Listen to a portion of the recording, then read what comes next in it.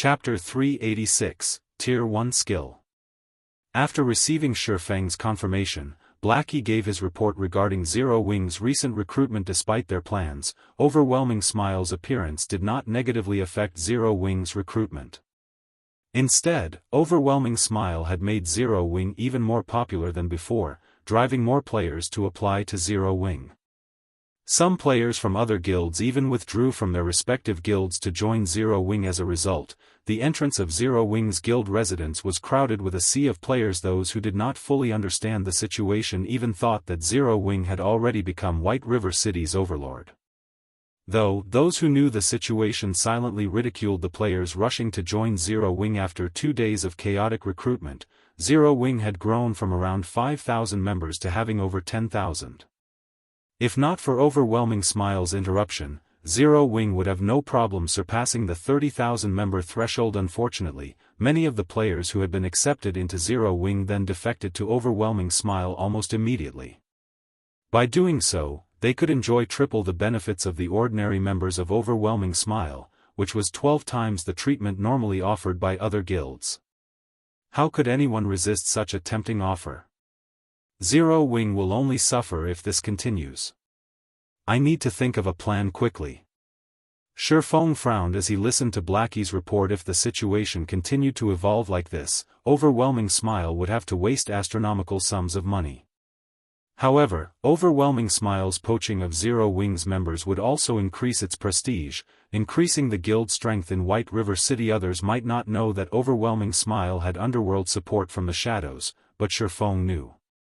In addition to Maple City, Underworld had also taken control of 4 more cities surrounding White River City. If Zero Wing and Overwhelming Smile went to war in the future, Zero Wing would be surrounded by enemies. After Blackie finished his report, he hurried back to Zero Wing's workshop, whereas Shifeng started working out. Now that Shifeng's body had finished absorbing the S-rank nutrient fluids, it was the perfect time to improve his physical fitness further. However, instead of focusing on strength training like before, Shifeng now focused more on control over his own body. When noon arrived, Shifeng called for a takeout. After finishing his meal, he dove back into the world of God's domain. Shifeng had not come up with any good ideas to counter Overwhelming Smile's suppression through wealth. The only thing he could think of right now was increasing his strength. After logging into the game, Shifeng continued his hunting operation. Through his previous 2-day search, Shifeng had grasped the general respawn time for the monsters surrounding the Sword Peak Mountain. As for the location with the highest spawn rate, that would be on the Sword Peak Mountain itself. However, Shifeng had not climbed the mountain throughout this period. He doubted that the legacy trial of one of the 10 great saint legacies would be so easy to clear. Although the skeleton giants and blade demons were indeed challenging, a legacy trial that was supposed to be as difficult as a legendary quest should not be so simple. In Shifeng's opinion, the true danger of the Origin Sword domain waited for him on the Sword Peak Mountain. Hence, Shifeng had yet to set foot on the mountain. Instead, he had searched for monsters around the foot of the mountain all this time, silently increasing his strength in the Origin Sword domain. Shifeng did not obtain any EXP from the monsters he killed. The drops he obtained were also limited to the legacy chapters and broken steel forging design fragments. However, there was one other immediate benefit to killing these monsters: skill proficiency. The monsters here were all elites above level 25. Shifeng's main targets, the skeleton giants and blade demons, were even level 30 chieftains. These chieftains exceeded Shifeng by 8 levels. Whenever Shifeng used a skill on these 2 monsters, he would receive bonus skill proficiency points, receiving around 5 or 6 with each use. In the outside world, there was a limit to high-level chieftains available for players to kill. Hence, Shifeng was able to raise his skill levels quickly here. In the Origin Sword domain, Shifeng had upgraded the skills that he normally needed a lot of time to upgrade in just 2 days. At this point, all of his attack-type skills had risen to level 10 or above, with some reaching level 11. When he upgraded a skill beyond level 12, it would become a Tier 1 skill. Although players had weapons and equipment that could increase their skill levels, that particular increase would not allow a skill to undergo a qualitative change, only the skill's level would change. For a skill to reach Tier 1, players needed to raise the skill past level 12 personally. Meanwhile, as long as Shifeng could grasp a Tier 1 skill, his combat power would explode. This was why Shifeng diligently killed the monsters outside the Sword Peak Mountain with this goal in mind. Shifeng continuously searched for monsters and used his skills repeatedly, allowing his skill proficiency to soar. However, as Shifeng killed more monsters, he discovered something odd. The drop rate of legacy chapters and design fragments plummeted in the beginning. Shifeng could claim a drop in every 4 or 5 kills. Now, he would only get a single drop after killing over a dozen chieftains. The more legacy chapters and design fragments Shifeng obtained, the harder it became to collect them. If Shifeng did not increase his killing speed, it would be impossible for him to gather the required items within 5 days. On the bright side, where players in the outside world normally needed over a week of effort, Shifeng only needed a few hours to upgrade a skill from level 11 to level 12. His efficiency was staggering. After just half a day's worth of effort in God's domain, Shifeng had already promoted Chop to a Tier 1 skill. Chop, action type. Requires, Sword. Tier 1, Level 1, Proficiency 0/30,000. Additional 600 base damage. Deals up to 3 consecutive hits in 1 second. If attacks land in the same location, damage increases by 50%. Attack range, 6 yards. Cooldown, 3 seconds.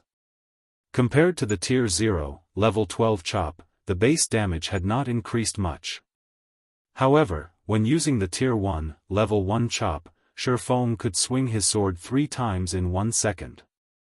Moreover, if his attack struck the same location, his damage would increase by 50%. Not only did Tier 1 skills increase a player's power, but they also increased a player's freedom of attack. In other words, the more skilled a player was, the more damage they could deal. This was why, despite being the same level, Tier 1 players were far more powerful than Tier 0 players. Tier 1 players also possessed much higher attributes and a larger variety of skills. Tier 0 players had no chance of contending with Tier 1 players of the same level. It's been a while since I've used the Tier 1 Chop. Let's use you as a warm-up. Shifeng dashed towards the skeleton giant's side before him and used the Tier 1 Chop. A sharp aura covered the abyssal blade. In the blink of an eye, Shifeng brandished the weapon 3 times, sending 3 sword auras slashing at the skeleton giant. The 3 sword auras combined, forming an even sharper and more powerful sword aura that slashed at the skeleton giant's joint. 376, -2048, -2062. Aside from these 3 high damages, the skeleton giant, which had remained unperturbed by Shifeng's attacks, had suddenly fallen to the ground. The power of the Tier 1 skill was clear. After the skeleton giant fell, Shifeng had a much easier time attacking it, following which, Shifeng used one skill after another on the undead creature. If the skeleton giant stood up, Shifeng would use Chop to attack its joints, knocking it to the ground once more. A short moment later, Shifeng had slaughtered the skeleton giant effortlessly due to the Tier 1 Chop. Shifeng's battles between the skeleton giants and blade demons had become much easier and took less time than before. Moreover, as Shifeng's efficiency grew, he used his skill more frequently. After spending another 2 days, Shifeng finally upgraded Thunder Flame Explosion to Tier 1 as well. Now, Shifeng's attack type skills that required skill proficiency were all Tier 1 skills. Compared to when Shifeng had just entered the Origin Sword domain, his combat power was far more frightening. It should be about time to climb the Sword Peak Mountain. Chapter 387, Magic Night. Shifeng had already stayed in the Origin Sword domain for 3 days now. After killing a large number of chieftain-ranked skeleton giants and blade demons, the number of legacy chapters and broken steel forging design fragments he could obtain from these 2 monsters had also reached its limit. No matter how many of these monsters Shifeng killed, they no longer dropped any items. If not for the fact that Shifeng wanted to upgrade all his attack type skills to Tier 1 skills and raise his current combat power to its utmost, he would have long since charged up Sword Peak Mountain. Although he could still continue trying to upgrade the tier of his skills, the amount of skill proficiency required to raise a skill from Tier 1 to Tier 2 was simply too much. This was a feat that could not be accomplished within a short amount of time.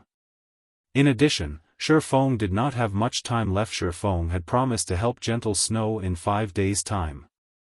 Hence, he had no choice but to proceed with the legacy trial. Moreover, during this period of time, another major incident had occurred in White River City. After taking the first clear of the large-scale team dungeon in Maple City, Overwhelming Smile had gone on to claim the first clear of the Land of Death, the large-scale team dungeon in White River City. Meanwhile, Ouroboros's team, which was led by Gentle Snow, was a step behind, becoming only the second team to clear the Land of Death. Although Gentle Snow was only a step behind, it was a world of difference. The reason being, only the first team to clear a large-scale team dungeon would have its achievement announced. There was nothing waiting for second place.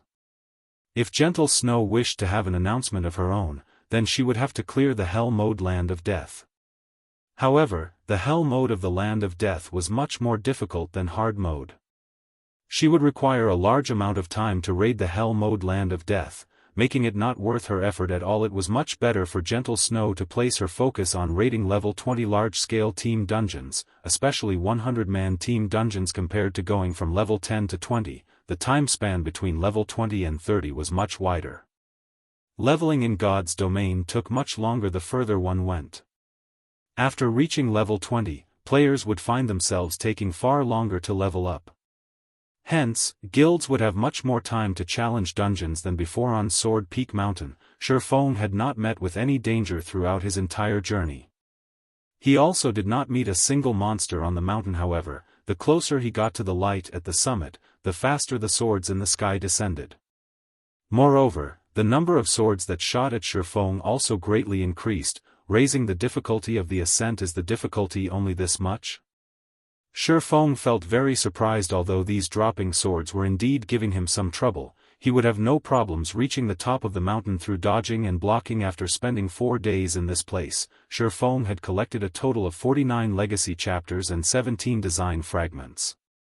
He was only one piece away from completing both items. As the only exit of the Origin Sword domain, the peak of the mountain definitely held the final legacy chapter and design fragment. What's that? Shurfeng suddenly discovered a majestic-looking armored knight standing at the mountaintop, the knight's hands gripping a greatsword. This armored knight was different from the skeleton giants and blade demons. The reason being, this greatsword-wielding knight was not a monster but an NPC, instead Doran Paley, Tier 1 Magic Knight. Level 30. HP 300,000/300,000. Level 30 Tier 1 NPCs were much harder to deal with compared to level 30 chieftains. Meanwhile, the Tier 1 NPC in front of Shurfeng was clearly not an ordinary existence. Although Doran Paley only possessed 300,000 HP, the same amount as the level 30 chieftain ranked Blade Demon, the skills and intelligence he possessed would definitely be far stronger and higher than the Blade Demons. To players, Doran Paley was a nightmare. However, Shurfeng no longer had a path of retreat right now, he could only advance. After making his preparations to confront the Magic Knight, Shurfeng charged forward while dealing with the swords raining down on him. Yet, the moment Shurfeng stepped onto the stone platform Doran Paley stood on, the swords in the sky also stopped attacking him, as if declaring that Shurfeng had completed the game of cat and mouse challenger. Since you have managed to arrive at this place, it shows that you indeed possess some strength and are qualified to fight me. As long as you can defeat me, you will be allowed to continue advancing. When Doran Paley noticed Shurfeng, instead of entering battle immediately, he revealed an excited expression and explained, "Starting now, you have 5 minutes to prepare. 5 minutes later, I will start attacking. Of course, you are also allowed to initiate an attack ahead of time. I hope that you do not disappoint me." A one-on-one duel? Shurfeng looked at his surroundings but failed to discover any other traps or monsters. However, after giving it some thought, Shurfeng found nothing strange about this situation. The NPC before him was a Tier 1 class. Doran Paley was definitely not an opponent ordinary players could contend against. Since Shurfeng was given 5 minutes to rest, he would certainly not waste it. He promptly sat down on the stage and took out a delicious steak to eat. Not only would he recover stamina and HP this way, he would also receive some bonus attributes. Although running and dodging for long periods of time did not greatly affect a player's body, it was a massive drain on their mental power. Meanwhile, 5 minutes was plenty of time for Shurfeng to restore himself to peak condition. However, Shifeng did not just spend his 5-minute rest drinking and eating. He also carefully observed the surrounding environment, as well as studied the NPC named Doran Paley. Shifeng had seen the class known as Magic Knight before in his previous life. It was considered a rare hidden class, and advanced legacy Magic Knights and Astromancers were classes notorious for being unorthodox. Attacks of Astromancers were known for being strange. Attacks of Magic Knights were known for being violent compared to a Tier 1 Swordsman. A Tier 1 Magic Knight had more variety in their attacks. The reason being, they incorporated various sorts of magic. In other words, their attacks inflicted a combination of physical and magic damage. Not even Tier 1 shield warriors could endure the attacks of a Magic Knight. However, this hidden class also suffered from a very glaring weakness. In order to increase their attack power, Magic Knights had discarded their life-saving skills. Hence, they were very poor in terms of survivability. The seconds and minutes quickly passed by. Of course, Shifeng would not wait until the 5 minutes were up to attack Doran Paley. In this kind of battle, the first person to strike held the greatest advantage. Hence, Shifeng took the initiative to start the battle. When Shifeng was only 40 yards away from Doran Paley, he suddenly took out the blazing meteor and threw it at the Magic Knight's vital point. Doran Paley simply scoffed at Shifeng's attack. He retrieved the silver greatsword from his back and lightly swung it. Immediately, blades of flame shot out from Doran Paley's great sword. These blades of flame collided with the blazing meteor, striking it down, before proceeding towards Shifeng. However, when these blades of flame were only about halfway to their target, Shifeng suddenly appeared behind Doran Paley and initiated a Tier 1 chop at the Magic Knight's back. Doran Paley suddenly smiled. He spun around abruptly, the flames covering his greatsword growing even more prominent. With a swing of his greatsword, he sent a flame tornado clashing against Shifeng's abyssal blade. When the two swords collided, sparks splattered the surroundings. After clashing swords for dozens of times in a row, Shifeng concluded that, in terms of strength, he was no match for the Magic Knight. On the other hand, his speed was superior to Doran Paley's. Despite having to retreat before the Magic Knight's every blow, Shifeng managed to avoid receiving any fatal damage.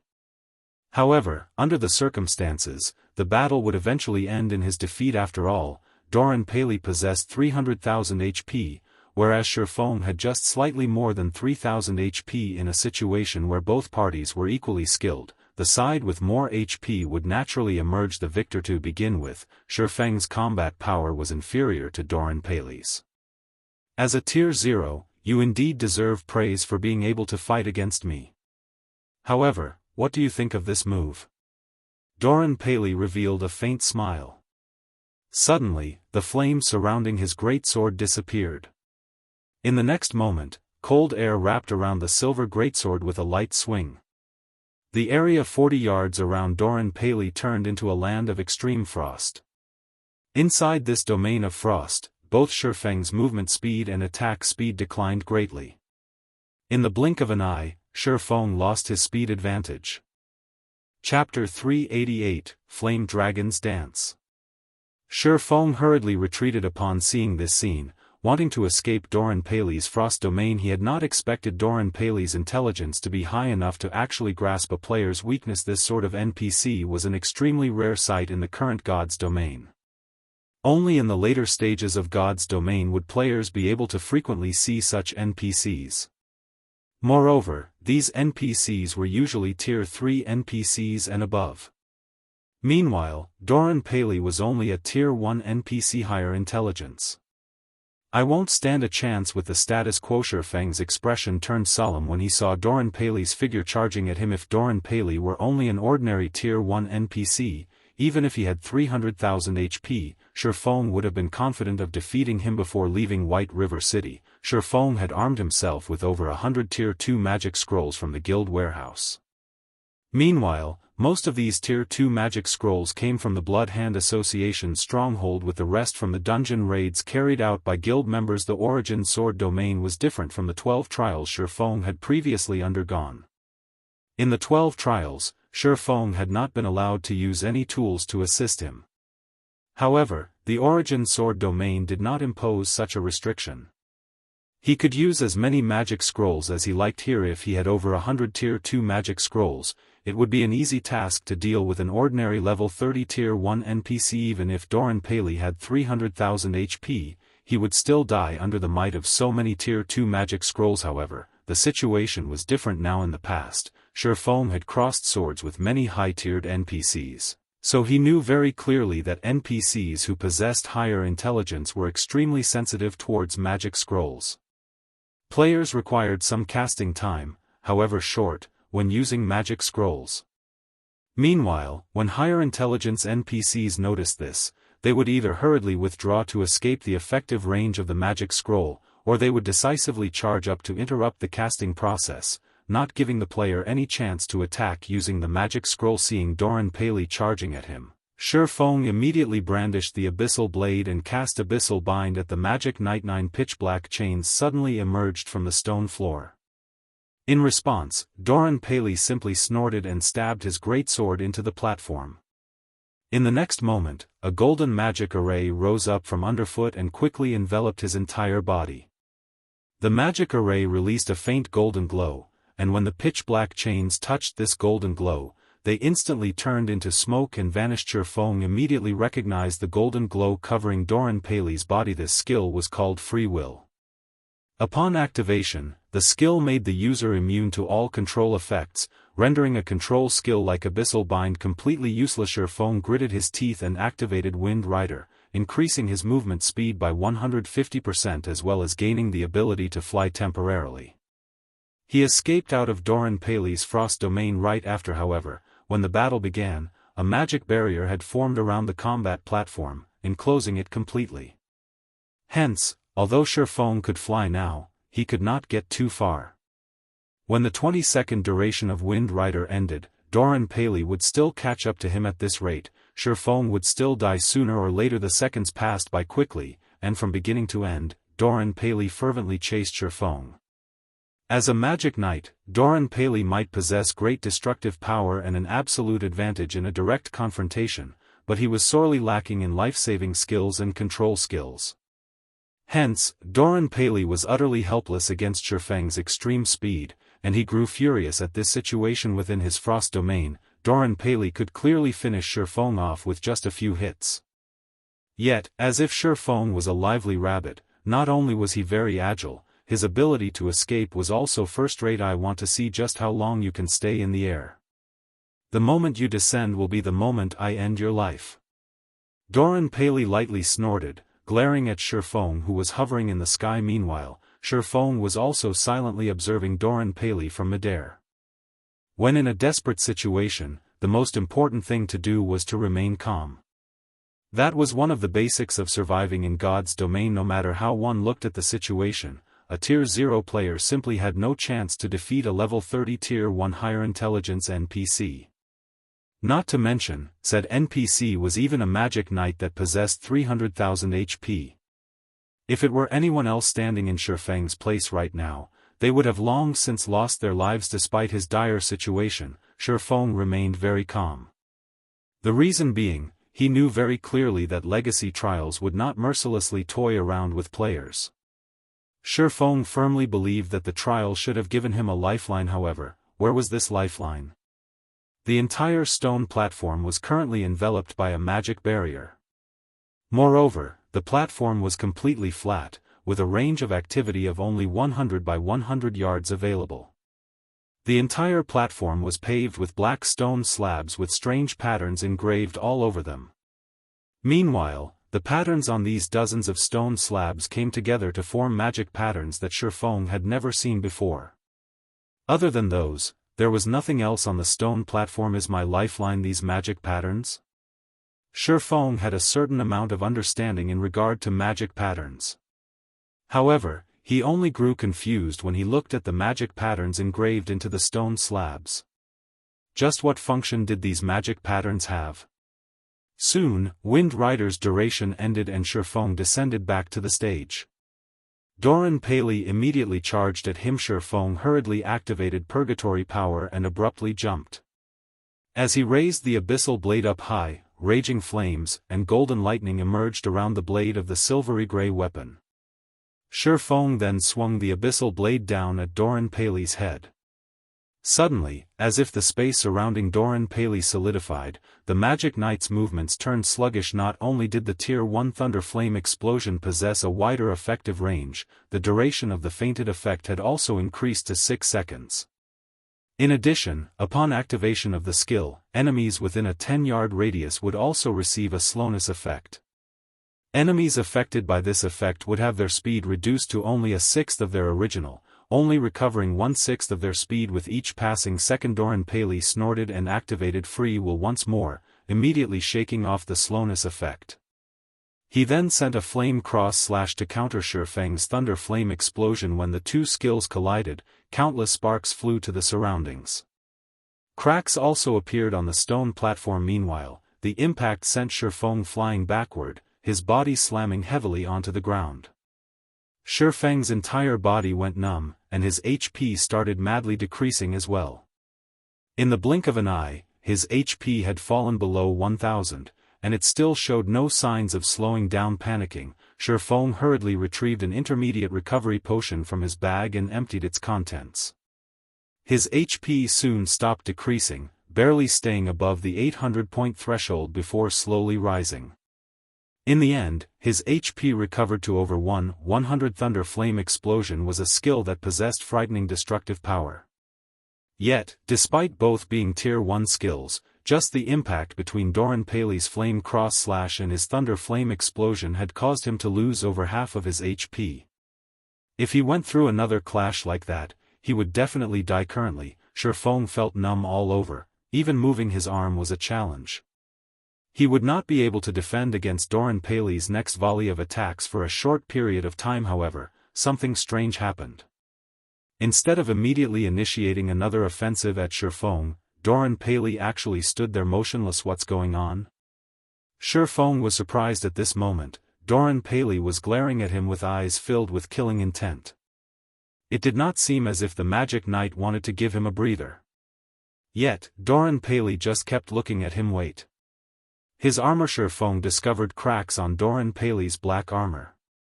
However, these cracks were in the midst of slowly mending themselves right now. Is it because my attack has damaged his armor? Shifeng's heart was filled with uncertainty, and he thought of trying it once again. Currently, Shifeng had difficulty moving about. Seeing that Doran Paley gave no indication of taking action, Shifeng took out a Tier 2 magic scroll, Flame Dragon's Dance, from his bag. Chapter 389, Legacy Book. Shifeng needed some time to activate a Tier 2 magic scroll. If he were dealing with an ordinary player or boss, this short time he needed wouldn't be an issue. However, against higher intelligence NPCs and expert players, this small amount of time was enough for the opponent to either dodge the magic scroll or take his life. As Shifeng unrolled the magic scroll, Doran Paley's armor finished repairing itself.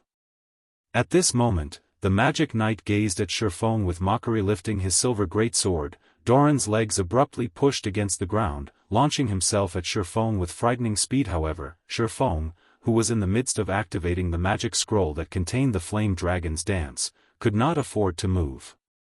Otherwise, his efforts would go to waste faster. Hurry up! At this moment, Shifeng's heart pounded with anxiety as he watched the slow progression of the Flame Dragon's Dance's activation bar. When Doran was only a few yards from Shifeng, he abruptly jumped into the air.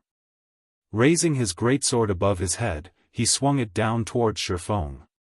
As the weapon of mass destruction descended, deep red flames resembling snakes emerged and coiled around the blade, the moisture in the air evaporating upon the emergence of these flames. At the moment of Shifeng's imminent peril, the activation bar of the Flame Dragon's Dance finally completed. Suddenly, raging flames emerged from the Crimson Magic Scroll, transforming into a serpentine dragon that shot towards the sky. Doran Paley smiled disdainfully at the sight of the flame dragon bearing its fangs at him.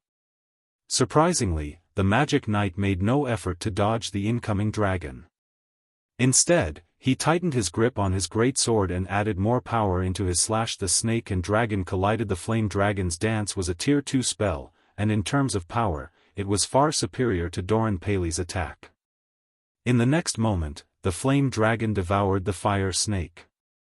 The dragon then threw Doran, a damage surpassing -10,000 points appearing above his head. However, 10,000 damage was merely a scratch to Doran, an NPC with 300,000 HP. After Doran Paley struck the ground, he stood and charged at Shifeng once again without the slightest pause. His current performance had completely changed. Moreover, Doran's armor wasn't even scratched. What is going on? Shifeng frowned at the Magic Knight, confused. The Flame Dragon's dance was clearly far more powerful than his Tier 1 Thunder Flame explosion. The spell had even inflicted over 10,000 damage.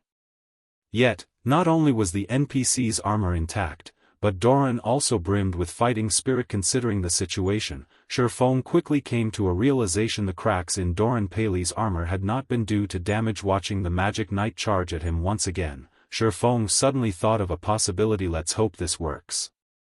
Shifeng's body was still slightly numb.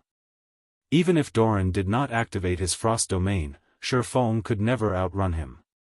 Shifeng had also exhausted his arsenal of escape skills. Shifeng then raised the Abyssal Blade and activated Earth Splitter. When the skill had fully charged, Shifeng swung down his viciously sharp blade. However, Shifeng's target was not Doran Paley this time. It was the black stone slab beneath him. Upon witnessing this attack, Doran's eyes widened with shock, and his expression became extremely ugly. He suddenly increased his speed again. However, no matter how much faster Doran became, he was not fast enough to counter Shifeng's attack on the stone slab. Like a hot knife through butter, the silvery gray abyssal blade sliced apart the black stone slab beneath Shifeng's feet. The slash also split several other stone slabs, creating a deep, long fissure, following which, a crack also appeared on Doran Paley's armor. Bingo! Shifeng inwardly rejoiced. If he attacked and damaged the black stone slabs under his feet, he could force Doran Paley to halt his assault momentarily. He could then activate Tier 2 magic scrolls without worry. Despicable challenger. Doran Paley was no longer as carefree as before. With bloodshot eyes, he glared at Shifeng and bellowed, "Your corpse will decorate this ground for eternity." Although larger cracks began to appear on Doran Paley's armor, the Magic Knight showed no signs of stopping. Instead, he charged up to Shifeng and swung down his greatsword Flame Cross Slash. Before Shifeng could grasp the situation, he instinctively used parry to defend himself. Peng. Shifeng retreated 4 steps before he managed to stabilize his body. Although Shifeng had been forced back and had to use his life-saving skill, parry, he revealed a joyous smile on his face. Originally, even if he negated the damage from Doran's attack, the impact would have sent him flying back over a dozen yards.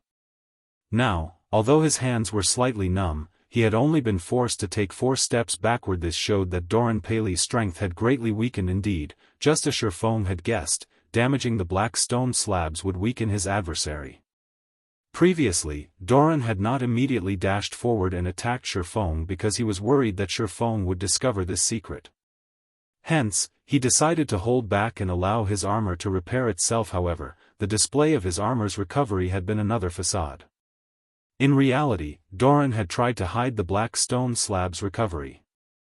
Previously, Doran's position had just so happened to block Shifeng's vision, preventing Shifeng from seeing the damaged stone slabs behind him. As to why Doran had launched himself up to attack Shifeng the second time, it was to prevent the Flame Dragon's dance from damaging the black stone slabs once more. Unfortunately, Doran's attempt at repeatedly disguising this fact could not escape Shifeng's beast-like insight. Naturally, after Doran Paley realized that his secret had been exposed, he no longer attempted to hide it. Instead, he began a vicious assault on Shifeng, hoping to annihilate his opponent sooner. However, a known secret was no longer a secret. Now that Shifeng knew Doran Paley's weakness, he activated Defensive Blade and used Thundering Flash on the stone beneath them. Streaks of blue lightning shot out from the Abyssal Blade. In the next moment, the lightning transformed into hungry wolves that dove into the black stone slabs, charring them. Doran Paley's rage flared as he swung his greatsword at Shifeng desperately. However, Defensive Blade deflected every slash. Most importantly, with each consecutive slash, Doran's attacks grew weaker. When Defensive Blade was almost exhausted, Shifeng switched out the Aura of Wind on the 7 Luminaries ring for the Aura of Water. Aura of Water. Received healing increased by 60%. Cast consumption reduced by 30%. Activatable skill dash. Life Bloom, heal selected target for 20% HP every second for 40 seconds cooldown, 1 minute 30 seconds. Currently, Shifeng had less than 1100 HP. Even if Doran Paley had grown weaker, Shifeng would still not survive more than a few hits from the Magic Knight. Hence, he cast Life Bloom on himself in the blink of an eye. Shifeng recovered more than 1000 HP. For the next 40 seconds, he would also receive over 1000 HP every second, following which, Shifeng began to confront Doran head-on while defending against Doran Paley's attacks. Shifeng also made sure to attack the black stone under his feet. Shifeng could not help but admit that Doran Paley was indeed very powerful. Despite losing so much of his strength, the NPC could still inflict over -1500 with Flame Cross Slash. Fortunately, Flame Cross Slash had a long cooldown. By the time Doran could use the skill again, Shifeng's HP would have long since fully recovered. During Life Bloom's 40-second duration, Shifeng had destroyed over half of the stone slabs of the platform. Meanwhile, not only had Doran Paley's strength sharply decreased, but his speed had also fallen by quite a bit.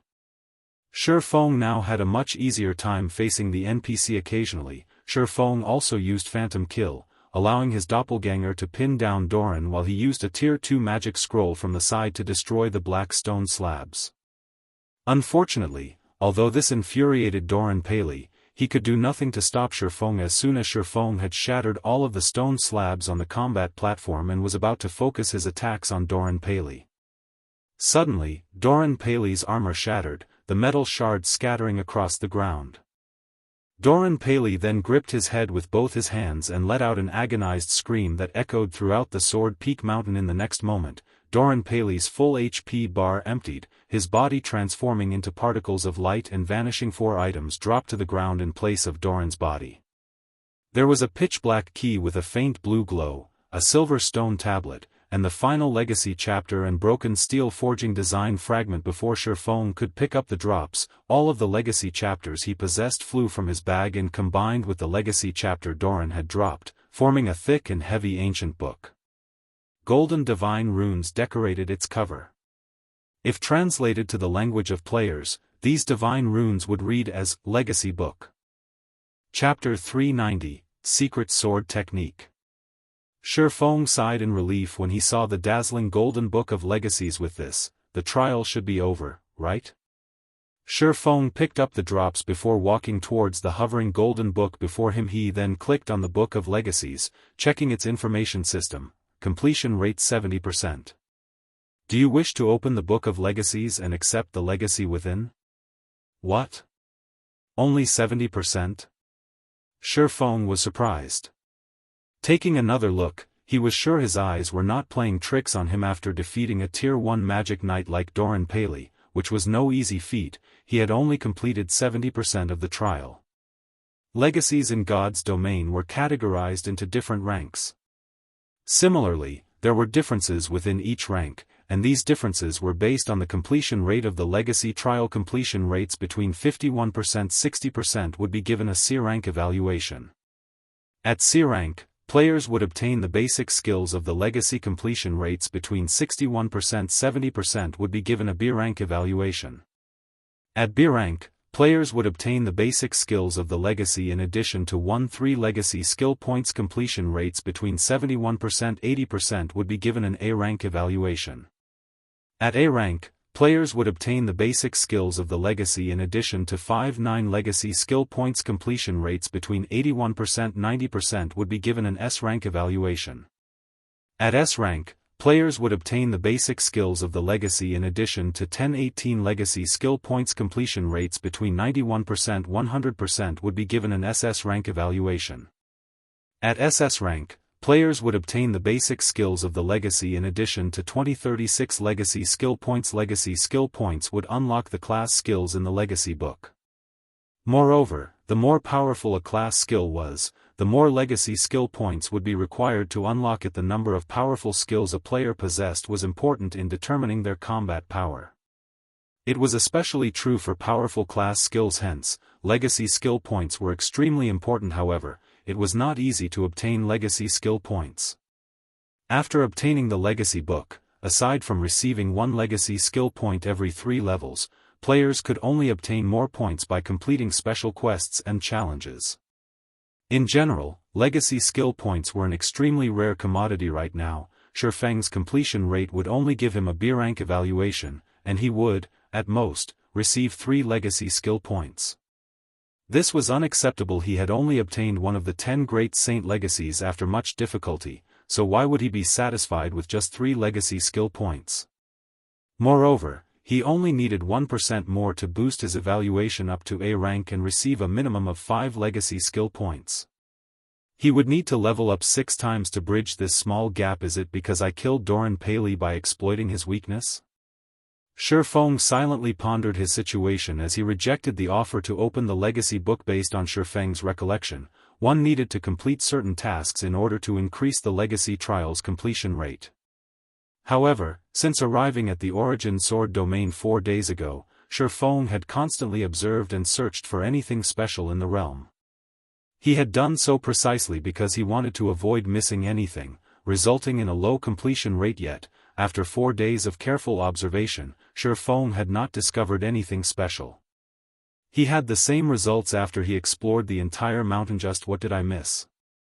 Shifeng thought that he had performed perfectly in this legacy trial, and he should not have missed anything suspicious.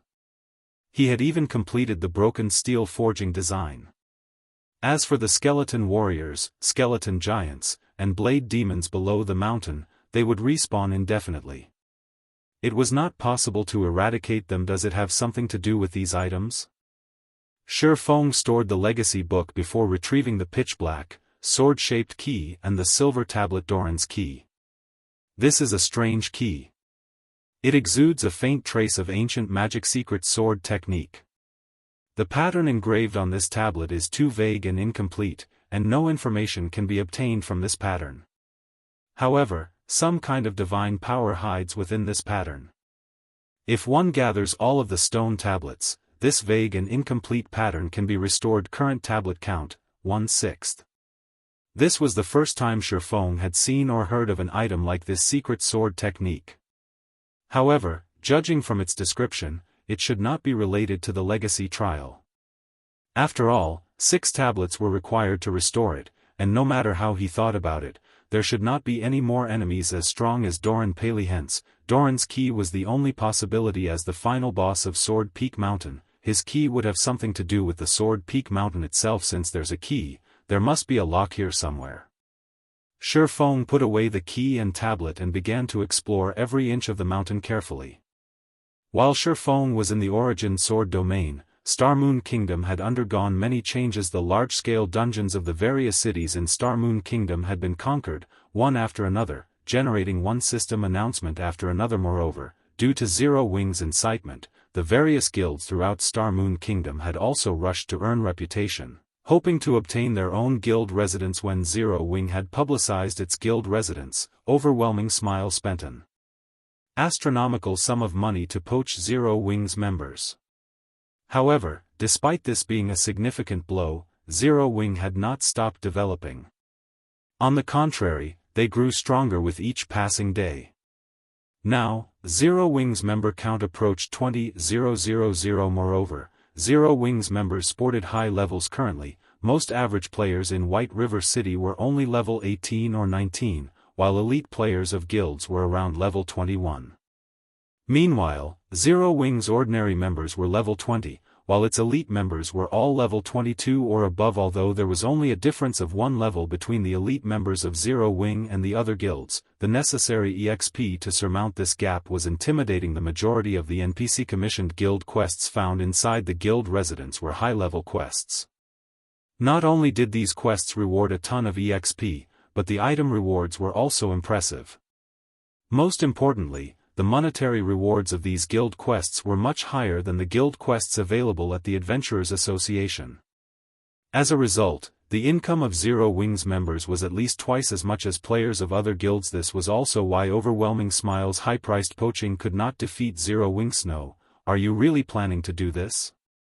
The Flame Witch, Zhao Yueru, asked worriedly. This isn't what I want, either. However, I have to take this risk. Otherwise, you, too, know how things will end, Gentle Snow said, frowning as she quietly read the report she had just received. But Zhao Yueru wanted to persuade her friend but soon shut her mouth, holding back her protests. She knew that, no matter what happened, there would be a battle in the end. Only, this final battle had arrived too early, catching them unprepared. Snow, you've read the latest report. With our strength, we are no match for them. Rest assured, I would not take such a risk if I were not certain. Gentle Snow smiled faintly as she recalled Yi Feng's figure. Zhao Yueru was surprised by Gentle Snow's expression. Facing such a desperate situation, she never thought Gentle Snow could still smile with such confidence. Meanwhile, back on Sword Peak Mountain, after spending most of the day searching, Shifeng finally discovered a pool on the mountainside. This place is somewhat suspicious. Slowly, Shifeng walked towards the pool of water. Dipping his hand into the pool, Shifeng immediately realized that ice had formed over his hand, freezing it solid. The water inside this pool was icy. If he dove into this water, he would freeze to death. Chapter 391, Underwater Mysteries. This pool of water seems interesting. Not only is the water so cold, but it is also light as air, weightless. Moreover, even with 60 points in ice resistance, it still freezes my hand, Shifeng muttered, shocked as he examined his frozen hand. Just what is this water? With 60 points in ice resistance, players could withstand most cold environments in God's domain. However, Shifeng's resistance was useless against this water. It was astounding. Following which, Shifeng took Doran's key from his bag, hoping the key would trigger some sort of reaction. However, despite making a full circle around the pool while holding the key, nothing happened. He did not discover any kind of lock. Either is it inside the pool? Shifeng was fairly confident that was the case. According to the statistics collected on God's domain in the past, most chance encounters and treasures were normally found in treacherous lands. Only a few treasures and encounters occupied safe areas, and these normally required players to possess sufficient status or luck. As for the so-called treacherous lands, players also knew them as forbidden lands. Unless players had ways of dealing with the threats, their deaths were all but guaranteed upon entering these forbidden lands. Meanwhile, the small pool before Shifeng was clearly one such forbidden land. If he entered the pool without a plan, he would freeze to death. If not for his 60 points of ice resistance, he would have received a large amount of frost damage the moment he came into contact with the water. He might have even frozen to death instantaneously. Furthermore, even though it was only his hand that had frozen, it still took over a dozen seconds before it thawed completely. If Shifeng jumped into the water, although he might not receive any damage due to his ice resistance, the water would still freeze his body. With how light the water was, he would surely sink to the bottom of the pool once the ice encased him. In the end, he would still drown. What should I do now? Shifeng gazed at the cold water and meditated quietly.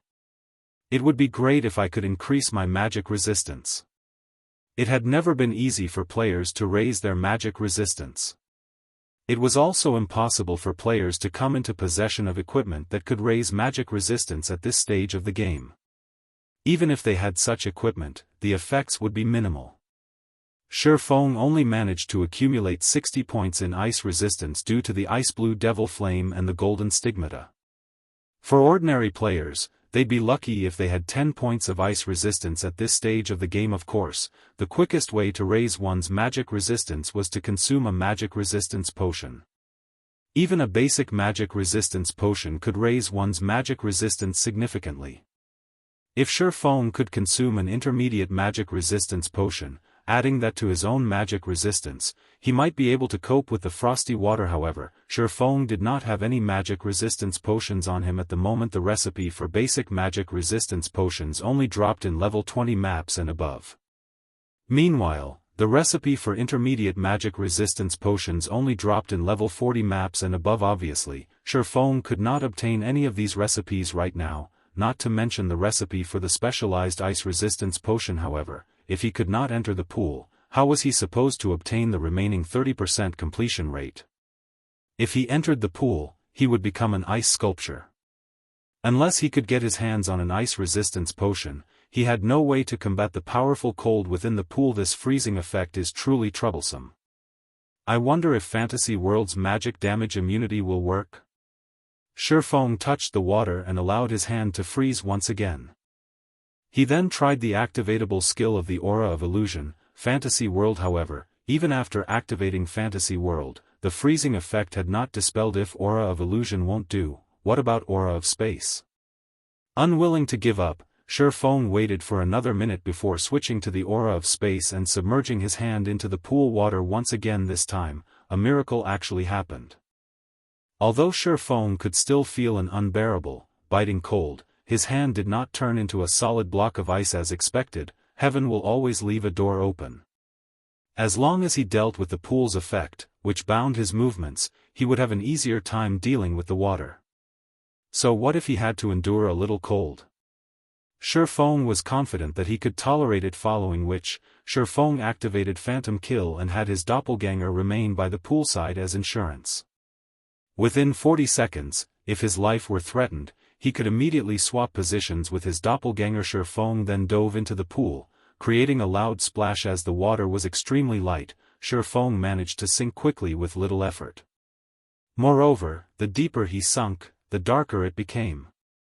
Soon, darkness devoured Shifeng's surroundings. It was as if he had fallen into a bottomless pit. Currently, Shifeng felt as if he had suddenly been thrown into the Arctic North, naked.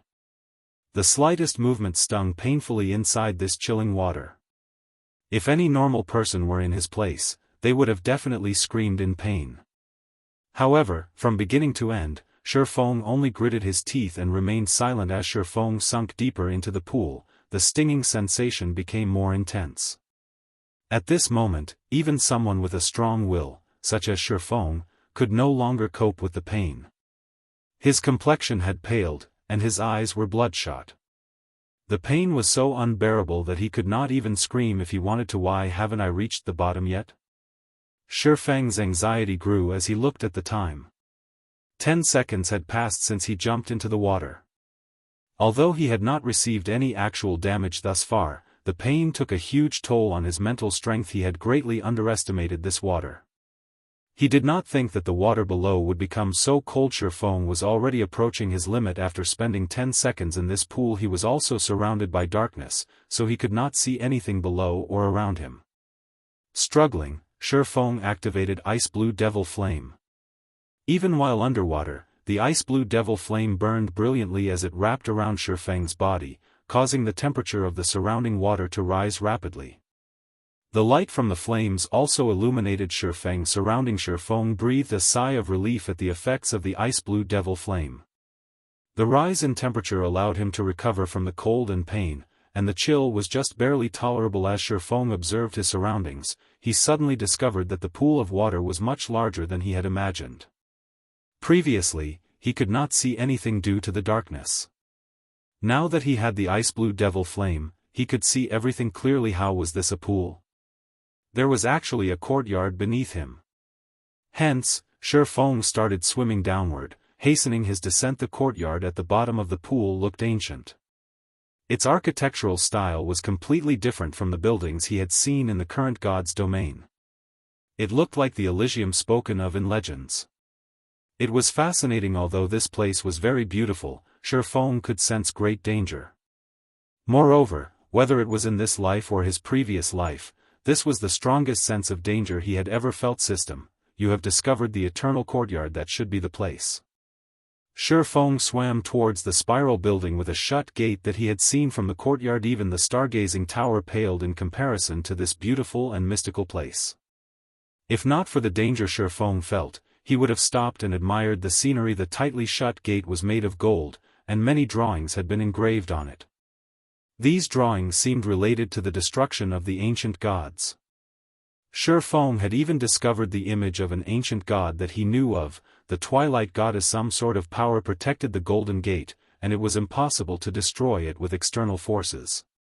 Currently, Shifeng was not of the mind to study the images as he had discovered a keyhole on the gate.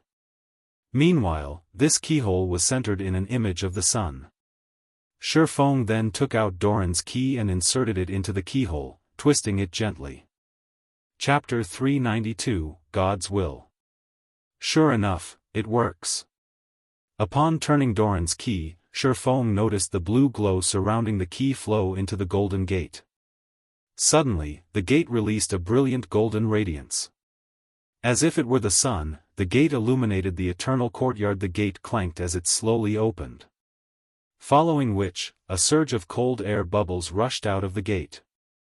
Reacting quickly, Shifeng immediately jumped backward. However, as Shifeng was currently underwater, he could not move as fast as usual. As a result, the bubbles blasted him backward. Shifeng only felt a stinging pain before his HP instantly fell by 2,000 points. The cold air here is so powerful. Shifeng looked at his HP bar in disbelief. Fortunately, his ice resistance was sufficiently high. Otherwise, that air bubbles would have killed him. Shifeng then took out an intermediate recovery potion from his bag and drank it, recovering some of his lost HP. Despite having 60 points in ice resistance, he had still lost 2,000 HP instantly. How cold was it beyond this gate? Fortunately, after the gate finally opened, the cold air scattered, and the spiraling tower was no longer as cold as before. After Shifeng entered the temple, he was immediately greeted by a large hall containing golden statues of various ancient gods. Among the many statues, there was one particularly eye-catching statue that depicted a valiant man raising up his sword. That man stood in the very center of the hall, and high-grade swords littered the area around him. A simple glance told Shifeng that there were over 1,000 swords stabbed into the ground. Meanwhile, every sword seemed like it was submitting to the Shifeng could even faintly feel the abyssal blade in his hand grow restless, as if it, too, wanted to go forth and submit to that. Shifeng was astounded that man in the center of the hall was simply a statue. Yet, the abyssal blade that Shifeng feared even showed signs of submission to him. Just how powerful had he been when he was alive? Meanwhile, a dark blue crystal ball sat below the statue. This crystal ball emitted an intense cold. Upon seeing this crystal ball, Shifeng came to a realization. The reason the pool of water containing the eternal courtyard was so cold was that of the crystal ball before him. Shifeng's heart suddenly trembled at this discovery. If the crystal ball was capable of lowering the temperature of this large pool to such a degree, it was definitely a treasure. Following which, Shifeng quickly swam towards the crystal ball, hoping to claim it. However, before Shifeng could reach the crystal ball, a sharp pain shot through his fingers, a damage of -1,000 points appearing above his head. Shifeng had no choice but to back off. Shifeng silently lamented as he gazed at the dark blue crystal ball. Despite such a powerful treasure sitting right before him, he could not take it as his own. Just as Shifeng was about to move on and look for other treasures, a system notification rang out. System: the will of an ancient god drifts around this eternal hall. Are you willing to surrender to this will? Before Shifeng could react, majestic voices suddenly assaulted his mind. Submit to me. I can give you unparalleled strength and make you the most powerful man in this world. Even gods will tremble before your might. Submit to me. I can give you eternal life and make you into the eternal master of this world. Listening to the tempting voices in his mind, Shifeng was suddenly dazed and decided to submit to this will. However, just as Shifeng was about to reply, memories from the past suddenly surfaced in Shifeng's mind. In the past, because he chose not to submit to world dominators, Shadow had forced him out of God's domain. Even so, he still refused to submit and had planned to start all over again in this life. When he faced Martial Union, Dark Star, and Underworld, as long as he bowed down, he could live a better life. Yet, he still refused. He would no longer allow others to dictate his life. Becoming someone's puppet, how could he possibly give in now? Just as Shifeng was about to refuse, the majestic voice spoke once again. Don't you wish to become the master of this world? If you submit, I will give you anything and everything you want. Since it is the case, I only want the ability to say no. Can you give me that? Shifeng refused to submit. Foolish mortal. You will regret your decision today. Since you do not wish to become my servant, die. Seeing as it had failed to delude Shifeng, the will of the ancient god grew furious, and the entire hall became stifling. Suddenly, the thousands of swords that had been thrust into the ground rose into the water. Aiming for Shifeng, every one of these swords shot towards him in response. Shifeng hurriedly attempted to use Replace Doppelganger to swap positions with his doppelganger. However, he discovered that he had been silenced, the debuff preventing him from using the skill. Now that he could not swap positions with his doppelganger, Shifeng tried to raise his swords to defend against the incoming attack. However, he discovered that not only were his skills sealed, but he also couldn't move at this moment. He could only watch the thousands of swords slice through the water towards him. However, just as the swords were about to pierce Shifeng's body, the dark blue crystal balls suddenly released a silver radiance. The swords flying at Shifeng immediately froze.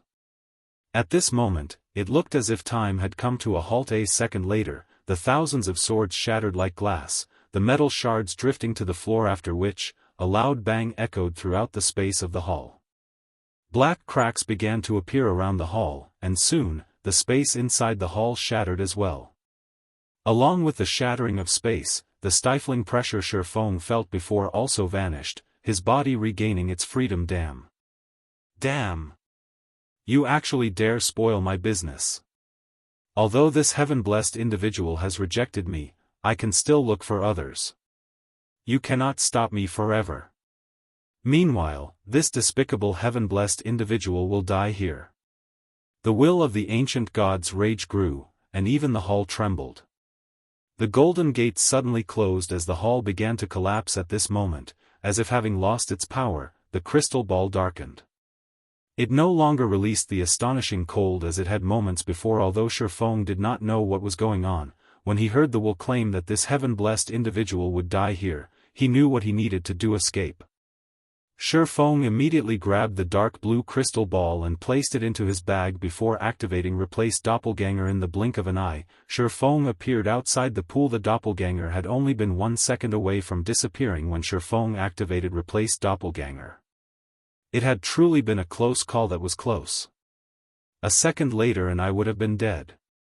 Shifeng inwardly celebrated his escape as he watched the pool of water suddenly explode. Replace Doppelganger was truly a godlike escaping skill. Although Shifeng had come very close to losing his life, he also managed to obtain a treasure from his excursion into the pool. At the very least, he had not returned empty-handed. When Shifeng recalled the frightening might that the crystal ball had displayed, his heart pounded with excitement. The crystal ball could actually break the seal of the will of an ancient god. It was no ordinary treasure. With this thought, Shifeng impatiently opened his bag, wanting to investigate the dark blue crystal ball. Not even legendary items had such frightening abilities. However, when Shifeng tried to check the crystal ball's information, it revealed nothing. Shifeng then used Omniscient Eyes. To Shifeng's shock, however, the Omniscient Eyes, which could analyze even the destroyer of immortality, also revealed nothing. Moreover, Shifeng could not even touch the crystal ball now, as he instantly lost 1000 HP the moment he tried. Shifeng felt utterly helpless. He had no choice but to set aside this treasure for now. If he wanted to use this crystal ball, at the very least, he needed to raise his ice resistance to 100 or 200 points. Although Shifeng could not do anything about the dark blue crystal ball, the legacy book had a surprise for him indeed. Just as Shifeng had guessed, the eternal courtyard where he could raise the legacy trial's completion rate now. Instead of a 70% completion rate, the legacy book displayed a 92% completion rate. Shifeng had obtained an SS rank evaluation. Chapter 393, Blade Saint. SS rank was the highest evaluation achievable in a legacy trial in the past. The legacy Shifeng had accepted was only a basic one.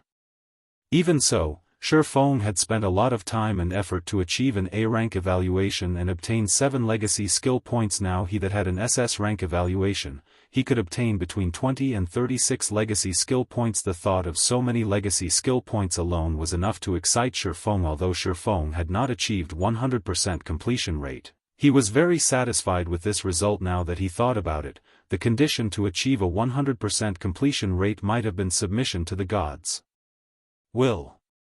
Since he chose not to submit, this was probably the highest completion rate he could achieve. System, completion rate 92%. Do you wish to open the Book of Legacies and accept the legacy contained within? Without hesitation, Shifeng clicked Accept. The legacy book suddenly released a golden flash. The book then flipped open, and a purple ray of light shot out of the book and pierced Shifeng's forehead. The moment the purple light touched him, Shifeng felt his mind clear as if no secret in the world could hide from him. As the legacy book faded out of existence, Shifeng's body began to emit a faint and flickering purple glow. After the flickering continued for a few more seconds, the purple glow subsided, and Shifeng returned to normal. After successfully receiving the legacy, Shifeng felt his entire body brim with power. His mind was clear and unburdened as well. Right now, Shifeng was confident that he could face a Tier 1 Magic Knight without necessarily suffering defeat. Of course, that was if the Magic Knight did not possess so much HP system. Congratulations on obtaining one of the 10 Great Saint Legacies. Rewarding 20 free Mastery Point System. Congratulations on becoming a Tier 1 Blade Saint. Rewarding Blade Saint title. Blade Saint. All attributes plus 20. All resistances plus 15. Attack power increased by 15%. Attack speed increased by 20%. All attributes increased by 30%. Although Shifeng was still level 22, his strength had undergone an earth-shattering transformation. His base attack power alone exceeded 1,200 points, and his HP had reached 4,650 points. His HP even surpassed Tier 1 MTs now. Moreover, after being promoted to a Tier 1 class, players could receive 8 free attribute points with each level up, whereas Tier 0 classes would only receive 4 free attribute points. Shifeng also had the Abyssal Blade, which provided him with 2 additional free attribute points every time he leveled. The Golden Stigmata also increased all of his basic attributes by 5 points and gave him 10 free attribute points with every increase in 5 levels. In other words, where other Tier 1 players would receive a total of 40 attribute points with each level up, Shifeng would receive a total of 85 points. Ordinary players could not compete with Shifeng. In addition, after completing his class change, Shifeng also gained 2 basic skills and 1 passive skill. Sword Dominator, passive skill. Can freely swap out sword-type weapons in both combat and non-combat states. Blade Dance, action type. Requires, sword. Tier 1, Level 1, Proficiency 0/30,000. Allows simultaneous control of up to a maximum of 5 sword-type weapons for both attack and defense for 10 seconds. Each weapon has 80% user's strength and 50% user's damage range, 40 yards. Cooldown, 1 minute. Illusory Shadow, action type. Requires, sword. Tier 1, Level 1, Proficiency 0/30,000. Upon activation, players' next 6 attacks cannot be blocked, and each attack will deal 40% attack damage. Cooldown, 40 seconds. Shifeng was shocked upon reading these skills descriptions. The basic skills of the Blade Saint were already so powerful. Although Blade Dance was inferior to the Abyssal Blade's 9 Dragon Slash in terms of the number of weapons and burst damage, 9 Dragon Slash could only attack, not defend. Moreover, as the weapons summoned by 9 Dragon Slash were phantoms, they did not possess any impact force. However, Blade Dance was different. The 5 controlled weapons were tangible and possessed 80% of Shifeng's strength. This feature was far more valuable than just high damage. Through the consecutive attacks of the 5 swords, Shifeng could break his opponent's balance and create a gap in his opponent's defense. If Shifeng could not defend against an attack by himself, he could also use the 5 swords to boost his defense. Meanwhile, Illusory Shadow was even more amazing. It was perfect for PvP and PvP2 battles in God's domain. When both sides were equally strong, the opponent would usually block over 90% of the attacks. However, if one side possessed an unblockable skill, it would upset the balance. It was especially true if Illusory Shadow were used when both sides were nearly dead. Such a trump card could determine the outcome of a battle. The Blade Saint is indeed worthy to be called one of the 10 Great Saint Legacies. If I use these skills in PvP, dealing with a Magic Knight with the same attributes as myself will be easy. After reading the descriptions of the Blade Saint's basic skills, strategies for future battles began to surface in Shifeng's mind. Originally, Swordsman was a balanced class. Although swordsmen were not as durable as shield warriors or had the endurance of a guardian knights, the frightening power of berserkers, the long-range capabilities of rangers, or the burst damage and dexterity of assassins, the class didn't have any shortcomings. The class was just as strong, or just as weak, against all other classes. Meanwhile, the Blade Saint was simply the enhanced version of the swordsman. Every aspect of a swordsman had increased. It was probably the most formidable class in God's domain, following which, Shurfeng called up the system interface. There was now a new tab called Legacy Skills Menu in the system menu. Selecting this tab, the Legacy Skill menu that appeared reported that Shurfeng had 31 legacy skill points available, as well as plenty of skills that he could learn. There were over 100 skills listed in the menu. However, there were only 6 Tier 1 skills Shurfeng could learn right now, and 2 legacy skill points were required to unlock a Tier 1 basic legacy skill. Meanwhile, among these 6 Tier 1 skills, there were 2 that made Shurfeng's eyes shine. One of them was Skywheel Sword, the other was Blade Liberation. Skywheel Sword, Action Type. Requires, Sword. Tier 1, Level 1, Proficiency 0/30,000. Inflicts 1000 base damage plus 200% attack damage to all enemies within 20 by 20 yard. Also seals all enemies within range, preventing them from leaving the area for 4 seconds. Cooldown, 1 minute 20 seconds. Blade Liberation, Action Type. Requires, Sword. Tier 1, Level 1, Proficiency 0/30,000. Grants player unparalleled strength for 20 seconds. Effect obtained varies based on the weapon's unlocked potential. After the duration, player is weakened. All attributes decrease by 80% for 3 minutes. Cooldown, 10 hours. Skywheel Sword was one of the extremely rare AoE control skills.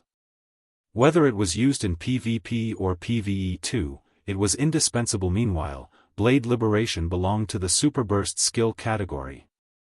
It could be a trump card when Shurfeng was in a desperate situation.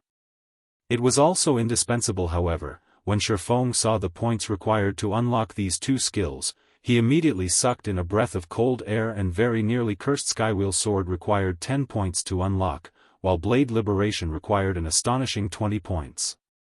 With the total points these 2 skills demanded, Shurfeng could learn 10 basic class skills. However, these high requirements also made Shurfeng aware of just how extraordinary Blade Liberation was for an AoE control skill such as the Skywheel Sword. The demand of 10 legacy skill points was not odd.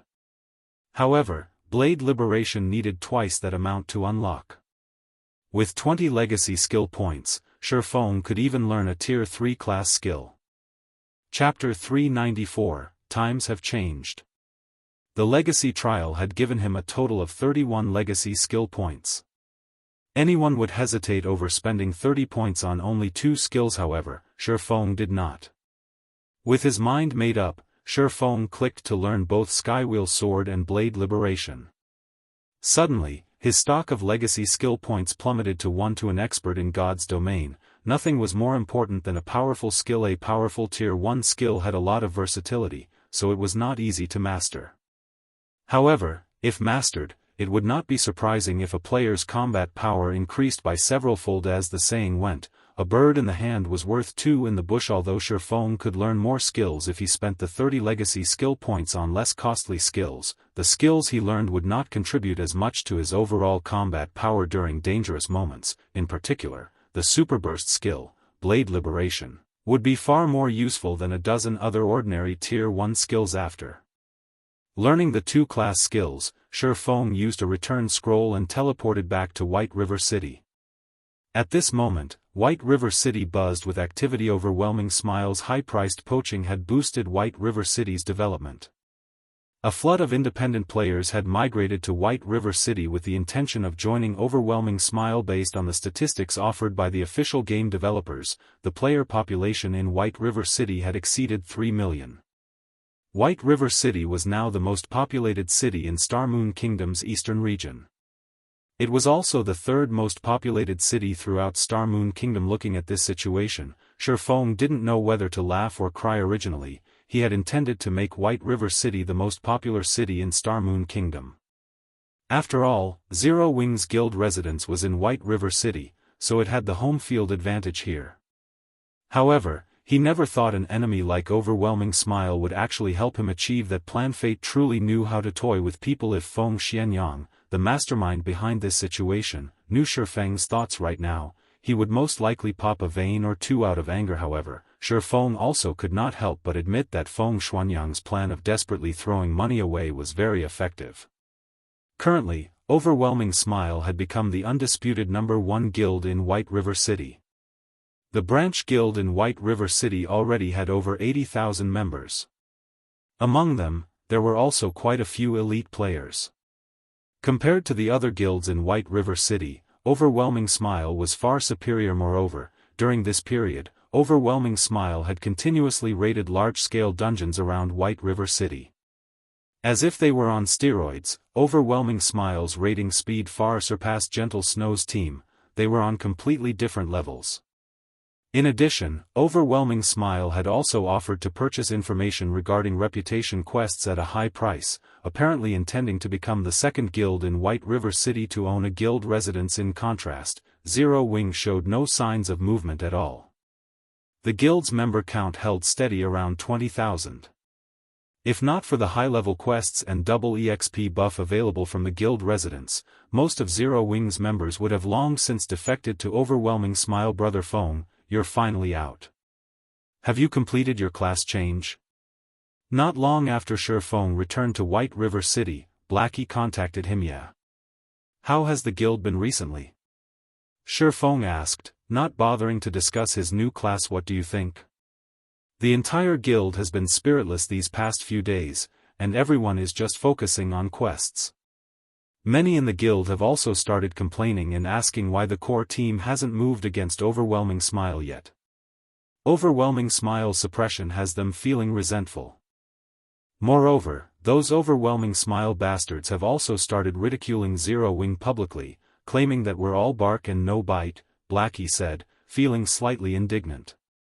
Brother Feng, since you've returned, why don't we start raiding a level 20 large-scale dungeon and show those punks from Overwhelming Smile Zero Wing strength? Currently, the level 20 dungeons in White River City were only 10 and 20-man team dungeons. However, in the 50-man large-scale team dungeon, Sarek Dungeon, Overwhelming Smile had not managed to even meet the first boss of normal mode before suffering a team wipe.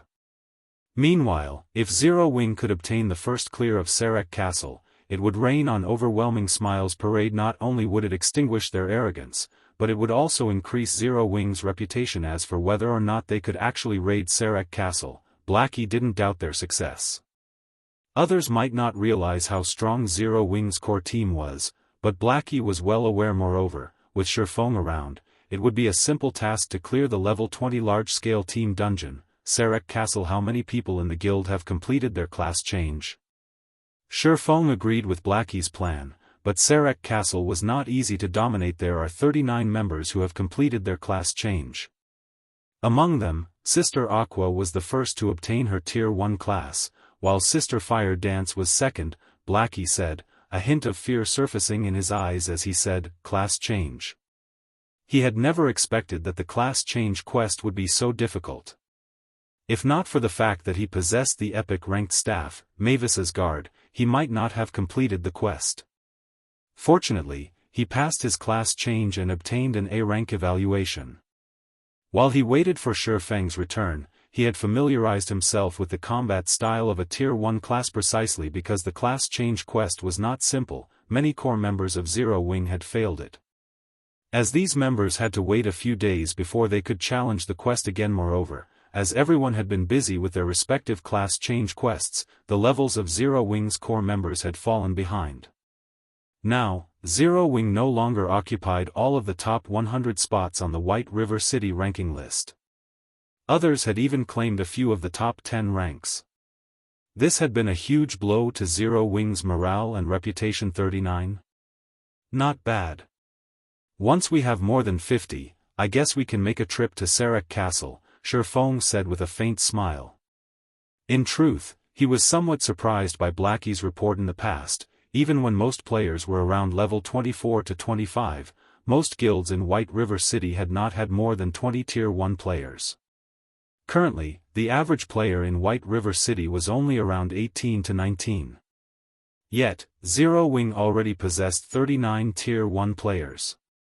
Although part of this reason was that Shifeng had leaked some information about the strategy to challenge a few basic class changes, the number of players that had succeeded was still astonishing. The difference in combat power between Tier 1 players and Tier 0 players was like the difference between heaven and earth. It was not something that could be measured by levels regarding the White River City ranking list. Ever since Zero Wing's guild residence had been established, Shifeng no longer troubled himself with it. After all, the future was the era of high-tiered players, not high-leveled players. Brother Feng, do you really mean it? Blackie suddenly grew excited. During this period, the oppression he had suffered from those bastards, an overwhelming smile frustrated him. Look at how excited you are. Of course, I mean it. However, I still have something I need to attend to right now. For now, have everyone familiarized themselves with the combat style of their Tier 1 classes, Shifeng said, chuckling. Although everyone had already evolved to a Tier 1 class, the freedom a Tier 1 class possessed had also become much higher. If players could not properly adapt and display their strength, their combat power would not improve much. Okay. Leave it to me. I'll let everyone know. Blackie said excitedly before disconnecting the call. He then proceeded to contact those who had already changed classes. Meanwhile, Shifeng took a look at the time, noticing that he still had quite some time before his appointment with Gentle Snow. He then retrieved Xianxia's communication crystal from his bag. The Grandmaster Forger had given him this item herself, and it allowed him to contact Xianxia at any time. Previously, Shifeng had helped Xianxia become a Grandmaster Forger, resulting in Xianxia's favorability towards him to increase greatly. Moreover, in order to search for materials to produce an epic item, Xianxia had gone on a journey. Shifeng had obtained the forging design for the epic ranked broken steel set equipment back in the Origin Sword domain. However, if he had to forge an epic item by himself, who knew how long it would be before he could achieve such a feat? Since he had a connection with a Grandmaster Forger, why not use it? Chapter 395, Broken Steel Legacy Set Equipment. Shifeng then used the communication crystal to contact Xianxia. Hello, Miss Xianxia. I am Yifeng. I have something I would like your help with. I wonder if you have any time to spare right now. Shifeng carefully asked. Ultimately, his current status was far from comparable to Xianxia's. Although they had a good relationship, basic courtesy was still required. If he wished to ask her for a favor, oh, it's you. I'm very busy right now, so make it quick. Although Xianxia did not immediately reject him, she still did not show any sign of interest to Xianxia. Nothing was more important than collecting epic ranked forging materials right now. If not for the favor she owed Shifeng, she would have directly rejected his request. Instead of taking the time to listen to him, Shifeng was aware of this point. After all, he was extremely familiar with Xianxia's personality, someone who was wholeheartedly focused on forging, without the slightest bit of interest in anything else. This was also why she had managed to become a Grandmaster Forger at such a young age. Shifeng then chuckled and said, I have a forging design for an epic set equipment. What? Epic set equipment? Xianxia's eyes suddenly shone. She hurriedly demanded, why didn't you say so earlier? Meet me at my smithy right away. Shifeng shook his head and laughed when he heard Xianxia's impatient tone. To NPCs, epic ranked forging designs, much less a forging design for an epic set equipment, were extremely rare. It was the dream of countless forgers to produce a set of epic equipment. Meanwhile, to players, epic ranked forging designs were much more difficult to obtain. In the past, Shadow had only managed to get a few pieces. As for epic set equipment forging designs, Shifeng had only heard about them occasionally and had never personally seen one himself. In God's domain, set equipment were half a rank stronger than discrete equipment of the same rank. In other words, the quality of an epic set equipment was above that of epic equipment, but below that of fragmented legendary equipment. To players who could not get their hands on fragmented legendary equipment, epic set equipment was the best equipment available in this life. Shifeng was truly fortunate to have obtained the forging design for an epic set equipment. Half an hour later, Shifeng arrived at Xianxia's smithy in a horse carriage. At this moment, the door to her smithy was still shut tight, and it did not seem she planned to do business at all. Shifeng walked over and knocked on the door. The thick wooden door then slowly opened, and a surge of scorching air rushed out of the house. In the next moment, Xianxia walked out from within before quickly dragging Shifeng into the house. Despite having not seen each other for some time, Xianxia looked exactly the same, still fully garbed in black leather clothing. That large V-shaped collar revealed her snow-white skin. Her black leather pants tightly hugged her slender legs. Xianxia currently exuded an enchanting charm. Hurry up and let me see it. Xianxia pushed Shifeng against a table, her body very nearly sticking to his. Her eyes shone with excitement as she spoke, failing to notice how lethal her impure actions were. Although Shifeng had long since gotten used to Xianxia's personality in his past life, his heart still raced involuntarily every time they met. Here it is. Shifeng calmed down somewhat and retrieved the broken steel forging design from his bag. Broken steel set equipment. Epic rank unique set equipment. 6-piece set consisting of broken steel gauntlets, broken steel breastplate, broken steel helmet, broken steel leg guards, broken steel boots, broken steel bracers. Equipment requirement: Strength 1000, Agility 1200, Sword-related Mastery 350. Class restriction: Blade Saint. Originally, Shifeng had thought he could equip this broken steel set equipment immediately. However, 1000 points in strength and 1200 points in agility were definitely not achievable by players below level 30. At the very least, one needed to be above level 50 to possess such attributes. Meanwhile, the materials required to produce this set equipment were 12 pieces of Eternium, 300 mana stones, 1000 pieces of Titan ore, 12 fire source crystals, 12 water source crystals, 12 wind source crystals, 12 earth source crystals and 1 nucleus of life. The person who drew this design must be insane. Is he trying to make a legendary item? Xianxia gaped in shock after inspecting the forging design. Not to mention Xianxia's, even Shifeng's heart was beating madly right now. He, too, was dumbfounded by the description. Shifeng had previously been caught up in his joy over becoming a Blade Saint. Moreover, he knew it was impossible for him to produce the broken steel set equipment by himself and to gather the materials required to make the set. Hence, although Shifeng had long since completed the broken steel forging design, he never actually bothered to take a look at Ida's. For the reason why Shifeng had come looking for Xianxia this time, he simply wished to know how confident she was in producing the set equipment. That way, he could make appropriate preparations for it. However, after seeing the forging materials required, Shifeng immediately dismissed his previous thoughts of making preparations. Just collecting a single set of materials was nigh impossible, not to mention collecting a second set. Previously, Shifeng had spent hundreds of gold just to produce 21 mana stones. Now, the set equipment actually required 300 mana stones. That was a few thousand gold, at least. However, even if he did manage to obtain the 300 mana stones, Eternium was something much rarer and more precious than even mana stones. Countless master forgers dreamt of obtaining even just one piece. Yet, the set actually needed 12 to produce. Titan ore was also a considerably high-class rare ore. At this stage of the game, nobody was capable of mining such an ore yet. As for the elemental source crystals, they were all materials highly sought after by master alchemists. Their preciousness and rarity were not one bit lower than Eternium. Meanwhile, the most inconceivable thing was that the broken steel set equipment actually required a nucleus of life. The value of that item far surpassed even the water of life, and it was something that could only be found with luck. Miss Xianxia, if you have the materials, how confident are you in making it? Shifeng asked. Originally, he had already planned on giving up on producing the broken steel set equipment.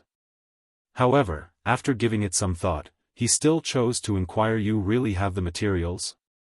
Xianxia's expression immediately changed upon hearing Shifeng's words.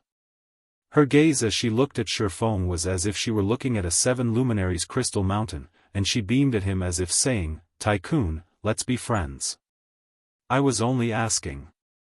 Shifeng smiled bitterly, shaking his head. Even if he sold everything in his possession right now, including himself, he still wouldn't be able to gather all the required materials, around 20%. "If you give me more time to practice, I can raise it to 30%. Xianxia rolled her eyes at Shifeng, feeling slightly disappointed. However, her interest in producing the broken steel set equipment still burned brightly. 30%? Shifeng had also made his own estimations before. It would be extremely fortunate if Xianxia could have a 20% success rate. Most likely, only a few NPC Grandmaster Forgers could actually achieve a 30% success rate. As for players, even if Shifeng waited until someone became a Grandmaster Forger, these players would have around a 10% success rate, at most. "I'll have to trouble Miss Xianxia, then. I will try my best to collect the materials required. Since you have entrusted this task to me, I will continuously research this forging design, while you gather the materials.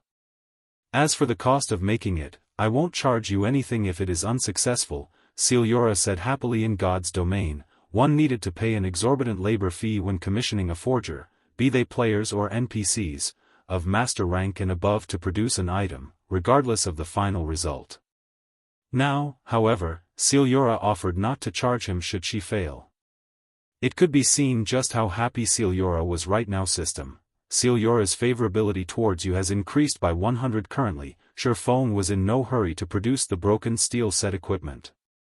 After all, even if it was produced, he did not possess the attributes needed to equip it. In order to do so, he needed to be above level 50 at the very least. During this period, he could slowly gather the required materials, following which, Shifeng left the broken steel forging design at Xianxia's place to allow her to properly study it. He then hailed another carriage and hurried to the location he had agreed to meet Gentle Snow at. Chapter 396, Powerful Aid. Inside Blue Mountain Restaurant, a high-class restaurant located in White River City's Nobles District. As White River City's upper-class area, the cost of living here was very high. It was a place that ordinary players rarely visited at this moment. However, there were actually 3 players, 2 women and 1 man, sitting under one of the outdoor gazebos of Blue Mountain Restaurant. Of the 2 female players, one was a bright and seductive witch, while the other was an otherworldly fairy. Meanwhile, the man exuding a cold, murderous intent by their side also possessed a valiant look. With his combination of a handsome face and frosty personality, many young ladies would definitely fall prey to him. "Snow, you can tell me who it is now, right? Just who is that mysterious person you called for?" Zhao Yueru whispered as she shifted closer to Gentle Snow's side, the expression on her face saying, "I won't tell anyone else. Don't worry. You yourself have met that person before. In any case, he'll be here in just a moment." Gentle Snow smiled faintly. "I know them?" Zhao Yueru immediately started searching her memories, trying to recall all the experts she had met. However, taking into consideration the severity of the matter this time, she dismissed the large majority of them. In the end, she still shook her head and gave up. She truly could not figure out just which amazing character her friend had invited. If Zhao Yueru had to point out an amazing character she had personally met before, then that would be Star Moon Kingdom's #1 expert, One-Hit Azura Black Flame. However, as the guild leader of Zero Wing, Black Flame was obviously not suitable this time. If they really were to invite him, those people might even disagree to hold the match and make up even more excuses. There were countless players in God's domain. Meanwhile, Black Flame managed to obtain the rank of 481 on the God's domain experts list, as well as being given the title of Azura by the Secret Pavilion. Let alone a single Star Moon Kingdom, there were only a few players throughout the entire God's domain stronger than Black Flame. Looking at Zhao Yueru's defeated expression, Gentle Snow could not help but curl her lips up even higher. If not even Zhao Yueru, someone who was extremely familiar with her, could guess the identity of the person she invited, then it was even more impossible for those people. Most likely, even if she were to reveal that person's name, those people would not know anything about that person, either listening in on Gentle Snow and Zhao Yueru's conversation. The aloof-looking man's curiosity reluctantly grew as well. The operation this time needed to be kept a secret. It was something that should not be told to outsiders.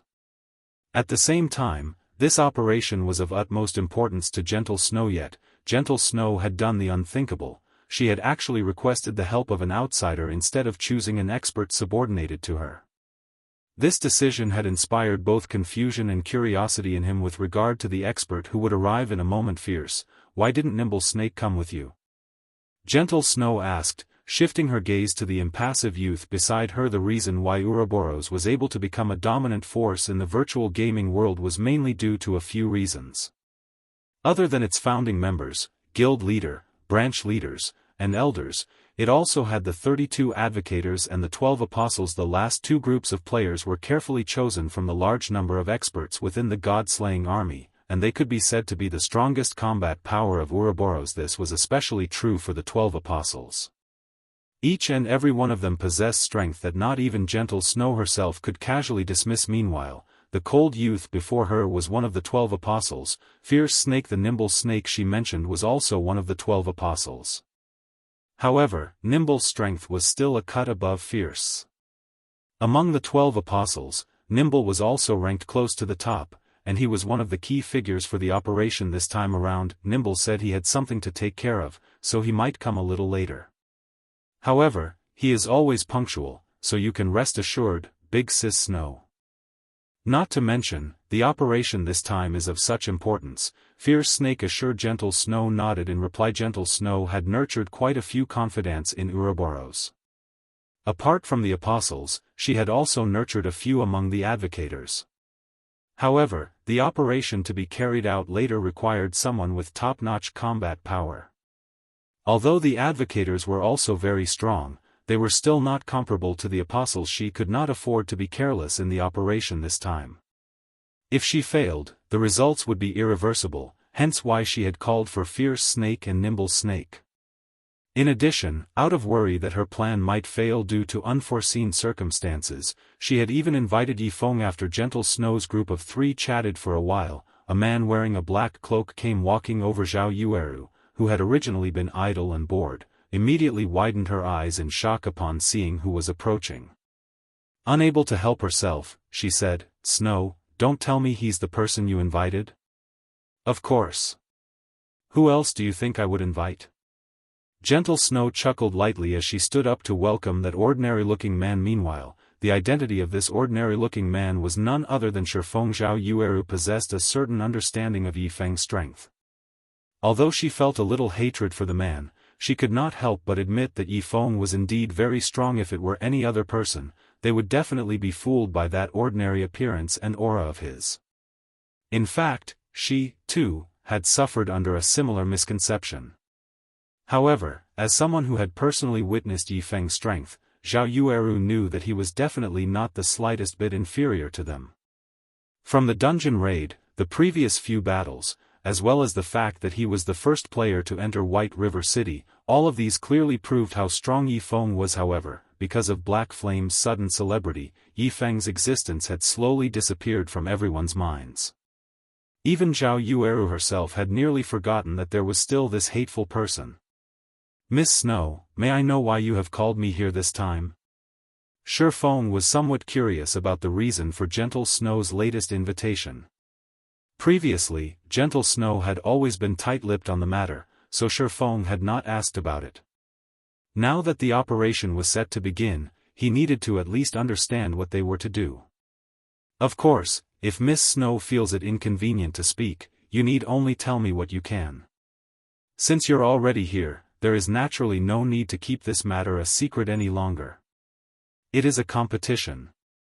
5 people, 5 matches, the first to win 3 wins the competition.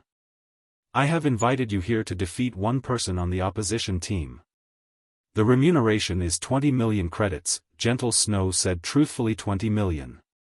Shifeng was greatly shocked upon hearing this amount. Previously, Gentle Snow had already paid 5 million upfront just to have him show up. With this additional 20 million, the total would come to 25 million credits. Wasn't it just a competition? Was there a need to be so extravagant? There were countless people in the world who could not earn 1,000,000 credits even after working for their entire lives. Yet, with just a few words, Gentle Snow had casually spent tens of millions. Comparisons were indeed odious originally. Shifeng had thought he could be considered a relatively wealthy person. Now, in comparison to Gentle Snow, he was practically a pauper. Of course, 20 million is just the basics. Depending on the opponent's strength, I can further increase the remuneration. Gentle Snow nodded. Okay, I accept this condition. Shifeng was naturally very satisfied with this deal. Currently, Zero Wing had just started its development, and Shifeng needed money for all aspects. Yet, he also could not constantly convert his coins into credits. Hence, this 20 million could definitely be considered a timely injection of funds. Upon Shifeng's agreement, Gentle Snow sighed in relief. With a great expert like him around, things should proceed much more smoothly. Later on, however, before she even had the time to feel joyous, she suddenly received a message. When she read this message, her expression immediately turned grim. At this moment, everyone beside Gentle Snow could feel a bone-chilling aura emanating from her. Chapter 397, A Different Outcome. Snow, what happened? Zhao Yueru asked. She knew Gentle Snow well enough to notice the change immediately. Seeing Gentle Snow's icy expression, Zhao Yueru knew that her friend was furious. Gentle Snow had always been a very calm person, she was not easily angered. Now, however, a single message had enraged her. Something big must have happened. Even Shifeng, who was not particularly familiar with Gentle Snow, could tell that the woman was furious. However, as an outsider, it was not appropriate for him to ask. After reading the message, Gentle Snow first felt anger, but soon, she seemed to deflate. Seeing this, Shifeng could tell that Gentle Snow wanted to say something but struggled with how to express her thoughts. There are many challenges throughout life, and for most, one must face them alone in the end. Gentle Snow revealed a faint smile as she forwarded the message to Zhao Yueru. Nimble Snake. This inhuman, heartless animal. To think that we took care of him when he was at his lowest, provided him with resources, and even helped him become one of the 12 apostles of Ouroboros, yet he actually became someone else's lapdog. The next time I see him, I will break all 3 of his legs. Zhao Yueru bellowed the moment she finished reading the message. Big Sis Yueru, maybe this is a misunderstanding? Big Sis Snow taught and nurtured him personally, they're nearly blood siblings. How could he possibly betray her? Fierce Snake said, astonished when he heard Zhao Yueru's words. Nimble Snake was normally very appealing when in Gentle Snow's presence. Moreover, he had always been earnest and honest. He was also very loyal. He definitely was not someone who would betray his allies. If you don't believe me, then look at the evidence.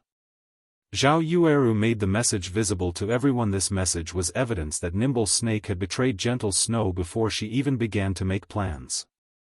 He had been reporting Gentle Snow's movements to those people, allowing them to take appropriate measures against her. Just an hour ago, Nimble Snake had officially become one of the opposition's 5 duelists. This was indisputable proof of Nimble Snake's treachery. Fierce Snake was speechless after reading the message, his eyes becoming bloodshot. He tried desperately to contact Nimble Snake. However, no matter how many times he tried, his calls never connected. Right now, Fierce Snake wanted to hunt down Nimble Snake and question him. However, this revelation hurt Gentle Snow the most. She had treated Nimble Snake like her own younger brother. Yet, in her hour of need, that brother slid his blade between her shoulders, stabbing her in the back. For the 5 matches, based on Gentle Snow's understanding of the opposition's strength, Nimble Snake, Yifeng, and herself had the highest chances of victory among her team. As for Zhao Yueru and Fierce Snake, they didn't even have half a chance. Now that Nimble Snake had defected to their enemy, her side had become the underdog. Snow, don't worry. Even if Nimble Snake has become a turncoat, we still have the advocators, Zhao Yueru hurriedly consoled her friend. Their strength has risen significantly recently, and they're not completely without a chance of victory. I'll contact them and have them meet us. However, Gentle Snow simply waved off Zhao Yueru's suggestion. Since Nimble Snake had betrayed her, other than Yifeng, her opponent most likely knew all about her other options. Even if she called for the advocators under her wing, they probably would not heed her summons at all. As the situation had already devolved to this point, she could only look for a random person to fill the empty spot on her team and leave everything else to luck. Fortunately, she had yet to reach a dead end. If Zhao Yueru or Fierce Snake won their matches, they still might come out on top at this moment. Gentle Snow was relieved that she had not revealed the matter regarding Yifeng.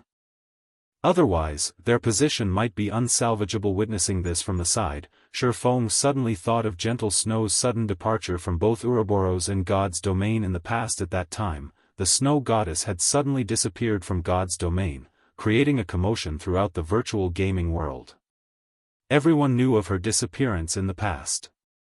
However, nobody had known what exactly had happened to cause Gentle Snow's sudden departure. Now that Shifeng thought about it, Gentle Snow's departure might very well have had something to do with strife within Ouroboros. Meanwhile, considering the situation, something that should not have happened for another 2 years had arrived ahead of time. Just what is going on here? Originally, Shifeng had avoided obtaining the first clear of the Land of Death precisely because he was afraid of altering too much of history, making it more difficult for him to control the flow of events. However, the butterfly effect had still occurred. Moreover, history was even rapidly evolving in the worst possible way. If Gentle Snow left the virtual gaming world right now, Zero Wing would lose a reliable ally. Meanwhile, the other guilds would begin to target Zero Wing. This was not a future Shifeng wished to see. Since history's development was already out of his control, Shifeng no longer intended to suppress himself. He might as well alter history further and open a better path for himself in the future. While Zhao Yueru attempted desperately to contact people and Gentle Snow planned to look for a random substitute, Shifeng suddenly walked up to them. Miss Snow, if you need an expert, I can recommend one, Shifeng said. Gentle Snow's eyes immediately lit up upon hearing Shifeng's words. Zhao Yueru, on the other hand, simply rolled her eyes at Shifeng, saying, Yifeng, stop messing around. What we need right now is not an ordinary expert, but a great expert. We need someone who can face an army of 100 by themselves. However, they also cannot be too famous, and it would be the best if they were a hidden expert. Although Zero Wing's Aqua Rose and Fire Dance indeed possess the strength, they are simply too well known. The opposition definitely will not agree to such powerful reinforcements. The competition was an internal matter for Ouroboros. Hence, both parties had agreed to conduct the competition secretly. Although obtaining foreign aid was allowed, the precondition was that said reinforcements could not be well-known experts, allowing them to avoid unwanted attention. Of course, not attracting attention was simply an excuse. In reality, the opposition simply wanted to limit Gentle Snow's options, preventing her from requesting the help of anyone too powerful. Gentle Snow had very little backing in Ouroboros. If both sides faced each other using only their available forces in Ouroboros, Gentle Snow would definitely be at a disadvantage. As for inviting Aqua Rose, someone who was just as famous as Gentle Snow, or Zero Wing's #1 assassin expert, Fire Dance, her opponents would never agree to their participation. In Zero Wing's guild leader, Black Flame. Unless the opposition had lost their minds and wholeheartedly wanted to lose, Shifeng rolled his eyes at Zhao Yueru. He then smiled and said, the public is definitely not familiar with the person I am recommending. As for how strong that person currently is, I do not know. However, just recently, their strength ranked close to Aqua Rose and Fire Dance in Zero Wing's rankings. Listening to Shifeng, Zhao Yueru racked her mind trying to figure out who Shifeng referred to. However, based on Shifeng's expression, he did not seem to be lying, and this only served to frustrate her even more. Gentle Snow's curiosity had also grown as she understood Zero Wing quite well. She had never expected that Zero Wing still hid such a powerful expert. The more she learned, the more she questioned her insight of Zero Wing. I'll have to trouble you, then. As for remuneration, I will similarly pay them 20 million. Will that be alright? Gentle Snow said as she gazed at Shifeng gratefully. Since Miss Snow has no problems with it, I'll contact that person immediately. Shifeng nodded and called up the system menu. Chapter 398, Underground Arena. After Gentle Snow and the others had waited at Blue Mountain Restaurant for some time, a young girl in green robes finally appeared before them. Her hair had been pulled back into twin tails, and she radiated a holy aura. Shurfeng walked up to the young girl's side, turning to look at Gentle Snow and the others as he said, "Let me introduce you. This is Violet Cloud, a healer of Zero Wings core team." Violet Cloud grew nervous as Gentle Snow and the others stared at her. Lowering her head, she softly muttered, "Hello." Gentle Snow's team was stunned. The great expert Shurfeng talked about was actually a young girl. Moreover, she was a cleric. She was only level 22, the same as Shurfeng. As a great expert, Violet Cloud's level was somewhat low after all. They were all level 24. Although a 2-level gap was not considerably large, when experts fought, this little gap might lead to a loss. Such incidents were common in God's domain. Moreover, it was common knowledge that, although clerics had a certain amount of combat power, compared to other classes, they were, by far, inferior. Violet Cloud might possess excellent combat techniques, but that would only work against ordinary players. If she fought an equally skilled expert with a pure combat class, Violet Cloud had no chance of obtaining victory. Zhao Yueru immediately shot a hateful glare at Shurfeng. Originally, she had thought Shurfeng's behavior had changed for the better. However, she now discovered that she had been greatly mistaken. Shurfeng simply did not have a bottom line. Even during such a crucial time, he still had the audacity to make fools out of them. Did he really think they were going up against a bunch of noobs? However, just as Zhao Yueru was about to give Shurfeng a piece of her mind, Gentle Snow stopped her. "Since everyone's here, I'll lead the way, then," Gentle Snow said.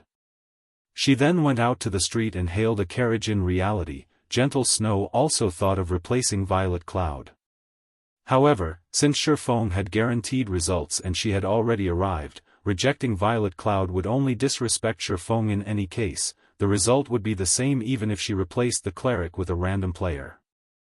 Since it wouldn't really matter who took Violet Cloud's place, she might as well humor Shurfeng a little. Shaking his head, Shurfeng could not help but laugh as he watched Gentle Snow's figure board the carriage. He then said, "Violet, I look forward to your performance today." "Yes, sir. I definitely won't disappoint you." Violet Cloud nodded with determination, following which, the two boarded the carriage as well. Shurfeng was very familiar with Violet Cloud's combat techniques. She was a first-class cleric in Zero Wing. Only, due to the limitations of her initial class, she could not display her strength fully. Now that she had successfully become an Astromancer, however, things had changed. Moreover, until now, Gentle Snow and the others had failed to notice one thing: he and Violet Cloud were no longer Tier 0 players. They were now Tier 1 players. Of course, a player's tier would not reveal itself to a basic identification skill. One required an advanced identification skill. It was also because of this that advanced identification skills became must-have skills later in the game. If one unknowingly provoked a high-tiered player, it would be too late for regrets. After all, the gap in tiers was much wider than the gap in levels. At this stage of the game, players rushed to level up and raid dungeons. It was even more so for the members of the various guilds. Nobody had the time for their class change quests. After all, a basic class change quest required players to invest at least 2 to 3 days. Moreover, class change quests were not easy to complete. On the off chance that they failed, they would have wasted a lot of their time. Hence, everyone chose to level up first and upgrade their equipment so that they would have a much easier time with their class change quests in the future. Even a great expert like Gentle Snow was of the same mind. There was also another reason why nobody was in a hurry to challenge their class change quest. Everyone still lacked a clear understanding of Tier 1 classes. They did not know just how much of an improvement a Tier 1 class could provide. Hence, none of the guilds in God's domain were in a hurry to push their members to complete their class changes. They all focused on claiming the first clear of dungeons, setting aside their class changes for now. 2 hours later, Gentle Snow led everyone to Starmoon City's underground arenas. The underground arena was a holy land for players who loved PvP. During the later stages of the game, it was also a place to make a lot of money. Countless players would come to watch the fights here, and many of these spectators would bet on their favorite players. Meanwhile, the winners could receive a commission from the bets. The underground arena was also separated into a few different areas. There was the basic area, advanced area, and special area. Meanwhile, the commission players could obtain and the conditions to enter each zone were different. In the basic area, any player could enter to watch or participate in the fights. The advanced area was slightly different. If players wished to watch the fights there, they needed to pay a small fee. Meanwhile, if one wished to participate in the advanced area, they needed to face a minimum of 20 opponents in the basic area and win 80% of their matches. Victors in the advanced area would receive a commission of 1%. In other words, they would receive 1% of the total bets placed on their match. If a lot of players gambled on the fight, it would serve as a hefty income. Lastly, the victor would also receive 10% of the entrance fees. The special area had an even higher entry requirement. First, the entrance fees were much higher for the special area. As for players who wished to join the fights, they needed to have a minimum of 20 matches in the basic area under their belts and have won 90% of their battles. However, there was another option for players to become participants in the special area, the systems test. The system had to determine a player was an expert before they could fight in the special area. Meanwhile, victors would receive a 3% commission in addition to 30% of the entrance fees. In the basic area, advanced area, and special area. There was one more difference between them: the size of the arenas. Each of the arenas in the basic area could only house up to 300 people, while the advanced area could house up to 1,500 people, and the special area could house up to 10,000 people. As long as a player had sufficient strength, they could make a lot of money in the underground arenas. In the past, Shurfeng had earned quite a lot from this place. At this stage of the game, although the underground arenas were not particularly popular and many of the rooms were empty, one could already see signs of prosperity in this place. In a few months, this place would definitely become very lively. Basic Room 29. This should be it. Gentle Snow looked at the number plate hanging on the door before opening it. Inside the room, over 30 players had already gathered. These players all possessed very high levels. The lowest among them was level 23, while the highest was level 25. None of these players were ordinary. Nimble Snake, you traitor! You dare to show your face here? Have you forgotten who it was that helped you to achieve the wealth and status you possess today? Zhao Yueru's temper exploded the moment she saw a simple-looking youth standing among the crowd. That simple-looking youth was none other than the person Gentle Snow had spared no effort in cultivating, Nimble Snake. He was a level 24 assassin, and currently, he was fully armed with the level 20 Crimson Blood set equipment, a secret silver set equipment meant for assassins. In response to Zhao Yueru's curses, Nimble Snake remained calm as he swept a glance at Shurfeng and Violet Cloud. He then laughed coldly and said, Zhao Yueru, I admit that Gentle Snow has treated me well these past few years. However, as the saying goes, man struggles upwards, water flows downward. Since Brother Chao's team is stronger, what is wrong with me joining them? With your strength, you wish to contest for the position of guild leader? Don't make me laugh, Zhao Yueru. You, on the other hand, you are someone that Brother Chao has always liked. Join us, and everyone will be on the same side in the future. Of course, you can also refuse. When you all lose, Brother Chao can only follow the appointed rules, and Gentle Snow can forget about the virtual gaming world in the future. Chapter 399, Death Mode. Although Nimble Snake's voice was soft, his tone was sharp and unquestionable. Gentle Snow frowned upon hearing Nimble Snake's words, a cold glint flashing in her eyes. Chao Chenghua actually targeted Zhao Yueru for his own team. However, when Gentle Snow considered the matter, she could not find anything strange about Chao Chenghua's actions. Zhao Yueru's potential and strength were both very high. In the past, Zhao Yueru had been uninterested in virtual reality games and had only started gaming due to her unyielding insistence. Meanwhile, despite never training seriously, Zhao Yueru's strength had reached frightening levels. Zhao Yueru's talent was obvious to anyone who had seen her fight. If Zhao Yueru had bothered to put more effort into her training before this, very few in Ouroboros would have been a match for her at this moment. a majestic-looking middle-aged man walked out from the crowd. Upon seeing this man, everyone among the crowd respectfully moved aside. This man was none other than Ouroboros's acting guild leader, Chao Chenghua. Even looking at him from afar, they could clearly feel the pressure Chao Chenghua emitted from his gaze alone. Chao Chenghua felt like a ferocious beast. Chao Chenghua was currently level 24, and he was fully armed with the level 20 Wind Roar set equipment, a secret silver set equipment meant for berserkers. On his back, he carried a great sword that was as tall as he was. The great sword was the Iron Cutter, and it was one of the few dark gold weapons in Star Moon Kingdom enough. Nimble Snake, you've said too much. Chao Chenghua reprimanded as he shot a glance at the assassin. Yes, guild leader. Nimble Snake self-consciously retreated behind Chao Chenghua and fell silent, gazing at his guild leader with reverence. Ueru, I hope that you will consider your options carefully. You will not have a future if you stay by Gentle Snow's side. Only by joining my team will you have a bright future in God's domain, achieving your dreams. With a charming smile, Chao Chenghua tried to persuade Zhao Yueru. Forget it. I will never join you, Zhao Yueru snapped, hatred coloring her expression as she sneered at Chao Chenghua. The battle hasn't even begun yet. The winner and loser still haven't been determined. If we lose, I will leave the virtual gaming world with Snow. Yueru. Gentle Snow's heart was moved. Humph. It seems you refuse to see things my way until you face reality. With just your 2 level 22 aids, even I feel sorry for you.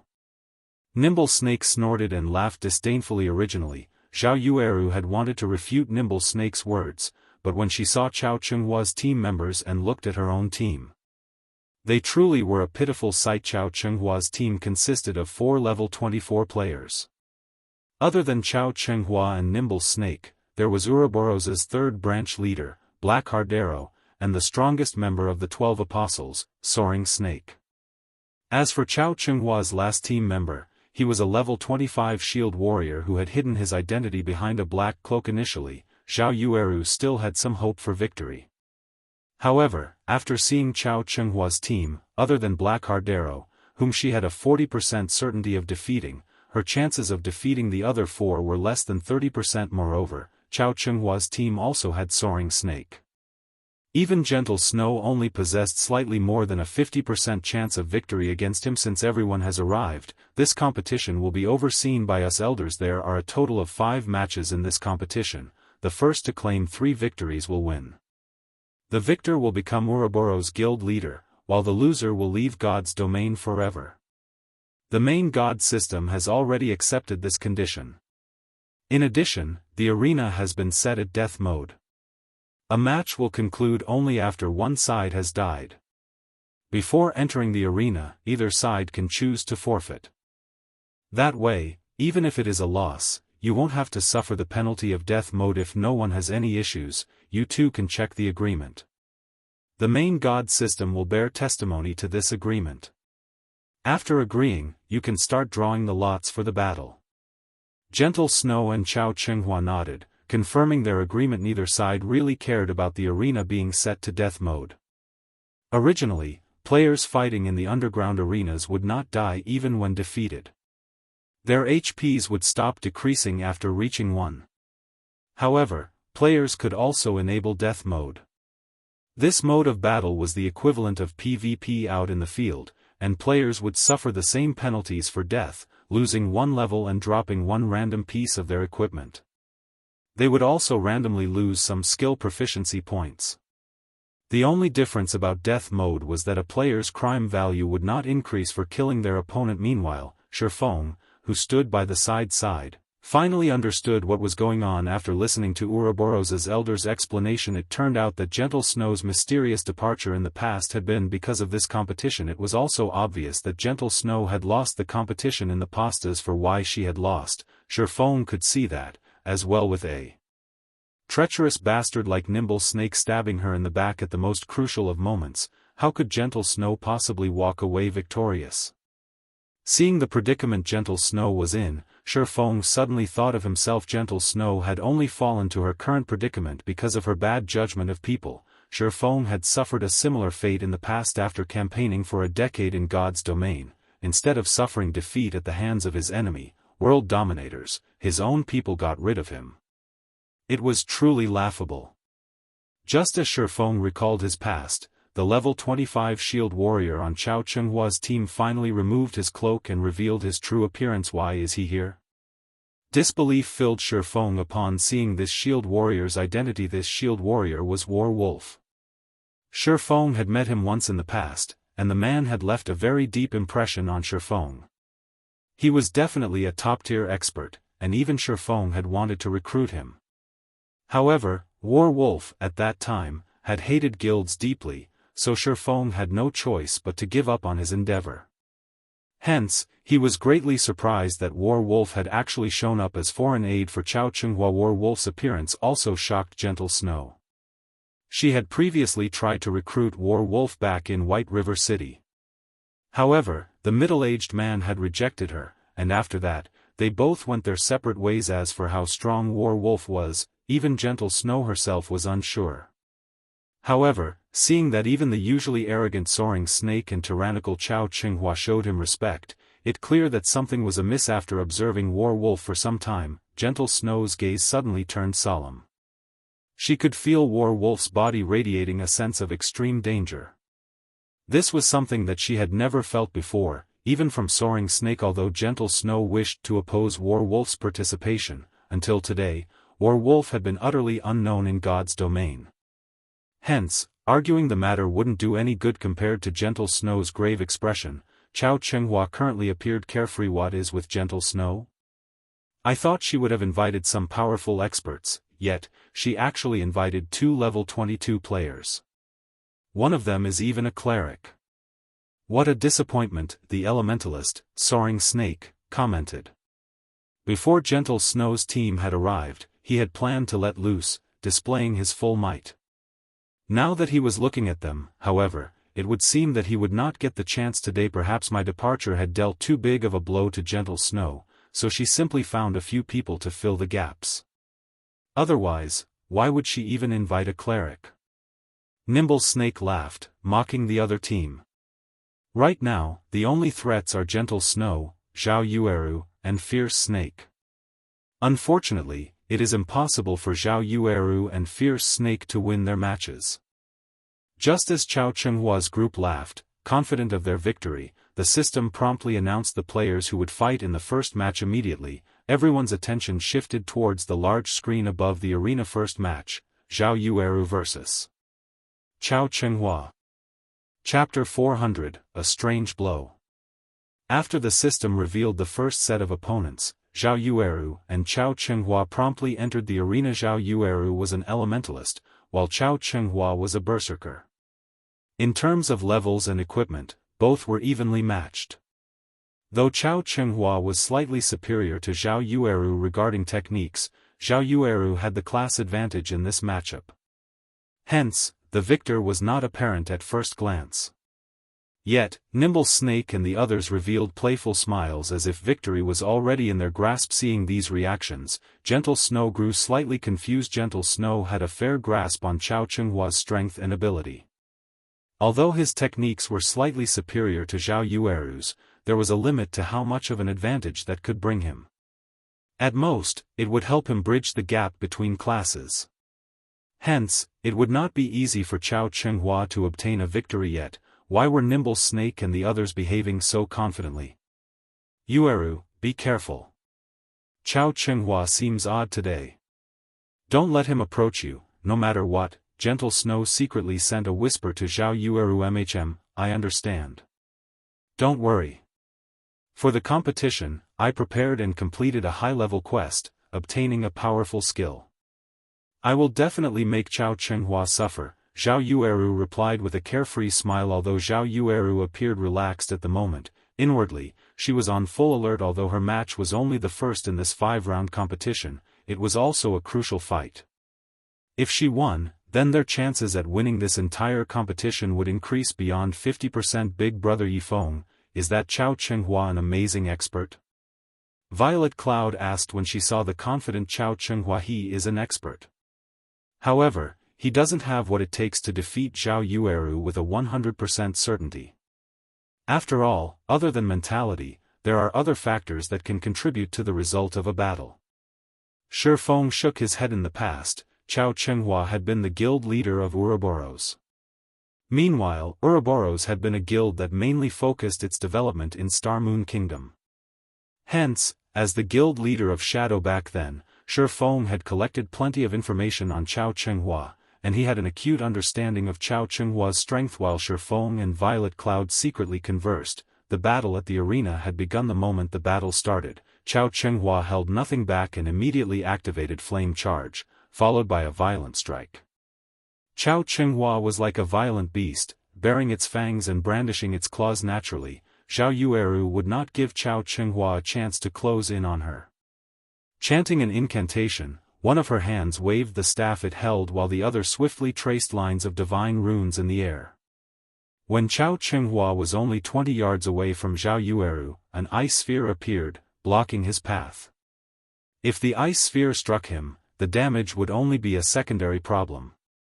The main problem was the movement speed reduction of the spell. After all, berserkers were not exactly known for their mobility. Hence, when elementalists fought berserkers, kiting was their basic strategy. Responding quickly, Chao Chenghua turned sharply and circled the ice sphere from the right. However, immediately after he dodged the ice sphere, multiple frost arrows flew towards him. Chao Chenghua smiled disdainfully at this sight. Swinging the dark gold ranked iron cutter, he smashed and shattered the frost arrows coming at him before renewing his charge once more. However, as if she had expected this outcome, Zhao Yueru waved her staff once more and cast Ice Dragon Blast, sending a large serpentine dragon at Chao Chenghua. She then cast Ice Wall to seal off the berserkers' surrounding shatter. Chao Chenghua gripped his sword with both hands and swung the weapon at the ice dragon, activating horizontal slash. However, the instant the ice dragon shattered, a layer of frost appeared on Chao Chenghua's body, reducing his movement speed sharply. Zhao Yueru immediately followed up with 3 ice spears. Although Chao Chenghua wanted to block the incoming attacks, the frost covering his body drastically slowed his movements. In the end, he only managed to block one of the spears, allowing the remaining to reach their mark -215, -221. 2 damages appeared above Chao Chenghua's head. However, at level 24, Chao Chenghua possessed 3,320 HP, so these 2 attacks only managed to decrease his HP by slightly over 10%. At this moment, Chao Chenghua frowned. He had clearly shattered the ice dragon, yet, why had the freezing effect still taken hold? It seems the effect of this new skill is quite powerful after all. Zhao Yueru was very satisfied with her previous attack. Ice Dragon Blast was the advanced skill Zhao Yueru had recently learned opponents could defend against ordinary spells. However, Ice Dragon Blast was slightly different. Even if her opponent blocked the attack, although it would not deal any damage, it would still inflict a speed reduction effect lasting 5 seconds. When used against classes with low mobility like the Berserker, it was extremely useful. Now that Chao Chenghua's speed had fallen, Zhao Yueru would take advantage of it. First, she cast Frozen Circle, freezing the slowed Chao Chenghua. A magic array then appeared by Zhao Yueru's side, and 5 fireballs the size of wash basins circled the elementalist go. Zhao Yueru cast Flame Barrage and bombarded Chao Chenghua with attacks. Ice Spear was a fast attack spell. It possessed speed, but not power. Hence, the 2 previous attacks had merely been a scratch to Chao Chenghua. However, Flame Barrage was different. If all 5 fireballs struck the guild leader, he would lose over half of his HP. At this moment, Chao Chenghua was still frozen in place, unable to move. He could not dodge the bombardment of the 5 incoming great fireballs. Good. We've won. Fierce Snake shouted excitedly just before the 5 great fireballs struck Chao Chenghua. However, the berserker's skin suddenly flushed red, and his body seemed to grow. The layer of frost binding his legs instantly shattered. Nobody would have thought that Chao Chenghua had learned a control removal skill. In the next moment, Chao Chenghua released a thundering roar. He then brandished his great sword with both hands as he charged at the nearest great fireball. With a slash of his sword, Chao Chenghua split the spell in half. Meanwhile, the remaining 4 great fireballs merely rubbed past Chao Chenghua's body, each dealing slightly over -100 damage after breaking through Zhao Yueru's flame barrage. The distance between Chao Chenghua and Zhao Yueru was only 8 yards. Launching himself into the air, Chao Chenghua activated Death Leap and arrived by Zhao Yueru's side. He followed up with a thunderclap before twisting his body and using Cleave. In a panic, Zhao Yueru hurriedly used Blink. However, she was too late. Not only had Thunderclap reduced her speed, but she also took the full brunt of Chao Chenghua's Cleave instantly. Zhao Yueru's HP of over 2,600 points fell to around 1,700 points. Fortunately, Zhao Yueru had kept Magic Shield active, absorbing a certain amount of damage. Otherwise, Chao Chenghua's Cleave would have destroyed at least half of her HP. However, just after Zhao Yueru used Blink to pull a distance of 15 yards between Chao Chenghua and herself, the Berserker used Charge for the second time. Approaching the Elementalist at high speeds, Zhao Yueru waved her staff, sending out multiple ice spears. Facing these attacks, Chao Chenghua had no choice but to defend himself with his greatsword, slowing him down. Meanwhile, Zhao Yueru took this chance to widen the gap between them further, not forgetting to use control skills like Ice Wall and Ice Sphere while she made her escape. However, due to the debuff from Thunderclap, Zhao Yueru's movement speed had greatly reduced. Meanwhile, ever since Chao Chenghua's body had increased in size, he had been able to shrug off control effects. After fending off Zhao Yueru's attacks, he charged at the Elementalist and activated Trisecting Slash. 3 crescent-shaped blades of light flew at Zhao Yueru. Zhao Yueru used Frost Shield to block the attacks, taking the chance to jump away and dodge Chao Chenghua's Trisecting Slash. However, as if he had predicted what Zhao Yueru would do, Chao Chenghua charged towards her new position, swinging his greatsword violently horizontal slash. Zhao Yueru knew that she could not avoid this attack. Blink was still on cooldown, she needed a little more time before she could use it again. With no other choice, she could only block the attack with her staff. Although mages had low strength, they could still use their weapons to block attacks, reducing the damage received. Not to mention, she still had Magic Shield. As long as she endured a few hits, she could use Blink to escape. Normally, control skills like the one Chao Chenghua had used did not possess a very long duration. Moreover, Zhao Yueru had already seen through the trajectory of Chao Chenghua's attack. She could easily angle her staff to utilize the force of the impact to pull away from Chao Chenghua. However, after Chao Chenghua's iron cutter landed on her staff, Zhao Yueru did not feel any force transmitted to her hands. Instead, the great sword appeared at Zhao Yueru's side. Chao Chenghua's attack shattered the magic shield and struck Zhao Yueru viciously. Chapter 401, Omnivision. What happened? Gentle Snow, who watched the fight from the spectator stands, focused on Chao Chenghua, her mind replaying Chao Chenghua's last attack. No matter how she looked at it, Zhao Yueru had blocked the attack. Yet, somehow, Chao Chenghua's sword had appeared somewhere completely different. It was like a magical sword. Zhao Yueru was just as confused. She could not understand what had happened. However, she no longer had the time to think on it. Chao Chenghua's attack dealt -1,241 damage, reducing Zhao Yueru's originally low HP to 470 points.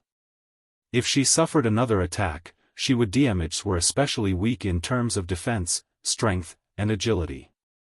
If a melee class like the Berserker close in on a mage, only tragedy awaited them. Zhao Yueru instinctively used Flame Circle, a type of instantaneous activation spell. Immediately, a ring of flame expanded outwards, forcing her enemies to retreat. Chao Chenghua remained unfazed by the incoming flames as he swung his greatsword down at them. Boom! Chao Chenghua's greatsword sliced apart the ring of flame. However, he was still forced to take a step back due to the resulting impact, abruptly stopping his attack momentum. Taking this chance, Zhao Yueru retreated while pelting Chao Chenghua with frost arrows. Don't even think of escaping. Chao Chenghua roared. Enduring the attacks from the frost arrows, he sent a horizontal sweep at Zhao Yueru. Zhao Yueru used her staff to defend once more. This time, Zhao Yueru focused on the great sword, devoting her full attention to determining the weapon's trajectory. Just as Iron Cutter was about to land, Zhao Yueru quickly shifted her staff to block the attack. Zhao Chenghua, however, simply revealed a mocking smile as he focused all his power into his slash. Once again, something strange occurred. Zhao Chenghua's iron cutter suddenly disappeared before reappearing and striking Zhao Yueru's blind spot. Before Zhao Yueru realized what had happened, her body was on the ground, her vision darkening. Zhao Yueru, do you understand now? Only by following me will you have a bright future ahead of you, Zhao Chenghua said as he looked down at Zhao Yueru's fallen body. Zhao Yueru wanted to rise and retaliate. Unfortunately, her HP had already fallen to 0. Victor in the first match, Zhao Chenghua. Meanwhile, not only had Zhao Yueru lost a level after dying, but she had also dropped a piece of her equipment and lost a significant amount of skill proficiency after resurrecting. Zhao Yueru walked up to Gentle Snow, her disappointment written all over her face. Feeling deeply ashamed, she said, "Snow, I'm sorry." Her loss had undoubtedly increased the burden on the later fights. After all, out of the next 4 matches, they needed to win 3 to win this competition. It's not your fault. Zhao Chenghua hid his strength too well. Not only did he learn a control removal skill, but he also learned a new, mysterious skill. There is nothing wrong with losing to him, Gentle Snow comforted. Leave the rest to me. Emicham. Zhao Yueru silently nodded, her eyes shining with unshed tears. Although Gentle Snow had consoled her, she could not forgive herself. What frustrated her the most was the fact that she didn't even know how she had lost. Shifeng, who had observed the fight from a distance, was similarly surprised since when had Zhao Chenghua become so strong. Thinking back to Zhao Chenghua and his team's expressions, Shifeng finally understood why they had been so confident in Zhao Chenghua's victory. Big brother Yifeng, do you know what sort of skill this Zhao Chenghua used?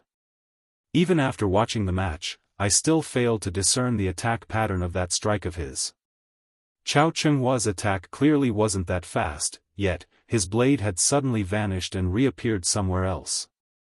How can anybody block such an attack?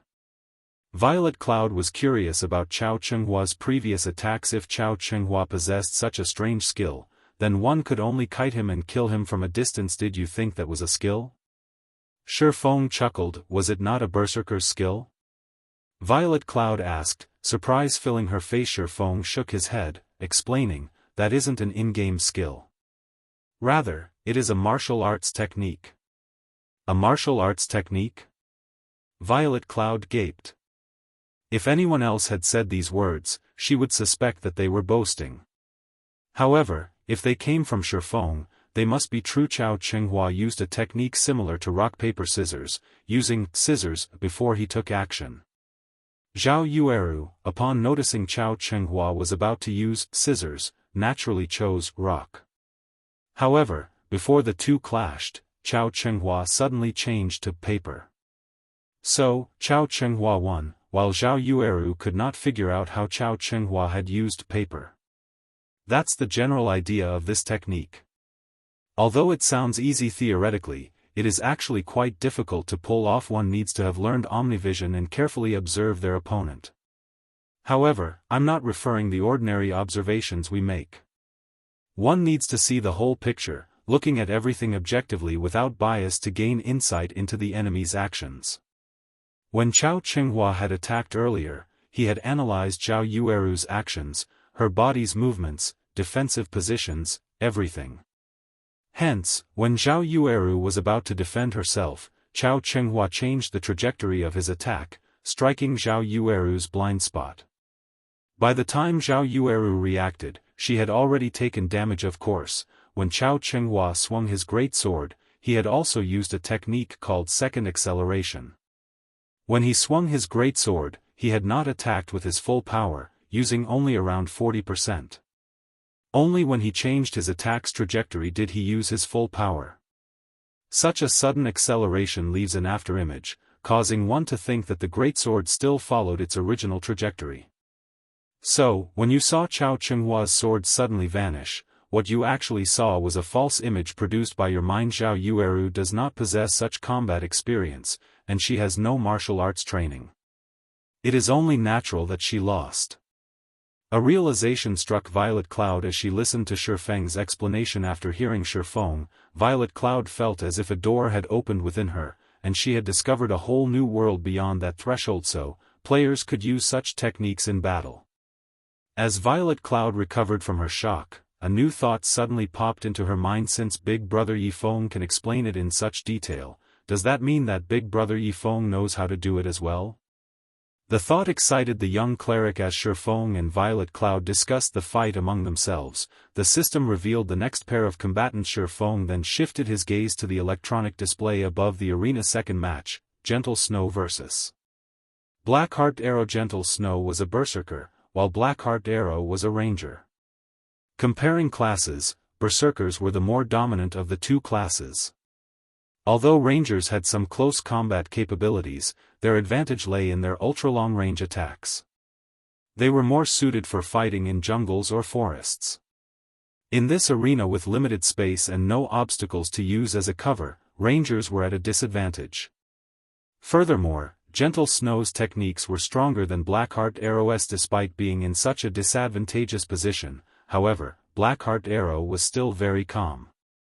There was even a hint of scorn in his eyes, his gaze void of the respect he had shown Gentle Snow in the past. When both fighters entered the arena, the countdown for the battle began. 5, 4, 3, 2, 1. Start. Blackheart Arrow immediately spun around and activated Wind Chaser, intending to increase the distance between him and his opponent. However, Gentle Snow's first attack stunned everyone present. Chapter 402, The Terrifying War Goddess. What is Gentle Snow trying to do? Everyone in the spectator stands was baffled. Even Zhao Yueru, who was very familiar with Gentle Snow, was dumbfounded by her friend's actions. Gentle Snow had thrown her blue greatsword the moment the battle started. Any player who lost their main weapons was tantamount to a beast without its claws and fangs. Yet, Gentle Snow took the initiative to discard her main weapon in order to attack her enemy. Berserkers were not ranged fighters. Although the greatsword she threw possessed some power, its attack pattern was very straightforward. The greatsword was not very fast, so players could easily dodge it. Meanwhile, if Gentle Snow lost her main weapon, she could not attack or defend. If she relied solely on a berserker's mobility and dodging capabilities, an expert ranger like Blackheart Arrow could defeat her effortlessly. Zhao Yueru's loss had already forced Gentle Snow to the edge of the cliff, and she could not afford carelessness in the second match. If Gentle Snow lost her match as well, their hopes of victory would be dashed. It seems that Zhao Yueru's loss was quite a blow to Gentle Snow. Why is she acting so impulsively? Many of the elders who silently supported Gentle Snow lamented at this sight. Before this battle had even begun, the victor of both this match and this competition had been determined. If even Gentle Snow lost, the other members of her team didn't have a prayer. The only person who had a chance at victory was Fierce Snake. However, Chao Chenghua still had Nimble Snake and Soaring Snake fighting for him. As for War Wolf, even Chao Chenghua treated the Shield Warrior respectfully. The man must be astonishingly powerful in the arena. Blackheart Arrow discovered the blue greatsword soaring towards him. He grinned. Gentle Snow, you're seeking death, don't blame me for being merciless. Blackheart Arrow immediately adjusted his footwork. Sidestepping, he twisted slightly. His movements were incredibly subtle, and his dodging techniques were reminiscent of a martial arts master. In the next moment, Gentle Snow's blue sky flew past Blackheart Arrow, missing his side by a few centimeters. At this moment, Blackheart Arrow revealed a savage expression. Whenever he had fought Gentle Snow in the past, the latter would always beat him into a pulp. Even today, he was not absolutely confident that he could triumph over the Snow Goddess. However, she had foolishly thrown her greatsword, assuming that he couldn't dodge it. Now that she no longer had her main weapon, she could not deflect his rain of arrows. Blackheart Arrow retrieved the deep blue longbow from his back and retrieved the precious wind-breaking arrows from his bag. He then knocked the arrows, aimed at Gentle Snow, and drew his bow into a full moon wind-breaking arrows. There was also an additional knockback effect when the arrow hit its target. Furthermore, the bow Blackheart Arrow used, Blue Wings, had an effect that increased an arrow's speed by an additional 15%. Compiling both of these effects, even an agility-focused assassin would struggle to dodge his attacks. At most, they could use their weapons to deflect the arrows. Previously, Blackheart Arrow had tested the wind-breaking arrows with Nimble Snake. Within 20 yards, even with Nimble Snake's skills and extremely fast reaction speed, he could only use his daggers to defend himself against the arrows. Hence, there was no way a low agility and unarmed berserker could protect herself from them. This was one of the reasons why Blackheart Arrow was confident that he would defeat Gentle Snow. Just as Blackheart Arrow was about to fire 3 wind-breaking arrows at Gentle Snow, the Snow Goddess suddenly revealed a faint smile. "Watch how I'll get rid of." Ah! Blackheart Arrow suddenly felt a sharp pain in his back, and he plunged, face first, into the ground. A damage of -1342 appeared above his head, his HP decreasing by almost half. Blackheart Arrow's mind was blank as his body fell to the ground. What happened? Hadn't he been the one attacking? How had he fallen? There was even an additional heavily injured debuff on him now. His movement speed and attack speed had decreased by 20% for 6 seconds. Moreover, by the time he looked up, the blue greatsword Gentle Snow had thrown had somehow returned to her, and the berserker was charging at him. Wasn't that death throw? When did Gentle Snow learn it? Moreover, the skills level has actually reached Tier 1. Is it an innate skill of her weapon? With his wealth of experience, Shi Feng had immediately discerned the skill Gentle Snow had used. Death Throw was not a skill unique to berserkers. Rather, it was a special skill with a 2-staged attack. Those unaware of this skill would simply think that Gentle Snow had thrown her weapon. However, Death Throw basically made her weapon boomerang. Normally, after players dodged the first attack, they would launch a counterattack, failing to notice the second attack from behind. Moreover, Death Throw's second attack contained far more speed and destructive power than the first. At Tier 0, Death Throw would inflict a heavily injured debuff upon hitting the target. It was even more powerful at Tier 1. This 2-staged attack fooled many players, and as a result, they would lose their lives. Blackheart Arrow knew that he was in danger at the moment. However, Gentle Snow was still more than 10 yards from him. Hurriedly, he climbed up from the ground, intending to escape while firing the wind-breaking arrows at Gentle Snow, knocking her back. However, the moment Blackheart Arrow stood, he suddenly discovered Gentle Snow slashing down her blue greatsword despite the distance between them. In the next moment, over a dozen blue wind blades flew towards him. With both his movement speed and attack speed reduced, Blackheart Arrow would have a difficult time blocking or dodging. The ranger immediately released an angry bellow, intending to activate a life-saving skill, Backward Jump. However, why can't I use any of my skills? Blackheart Arrow discovered that he could not use Backward Jump. He then looked at the blue wind blades that were suddenly before him, crying out in confusion, "Shwa! Shwa! Shwa!" The dozen or so wind blades shredded Blackheart Arrow's body, and damages over -300 appeared above his head, one after another. In the end, his HP fell to 0. As the ranger's body transformed into particles of light, a deep blue longbow had been left behind in his place. Victor of the second match, Gentle Snow. Chao Qinghua, his teammates, as well as the elders of Ouroboros standing at the spectator stands, were dumbfounded. Gentle Snow had only used 2 moves to defeat Blackheart Arrow, Ouroboros' third branch leader. It was simply unbelievable. Is this her true strength? Chao Qinghua watched Gentle Snow's figure as she departed from the arena with a grim expression. Fortunately, Gentle Snow's opponent had been Blackheart Arrow, the weakest of the 5 on Chao Qinghua's team. If she had fought anyone else this round, Gentle Snow might have had a chance of becoming the victor of this competition and the guild leader of Ouroboros' big brother Yifeng. Big Sis Snow is so amazing. She took out an expert with just 2 moves. Violet Cloud exclaimed with awe. Indeed. Shi Feng nodded, smiling faintly. Blackheart Arrow did not know that, if struck by the Tier 1 death throw, players would also suffer a silence effect, which prevented them from using any skills for a short time. This was why the skill was known as the death throw. Gentle Snow's brilliant victory had undeniably increased the morale of her team. They now only needed to win 2 of the 3 remaining matches. Moreover, Gentle Snow's intense domination had given the opposition some pause just as Zhao Yueru and Fierce Snake celebrated Gentle Snow's victory. The next combatants were announced. Chapter 403, Boiling Fury. Chao Chenghua's team, who had fallen silent due to Gentle Snow's display, suddenly smiled upon seeing the names for the third match, Fierce Snake vs. War Wolf. Fierce Snake was a berserker, while War Wolf was a shield warrior. Regarding combat power, berserkers held the advantage over shield warriors.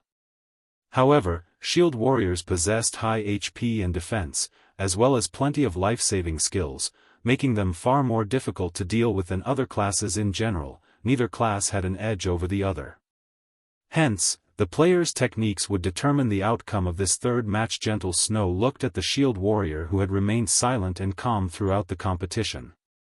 Despite doing nothing, War Wolf exuded a faint pressure that made one unconsciously distance themselves from him. No matter how Gentle Snow examined War Wolf, she could never mistake him for an ordinary expert. Even her core team's MT, Ghost Chop, had admitted that he had only started playing a shield warrior because of this man. Furthermore, Chao Chenghua and the rest of his team treated War Wolf with great respect.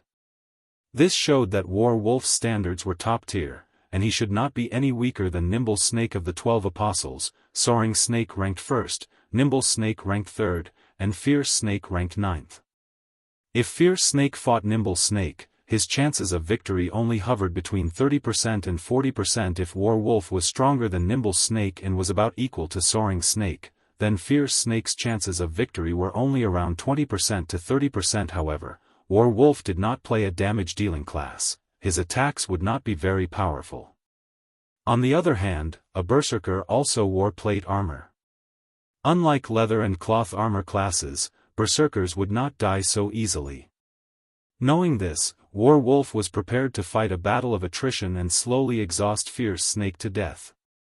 After all, that was the shield warrior's specialty. Fierce Snake, your opponent is not simple. Make sure you don't cross swords with him for too long and give him any openings, Gentle Snow whispered a reminder to Fierce Snake. She then took a gold-rimmed skill book from her bag, carefully handing it to Fierce Snake, saying, "Learn this skill. If you use it at a crucial moment, you might defeat him." Fierce Snake's heart pounded the moment he read the introduction of this skill book. This skill book was an extremely rare burst skill for berserkers, Boiling Fury. For a short time, the skill increased the player's damage by 40%, strength by 15%, and attack speed by 30%. Moreover, the less HP the player had, the faster their attack speed would become. To a berserker, this skill book's value far surpassed that of 1 or 2 dark gold weapons. Big Sis Snow, Boiling Fury is too valuable. I can't learn it, Fierce Snake said, shaking his head. War Wolf will not be easy to deal with, and you know this. You don't want me to lose, right? Worried that a powerful enemy would appear, Gentle Snow had prepared for this competition. As the underground arena prohibited players from using any tools, the only way to raise a player's combat power was to learn new and powerful skills. Boiling Fury was one such skill Gentle Snow had prepared. She also had another advanced skill for Nimble Snake.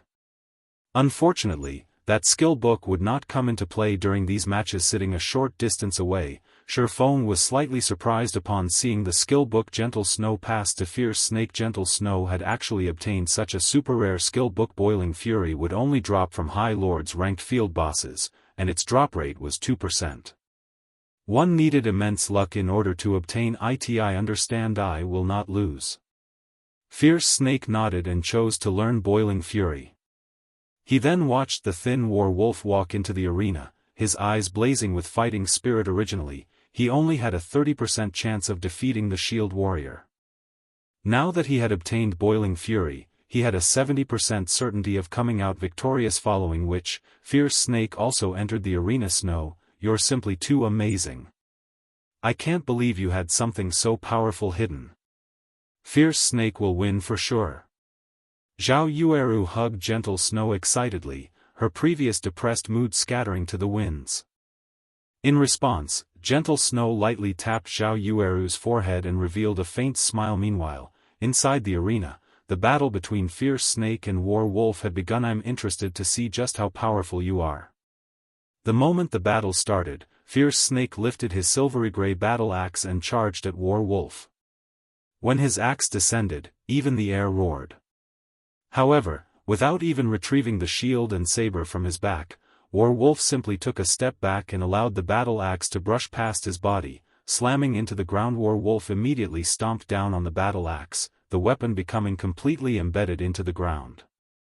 He then unsheathed the saber covered in golden magic runes from his back and slashed at the berserker's neck, the weapon creating a beautiful arc. The entire process flowed like water, and everyone who witnessed it was amazed. Before Fierce Snake could respond, a damage of -536 points appeared above his head. Although War Wolf's attack had not dealt a significant amount of damage to Fierce Snake, who had over 3,200 HP, this strike had dealt a heavy blow to the berserker's mentality. Before he could even react, War Wolf's attack struck him.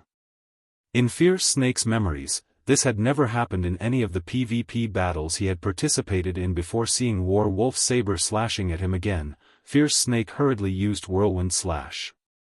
At this moment, War Wolf lifted his shield, blocking Fierce Snake's skill and taking a single step back. Fierce Snake took advantage of his small victory to follow up with a series of attacks, using skill after skill to force War Wolf into a continuous retreat. Yet, to everyone's surprise, Fierce Snake's HP continued to decrease despite being on the offensive. Every time Fierce Snake attacked, War Wolf would effortlessly block it with his shield and counterattack with his saber. Fierce Snake had no idea what was happening. Although he had tried to dodge and block War Wolf's counterattacks, the Shield Warrior's saber would always somehow land a hit. Even when War Wolf took the initiative to launch an attack, he couldn't dodge or defend himself. War Wolf's saber would always disappear in mid-swing before suddenly appearing elsewhere. By the time War Wolf's saber reappeared, it was too late for him to react. He could only watch as his HP fell, powerless to do anything about it. Damn. Seeing that he had less than 1,000 HP remaining, Fierce Snake gritted his teeth and activated Boiling Fury. At this point, if he hesitated to activate Boiling Fury, he would die in a few moments. However, even after activating Boiling Fury, Fierce Snake was no different than a baby swinging a large axe to War Wolf. This time, the Shield Warrior did not even bother to use his shield and relied on his reflexes to dodge every one of Fierce Snake's attacks.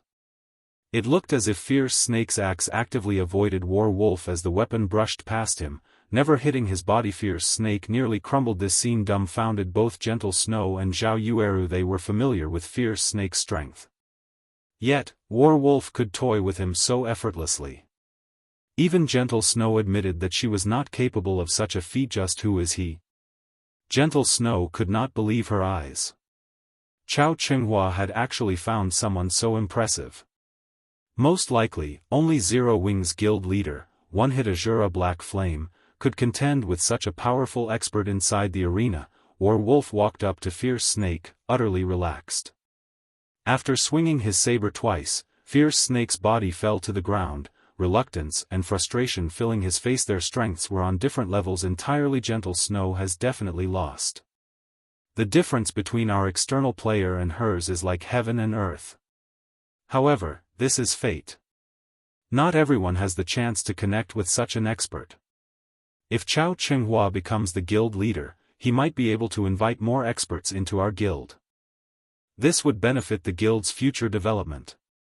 The elders seated in the spectator stands expressed their admiration of War Wolf's performance. They began to anticipate the future of the guild. As for Gentle Snow, they no longer expected anything of her. Chapter 404, The Difference Between Outsiders. Gentle Snow, you should now see the difference between us, right? Chao Qinghua said, laughing as he grinned at Gentle Snow. From the very beginning, you never had any chance of winning this competition. There is only one ending for you all today, defeat. Gentle Snow, stoic and beautiful, refused to respond to Chao Qinghua's taunts. It was true that she had never expected Chao Qinghua to invite such an expert suddenly. This competition was no longer within her control. Originally, she had hoped for Fierce Snake's victory. Then, as long as Yifeng secured another win, she would dominate this competition. Yet Now, there were still 2 matches left. Even if Yifeng won his match, they would end with a tie. However, they didn't have any experts for the final match. Big brother Yifeng, what is going on? Violet Cloud's eyes widened in shock when she witnessed Warwolf's demonic attacks. Why does he know it, too?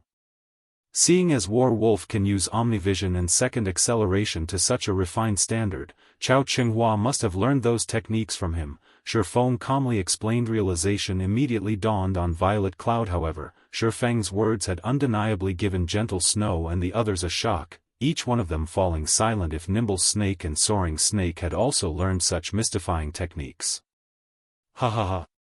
That's right. Both Nimble Snake and Soaring Snake have also learned those techniques. Moreover, they are more proficient than I am. Chao Qinghua could not help but laugh when he saw Gentle Snow and the others' expressions. Gentle Snow, you understand now, right? You have no chance of winning this competition. On top of that, the 2 outsiders you've brought are merely 2 level 22 players. How could they possibly compete with the empowered Nimble Snake and Soaring Snake? Gentle Snow, just admit your loss right now. If you do, you won't have to suffer a humiliating defeat. At this time, both Nimble Snake and Soaring Snake shifted their gaze to Shifeng and Violet Cloud, disdain filling their eyes. How boring. They are the last opponents. With this, I can't test out my new techniques, Soaring Snake sighed with disappointment. If I fought Gentle Snow, I might have been able to display some of my strength. I heard that Yifeng is quite strong. He was previously the first player to enter White River City and had even defeated hundreds of players by himself during the initial stages of God's domain. He should provide some challenge and serve as a warm-up for the both of you, Chao Qinghua casually explained as he smirked at Shifeng. At this moment, Warwolf opened his mouth and said, "That's right. You should not underestimate Yifeng. I have seen his battle videos. Even though everyone's levels were very low at the time, based on the way Yifeng moved and took action, I guarantee that he possesses a significant foundation in martial arts. Although he has yet to grasp Omnivision, you two should still be careful when fighting him." After Warwolf had agreed to aid Chao Qinghua, other than speaking while he trained them, he was usually silent. Warwolf's sudden and casual comment drew everyone's attention. Nimble Snake looked at Shifeng, unable to feel any power or pressure from the ordinary-looking man. The corners of his mouth twitched slightly as he laughed and said, "Big brother Warwolf, you worry too much. You taught both of us personally. Against such an amateur martial artist, I can easily take care of him alone." Before Nimble Snake had joined Chao Qinghua, he had never known that he could apply so many martial arts techniques to playing a game like God's Domain. When Chao Qinghua had first approached him, Nimble Snake did not even humor the thought of defecting. At that time, he felt that Gentle Snow's combat techniques were the epitome of what it meant to be an expert. However, after dueling Warwolf and suffering an overwhelming defeat, Nimble Snake realized that he had merely been a frog in the bottom of the well. It was like meeting Superman. Superman was the creation of man's imagination, a fictional character that could never exist yet. Reality suddenly revealed that such fictional characters actually existed. This revelation had shaken Nimble Snake's beliefs. Hence, Nimble Snake had joined Chao Qinghua's side without hesitation and received special training from Warwolf. After spending a lot of time and effort, he finally grasped the technique called Omnivision. After grasping Omnivision, Nimble Snake finally realized how huge of a gap there was between him and Warwolf. If Gentle Snow was the peak of mortals, then after grasping Omnivision, Nimble Snake had exceeded mortal standards. The two were on entirely different levels. Top-tier experts? Great experts? They were just jokes in Nimble Snake's eyes. Nimble Snake, stop speaking nonsense. Brother Warwolf definitely has his reasons for what he said. No matter who faces Yifeng, you must go all out against him, understand? Chao Qinghua reproached Nimble Snake, glaring at the assassin. Yes, I understand. Nimble Snake hurriedly lowered his head. At this moment, the fourth combatants had been revealed. Fourth match, Yifeng vs Soaring Snake. Ha ha ha. Perfect. Since Big Brother Warwolf said to be careful of Yifeng, then I'll use him to test my new skills and see just how much I have improved. Soaring Snake walked into the arena excitedly. Soaring Snake was not a brawny man. On the contrary, he was very lean. However, although he was thin, his muscles were packed with explosive power like a cheetah's. Out of everyone in Chao Chenghua's team, Wolf was the most optimistic about Soaring Snake. Not only did he possess the highest talent for combat, but the speed at which he learned also left everyone speechless. He had only taken half the time to learn Omnivision. Moreover, he was a natural-born fighting maniac. Under Wolf's tutelage, Soaring Snake had developed with unimaginable speeds, and right now, he was definitely the #1 powerhouse in all of Ouroboros. If not for Chao Chenghua's wish to hide Soaring Snake's strength, the latter would have long since made it on the God's Domain experts list. Yifeng, how confident are you? Gentle Snow suddenly asked as Shifeng was about to enter the arena. If you don't feel confident, just admit defeat. You are Zero Wing's backbone. It would not be beneficial for you to lose a level here. This competition was a miscalculation on my part. I never expected that Chao Chenghua had such a monster on his team. Not only is he a powerful fighter himself, but he has also enhanced Soaring Snake and Nimble Snake's strength. As for the losses you have suffered by joining me, I will pay 5 million credits. In Gentle Snow's opinion, Yifeng was undoubtedly stronger than Soaring Snake. However, after finding out that Soaring Snake had completely changed, even Gentle Snow didn't think that she had much of a chance against him. Meanwhile, how much stronger could Yifeng possibly be? A promise is a promise. Since Miss Snow has already invited me here, and I have agreed to help, how could I possibly flee without a fight? Shifeng revealed a faint smile as he entered the arena. Yifeng is such a fool. Zhao Yueru huffed angrily. Didn't he see how powerful Wolf was? Since Wolf guided and taught Soaring Snake, even if he is not on par with Wolf, he is probably not too far behind. Yifeng is just trying to die. Alright, Yueru, everyone has their own bottom lines and styles of conduct. It is my fault for telling Yifeng to give up without a fight. Gentle Snow placated Zhao Yueru. She then shifted her gaze to Shifeng inside the arena, a mix of feelings filling her heart. However, while Gentle Snow and Zhao Yueru both worried, Violet Cloud suddenly giggled and said, since Big Brother Yifeng has given his promise, he will fulfill it. You can rest assured about this. Both Gentle Snow and Zhao Yueru turned their heads to look at the little girl named Violet Cloud, confused. Just why was Violet Cloud so confident in Yifeng? Violet Cloud simply smiled and remained silent. Only she realized that their opponents should be the ones worrying. Soaring Snake was about to fight none other than Star Moon Kingdom's #1 powerhouse, One Hit Azura. Chapter 405, Techniques Are Useless. Seeing Violet Cloud's confident yet silent smile, Zhao Yueru grew anxious. However, she also could not do anything about this situation, so she could only return her focus to the arena. Gentle Snow, on the other hand, was very calm, observing Violet Cloud. Previously, due to her anger over Nimble Snake's treachery, she had only glanced at the cleric, not paying her any mind. Now that Gentle Snow paid closer attention, she discovered that, although this little girl named Violet Cloud seemed like any ordinary spirited and harmless girl, she could feel a faint indescribable pressure from the girl. It felt completely different from the pressure Wolf gave off. Wolf felt more like a slumbering, feral wolf, cruel, domineering, and vicious. As for Violet Cloud, she didn't know how to describe the girl. This was the first time she had encountered such a feeling. Violet Cloud felt like the starry sky at night, silent, awe-inspiring, and profound. Just who is this little girl that Yifeng brought with him? Gentle Snow was quite confident in the accuracy of her sixth sense. After she started playing God's Domain, that sixth sense had only grown keener. Naturally, Violet Cloud noticed Gentle Snow staring at her. In response, she only nodded her head lightly and beamed a playful smile at the snow goddess. Inside the arena, Shifeng and Soaring Snake faced each other, both observing their respective opponent. Both were swordsmen, and the only difference between them was their level. Shifeng was only level 22 while Soaring Snake was level 24. With a difference of 2 levels and Soaring Snake's grasp of the combat technique Omnivision that granted him insight far beyond the average person, the battle was definitely tilted in Soaring Snake's favor yet, even though the starting signal for the battle had already occurred, Soaring Snake remained motionless. He stood there calmly, without any apparent intentions to rush at Shifeng. Soaring Snake, what are you doing? Why aren't you moving? Soaring Snake's hesitation puzzled his teammates. Usually, Soaring Snake was a battle maniac that would go into a frenzy the moment the battle began. He would never behave as calmly as he was now. Soaring Snake is certainly quite talented. Warwolf revealed a faint smile as he watched the motionless Soaring Snake. Big brother Warwolf, what do you mean?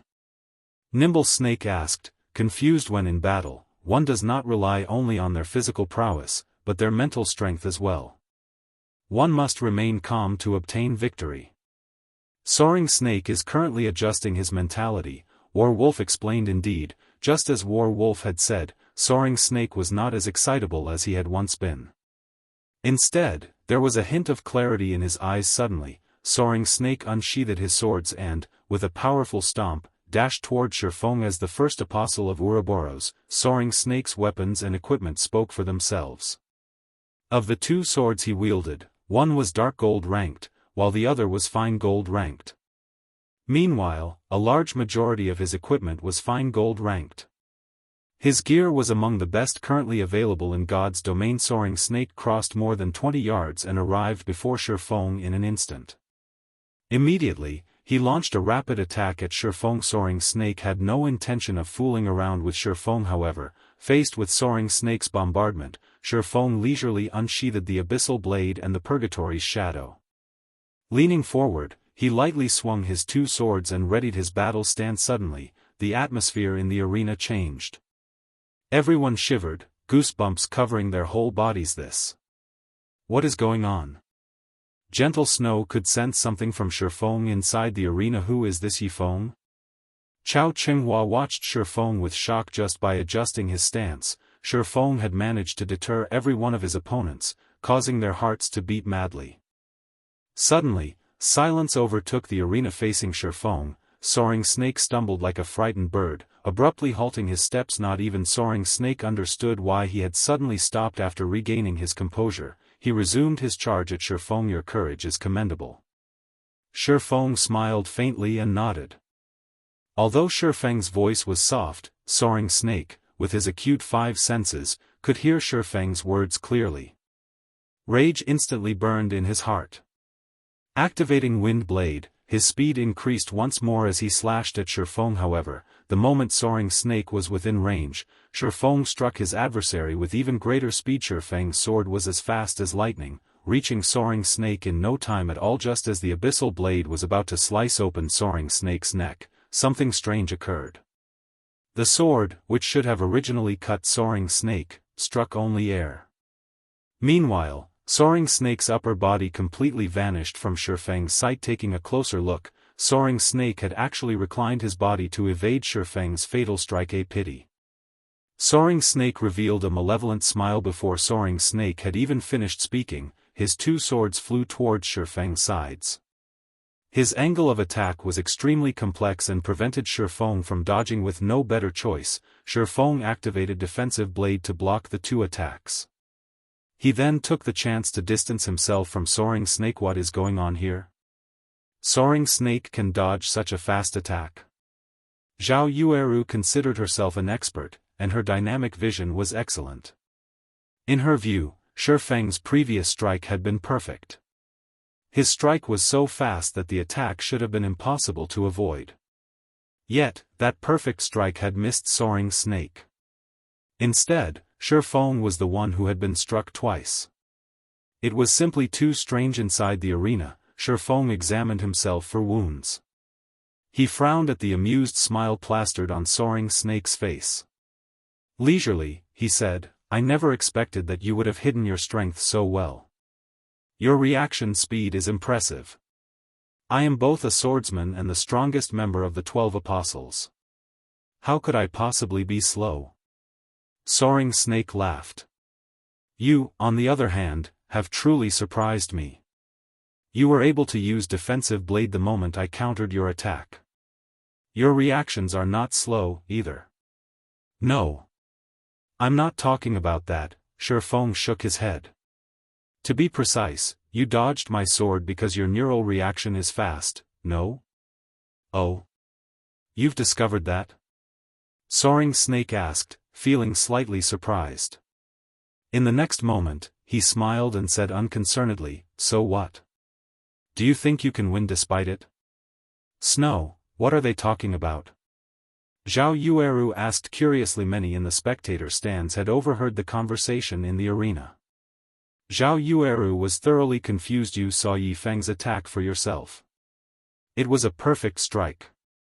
Yet, Soaring Snake still dodged it. Do you know how? Gentle Snow inquired, wearing a grim expression. I sent it because Soaring Snake detected Shifeng's attack, so he managed to evade it? Zhao Yueru did not understand what Gentle Snow was trying to say. You could put it that way. However, detecting an attack is one thing, dodging it is an entirely different matter. With the speed of Shifeng's strike, not even a top-tier assassin could dodge the attack from so close. Yet, Soaring Snake had done just that. The reason lies in Soaring Snake's neural response rate. When ordinary people act, their brains go through three processes: cognition, understanding, and correspondence. Time is required to go through all three. Statistically, the average person's reaction time is 0.3 seconds. Top sprinters who have undergone arduous training can shorten it to around 0.15 seconds. However, no matter how hard a person trains, they can never lower the transmission speed of their neural signals below 0.1 seconds. Of course, this is only common knowledge.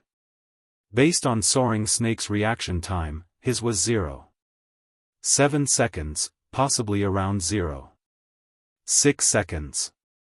His reaction was a lot faster than the average person. In other words, where an ordinary person can carry out 3 to 4 actions in 1 second, Soaring Snake can act over a dozen times. Because of this, not only could Soaring Snake dodge Shifeng's sword, but he also managed to stab at Shifeng twice simultaneously. This is no longer a situation of technique or hard work, but talent. One could say that Soaring Snake is a true combat genius. Chapter 406, Rapid Showdown. Zhao Yueru was speechless upon hearing Gentle Snow's explanation. She was dazed as she stared at Soaring Snake. Soaring Snake had never been so powerful in the past. They never knew he possessed such talent. He had actually hidden his true strength so well. With this, who else could be his match in close combat? While ordinary people could launch 3 to 4 attacks, Soaring Snake could launch 14 or 15 attacks. He was invincible. Chances were that the only way to defeat Soaring Snake was to pull away and attack from a distance. Melee classes had no chance of winning. Yi Feng is indeed commendable for discerning Soaring Snake's ability. However, there is no way Soaring Snake will lose this match. A huge smile appeared on Chao Chenghua's dignified face. As long as Soaring Snake won this match, this competition would come to an end. Meanwhile, he would officially take hold of the position of guild leader. Everything was going exactly as he had expected. I was just warming up. If I take this fight seriously, I will only become faster. You are pretty amazing for blocking my last 2 attacks. Let's see how many attacks you can block. Although Soaring Snake was slightly surprised by how quickly Shifeng had discerned his talent, his opponent could never overcome it. There was not a single swordsman who could beat him. Swordsmen mainly relied on their normal attacks in battle. It was a class that wore down their enemies by attrition. If faced with a ranged class, Soaring Snake might have had some difficulties. However, against another swordsman, he was practically invincible with his reaction speed. Moreover, he had also grasped Omnivision. He could easily perceive his enemies' every movement and strike their weak points. Combining this martial arts technique with his inhuman reaction speed, in a melee battle, he was invulnerable. As he said so, Soaring Snake abruptly stomped on the ground, and like a fierce gale, his body shot toward Shifeng. Straight-line attacks could usually be easily seen and dealt with. Despite knowing this, however, Soaring Snake still chose to face Shifeng head-on, as if saying, "Come at me if you can. You want to compete with speed?" Shifeng's frown deepened. Facing Soaring Snake, someone with such a unique talent, would be disadvantageous for Shifeng. Although Soaring Snake's assault had many flaws, the swordsman was not afraid of exploitation. Even if Shifeng attacked Soaring Snake, the latter could easily perceive the attack with his Omnivision. With Soaring Snake's reaction speed, before Shifeng's sword could reach him, he would have already evaded it, following which, Shifeng activated the aura of wind of the Seven Luminaries ring, increasing his movement speed by 40%, attack speed by 40%, and agility by 30%. He then dashed forward to meet Soaring Snake in battle with breakneck speed. Soaring Snake had sent out 16 sword images, forcing Shifeng to deal with 16 attacks simultaneously. However, after activating the aura of wind, Shifeng's speed allowed him to deflect all 16 attacks easily for the time being. Both sides were equally matched despite Shifeng having a huge advantage in terms of speed. Soaring Snake's reaction speed was unmatched. Even if Shifeng's attacks were faster, Soaring Snake could respond instantaneously. The clash of metal resounded relentlessly throughout the arena, the noise reaching deafening levels. Every time Shifeng's and Soaring Snake's swords met, dazzling sparks would scatter around them. The spectating crowd's hearts pounded as they watched the two swordsmen confront each other. Each attack was simply too fast. The threat of death dominated each second. The slightest mistake would determine victory or defeat. Yifeng is this strong? No wonder he was so confident, Zhao Yueru said with shock, her eyes focused on Shifeng inside the arena, who had yet to lose any HP. Fierce Snake, who had been resurrected not long ago, nodded in agreement. In such a furious showdown, he might not last even 2 seconds before suffering defeat. Of course. Big brother Yifeng is very strong. Violet Cloud giggled. What a joke. How could the publicly acknowledged #1 expert of Starmoon Kingdom, one-hit Azura, lose just because the opponent possesses a special physique? Fine, fine, fine. Your big brother Yifeng is the most amazing.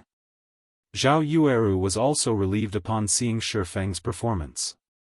If Shifeng lost this match, today's competition would end. Meanwhile, Chao Chenghua's team was also greatly shocked by the battle happening before them. Soaring Snake was Ouroboros's undisputed #1 expert, yet, an unknown player like Yifeng could match him evenly. That Yifeng is amazing.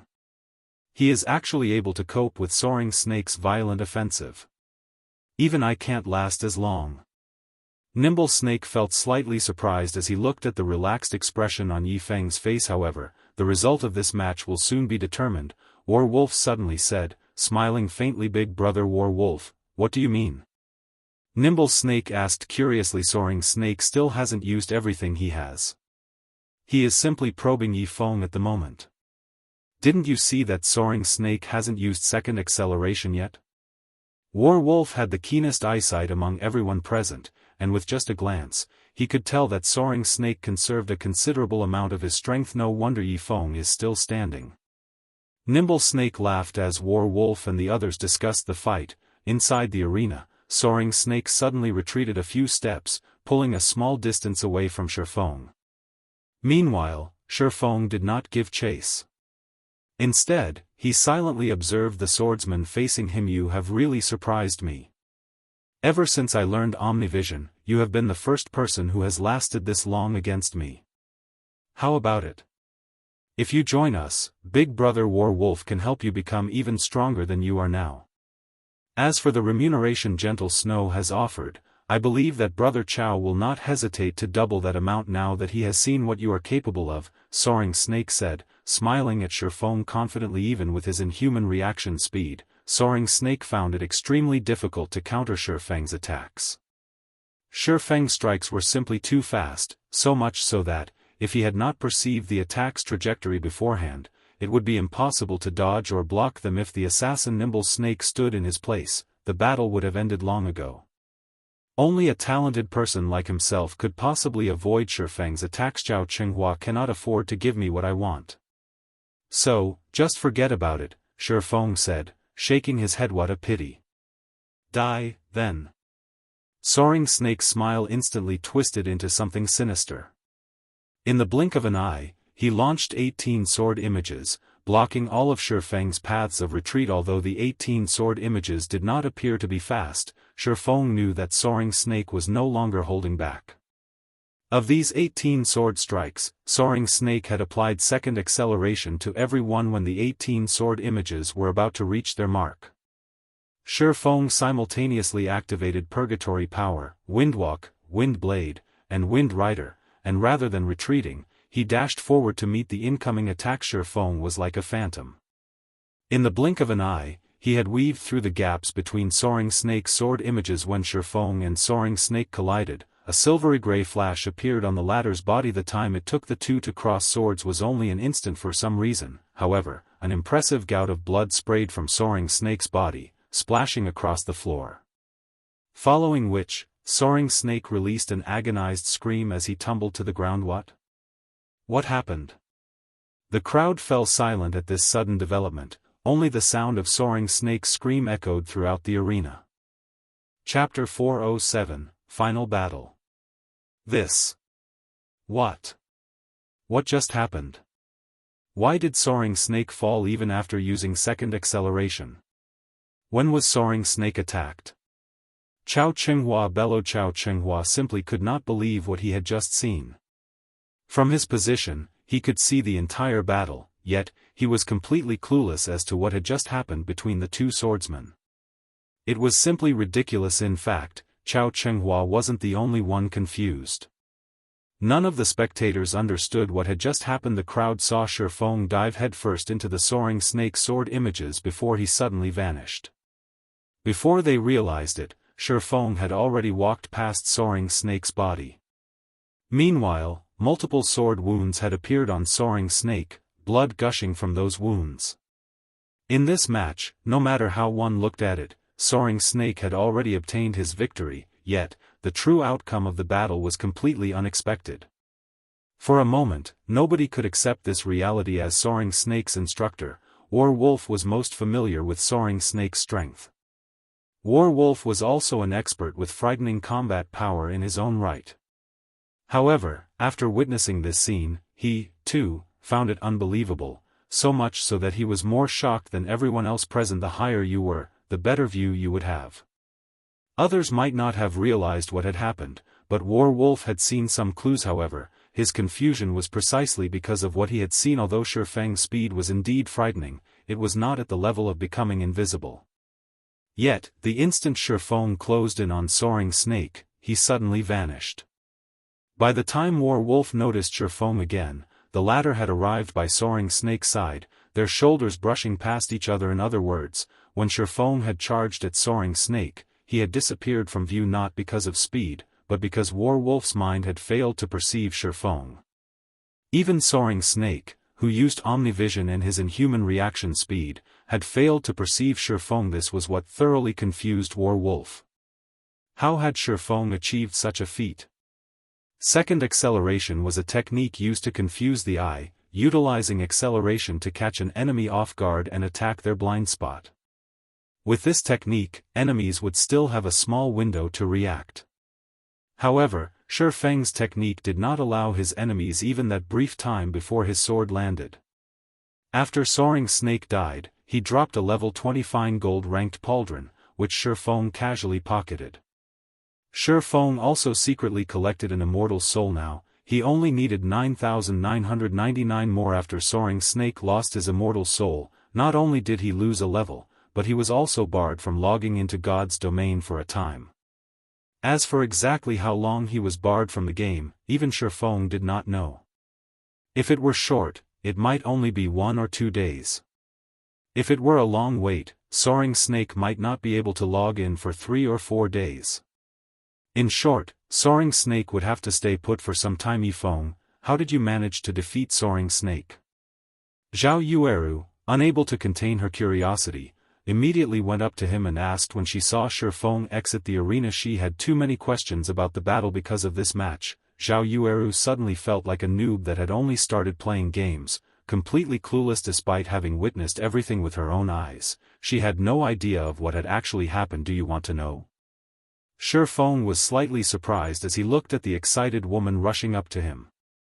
He never expected Zhao Yueru to be the first person to ask him. Zhao Yueru nodded, her eyes revealing a hint of anticipation. Zhao Yueru was very curious about how Shi Feng had managed to not only dodge the 18 sword images, but also neutralize Soaring Snake's inhuman reaction speed, killing him instantly. After thinking for a moment, Shi Feng said seriously, "I just went up to him and slashed him 3 times. That's all."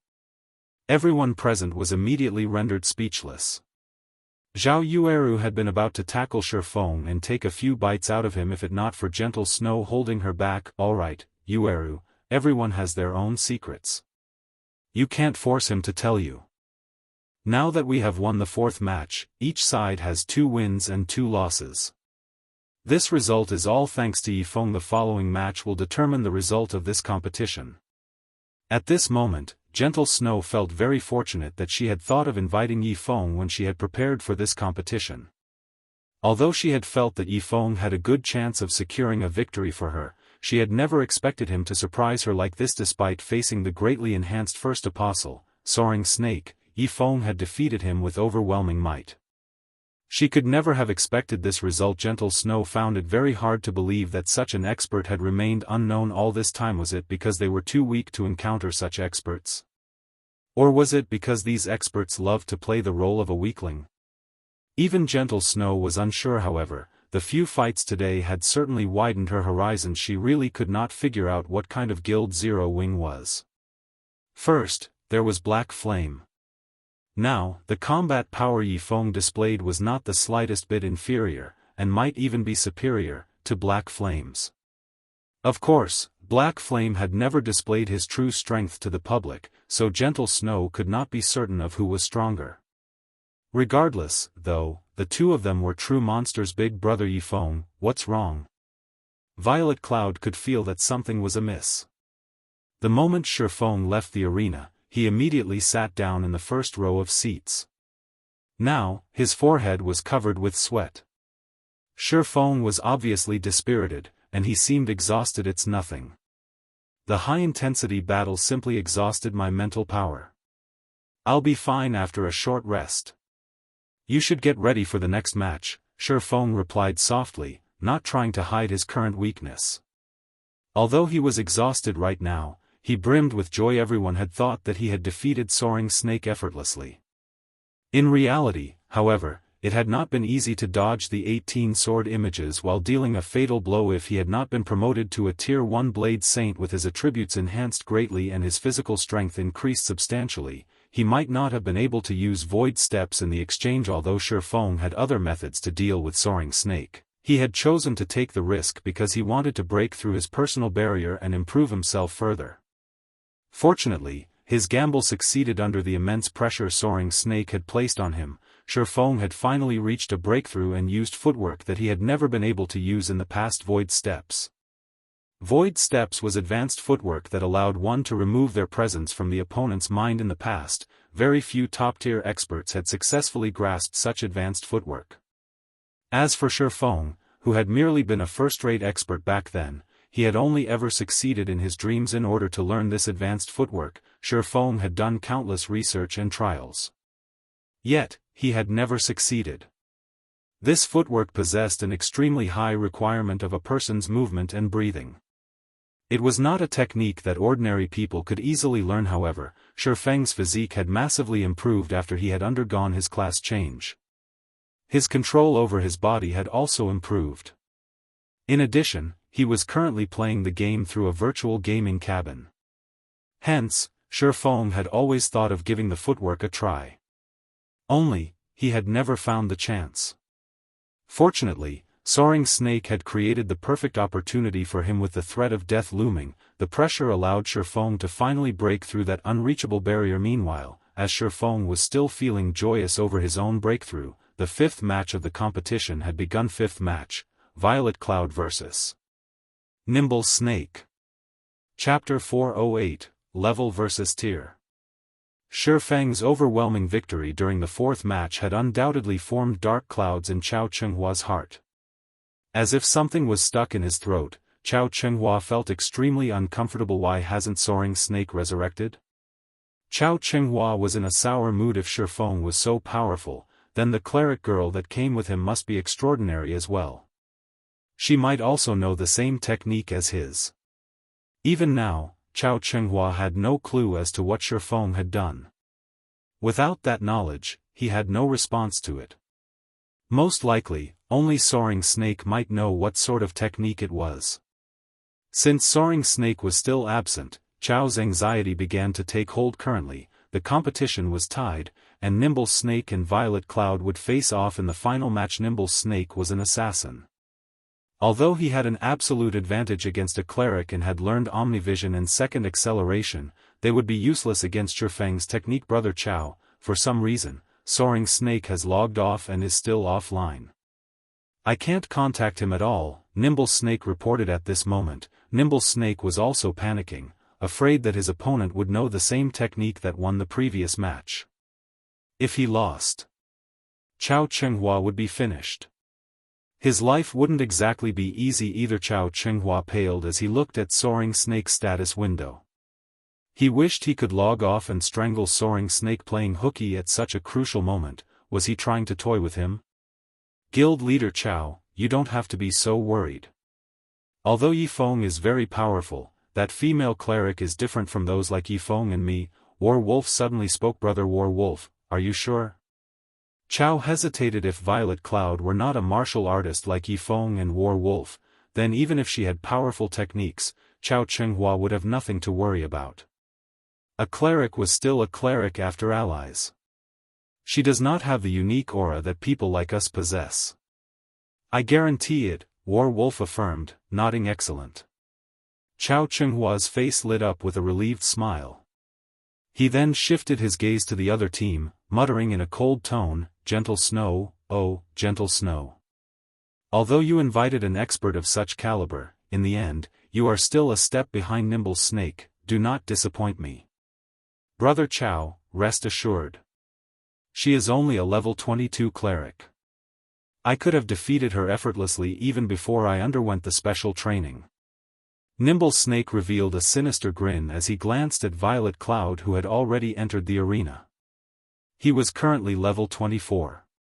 To an expert, an advantage of 2 levels made quite a difference, following which, Nimble Snake entered the arena as well. Meanwhile, seated in the spectator stands, War Wolf still appeared indifferent. There was not the slightest hint of a smile on his face. In truth, he had only finished half of his statement. Violet Cloud indeed did not possess the unique aura of a martial artist.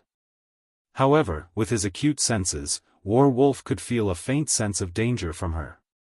This danger was slightly different from that of a ferocious beast.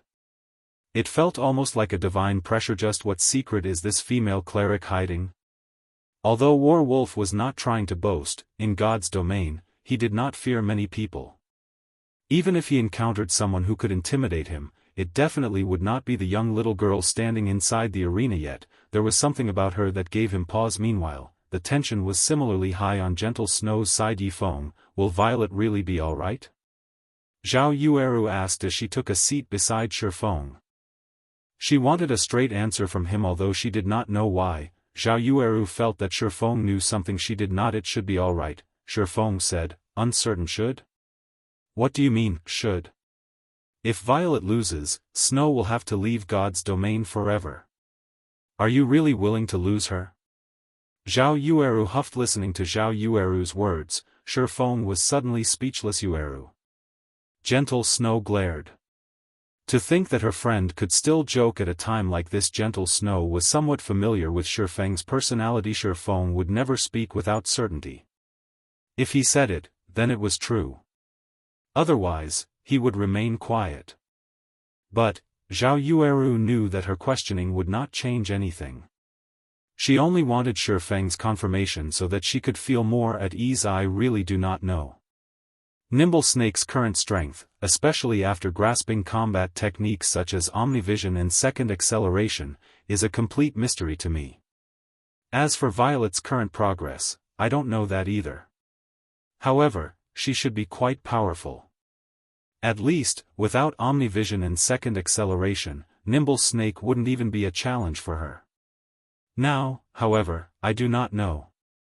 We can only wait and see. Feng explained as he understood Zhao Yueru's anxiety before War Wolf's appearance. Feng had been certain of Violet Cloud's victory regardless of who she fought. Now, however, Nimble Snake had learned combat techniques that very few experts knew. Of course, although Nimble Snake had the advantages of levels and techniques, Violet Cloud possessed the advantage of tiers. Simply put, the results of this match were unknown. After listening to Feng's explanation, Zhao Yueru grew even more nervous. Wasn't that the same as saying nothing at all? Gentle Snow, on the other hand, was greatly surprised from Feng's words. Violet Cloud was actually superior to Nimble Snake. Nimble Snake had originally been one of the top combatants of Ouroboros, and even Gentle Snow could not obtain an easy victory if they fought. However, Feng was confident when he spoke. Thus, Gentle Snow believed him. Violet Cloud was only a young girl around 16 or 17 years old. How could she possibly be so strong? If Feng's statement was true, then there might still be hope. Moreover, Violet Cloud was a ranged class. She would have an easier time dealing with techniques such as Omnivision and second acceleration. Suddenly, the countdown timer above the arena had ended immediately. Nimble Snake activated stealth and vanished. One had to admit that Nimble Snake was indeed one of the top combatants of Ouroboros. After entering stealth, all of his movements were silent. He was even stealthier than Absolute Heaven, and not even Feng, who watched from the spectator stands, could tell Nimble Snake's exact location. Time passed little by little. Other than Violet Cloud, there was nobody else visible inside the arena. However, Nimble Snake revealed no intentions of making a move. As a result, the atmosphere inside the arena grew tenser as more time went by. This was one of the methods often used by assassins. By doing so, they could instill paranoia in their target, exhausting their target's mental fortitude. As soon as their target relaxed, they would launch a fatal assault. Hence, many players despised dealing with assassins. After all, it was tiresome to remain on high alert for long periods of time. Hence, assassins had a natural advantage when fighting against all classes. That's quite some patience you have there, little girl. We'll see how long you last. The moment you relax will be the moment you die. At this moment, Nimble Snake stood only 10 yards away from Violet Cloud. To an agility-focused assassin, an instant was all that was necessary to cross that distance. Chapter 409, The Difference of Tiers. The seconds ticked past. The crowd seated in the spectator stands were on the edge of their seats.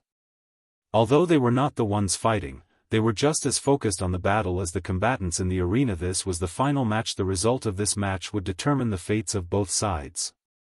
The winner would become the guild leader of Ouroboros, and their team members would obtain success and prestige.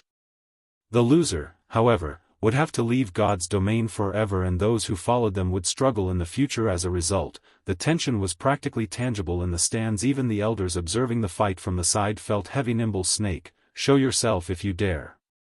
It has already been more than 20 minutes, yet, you still act like a coward. Even with the advantage of your class, you play such a dirty trick. Aren't you ashamed of yourself? Zhao Yueru shouted, her crescent brows tightened as she frowned at the quiet arena. From the beginning, Nimble Snake had shown no sign of attacking. Zhao Yueru was greatly tempted to charge into the arena and fight the assassin with Violet Cloud. Nimble Snake was cunning. In order to gain victory, he would willingly act unscrupulously to guard against her opponent. Violet Cloud had to stay on high alert, focusing her senses to detect any movements. At best, an ordinary person could only maintain their concentration for half an hour or so. If pushed any longer, not only would they greatly exhaust their mental fortitude, but they would also become susceptible to distractions.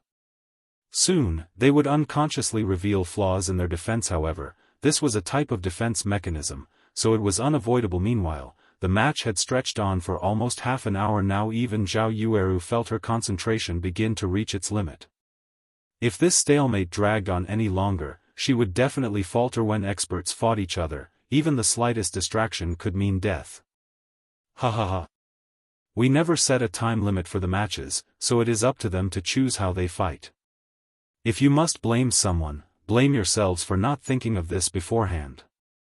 Don't you think it's a little too late to regret it now? Blackheart Arrow laughed triumphantly. Zhao Yueru was suddenly speechless. The statement was not false. It was true that they had not set a time limit for this competition. However, nobody ever expected Nimble Snake to do something so underhanded. Originally, Zhao Yueru had thought that she knew how low Nimble Snake would go. However, it would seem that she still underestimated the treacherous bastard. It turned out that he did not have even the basic self-respect of an expert. He actually planned on dragging the match on for over half an hour. It was my mistake. I had forgotten to set a time limit despite knowing that we would face an assassin, Gentle Snow said remorsefully as she watched Violet Cloud, who already began to show signs of mental exhaustion. She had blundered during such a crucial competition. Without a doubt, her mistake had significantly decreased Violet Cloud's chances of victory. Don't be too nervous. Just watch. I believe that Violet Cloud knows what to expect, Shi Feng advised, his gaze fixed on his guildmate as well. But relax. Shi Feng was not the slightest bit worried at this moment. Although Nimble Snake was indeed skilled, he still had a long way to go if he wanted to defeat Violet Cloud. Finally, half an hour had passed since the match had begun. It seems that this little girl is close to reaching her limit. All this time, Nimble Snake had carefully observed Violet Cloud from a distance. In reality, he had plenty of chances to make his move during this half an hour. However, he resisted. To be 100% certain that he would kill the cleric, he chose to wait until this very moment. Sweat had already appeared on Violet Cloud's forehead. It was obvious that her concentration had reached its limit. Nimble Snake even slipped up deliberately and made a little noise when he was about 10 yards from her. An expert with acute senses would detect the sound. However, Violet Cloud failed to sense it at all. Sure enough, she has grown tired. Nimble Snake was overjoyed. He then circled to Violet Cloud's back, silently drawing closer. 10 yards. 5 yards. 3 yards. Soon, Nimble Snake arrived behind Violet Cloud and unsheathed his gleaming dagger, before stabbing it between the girl's shoulders. Ambush. Ambush placed the target in a fainted state for 4 seconds. During the early stages of God's domain, control removal skills were extremely rare. As long as his attack landed, Nimble Snake could kill her quickly with a chain of skills to ensure his victory. Nimble Snake had even used second acceleration. Even if Violet Cloud discovered his attack, it would still be impossible for her to block it. The moment before Nimble Snake's dagger sank into the cleric, Violet Cloud released a mighty roar. Terrorizing Roar. Terrorizing Roar feared all enemies within a radius of 8 yards. Feared players would lose all control over their bodies. Suddenly, Ambush struck Violet Cloud, and she entered a fainted state, while Nimble Snake had been feared by Terrorizing Roar. Violet is amazing. She actually managed to use Terrorizing Roar at the very last second. Now, neither side can attack each other. Moreover, now that Nimble Snake has been exposed, he has also lost the initiative of this fight.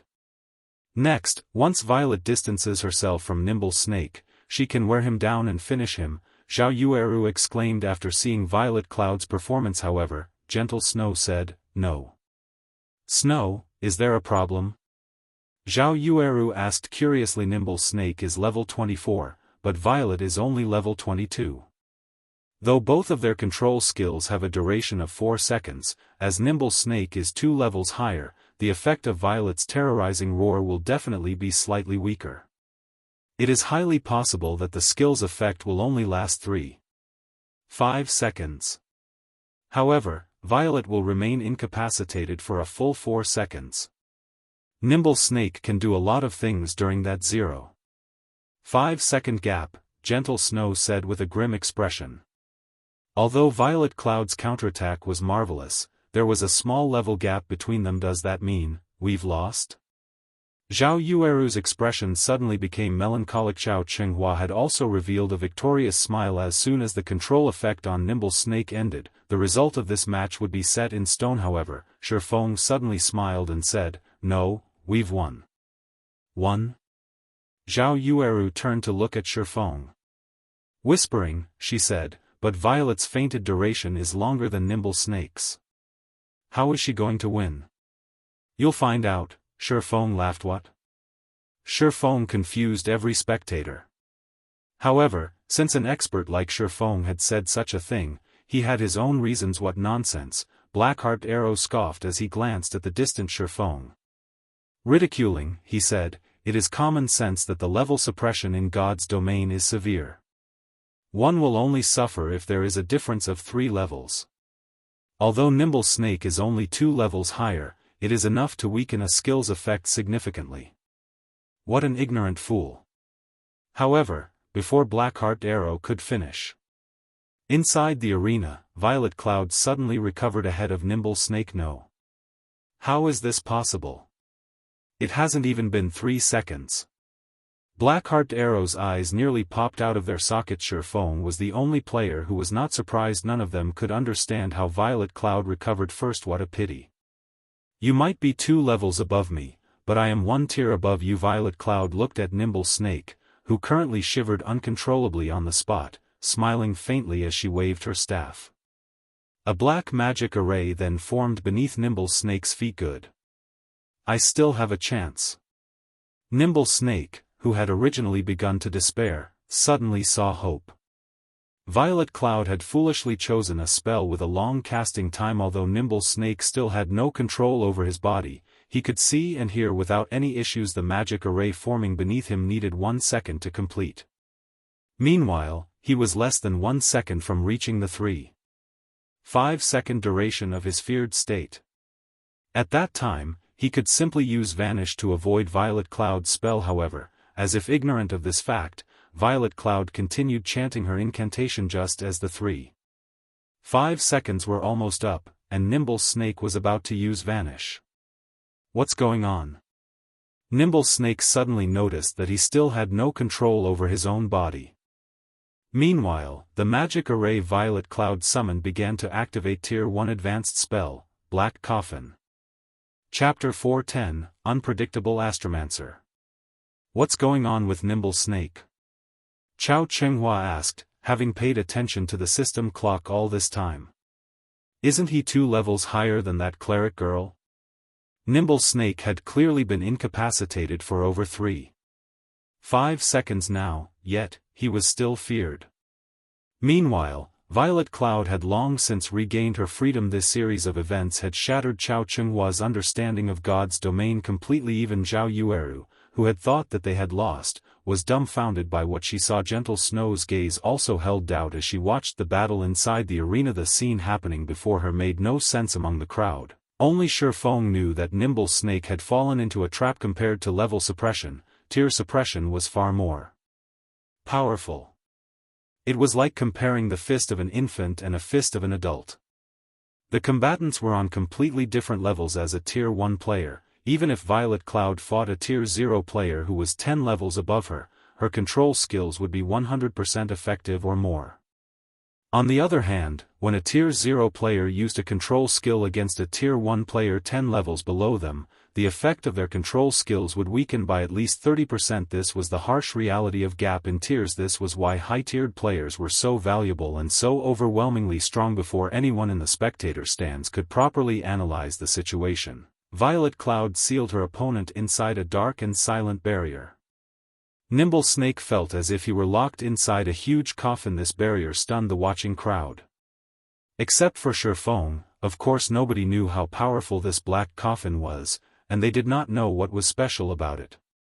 However, every player present was an expert, and when the crowd looked at the pitch-black barrier, they felt their souls tremble with fear. The black coffin was like a giant beast, and only death awaited those who were devoured. After trapping Nimble Snake inside the black coffin, Violet Cloud immediately distanced herself from it. The black coffin would gradually dissipate after 3 seconds. By the time it vanished, Violet Cloud was already more than 20 yards away from Nimble Snake.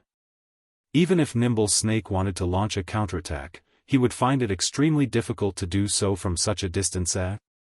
What's going on? Why didn't I receive any damage? Nimble Snake had originally thought he was dead for sure. After all, an advanced spell that took an entire second to cast must be frighteningly powerful. However, he was actually unharmed. Is it because of my level that the spell's damage was nullified? Or maybe this is only a control spell? Nimble Snake relaxed. He then focused his gaze on the distant violet cloud. Although this distance was slightly disadvantageous to him, he had many ways to resolve this minor problem. Suddenly, Violet Cloud waved her staff, and sacred sanctions descended from the sky, falling towards the assassin. In response, Nimble Snake sneered as he started moving. With little effort, he dodged the attack and charged at Violet Cloud. However, Nimble Snake quickly discovered that something was amiss. Somehow, his HP suddenly fell by 500 points, and a moment later, it had fallen by another 500 points. Nimble Snake only had slightly more than 3,100 HP. Now that he had suddenly lost 1,000 HP, he only had around 2,100 HP left. But nothing hit me.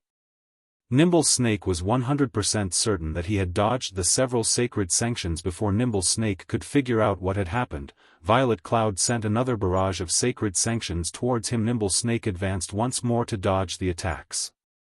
However, he lost another 500 HP the moment he moved. Violet Cloud sent an attack once more.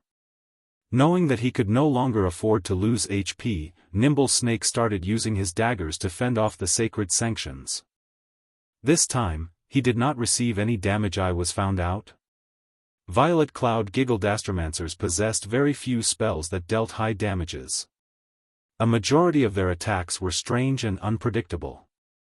This was what Violet Cloud had discovered after researching her new class. Even until now, Violet Cloud had yet to grasp the true essence of an Astromancer. Completely Black Coffin was one such skill. Any players caught by the spell would lose HP when they moved. Meanwhile, the amount of HP they lost depended on the spellcaster's intelligence. In addition, Black Coffin also had a silence effect. This spell worked wonders on a melee classes. By now, Nimble Snake had grasped the general gist of the situation. However, when he thought about how he could neither move nor use any skills, only enduring a beating, he suddenly grew sullen. The crowd was also amazed upon seeing the effects of Violet Cloud's skill. This skill is so powerful. So that's why little sister Violet used it. Nimble Snake is dead for sure. By the time he reaches little sister Violet, his HP will have fallen to nothing, Zhao Yueru exclaimed. Although it is powerful, this move has a glaring flaw, Shifeng said, smiling. Flaw? Zhao Yueru wondered but quickly understood. In just a moment, her excited heart froze. Since Nimble Snake lost HP whenever he moved, he would be fine if he stood still. With Nimble Snake's capabilities, he could easily block the cleric's attacks. Unless Violet Cloud could suddenly become an elementalist. Moreover, since it was a spell's effect, it had a duration. When the spell's duration ended, Nimble Snake could move freely once again. Since Zhao Yueru could figure out this simple solution, Nimble Snake could certainly figure it out as well. Indeed, Nimble Snake had simply chosen to remain where he was for now as he waited for time to pass. Surprisingly, upon seeing Nimble Snake's actions, Shifeng smiled. To do nothing and give a casting class so much time. Was that really a good idea? Delaying for time? Violet Cloud smiled faintly. She then increased the distance between them to almost 30 yards before she began chanting an incantation and waving her staff. Compared to when she had cast Black Coffin, the channeling time for her current spell was much shorter. It was clear that she was not using an advanced spell as she had before. Although Nimble Snake had revealed a throwing weapon, Violet Cloud had long since prepared for it as she cast a sacred shield on herself, the spell capable of absorbing a significant amount of damage. In addition, Violet Cloud could physically dodge the attack sent at her. After all, an assassin was not a specialized ranged class, so Violet Cloud effortlessly defended against all attacks thrown at her. As a result, Nimble Snake could only stare at Violet Cloud helplessly. When the cleric finished channeling her spell, she pointed her jade-like finger at Nimble Snake, who stood 30 yards away from her. Suddenly, her opponent felt a powerful suction, pulling him towards Violet Cloud. Although he tried to resist, his efforts were futile as he moved closer to Violet Cloud. Moreover, the speed at which he approached her increased as he grew nearer. The moment Nimble Snake arrived before Violet Cloud, multiple damages of -500 appeared above his head, and his HP decreased rapidly. Nimble Snake knew that he was finished. A distance of 30 yards was sufficient to deplete his remaining 2,100 HP. To hell with it. A hint of madness surfaced in Nimble Snake's eyes. Now that the two were in such proximity, his daggers could reach Violet Cloud easily in a flash. Nimble Snake tightened his grip on his daggers and sent over half a dozen blades of silver light flying towards Violet Cloud in response. Violet Cloud simply flicked her finger. All of a sudden, an incomparably strong pressure slammed down on Nimble Snake, holding him in place. Even the two daggers he brandished froze centimeters away from Violet Cloud. In the next moment, the assassin abruptly shot backward. Flying over 20 yards away, his body smashed into the wall of the arena. Victor of the fifth match, Violet Cloud. Chapter 411, Victory and Defeat. Violet Cloud's easy victory had rendered everyone speechless. Nimble Snake, one of the 12 apostles of Ouroboros, had been effortlessly manipulated, so much so that he failed to inflict even a single point of damage to a cleric. If this matter reached the public, nobody would believe it. We won. Although Zhao Yueru had prayed that Violet Cloud could win, she had not expected that the girl could so easily. However, Violet Cloud's skills were peculiar. It was especially true for her final skill. It had complemented Black Coffin perfectly, allowing the skill to display its full potential. Violet Cloud's and Yifeng's combat styles were clearly different. Violet Cloud had not used any stunning attacks like Shifeng. Instead, she utilized her skills to their very limits. From beginning to end, Nimble Snake had no chance to employ his advantage of techniques. Violet Cloud practically had him in the palm of her hand this entire match. Regarding combat techniques, Zhao Yueru did not think that Violet Cloud was much stronger herself. Unlike Yifeng and War Wolf, Violet Cloud's techniques were not at an unreachable level. Only, the skills Violet Cloud possessed were simply too powerful. Despite Nimble Snake's techniques being far superior, he still lost in the end. Yifeng, is she really a cleric? Although Gentle Snow rejoiced, she was also incredibly curious. She refused to believe that a cleric could possess such powerful skills. Moreover, from the looks of it, Violet Cloud's basic attributes were significantly higher than Zhao Yueru's. Yes and no, Shifeng said, smiling. He could guess what was going through Gentle Snow's mind right now. What do you mean? Zhao Yueru piped in. Violet has already class changed from a Tier 0 cleric to the Tier 1 hidden class, Astromancer. Not only does she possess the inherent skills of a cleric, but she also possesses the skills of an Astromancer, Shifeng explained slowly. Meanwhile, she defeated Nimble Snake just now using the Tier 1 legacy skills of an Astromancer. As for the might of those skills, you've seen them for yourselves. Tier 1 class? You're saying that Violet has already obtained her Tier 1 class? Zhao Yueru's little mouth gaped, her eyes filled with disbelief as she looked at the girl smiling happily beside Shifeng. Tier 1 class. This was a completely unknown concept to God's Domain's current players. Though, as an expert, she knew that a Tier 1 class was stronger than a Tier 0 class. However, the class change quest was cumbersome. Not only would it be time-consuming, but the quest also quite difficult. As a result, she had chosen to focus on her level first. However, she never imagined that there would be such a huge gap between a Tier 0 and a Tier 1 class. So this is the gap between a Tier 0 player and a Tier 1 player? When Zhao Yueru thought back to how effortlessly Violet Cloud had defeated Nimble Snake, her heart was suddenly eager to challenge her class change quest. Meanwhile, after listening to Shifeng's explanation, Gentle Snow had also come to a realization. It was no wonder the two of them were only level 22. It turned out that they had taken the time to complete their class change quest. Zero Wing is indeed filled with crouching tigers and hidden dragons. Gentle Snow inwardly sighed as she looked at Violet Cloud. It seems that Ouroboros needs to challenge the class change quests as well. A Tier 1 class was actually so powerful. If Zero Wing had a large number of Tier 1 players, could Zero Wing even find a dungeon they could not raid? With such strength, leveling up would also be much easier in comparison. They had only been wasting their time and efforts by leveling up and raiding dungeons. At this time, the 5 matches of the competition had come to a close. Naturally, Gentle Snow was the overall winner. As for Chao Chenghua, the loser, at this moment, his eyes were bloodshot.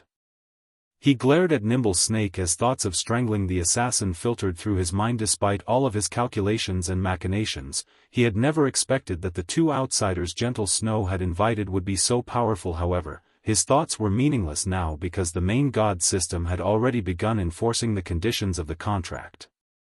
Chao Chenghua's body began to slowly fade out of existence as the main god system expelled him from God's domain permanently. Just like that, the acting guild leader of Ouroboros, a relatively influential character in the virtual gaming world, could not log into God's domain ever again without Chao Chenghua supporting them. Blackheart Arrow and the recently resurrected Nimble Snake were at a loss from now on. Gentle Snow would be the guild leader of Ouroboros.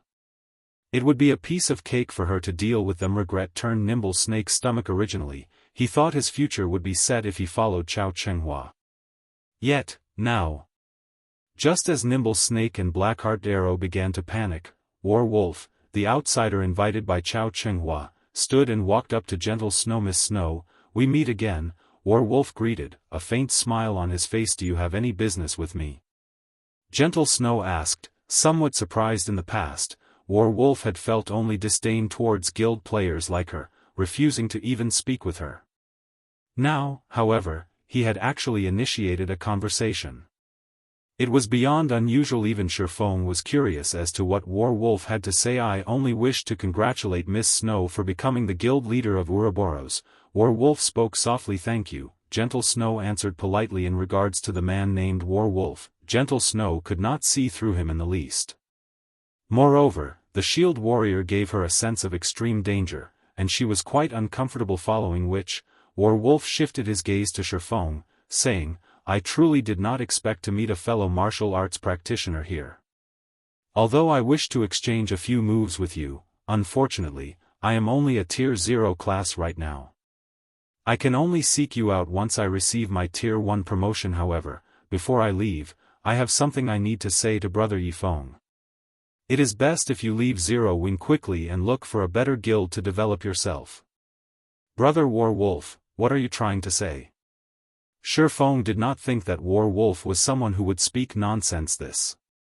It could be dangerous for me to go into detail, but recently, Zero Wing has attracted too much attention in God's domain. Some people can no longer sit by and have begun to take action. Are you referring to Underworld? No. Even I get a headache just thinking about dealing with those people. If you can hide from them, then hide. In the off chance that Zero Wing provokes them, the consequences would be unimaginable.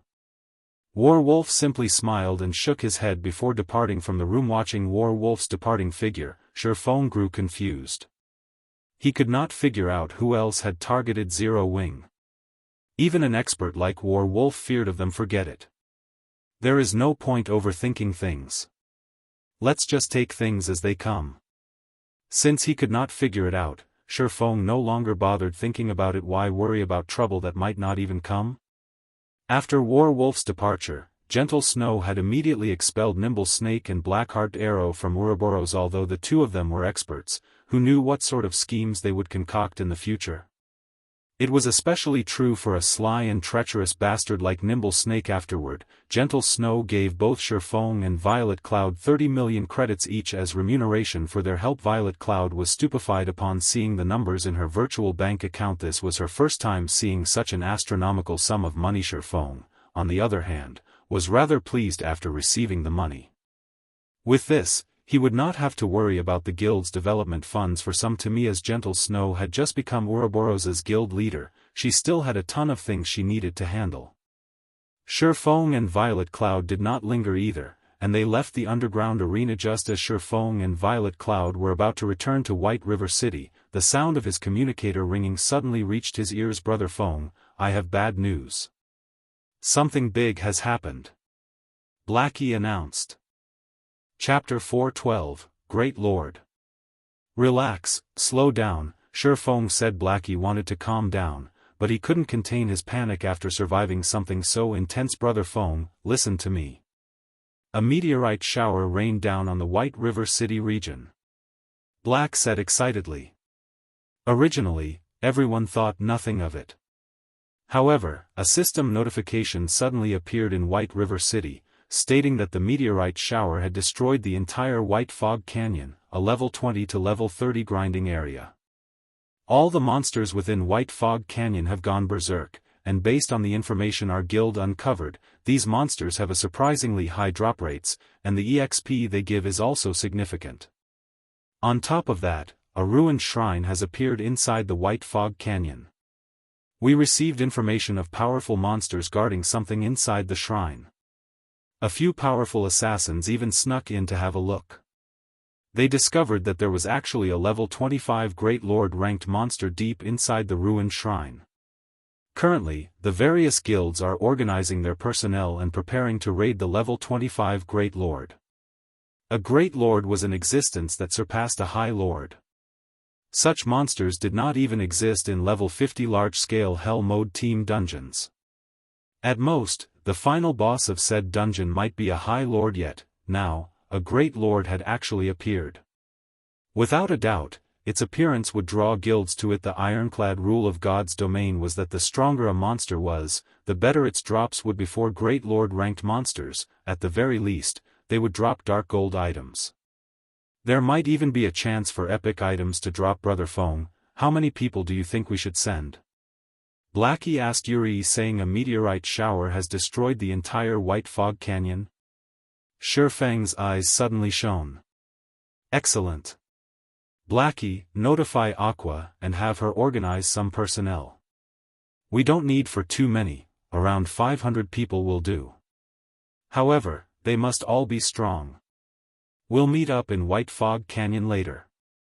The matter regarding White River City's meteorite shower incident in the past was still deeply engraved in Shifeng's mind. Because of this incident, players engaged each other in a long-standing war.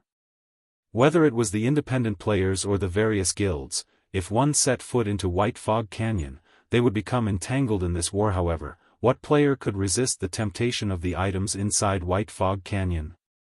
In the past, even Shifeng died no less than a dozen times for that particular treasure. That's right, he died half a dozen times. That was equivalent to losing half a dozen levels, yet Shifeng had still thrown himself into the fray. Everything he had done was for equipment and money. Okay. I'll contact Sister Aqua immediately.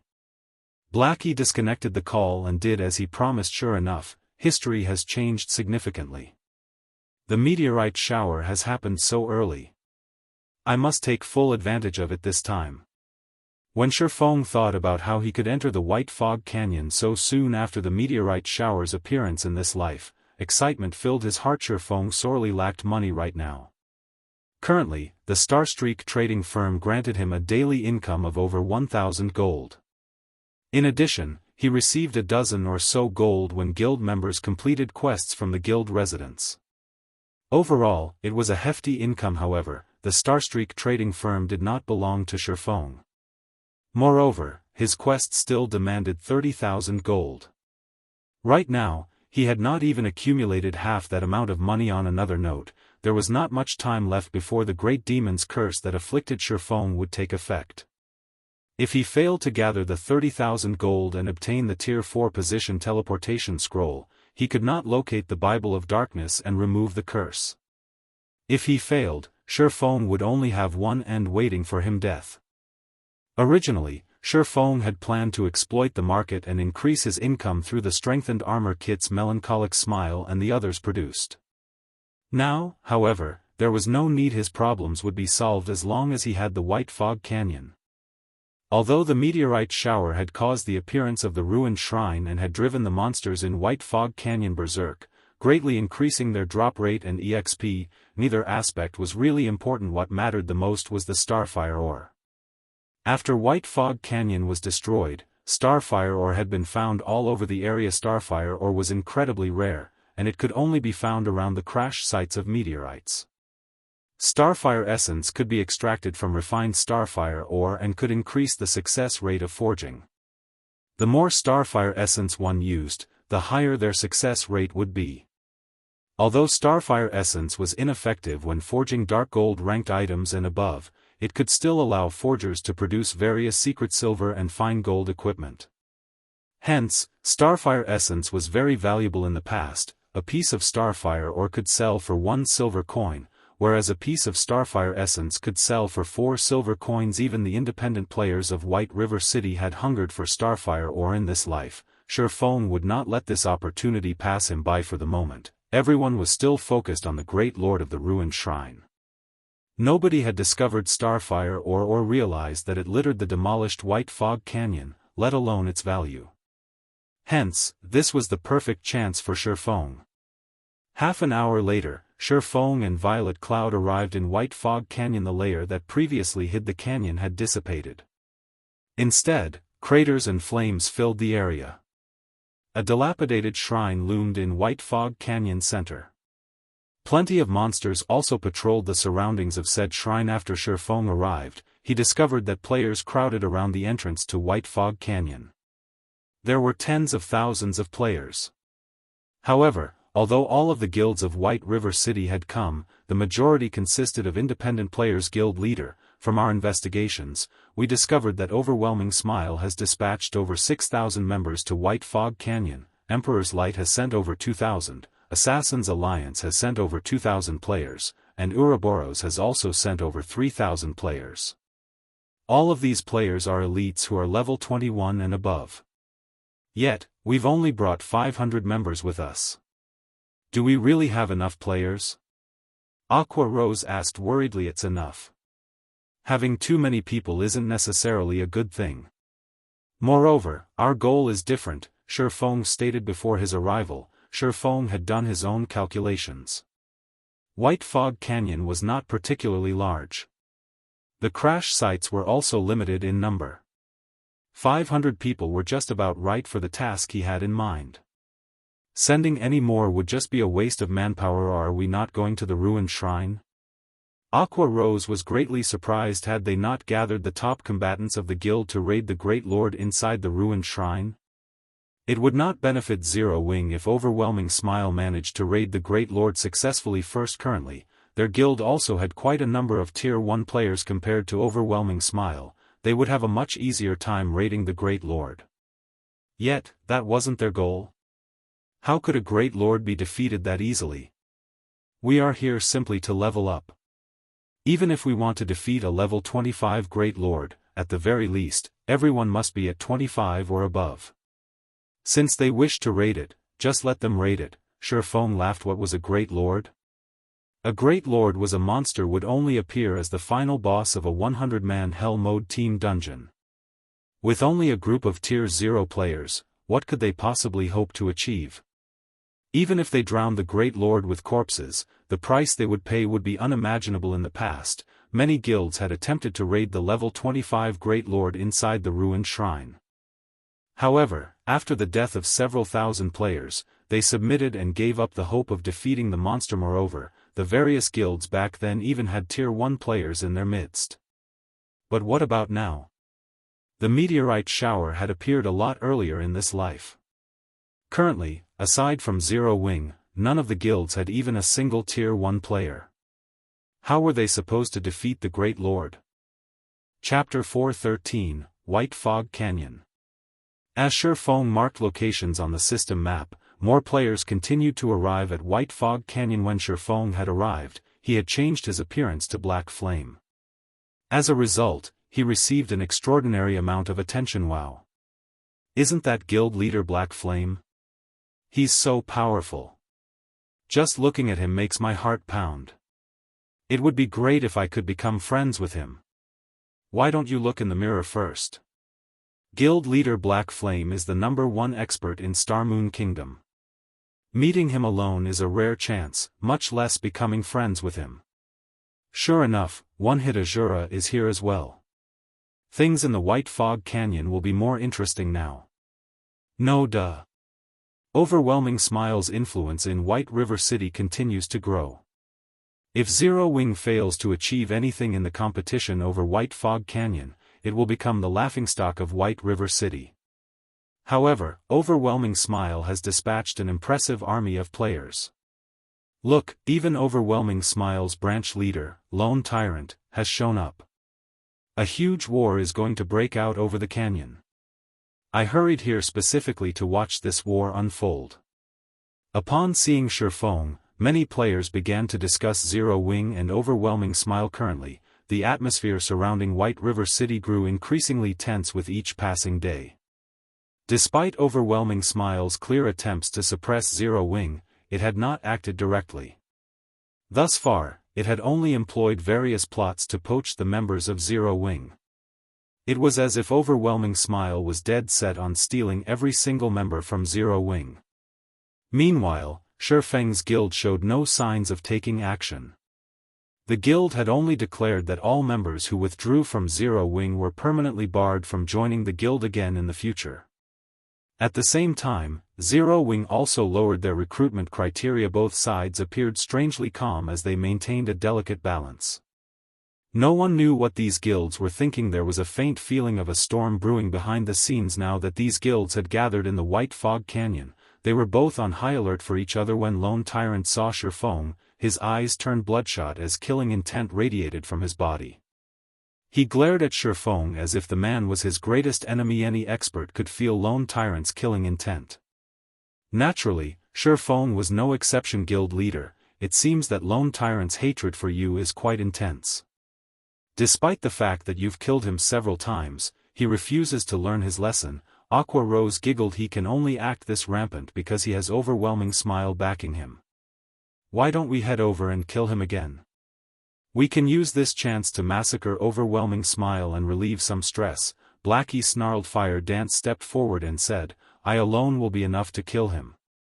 Shifeng, who had busied himself with the system map all this time, simply smiled and said, ignore him. We have more important matters to tend to. Fire Dance, you, especially, have much to do. Shifeng thought little of Lone Tyrant.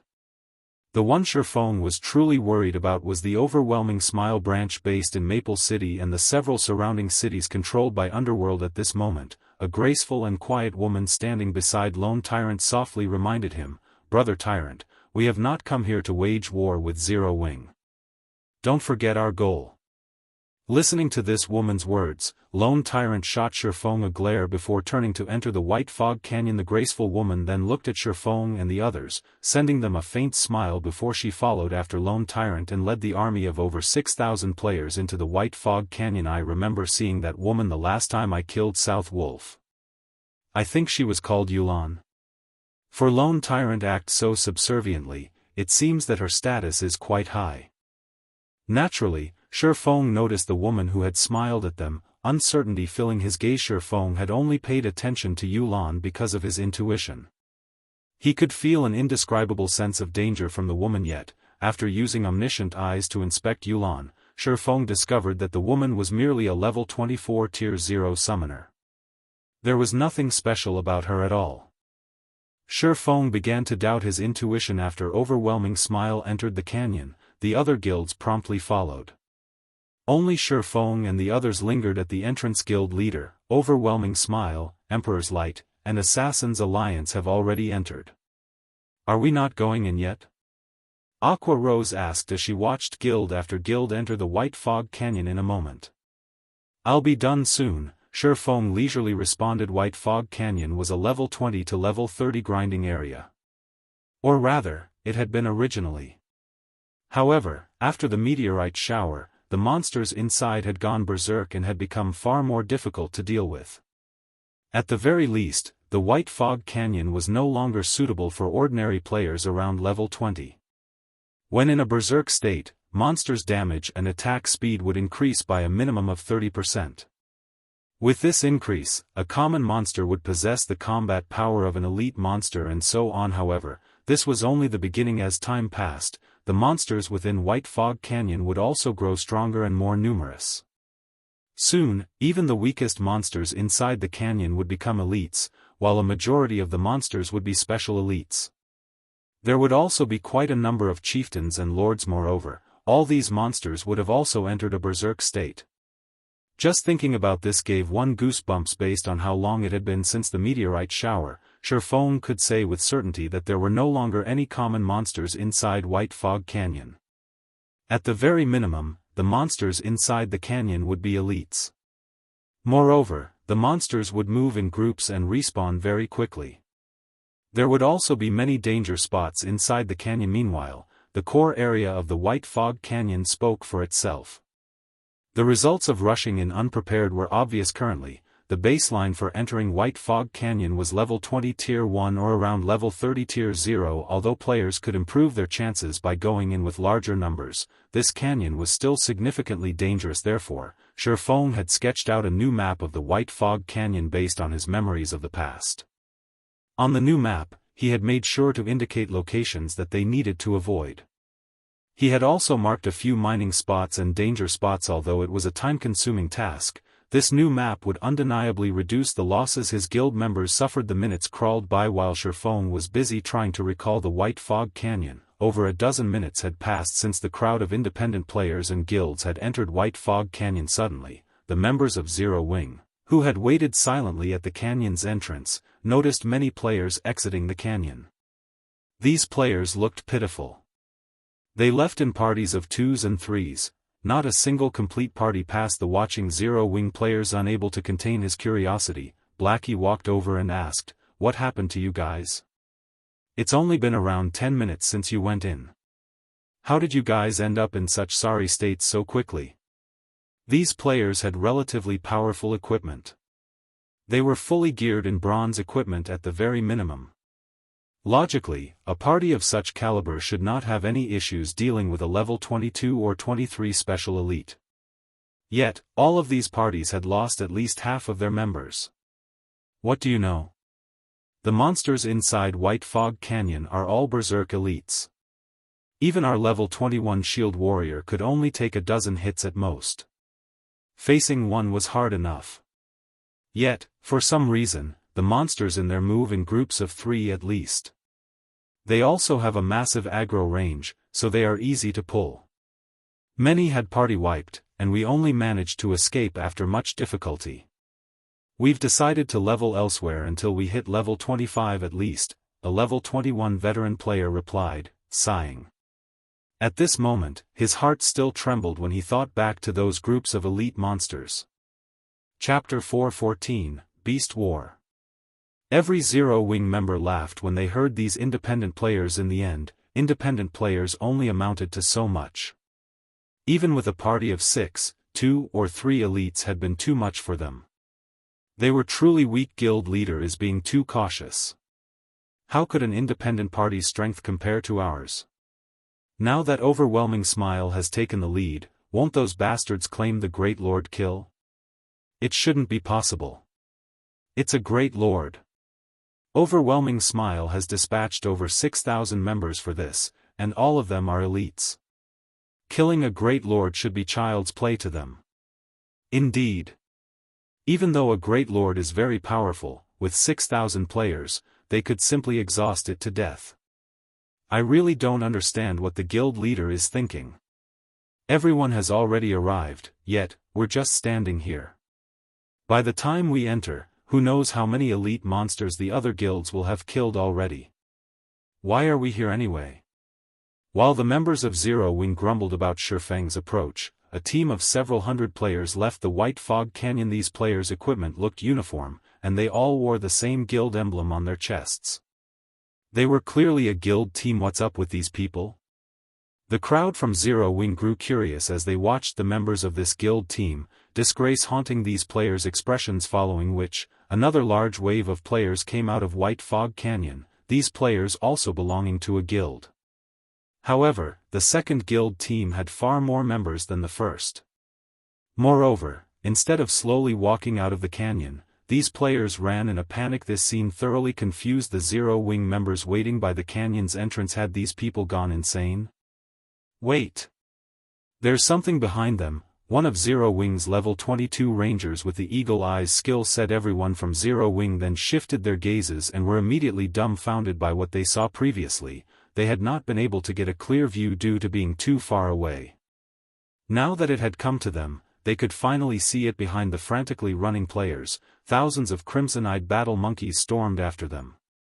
These bloodthirsty monkeys released frenzied roars as they charged at the escaping players like a tsunami, devouring everything in their path. Crimson-eyed battle monkeys, elite rank. Level 22. HP 16000/16000. Although these crimson-eyed battle monkeys did not have a lot of HP, compared to players, their bodies were half a size larger. Not only were they nimble and powerful, but they also possessed naturally long arms. In addition, they wielded weapons and were also capable of using these weapons as proficient as players.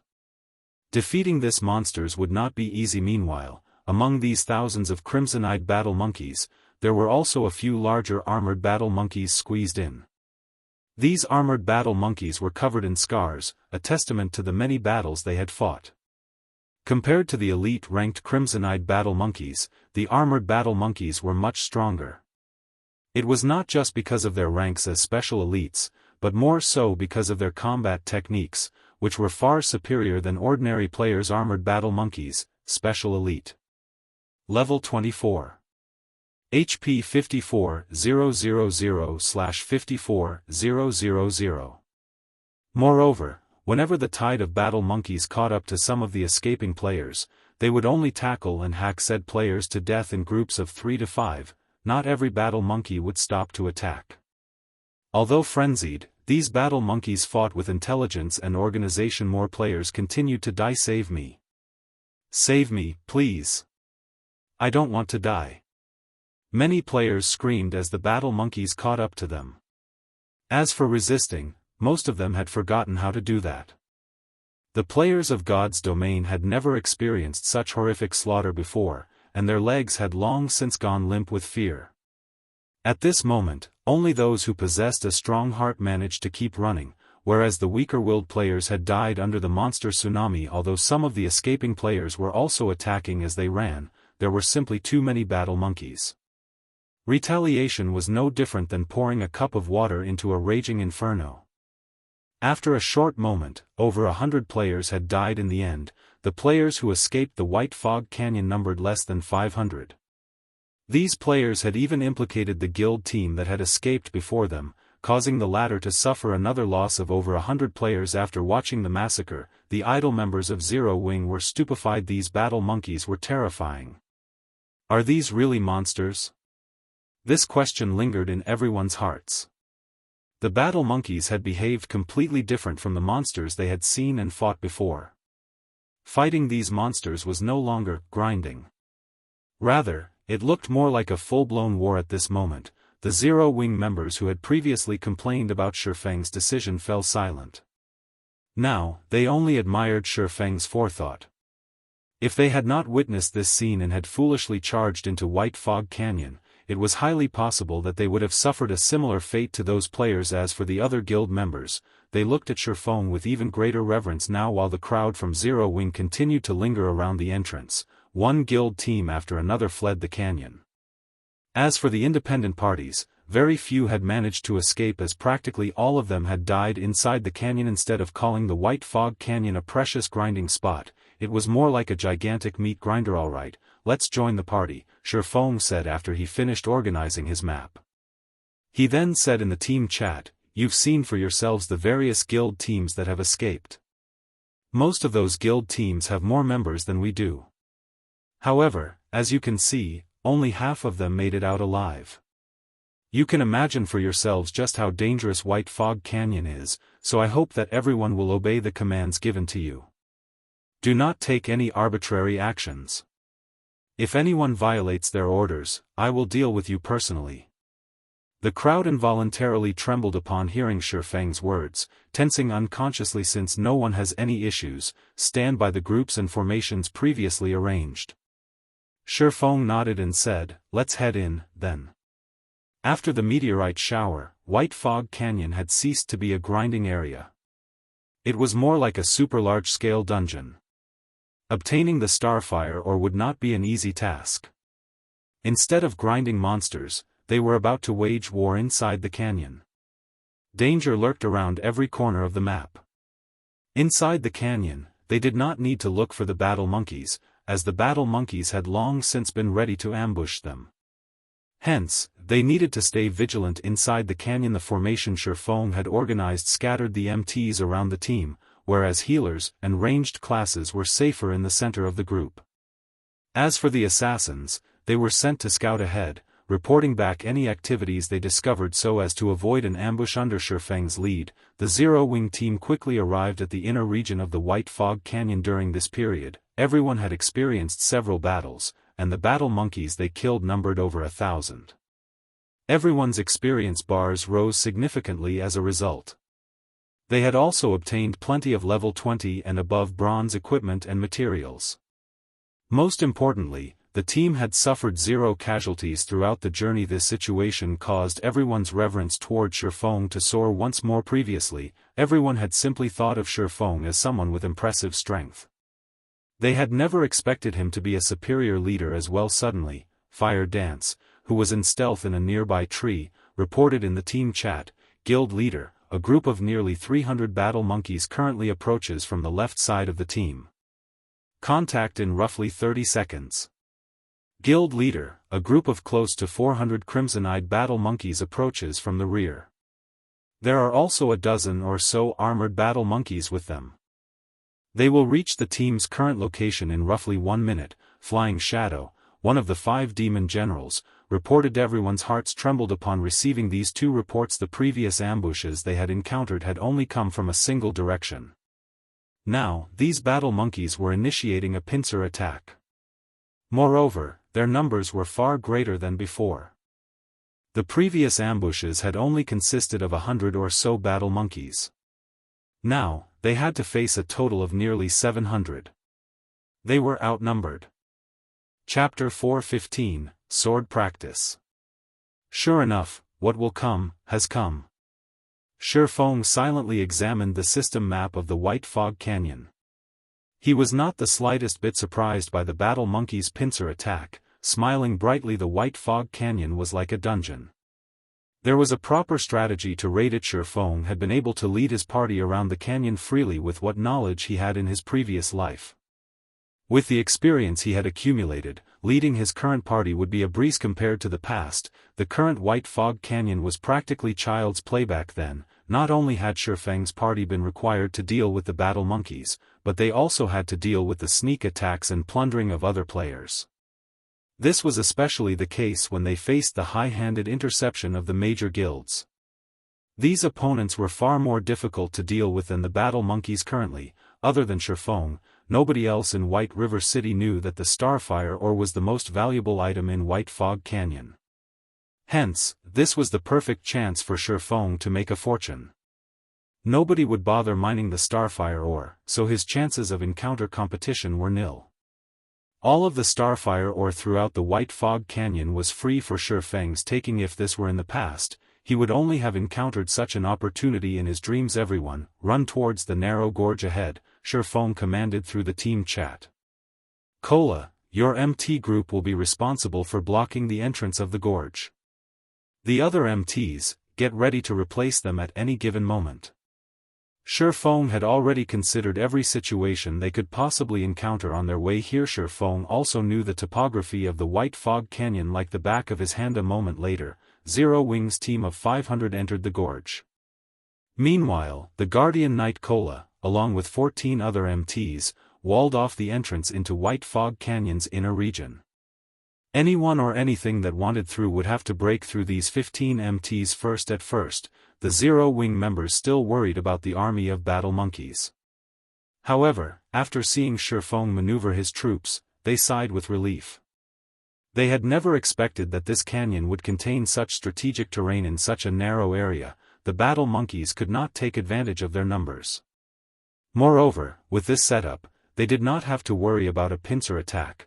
They only needed to focus on a single location. Shortly after everyone prepared their defenses, the first wave of close to 300 crimson-eyed battle monkeys slammed into their MT wall.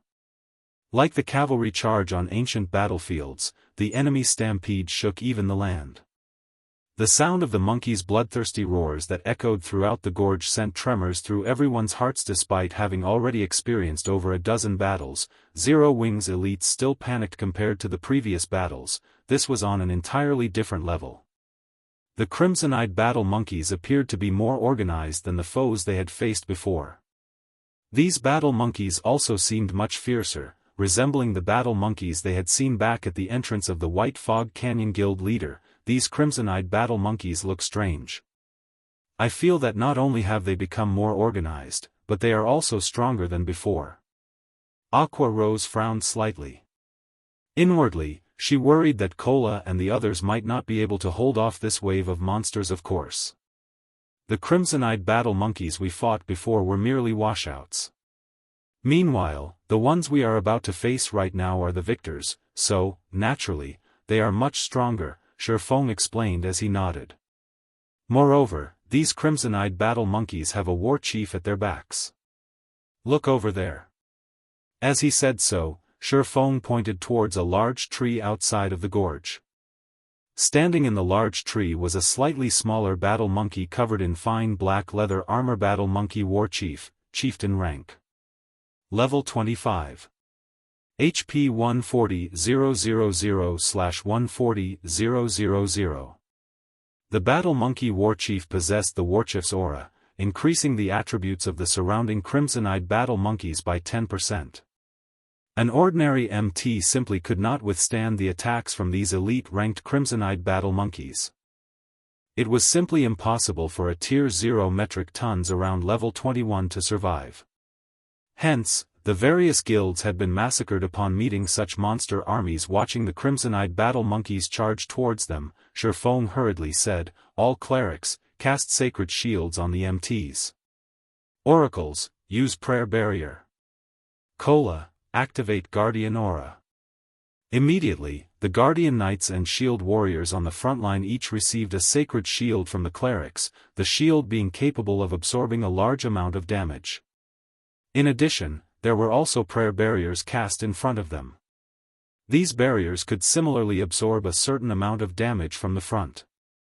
Finally, Cola's Guardian Aura increased everyone's defense. Faced with the physical attacks of the crimson-eyed battle monkeys, the Guardian Aura would be particularly beneficial. Zero Wings members' levels were, on average, higher than those in other guilds. For this operation, the Guardian Knights and Shield Warriors dispatched were all level 22 and above, and each one had at least 4,300 HP. Among them, Cola, who was a level 23 Tier 1 Guardian Knight, possessed over 5,300 HP. There was also Yi Wumian, a level 22 Tier 1 Shield Warrior with over 4,900 HP. Just as the wave of battle monkeys arrived before Cola and the others, Cola suddenly shouted, "Aegis protection." In the blink of an eye, a faint golden glow covered every MT. Aegis protection. Tier 1. Reduces damage taken for all allies within a 30-yard radius by 30% for 12 seconds cooldown, 1 minute 30 seconds. Simultaneously, everyone readied their shields to defend against the crimson-eyed battle monkeys' attacks. Bang! Bang! Bang! The instant both sides collided, the prayer barrier shattered. Only the sacred shield still barely supported the MTs. However, the crimson-eyed battle monkeys' charge was overwhelming.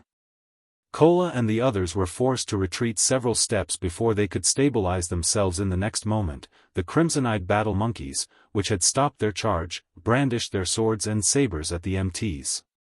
Their attack speeds were incredible, preventing the players from catching their breaths.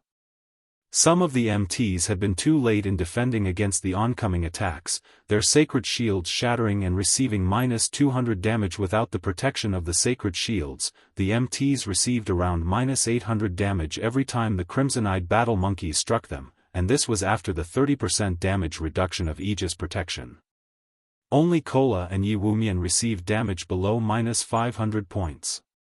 If the MTs did not block the majority of the attacks with their shields, the healers would struggle to keep up with the incoming damage. I'll leave this to you all. Fire Dance and Flying Shadow, you two cover my 6 while I deal with that war chief. After issuing the command, Shifeng activated the aura of Wind of the Seven Luminaries ring. He then activated Wind Rider and flew towards the battle monkey warchief. When one met a battle monkey army in the White Fog Canyon, they first needed to exterminate the battle monkey warchief. Not only could the warchief increase his subordinates' attributes and raise their attack efficiency, but it could also call for infinite reinforcements. Hence, Players needed to kill the war chief as soon as possible. Players would simply be asking for trouble if they dragged the fight on for too long without killing the war chief. However, taking it out would not be easy. This did not mean that the battle monkey war chief was overly powerful. Rather, compared to the other battle monkeys, the war chief was far more sensitive to danger. When its own life was at risk, it would flee.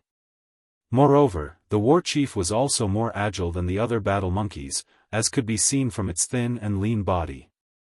Hence, players would find it difficult to kill. When the battle monkey war chief saw Shifeng flying towards it, it immediately fled in the opposite direction. Unfortunately, although the battle monkey war chief was quick on its feet, it was far slower than Shifeng when he had Wind Rider active. Let's use you as practice for my newly learned void steps. Shifeng smiled faintly.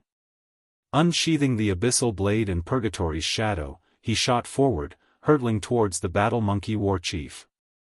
Chapter 4:16, Dance of Blades. While Shifeng hunted the battle monkey war chief, the ranged classes of Zero Wing within the gorge began to take action. Cola and the other MTs had successfully held off the first charge. The healers in the back had also stabilized the 15 MTs' HP. The only thing left to do was to clean up the assaulting battle monkey standing in the rear. Blackie had begun to chant an incantation, waving his staff. After becoming a Tier 1 Cursemancer, Blackie's damage had increased significantly. At the same time, he had also learned a new Tier 1 skill, Magic Synergy. Magic Synergy. Tier 1 increases the efficiency of the caster's spells, improving spell effects by 30% and reducing cast time by 30% for 15 seconds. The density of elemental mana surrounding Blackie skyrocketed. Blackie then cast Stars of Light. Due to Magic Synergy's enhancement, both the effective range and power of Stars of Light had increased by 30%. In the next moment, a dazzling ball of light descended from the sky. Noticing this, the crimson-eyed battle monkeys responded quickly and tried to evade the incoming attack. However, while inside the gorge, other than advancing, their only escape was to retreat backward. Natural rock walls surrounded the battle monkeys on both sides, and it was impossible for them to scale these walls. With Cola and the other MTs of Zero Wing creating a shield wall ahead, and their companions blocking their rear, these battle monkeys could only watch helplessly as the Stars of Light descended. They also had no way to block this incoming bombardment. AoE destruction spells attacked from all angles. Unless one had magic immunity, invincibility, or countered with an AoE destruction spell of their own, there was no other way to defend against the attack boom. The instant the Stars of Light descended, a damage of over -5,000 points appeared above the heads of every battle monkey the spell struck. As for the monsters further away from the site of impact, they, too, received damages of over -3,000 points. Despite having increased attributes due to the Warchief's aura, these crimson-eyed battle monkeys still lost close to a third of their HP. However, this was only the beginning. Stars of Light had a duration of 15 seconds, and with each passing second, the spell's damage would scale up by 10%. After only 5 seconds, all of the battle monkeys within range had turned to ash, leaving behind a plethora of loot. A large section of the gorge was suddenly empty. Making a rough estimate, over 100 crimson-eyed battle monkeys had died. AoE destruction spells are awesome. Though it would be great if their cooldown times were shorter. Although Cola had seen Blackie cast the spell many times, his heart still trembled with excitement whenever he witnessed this overwhelming destruction. The scattered loot on the ground and his soaring EXP bar also exhilarated him. The EXP from level 22 elites was originally quite significant. Meanwhile, after the meteorite shower, the EXP from the monsters inside the White Fog Canyon had increased by 3 to 4 times. In other words, killing a single monster here was the equivalent of killing 3 or 4 monsters of the same level and rank outside of White Fog Canyon. After Blackie's Stars of Light ended, Yi Wumian rose from level 22 to level 23, his HP breaking past the 5,000 threshold. Everyone else also watched their experience bars increase by a huge chunk. Originally, it would have taken them several hours to gain so much EXP. Now, however, they had only taken around a dozen seconds or so. Stars of Light truly shone when used in a war. Not only was it massively destructive, but it could also shock enemies. Take the crimson-eyed battle monkeys caught outside the range of stars of light for example. Despite having received no damage, they did not barrel forward after stars of light ended. They stood there with stunned expressions. Their previous fierce momentum had completely vanished. Unfortunately, AoE destruction spells like Blackie's stars of light were rare. Moreover, these spells possessed long cooldowns, needing a full half an hour. In a battle, such spells could be used once at most. Stop daydreaming. All ranged classes, attack those dazed battle monkeys. Aqua Rose commanded suddenly. Spells and arrows bombarded the dazed monsters. Momentarily, the crimson-eyed battle monkeys were at a loss of what to do. They had even forgotten to dodge or use their weapons to fend off the incoming attacks. In the blink of an eye, over a dozen more battle monkeys died. However, one would be sorely mistaken if they thought they could get rid of these crimson-eyed battle monkeys so easily. As soon as these monsters regained themselves, they charged at Cola and the other MTs with even greater madness. Suddenly, the second battle of attrition had begun. Although the battle was vicious, compared to Shifeng's battle, it paled in comparison. Shifeng's current opponent was the battle monkey war chief, a level 25 chieftain that had gone berserk. Inside a dungeon, the war chief was definitely worthy of the role of a boss. Only, its HP was slightly lower than a typical dungeon boss. Shifeng moved in front of the battle monkey war chief with a flash, blocking its path. He then activated Chop and sent 3 silvery gray blades of light slashing at the warchief's thin frame, completely sealing off its exit. G. The monkey war chief suddenly squinted its blood-red eyes as it screeched, releasing an intimidating power.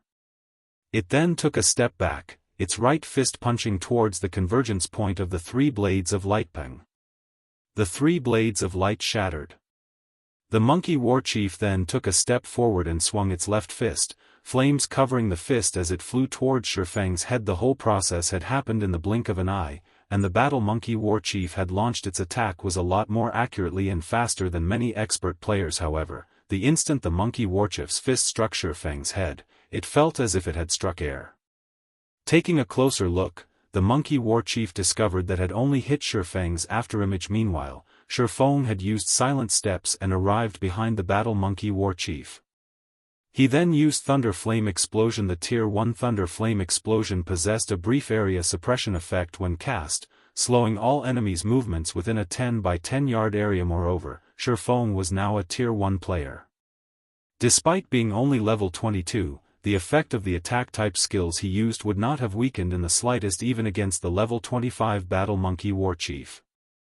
Furthermore, Shifeng also possessed the Golden Stigmata, which allowed him to ignore up to 20 levels of suppression. Suddenly, the battle monkey warchief's speed had fallen, having only 1/6 of its original speed. It was no longer capable of blocking or dodging incoming attacks in time. Boom. The power of lightning and fire assaulted the monkey war chief. However, it had a surprisingly high defense for such a thin frame. Despite being a Tier 1 Blade Saint, Shifeng only managed to deal over -3,600 damage to the monkey warchief. Fortunately, Thunder Flame Explosion forced the monkey war chief into a fainted state for 6 seconds. Originally, Shifeng had intended to follow up his victory with Hot Pursuit, taking the opportunity to damage the monkey war chief heavily while it was incapacitated for 6 seconds. In the end, however, the battle monkey war chief activated Berserker Rage, becoming immune to all control effects and increasing its strength and speed. It then unsheathed the war saber hanging on its back and brandished it at its adversary. Suddenly, 9 blades of light wrapped around Shifeng. This was one of the battle monkey warchief's skills, Dance of Blades. If struck, even an MT like Cola would die without question. However, Cola possessed a large shield that he could use to defend himself. He would have no problems blocking the majority of the blades of light. Shifeng, however, did not possess a shield. He only had his 2 swords. Good timing.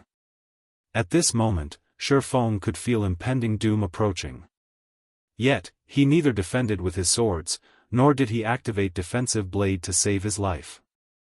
Instead, he activated Purgatory Power and charged at the monkey warchief's Dance of Blades Void Steps. Previously, Feng would have never thought of confronting a Berserk level 25 battle monkey war chief head-on. After all, the monkey war chief was terrifying after going Berserk. Not only did its speed surpass Tier 1 players, but Tier 1 players also could not block its incredible attacks. After his match with Soaring Snake, Feng had finally succeeded in learning the advanced footwork void steps. However, he had not found a chance to test his footwork again since that match. Meanwhile, the agile battle monkey war chief was the perfect opponent for Feng to practice void steps on. The usefulness of void steps wasn't limited to PvP. It was also effective against monsters. After the battle monkey war chief swung its saber, it suddenly discovered that Feng had disappeared. By the time the monkey war chief discovered his opponent again, the latter had already appeared beside it, casually walking past. Meanwhile, several bloody gashes appeared on its body. Chapter 417, Blade Liberation. In a withered forest located at the outer area of White Fog Canyon, Fire Dance and Flying Shadow, who had been standing watch around the team all this time, were currently dashing towards the Gorge Sister. Fire Dance, guild leader, is too amazing. He can actually fight the battle monkey war chief, a Berserk level 25 chieftain, all by himself. With eyes filled with anticipation, Flying Shadow added, "I hope that monkey war chief can last until we get there." Flying Shadow, you're still in a mood to joke around? Although guild leader is amazing, a chieftain that has gone berserk is no laughing matter. In a moment, we'll need to be careful when we go in and support guild leader. We will lose our lives if we're hit by the monkey war chief, Fire Dance reminded him. Fire Dance felt that it was too risky for Feng to fight a Berserk level 25 chieftain all by himself. Such a battle did not permit even the slightest mistake. After Fire Dance succeeded in her class change quest and became a Tier 1 assassin, she had wanted to test her own standards. Hence, she had sent the members of the guild out looking for monsters for her to test herself against. At the very beginning, she had required little effort to defeat a level 15 special elite. She then challenged herself with a level 16 chieftain. However, 20 seconds into the battle, she was already in a miserable state. In the end, she had to use Vanish and flee. Hence, Fire Dance knew clearly just how powerful a chieftain-ranked monster was, let alone a level 25 chieftain that was constantly in a berserk state. Sister Fire Dance, I can hear sounds of battle coming from the front. They should be fighting over there, Flying Shadow said excitedly. Many people wished they could watch the battles of the one-hit Azura. Some players were even offering to purchase unpublished battle videos of the one-hit Azura at high prices, hoping to learn a thing or two from watching these videos. Flying Shadow himself had also watched Feng's battle videos over 100 times and received great benefits from doing so. However, at the end of the day, a video was still a video. It simply could not compare to seeing a battle live. However, Feng's battles were simply too fast-paced. Even though Flying Shadow could witness them, there was a limit to how much his mind could absorb. Hence, Flying Shadow also wanted a recording of the battle to study it in detail. After returning to this end, Flying Shadow had specially asked Fire Dance to activate holographic simulation mode to record Feng's battle. Before Flying Shadow had experienced a virtual gaming cabin, he had only been dismissive of the machine. Was it just a 97% sync rate? The virtual gaming helmet also possessed a 90% sync rate. How huge of a difference could there be? The makers of the virtual gaming cabin were simply trying to swindle people's money. However, after Flying Shadow tried the cabin for himself, he instantly fell in love with it. Not only could the virtual gaming cabin allow him to display more of his actual combat power, but it was also of great help in regard to learning how to fight in God's domain. The holographic videos in particular were far superior to flat-screen videos. Unfortunately, there were only 5 virtual gaming cabins in Zero Wing's workshop, 3 of which were dedicated to the guild leader, Fire Dance, and Blackie. The remaining 2 had to be shared with other core members in rotation. Currently, Flying Shadow was not using the virtual gaming cabin, so he could not utilize the holographic recording. He could only request one from Fire Dance. That way, he could properly watch the video the next time it was his turn to use a virtual gaming cabin. In regard to Flying Shadow's request, Fire Dance was not opposed to it. She, too, wished to learn from Feng's battle. Then, she simply needed to give Flying Shadow a copy. When the two arrived at the scene of the battle, they suddenly saw Shifeng disappear, before shortly reappearing beside the battle monkey warchief and slowly walking by it. Meanwhile, a few additional gashes manifested on the monkey warchief's body, fresh blood spurting out all over the place. What's going on? The sight suddenly set off an endless ripple in Fire Dance's and Flying Shadow's hearts. Each of Shifeng's strikes only managed to deal around -900 damage, the 3 slashes amounted to just slightly over -2,700 damage. To the battle monkey warchief, which had 140,000 HP, they were merely scratches. However, the monkey warchief appeared even more furious after it was struck suddenly. The battle monkey warchief sent a barrage of attacks raining down on Shifeng. The monkey warchief started using Dance of Blades with greater frequency, sealing Shifeng's path of retreat every time it did so. However, Shifeng also dashed directly at the Dance of Blades every time, disappearing before reappearing. Shifeng was like the moon's reflection in the water. Although the monkey warchief could see him, it always failed to hit Shifeng's physical body. Meanwhile, the monkey warchief's HP also continuously decreased for a moment. Shifeng had completely suppressed the battle monkey warchief. Has the guild leader learned a new technique? Flying Shadow muttered with uncertainty. Though he wanted to call it a skill, that would be incorrect. Normally, powerful skills possessed very long cooldowns. How could a skill that allowed one to disappear and reappear shortly after be frequently usable? It shouldn't be a skill. Fire Dance had been paying rapt attention to Shifeng's battle, and with surprise filling her eyes, she said, if it were a skill similar to instantaneous movement, then the moment he disappears, he should simultaneously reappear at another location. However, after guild leader disappears, it takes a short moment for him to reappear in our sight.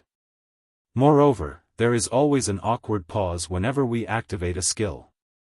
Yet, there is no pause when guild leader uses that move.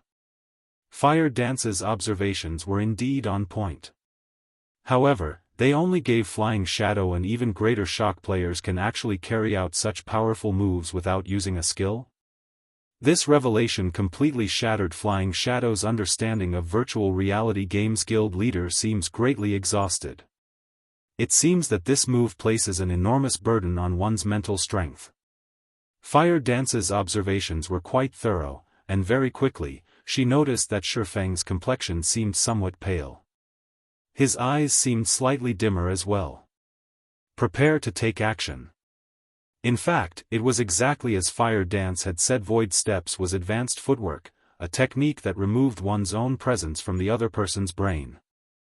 In other words, despite others clearly being able to see and sense Shifeng's presence, their brains would actively shunt this information to the subconscious mind and focus on other less relevant information, which would result in failing to see or sense Shifeng. However, such advanced footwork posed extremely high demands on its user, whether in terms of movement, breathing, and so on. Although Shifeng had already succeeded in executing Void Steps, and his proficiency improved with each subsequent use, the technique still placed a significant burden on his mental strength. Flying Shadow silently nodded.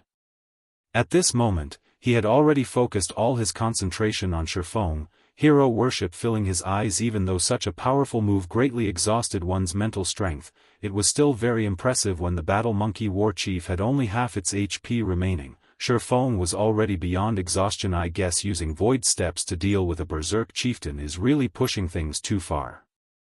Shifeng smiled bitterly in his heart as he looked at the battle monkey warchief that grew increasingly fearless the more it fought. If he were up against a player, he could definitely finish them off after using Void Steps twice. The battle would not drag on for such a long time. However, this battle against the monkey warchief was greatly beneficial to Shifeng, as he honed his mastery of Void Steps with each subsequent use of the footwork. Meanwhile, when the battle monkey warchief noticed that its opponent looked no different from a tired dog, it squinted its eyes as it revealed a cold smile. It then brandished its saber, using Dance of Blades once more. At this moment, Shifeng was quickly reaching his limit. If he used Void Steps one more time, it was highly possible that he would faint on the spot. Faced with the 9 saber images that completely sealed his movements, Shifeng suddenly erupted with Power Blade Liberation. This was the Tier 1 Super Berserk skill Shifeng had spent 20 legacy skill points to learn. The skill's duration was only 20 seconds, and after that period, he would enter a weakened state, with all his attributes decreased by 80% for 3 minutes. If he could not finish off his enemy in 20 seconds, then only death awaited him. Meanwhile, the weapon Shifeng used Blade Liberation on was the level 20 Dark Gold ranked Purgatory's Shadow. Suddenly, the power of the Purgatory's Shadow flowed into Shifeng. His body started glowing a faint red. Shifeng then tightened his grip around the abyssal blade and slashed at the incoming blades of light. Chapter 4:18, Clean Break. Faint red glowing dots began circulating around the blade of the silvery gray sword, the dots closely resembling the twinkling stars in the night sky. Upon colliding with the sword images, a bang resounded. Strong winds then blew outwards into the surroundings, sweeping the leaves scattered across the ground into the air. The battle monkey warchief's dance of blades suddenly vanished. The monkey warchief was forced back by 4 steps, and a hint of fear suddenly appeared on its sneering face. The man who was at the brink of collapse a second before suddenly possessed strength that could make others tremble in the next second. Even Fire Dance and Flying Shadow, who were observing the fight from a short distance away, were stupefied. Guild leader's strength is amazing. Flying Shadow exclaimed. Shifeng had actually managed to force a Berserk level 25 chieftain to retreat.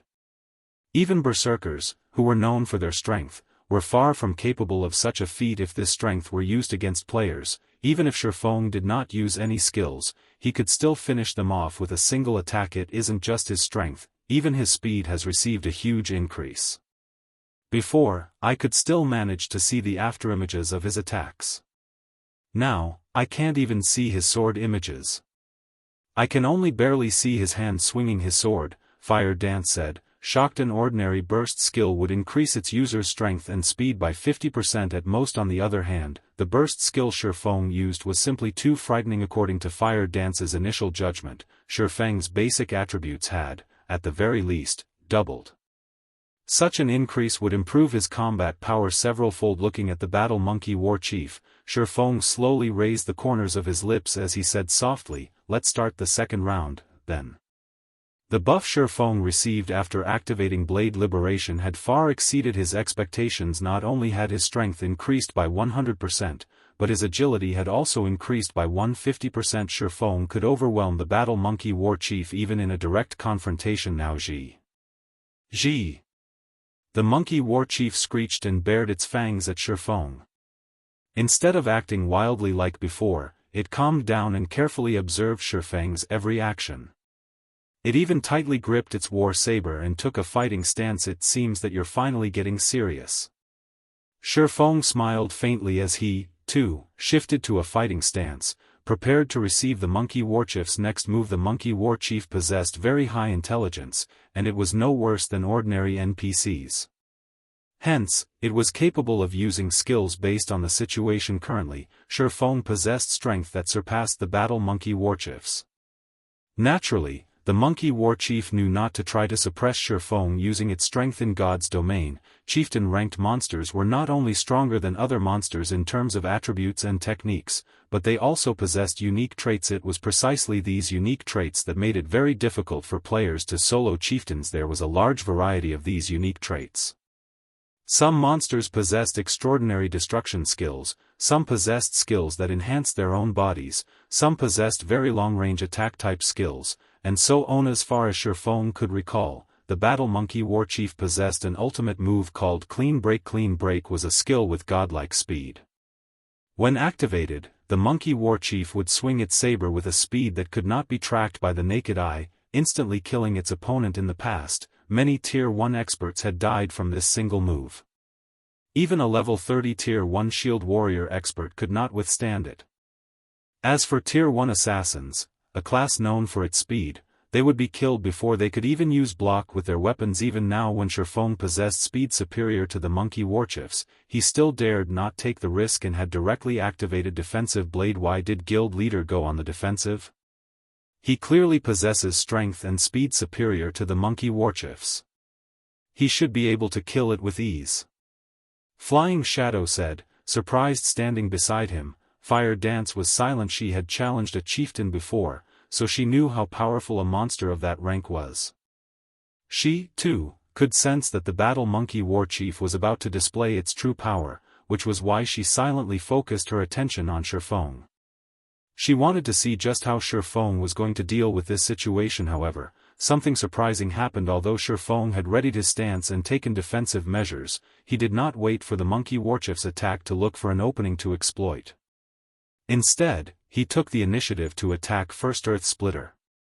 A blade of light emerged from the fractured earth, slashing at the battle monkey warchief. Just as the mighty blade of light was about to hit the monkey warchief, the blade of light suddenly shattered, as if something struck it. Meanwhile, by the time everyone noticed, the monkey warchief's posture had changed. Its body had also moved 2 steps backward. It was obvious that the monkey warchief was the one that shattered the blade of light. However, Shifeng's strength was simply too overwhelming. As a result, the recoil had forced the monkey warchief to retreat by 2 steps so fast. Flying Shadow said in disbelief, his eyes wide open. Flying Shadow had not even seen the monkey warchief draw its saber. This showed that the monkey warchief was even faster than Shifeng. 6 yards. Shifeng roughly gauged the battle monkey warchief's attack range from its previous attack. Clean break did not affect the monkey warchief's movement speed. It only gave the monster a frightening drawing speed. However, its saber was only so long, so its attack range was very limited. Based on Shifeng's estimates, the monkey warchief's attack range should be 6 yards.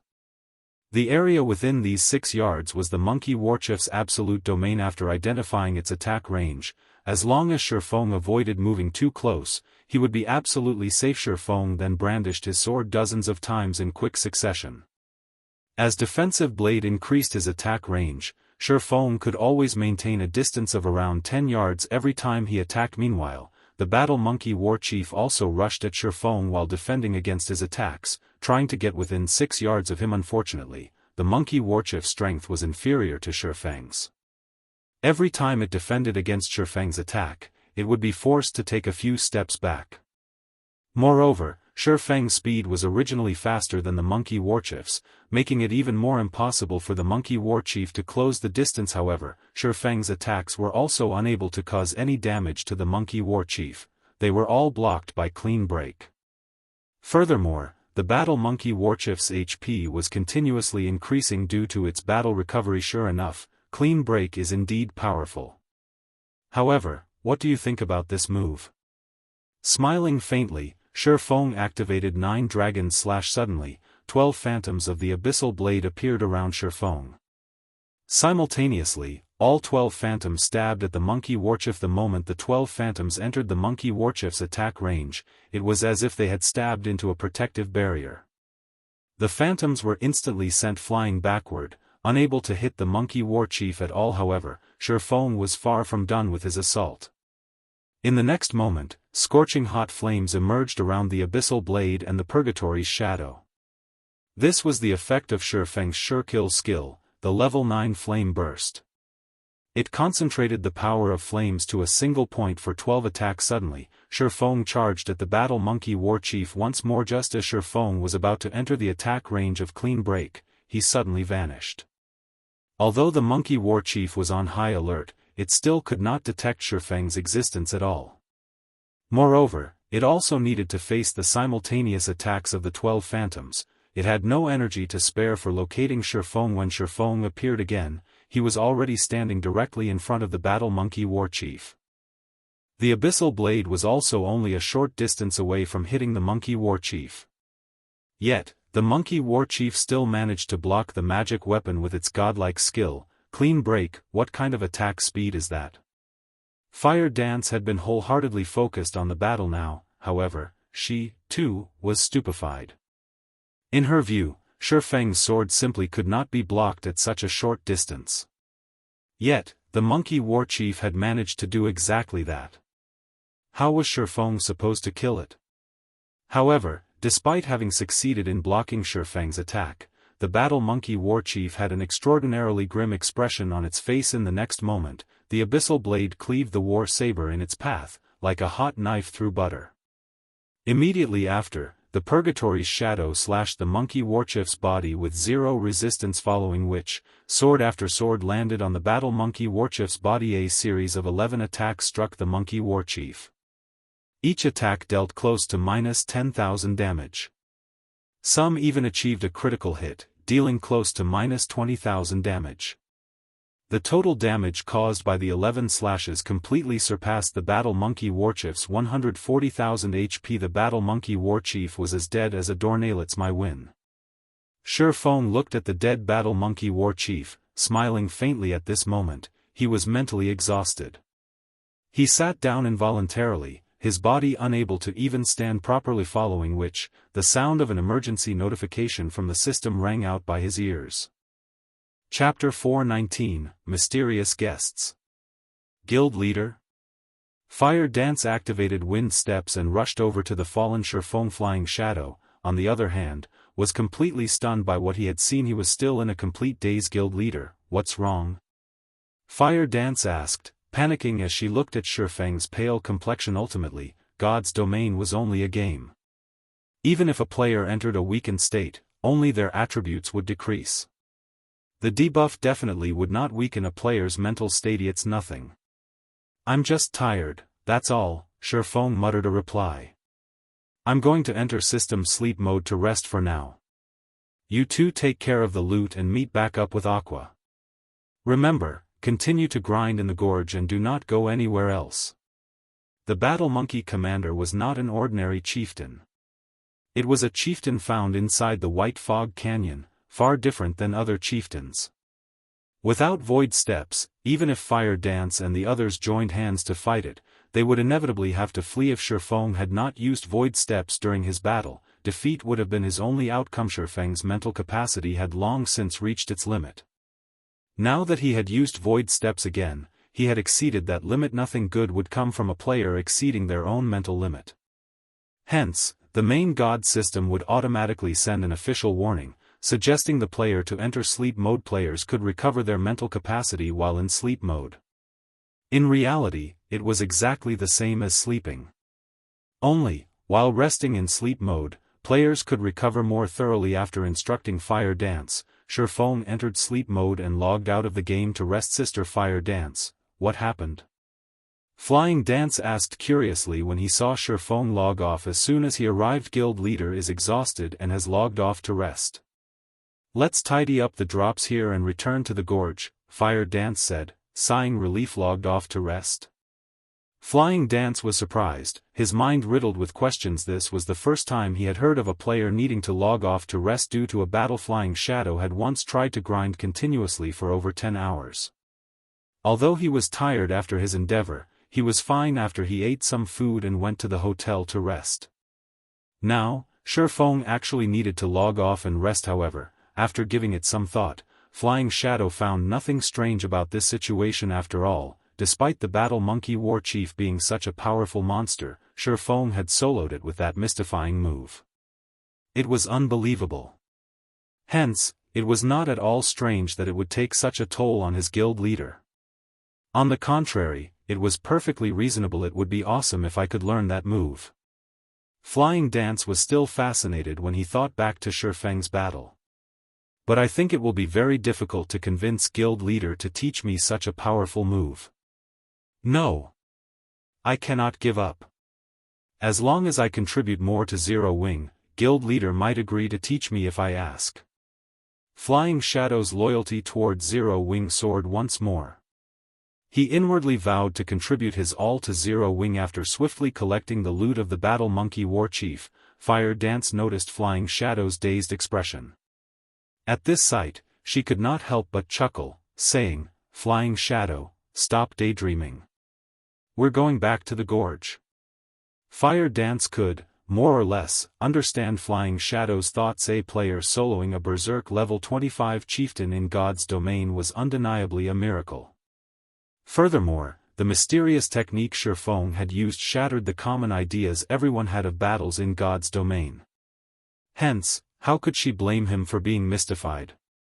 Compared to Flying Shadow, Fire Dance had a far more profound experience of the battle. She was connecting to the game using a virtual gaming cabin, so she could see and feel the formidableness of void steps clearly. The benefits she obtained from watching this battle had exceeded what she had gained from watching over 100 battles of other experts. Flying Shadow followed hurriedly after he recovered his wits. After Shifeng logged off, the members of Zero Wing took up residence in the gorge. They did not go anywhere else, luring and killing monsters in the gorge. The monsters in White Fog Canyon were numerous. Moreover, their loot was similarly bountiful. With a strategic location like the gorge, Zero Wing's players had nothing to worry about. Even if they faced an army of battle monkeys, their leveling speed here was several times faster than grinding elsewhere. Moreover, they also obtained plenty of equipment and various materials. However, while Zero Wing peacefully leveled, White River City had exploded with commotion. After the discovery of a great lord in the White Fog Canyon, everyone eagerly awaited news of the various guilds raiding it successfully. However, the results were completely unexpected. Despite having sent so many level 20 and above elite players, before the various guilds found the Great Lord, they had lost over half of their players.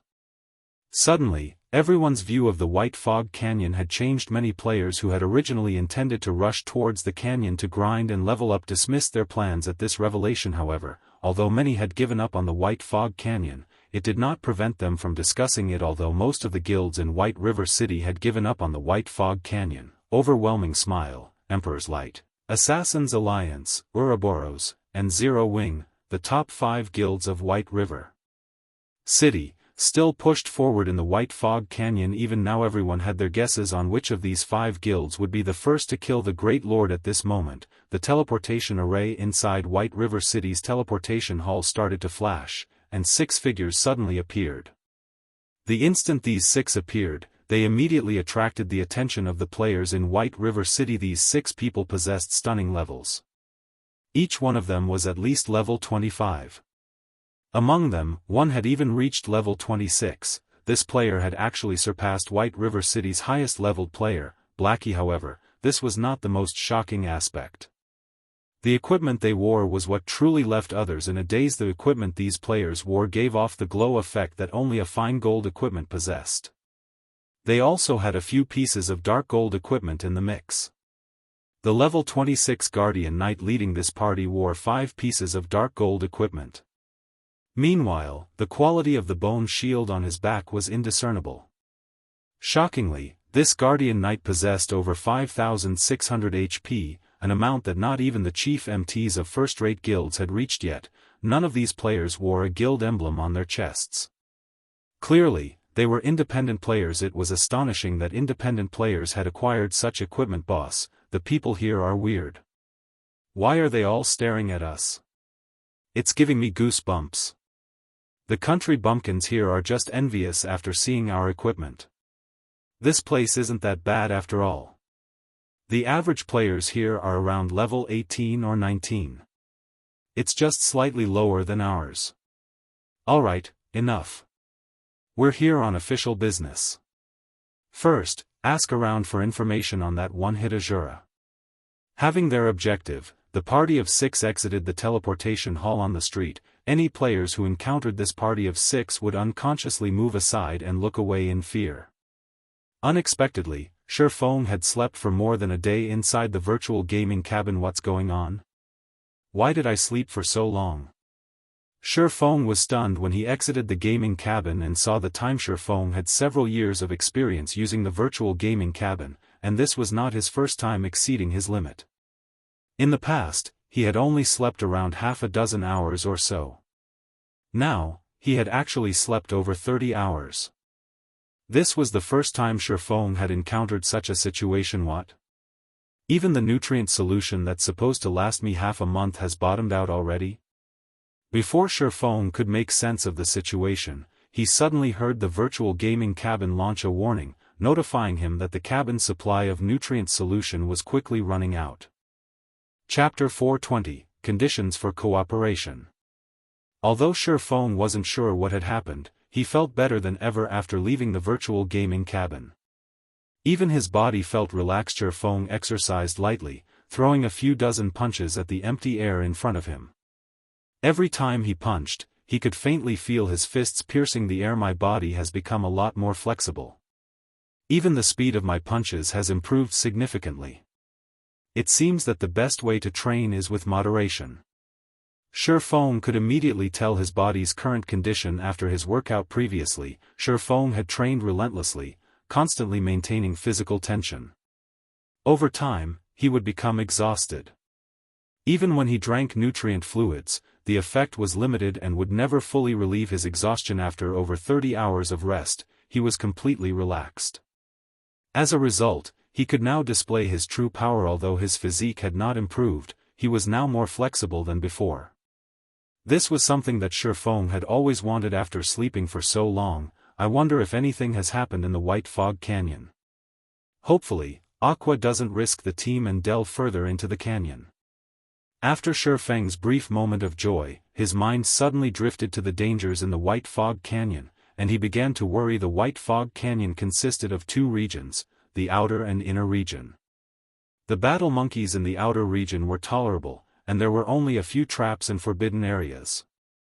However, after entering the inner region, not only were all the monsters there level 25 and above, but the majority of the monsters were also special elites.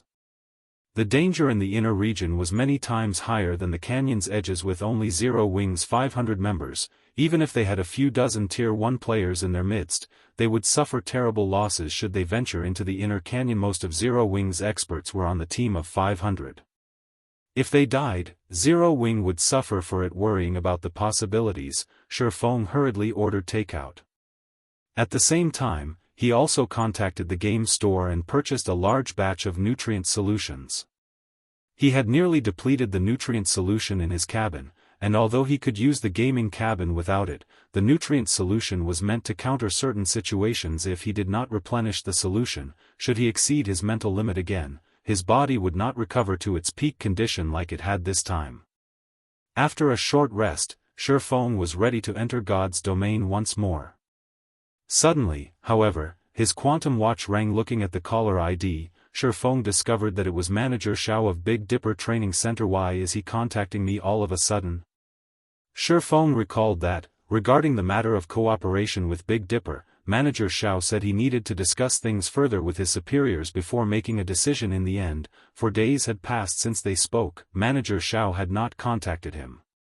Assuming that negotiations had failed, Shifeng gave up on the notion of cooperating with Big Dipper.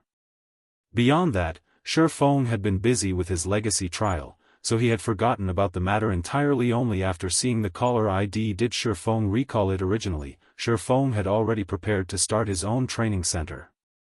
In any case, he had 30 million credits from Gentle Snow, so he had the funds to start one on his own. After a moment, he answered the call. However, upon seeing Manager Xiao's appearance, he had to ask, "Manager Xiao, what's wrong with you?" In the image displayed by his quantum watch, Manager Xiao looked exhausted. It looked as if the man had not slept for days. There were even dark circles beneath his eyes. Manager Xiao was a martial artist, so his physique was far from that of an ordinary person's. He also had the benefit of the nutrient fluids. Even if Manager Xiao had stayed up for a few nights, he shouldn't look this miserable. Ha ha ha. It's nothing. It's nothing. Manager Xiao laughed. Master Shifeng, regarding our previous discussion, I've reported the situation to my elder brother. My elder brother held a directors' meeting specifically for this purpose. In short, we agree to your conditions. However, we have a condition of our own. A condition? Shifeng chuckled before continuing, what condition? Although Shifeng was physically only 22 years old, he was mentally over 30. He had experienced many negotiations before, so he could instantly tell that Manager Xiao was hiding something. Currently, God's domain's popularity had exploded. An increasing number of people had become addicted to the battles in God's domain, and many had lost interest in the fights in real life. Naturally, this would affect locations such as training centers and dojos. Based on Manager Xiao's appearance, Shifeng was sure of it. Big Dipper Training Center's business was declining rapidly, so much so that it had caused even those in power in Big Dipper to tremble. Hence, they needed someone that could revitalize Big Dipper. Although fighting competitions were becoming less popular, there was still a market for them. Only, other than possessing first-class facilities, Big Dipper had nothing else to offer. Compared to the dojo commanded by Jianghu City's champion fighter, Chen Wu, Big Dipper Training Center was significantly inferior. If they had a martial arts master to lead the training center, helping them forge a name for themselves and acting as a combat instructor, they could save themselves from their current decline. After all, the combat techniques displayed in God's domain were mostly evolutions of the combat techniques found in real life. We require Master Shifeng to compete against a well-known fighter. As long as Master Shifeng wins, we have no issues agreeing with all of the conditions you have previously stated, Manager Xiao explained. May I know your thoughts on this? Even a fool could tell that the big shots of Big Dipper wished to test Shifeng's strength and at the same time, increase Big Dipper's reputation. Meanwhile, to garner fame for the training center, Shifeng's intended opponent would certainly be powerful. Fine, but I have another condition, Shifeng answered. Master Shifeng, please don't hold back, Manager Xiao said excitedly upon hearing Shifeng's reply. If I win, I want 5 virtual gaming cabins and 15 S-rank nutrient fluids. Shifeng coveted the S-rank nutrient fluids. It was something that he could not buy even if he had the money. The virtual gaming cabins were similarly in high demand. Currently, Zero Wing's workshop was still in its development phase. If he wanted to improve the workshop quickly, he needed a large number of experts. However, ordinary experts of God's domain would not do. He needed top-tier experts with the virtual gaming helmet's 90% sync rate. It was simply impossible to nurture a top-tier expert. However, until this day, Zero Wing only had a measly 5 virtual gaming cabins. Ignoring the ones dedicated to himself, Fire Dance, and Blackie, there were only 2 cabins available for the other core members of the workshop. If he could obtain another 5 virtual gaming cabins, although not every core member could have their personal cabin, rotating use should suffice. This, Manager Xiao felt cornered upon hearing Shifeng's request 15 bottles of S-rank nutrient fluids. With Big Dipper's connections, they could barely obtain so many. As for the 5 virtual gaming cabins, there were no problems on that end, either. However, these items together were worth around 30 million credits. Even to a successful corporation like Big Dipper, this was not a small sum of money. Normally, they could have afforded to agree to Shifeng's request. Now, however, Big Dipper's business was not doing too well. No good? Shifeng frowned slightly as he said, if you can't do it, I can only look elsewhere. His demands were not particularly extravagant. After all, as long as he won the match, Big Dipper would double their profits. Moreover, 30 million credits was spare change to Big Dipper. If they were unwilling to pay such a small price, Shifeng might as well start his own training center. Chapter 421, Did You Transmigrate? Live combat was not without danger. It was especially true in a fight between experts. Injuries were commonplace. Although the current medical facilities were top-notch, capable of healing a large majority of injuries very quickly, there were still some injuries that one could not fully recover from. Not even S-rank nutrient fluid could cure them. Moreover, martial arts masters were extremely rare. Finding one was like finding a needle in a haystack. Hence, it was incredibly costly to invite martial arts masters to face each other in the ring. Even a martial arts master who had recently become famous would charge an appearance fee of over 100 million credits. This was in the case of an exhibition match, let alone an official match. Moreover, martial arts masters normally fought using internal force. Internal force possessed great power. Even if an attack containing internal force did not strike a vital point, it could still cause significant damage to the opponent. Regardless of whether they would win or lose, martial arts masters would not agree to fight one another if they're without sufficient potential gain. Shifeng's grasp of internal force had already reached the standard of a martial arts master. Although he was not famous in any way, he would not undervalue himself. His price of 30 million credits was quite reasonable. Shifeng wouldn't have even considered the competition if it were not for his new flexibility. After all, injuries were no laughing matter. The higher-ups of Big Dipper must be dreaming if they thought they could get him to fight for free. This was why battles in God's domain were gradually replacing fighting competitions in the real world, becoming increasingly popular among the public masses. Not only were the battles in God's domain safe, but players also had no scruples when they fought each other. Furthermore, players in God's domain possessed physiques that far surpassed their bodies in the real world. They could easily perform actions and combat techniques that were impossible in the real world. Take void steps for example. This footwork had already far surpassed what ordinary humans could accomplish. It was simply impossible to perform in the real world. However, it was possible in God's domain. A fight between ordinary humans just couldn't compare to a fight between superhumans. If it were only a battle inside God's domain, Shifeng might have agreed without an appearance fee. Manager Xiao frowned in the video, hesitation appearing in his eyes. Suddenly, however, a disembodied voice addressed Shifeng. Mr. Shifeng, I agree to your demands. If you win, we will deliver 5 virtual gaming cabins and 15 bottles of S-rank nutrient fluids to your doorstep. Elder brother.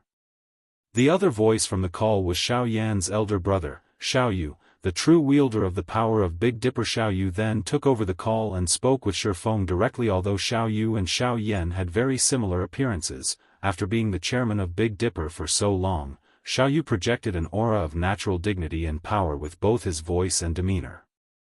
This aura made one unconsciously bow with respect before Xiao Yu. However, this aura of authority was useless against Shifeng. He was not uncomfortable around this aura in the slightest. When is the battle? We still need to prepare for this, so the fight should be in roughly 4 days. As for the exact time, we will contact Mr. Shifeng with the details in the future. Alright. After Shifeng and Xiao Yu set their appointment, the video call disconnected. Elder brother, Big Dipper has already spent a huge sum of money on nurturing the student fighters. If we spend another 30 million, it will have a massive impact on Big Dipper's future plans. Xiao Yan looked at Xiao Yu skeptically. The premise of paying for those items is that Shifeng can win.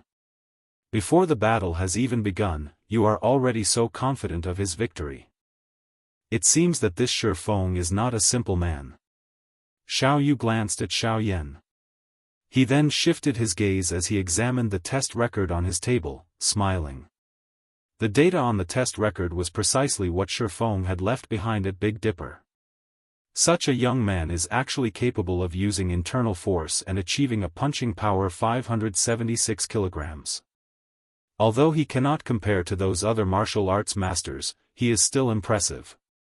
This appearance fee is not expensive at all. If we deepen our relationship now, it will benefit future cooperation. I understand.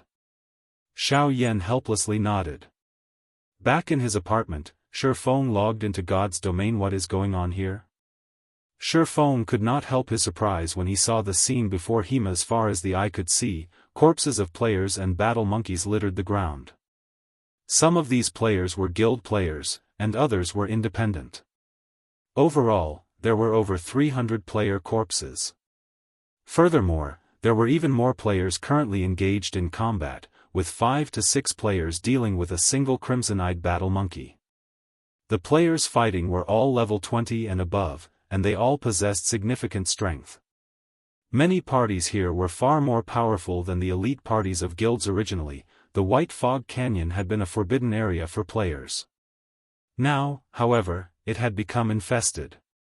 Shifeng was confused. He had only logged out of God's domain for slightly more than a day, yet, he was already so unfamiliar with the White Fog Canyon. Brother, are you alone? Seeing as you are level 22, you should have some decent skill. Why don't you join our party? If equipment drops, we'll split it equally. How about it? Before Shifeng could digest the information before him, a party of 6 approached him. Leading the party was a red-haired beauty geared with light blue scale armor. The woman had a forthright appearance, and the body-fitting scale armor fully displayed her tall and slender figure. She was no less attractive than Zhao Yueru. This red-haired beauty was a level 22 shield warrior, and the shield and one-handed saber hanging on her back were both secret silver rank. The majority of her equipment was also secret silver rank. Moreover, there was no sign of a guild emblem on her chest, so she was clearly an independent player. As for the others in the woman's party, they were all at level 21. Their equipment was also mysterious iron rank and above. Overall, this independent party was stronger than even the elite parties from major guilds. Are you referring to me?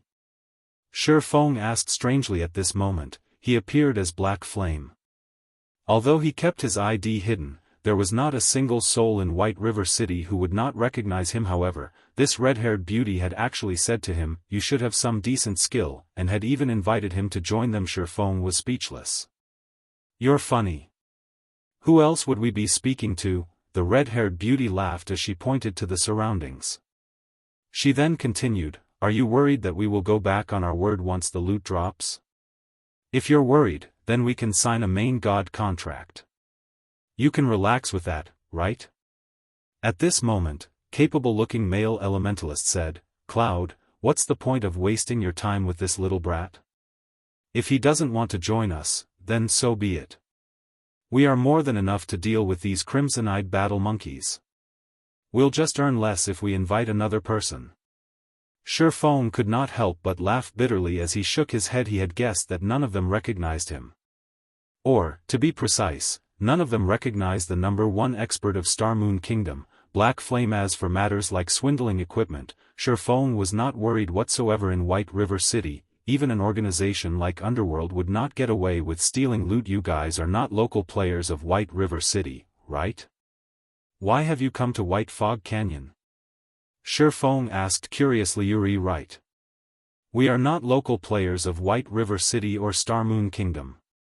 We came from Beacon City of the Black Dragon Empire. However, that's really not surprising though, right? Many of the parties here have also come from different cities and countries. Didn't you know that? You couldn't have transmigrated, right? Chapter 422, Warfire Set Equipment. Shifeng was rendered speechless by the red-haired beauty. If possible, he really wanted to say that he had not transmigrated, but had reincarnated instead. Are there players from other countries as well? Shifeng looked at the surrounding players. Confused, he asked, "The teleportation fees between countries are not cheap. With an elite player's income, it is simply impossible to accumulate enough unless they sold a majority of their equipment. However, if they did so, why would they come to White Fog Canyon?" Previously, Shifeng had spent close to 300 gold to teleport Aqua Rose and her 100+ subordinates to White River City. On average, each person had spent over 2 gold. Of course, this was a little higher than average because the Storm Empire where Aqua Rose and the others had originally resided was very far away. However, even if a player came from the Black Dragon Empire, they would need to pay around 1 gold 40 silver to reach White River City. Only those powerful players might be able to afford such a fee. As for the party of independent players before him, even if they emptied their pockets, at most, they would have 20 to 30 silvers. Accommodations, food, potions, repairs, and such things required a lot of money, so it was not possible for players to save too much yet. Among the crowd of players in White Fog Canyon, many had traveled across countries to visit.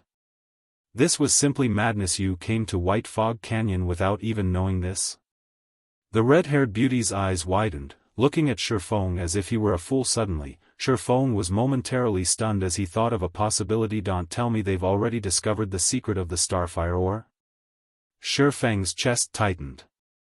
He then shook his head, denying his thoughts. No. Even if the secret of the Starfire ore had been discovered, there had not been this many players traveling to White Fog Canyon from other countries in the past. Although Starfire ore was quite valuable, it was not that easy to obtain in White Fog Canyon. The risks outweighed the benefits by far. Even in the past, not many players had risked themselves for the ore. On top of that, the levels of the current player population were much lower than in the past. With far greater risks, the canyon should not have attracted so many people. Moreover, in the hands of others, Starfire ore was not particularly valuable. Each ore was only worth 1 silver. Only by collecting 100 ore could one earn 1 gold. However, with the level and tier of the current players, the difficulty of collecting 100 Starfire ore was more difficult than clearing a 20-man hard-mode team dungeon. Shifeng had considered Starfire ore profitable because he had the Horizon Alliance, a lifestyle guild, working under him. There were even a large number of amazing forgers working for him. With the Starfire ore, he could produce various high-level equipment and make a huge profit. Cloud, let's stop wasting time with this brat. If this continues, the others will steal all the remaining crimson-eyed battle monkeys. How are we supposed to make a profit then? The elementalist grumbled indignantly. Don't forget, we borrowed a lot of money to come here. If we waste any more time, our equipment will belong to someone else. You really do not know? The red-haired beauty asked again. However, seeing Shifeng's confused gaze, she didn't think he was lying previously. She thought Shifeng belonged to another party when she saw him. However, after observing him for a while, she discovered that Shifeng was alone. A level 22 assassin would find it very difficult to venture so far into the White Fog Canyon, much less a swordsman. For this reason, she was optimistic about Shifeng's strength. If their party had another strong player, they could explore further into the canyon. At that time, they would have fewer competitors, and their opportunity to make a fortune would grow. I really do not know. I haven't logged into the game for over a day now. What exactly happened while I was gone? Shifeng spoke truthfully, a bitter smile on his face. So that's why. However, you really are amazing. Despite not logging into the game for over a day, you are still level 22, the red-haired beauty laughed. I'll tell you, then. One day ago, one of the monsters in White Fog Canyon dropped an amazing item, so we hurried over. We'll make a fortune if we obtain that item. An amazing item? Making a fortune? Shifeng searched his memories. Soon, he laughed and said, might you be talking about the Warfire set equipment? That's right. It's the Warfire set equipment. The red-haired beauty nodded. Immediately, she rolled her eyes at Shifeng, saying, so, you do know about it. I was just wondering if you had some other method to earn money. Shifeng apologized. However, the drop rate of the Warfire set equipment is extremely low. Also, even if one did drop, it would not be sufficient to cover your travel expenses. The Warfire set equipment was unique to White Fog Canyon, and any player could equip it. If a magical class wore it, the set would generate attributes suitable to magical classes. If a physical damage dealing class wore it, the set would generate attributes suitable to physical damage dealers. If a tank class wore it, the set would similarly generate attributes suitable to tanks. Overall, the Warfire set equipment was very special. In addition, the Warfire set equipment was evolvable. It started out as bronze rank, and if one was willing to sacrifice a sufficient amount of EXP, they could evolve the set to fine gold rank. Meanwhile, the Warfire set equipment's level ranged from 20 to 30. Similar to epic items, it would level up according to the player's level. The attributes of the equipment would similarly improve a level 30 fine gold set equipment. To the core team of any guild, equipment of such quality was extremely precious. It was incredibly hard to obtain even from a dungeon. Not to mention, dungeons had a cooldown time, making it far more difficult to obtain a complete set. Hence, in the past, the Warfire set equipment had been highly sought after by the various guilds. As long as they sacrificed sufficient manpower, time, and EXP, they could obtain a fine gold set equipment. The Warfire set equipment was the easiest fine gold set equipment to obtain. What do you know? The elementalist said disdainfully.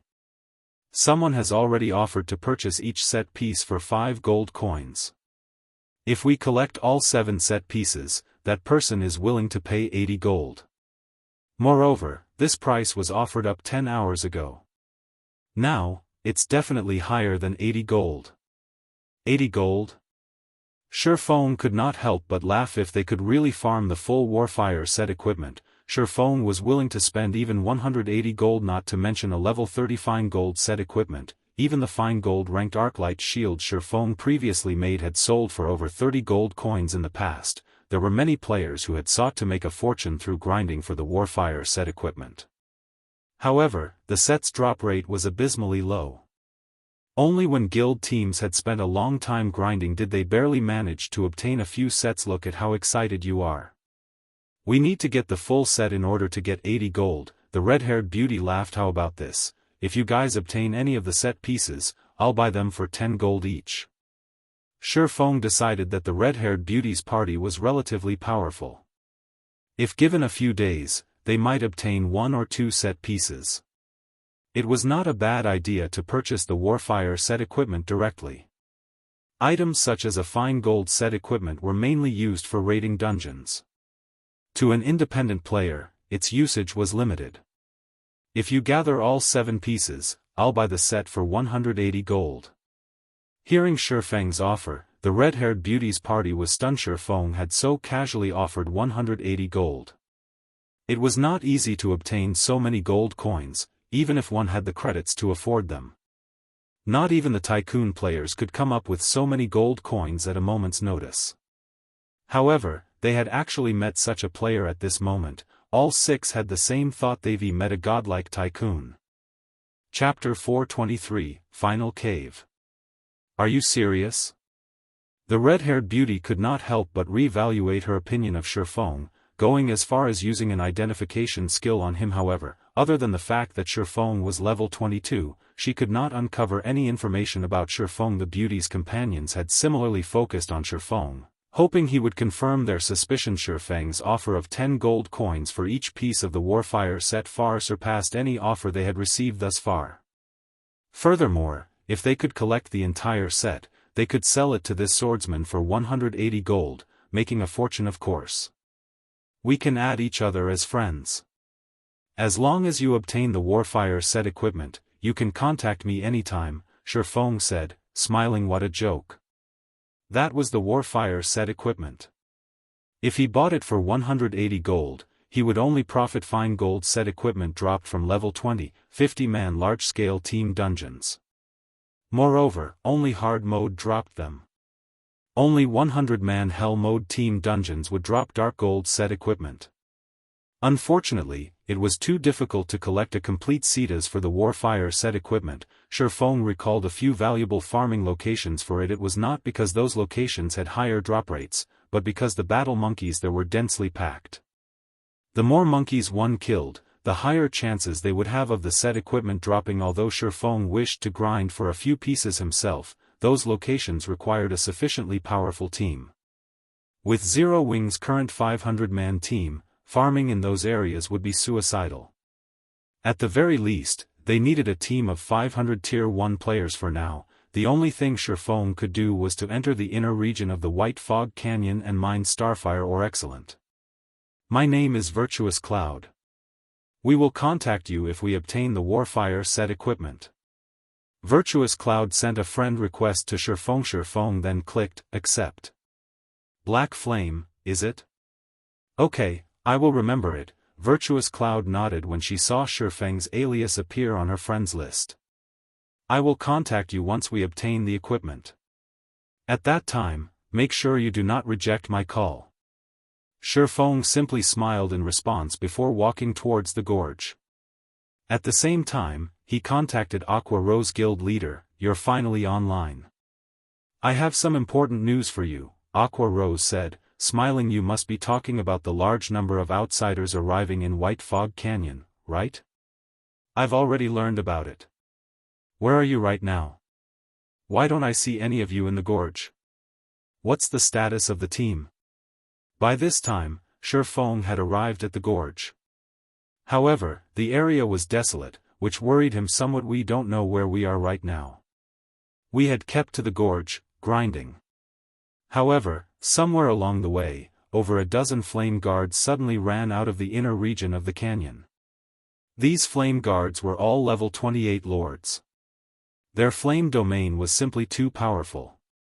As the battle monkey army waited for us outside the gorge, we had no choice but to go further into the White Fog Canyon. Fortunately, we got lucky. We retreated to a place called the Final Cave. The flame guards were huge, they couldn't follow us into the cave. However, they've been standing guard outside the entrance, so we can't leave. Final Cave? Where is it? Shifeng was surprised. He was very familiar with the White Fog Canyon. However, he had never once heard of the Final Cave. We don't know, either. The system map doesn't show our location. However, this cave is massive.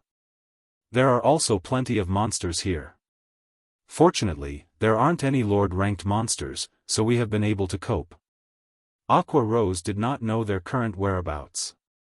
While Shifeng had been offline, they had been busy escaping for their lives and had no time to worry about where they fled to add me to the team. And don't venture too far into the cave.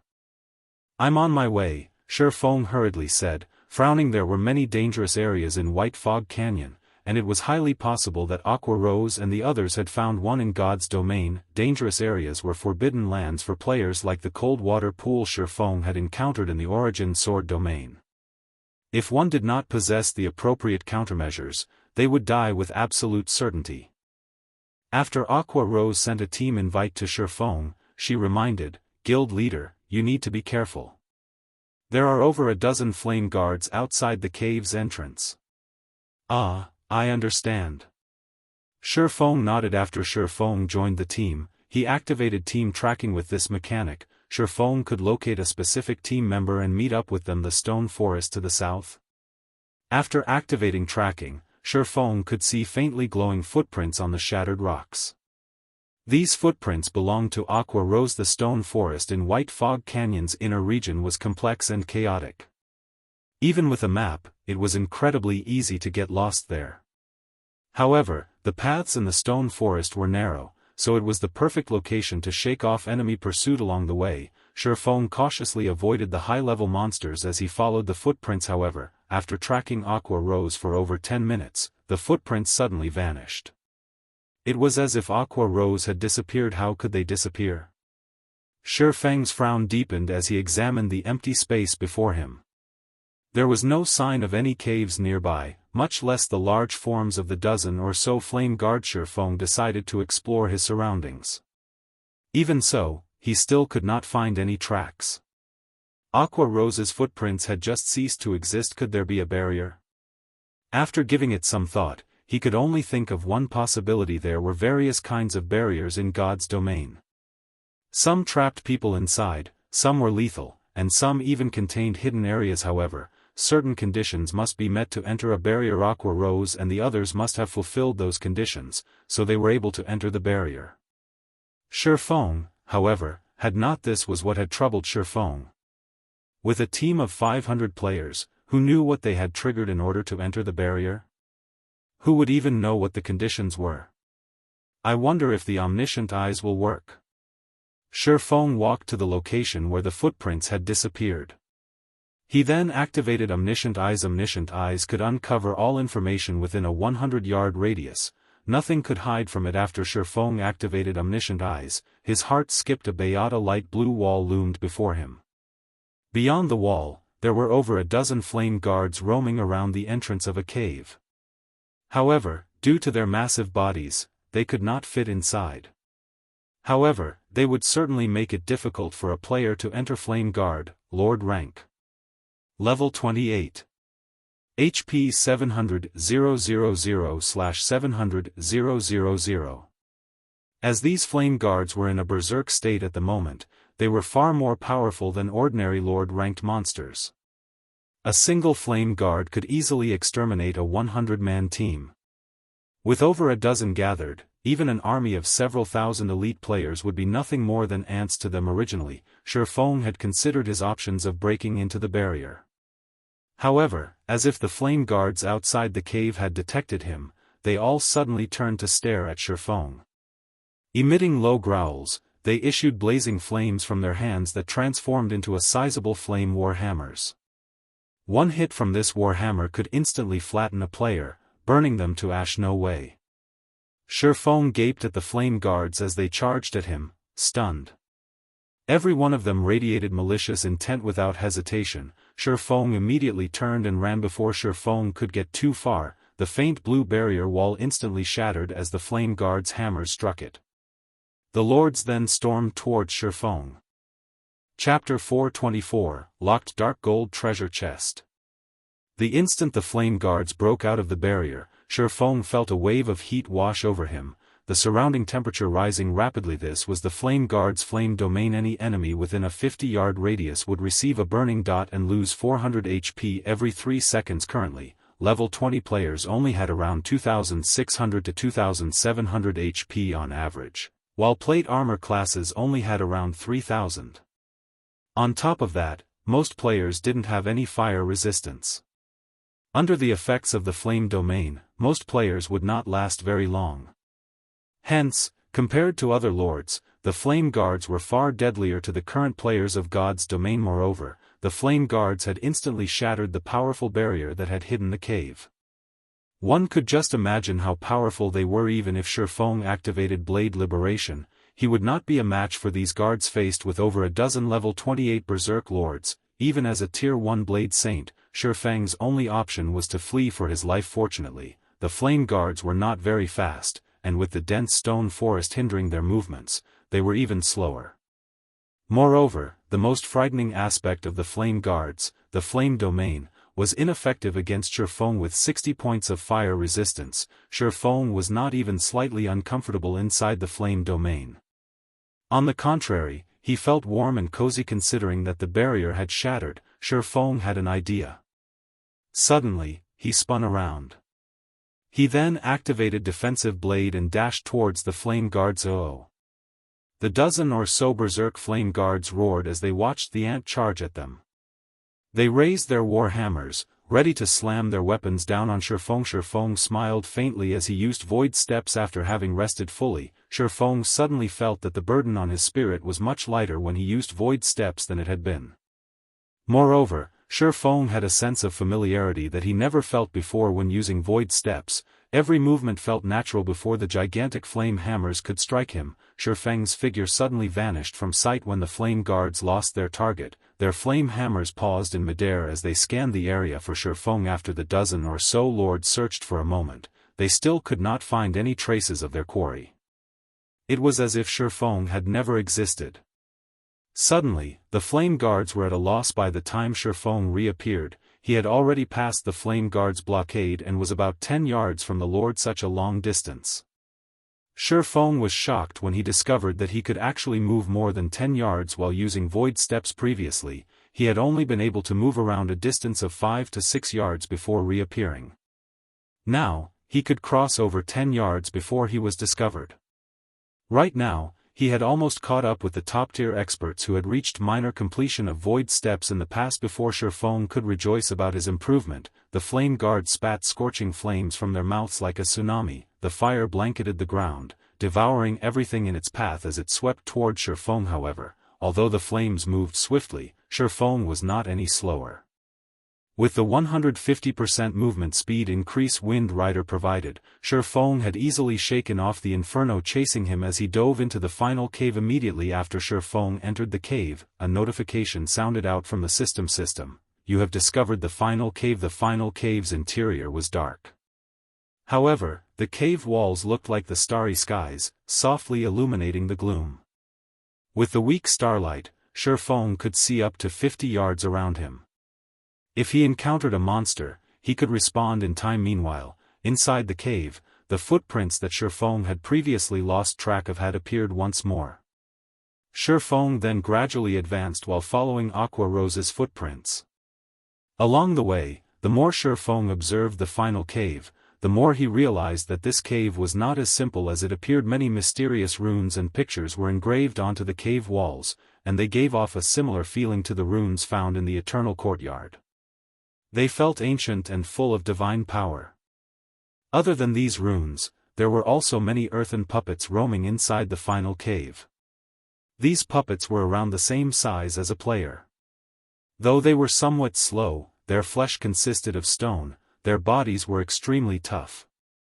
Ordinary weapons would only dull, and durability would decrease if they struck these earthen puppets. Earthen Puppet, Special Elite. Level 27. HP 100,000/100,000. Although there were many earthen puppets, Shifeng could easily outdistance them after activating Windwalk. Once he was a certain distance away, he would simply use Void Steps.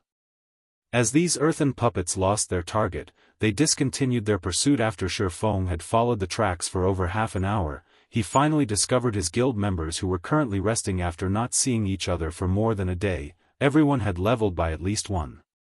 The lowest leveled player in the team was level 23.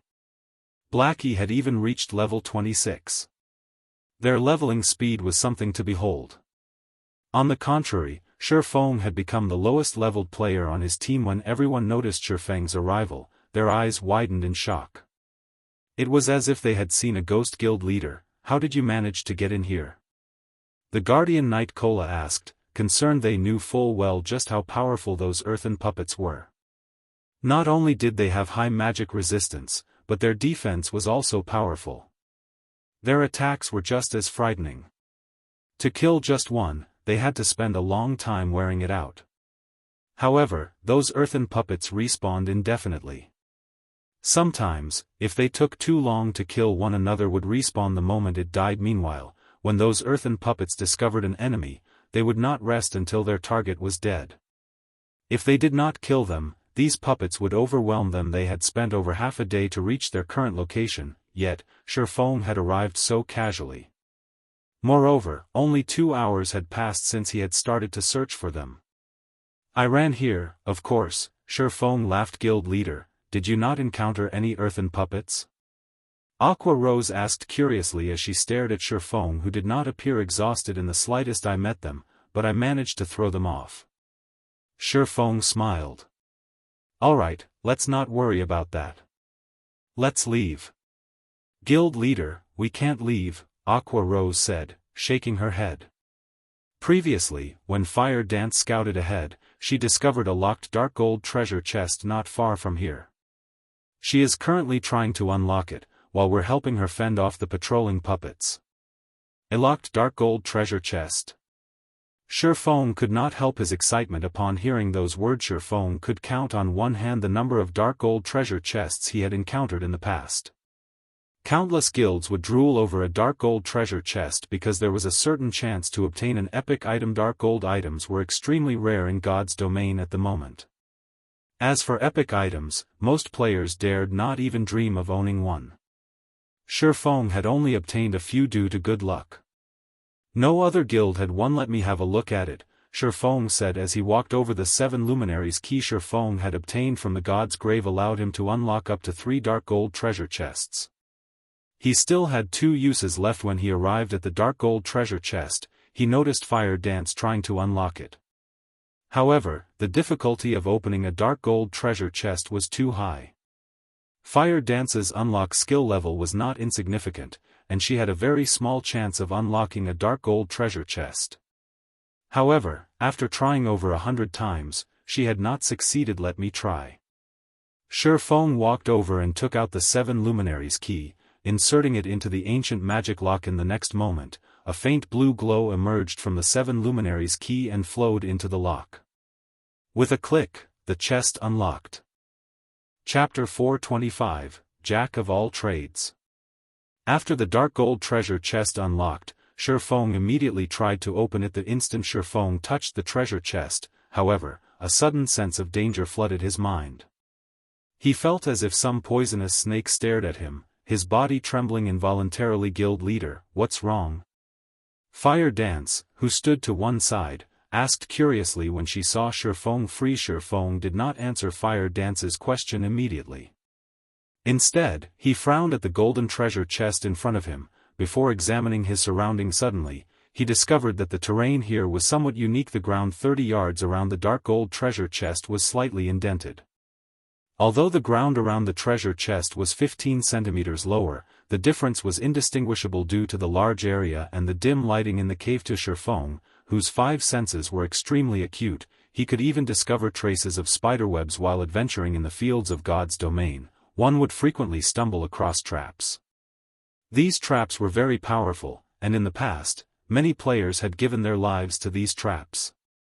High-tiered players were no exception.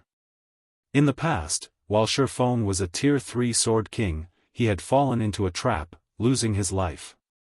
Hence, no one could afford to be careless while adventuring in the wild with the strange terrain before him. How could Shifeng not grow suspicious? "Fire Dance, stay 40 yards away from this place."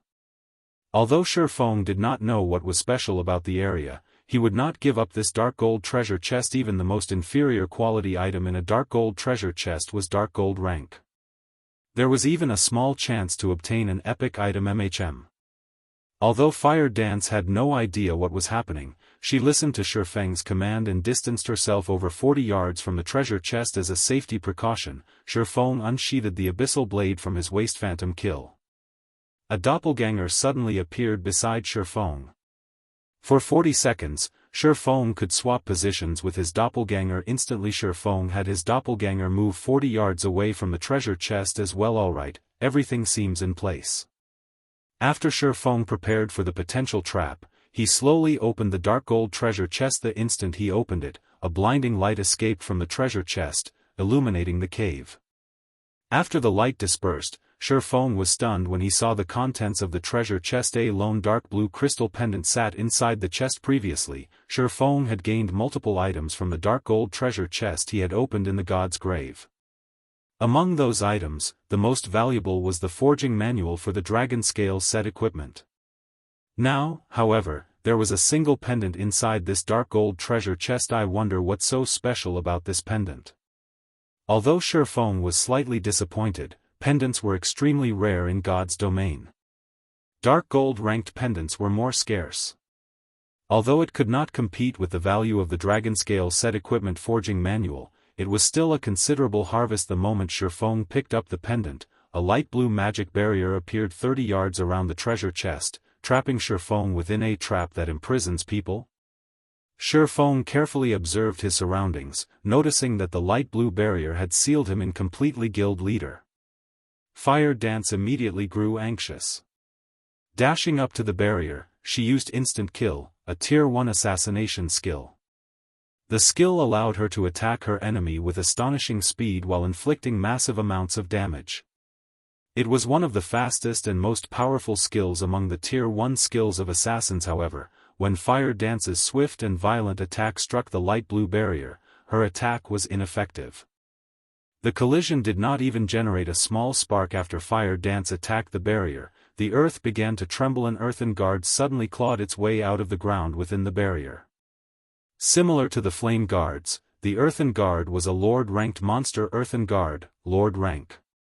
Level 28. HP 1-000-000/1-000-000. Compared to the Flame Guards, however, the Earthen Guard's attack power and defense were far stronger.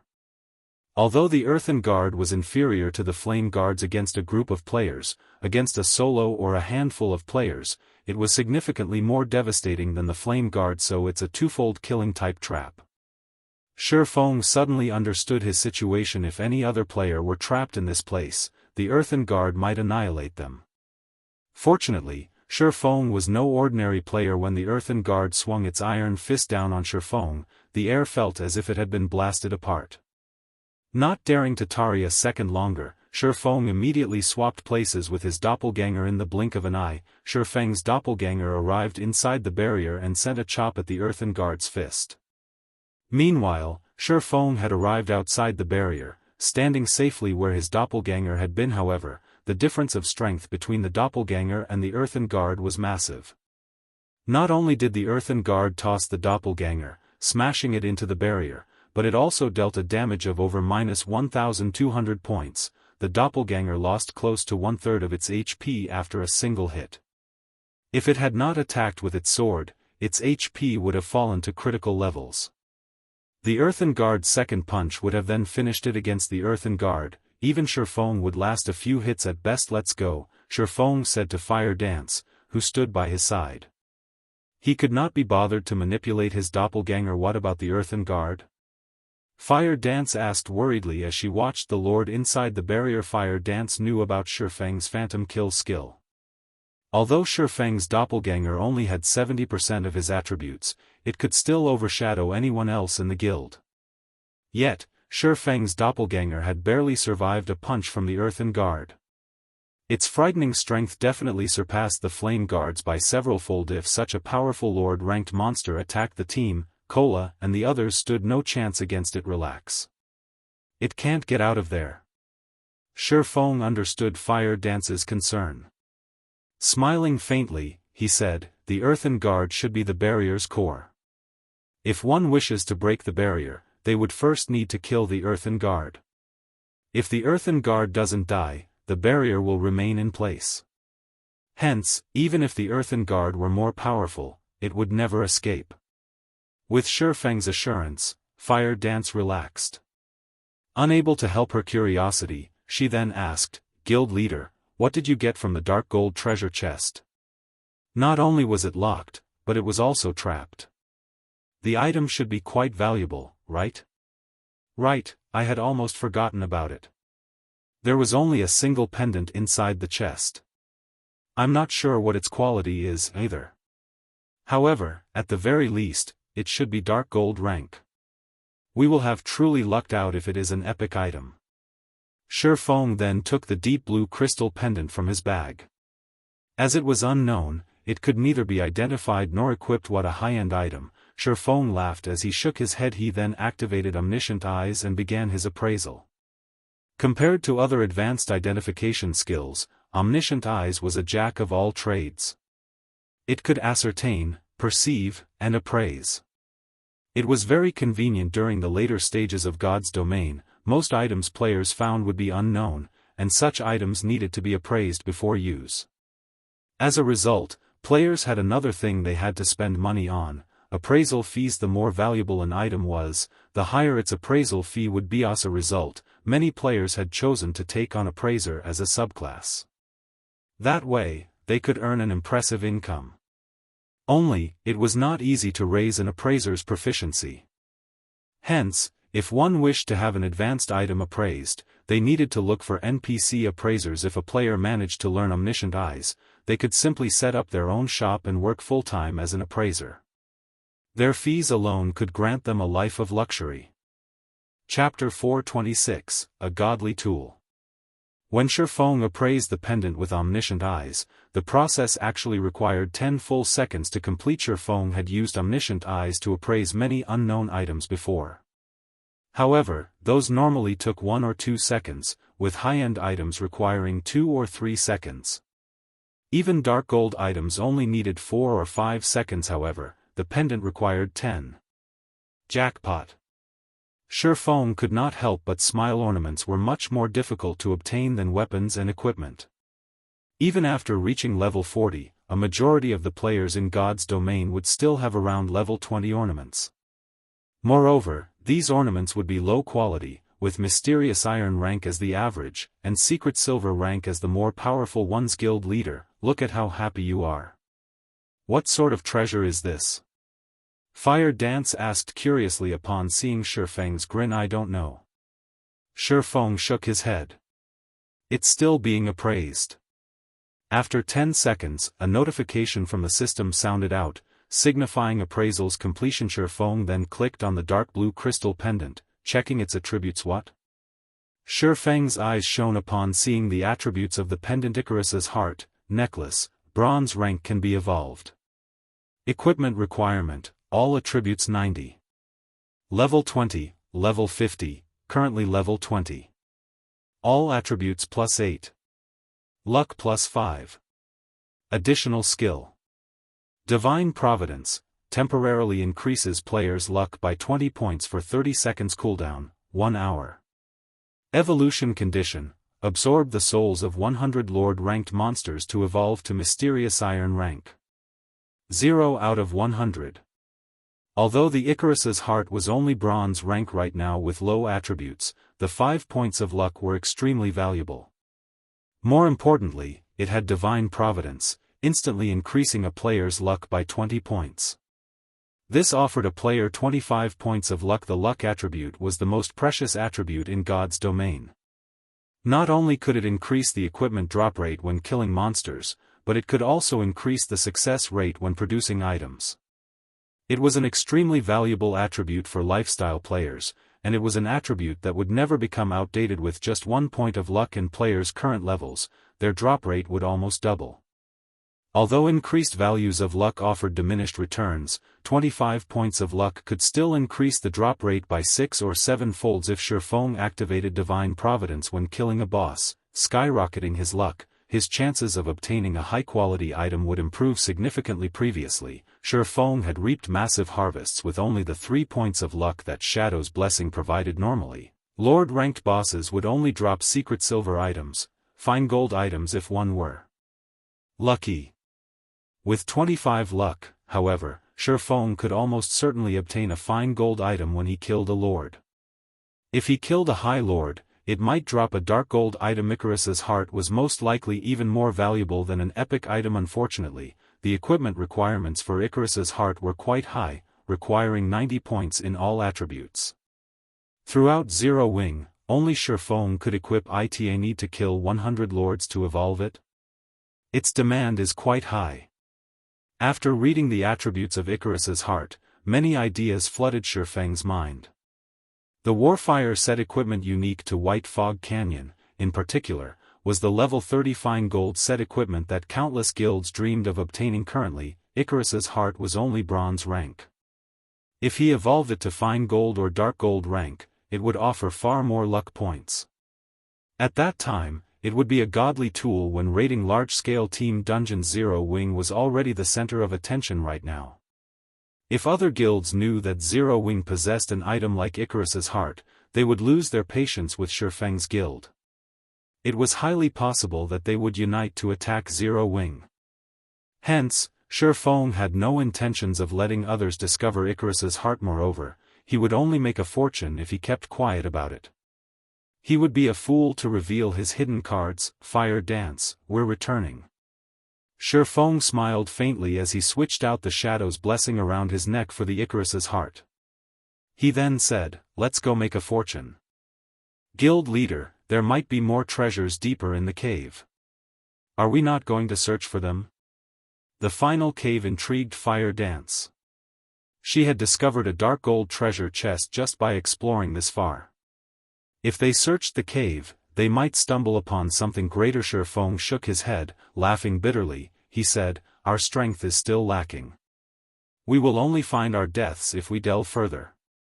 If you don't believe me, go down this passageway, and you'll reach a large, empty hall. Take a peek outside the hole, and you'll know. Previously, while Shifeng still had omniscient eyes activated, he had perceived everything within 100 yards of him. Roughly 70 yards away, there was a hole that led to a large hall. Inside the hall, there were 2 level 30 great lords guarding a tightly sealed stone door. However, as the path was dimly lit, players could only see around 40 to 50 yards ahead of them, so neither of them had noticed the hall before 2 level 30 great lords. One of such monsters could easily annihilate a team of several thousand level 30 elite players. With their team of 500, they would only die if they forged ahead. They wouldn't even be enough to fill in the gaps of the teeth of those 2 great lords. Initially, Fire Dance had not believed Shifeng and had chosen to advance. After walking for some distance, she suddenly froze. She had not stopped because she did not wish to continue forward. Rather, it was because she could faintly see the hole. However, Fire Dance could feel power and killing intent that gave her goosebumps radiating from the hole. She felt as if she would plunge into an abyss if she took another step. Fire Dance's intuition was undoubtedly correct. If she dared to enter the hall, the great lords inside would slaughter her mercilessly. Thus, Shifeng had told her only to take a peek from outside the hole. Alright, let's head back.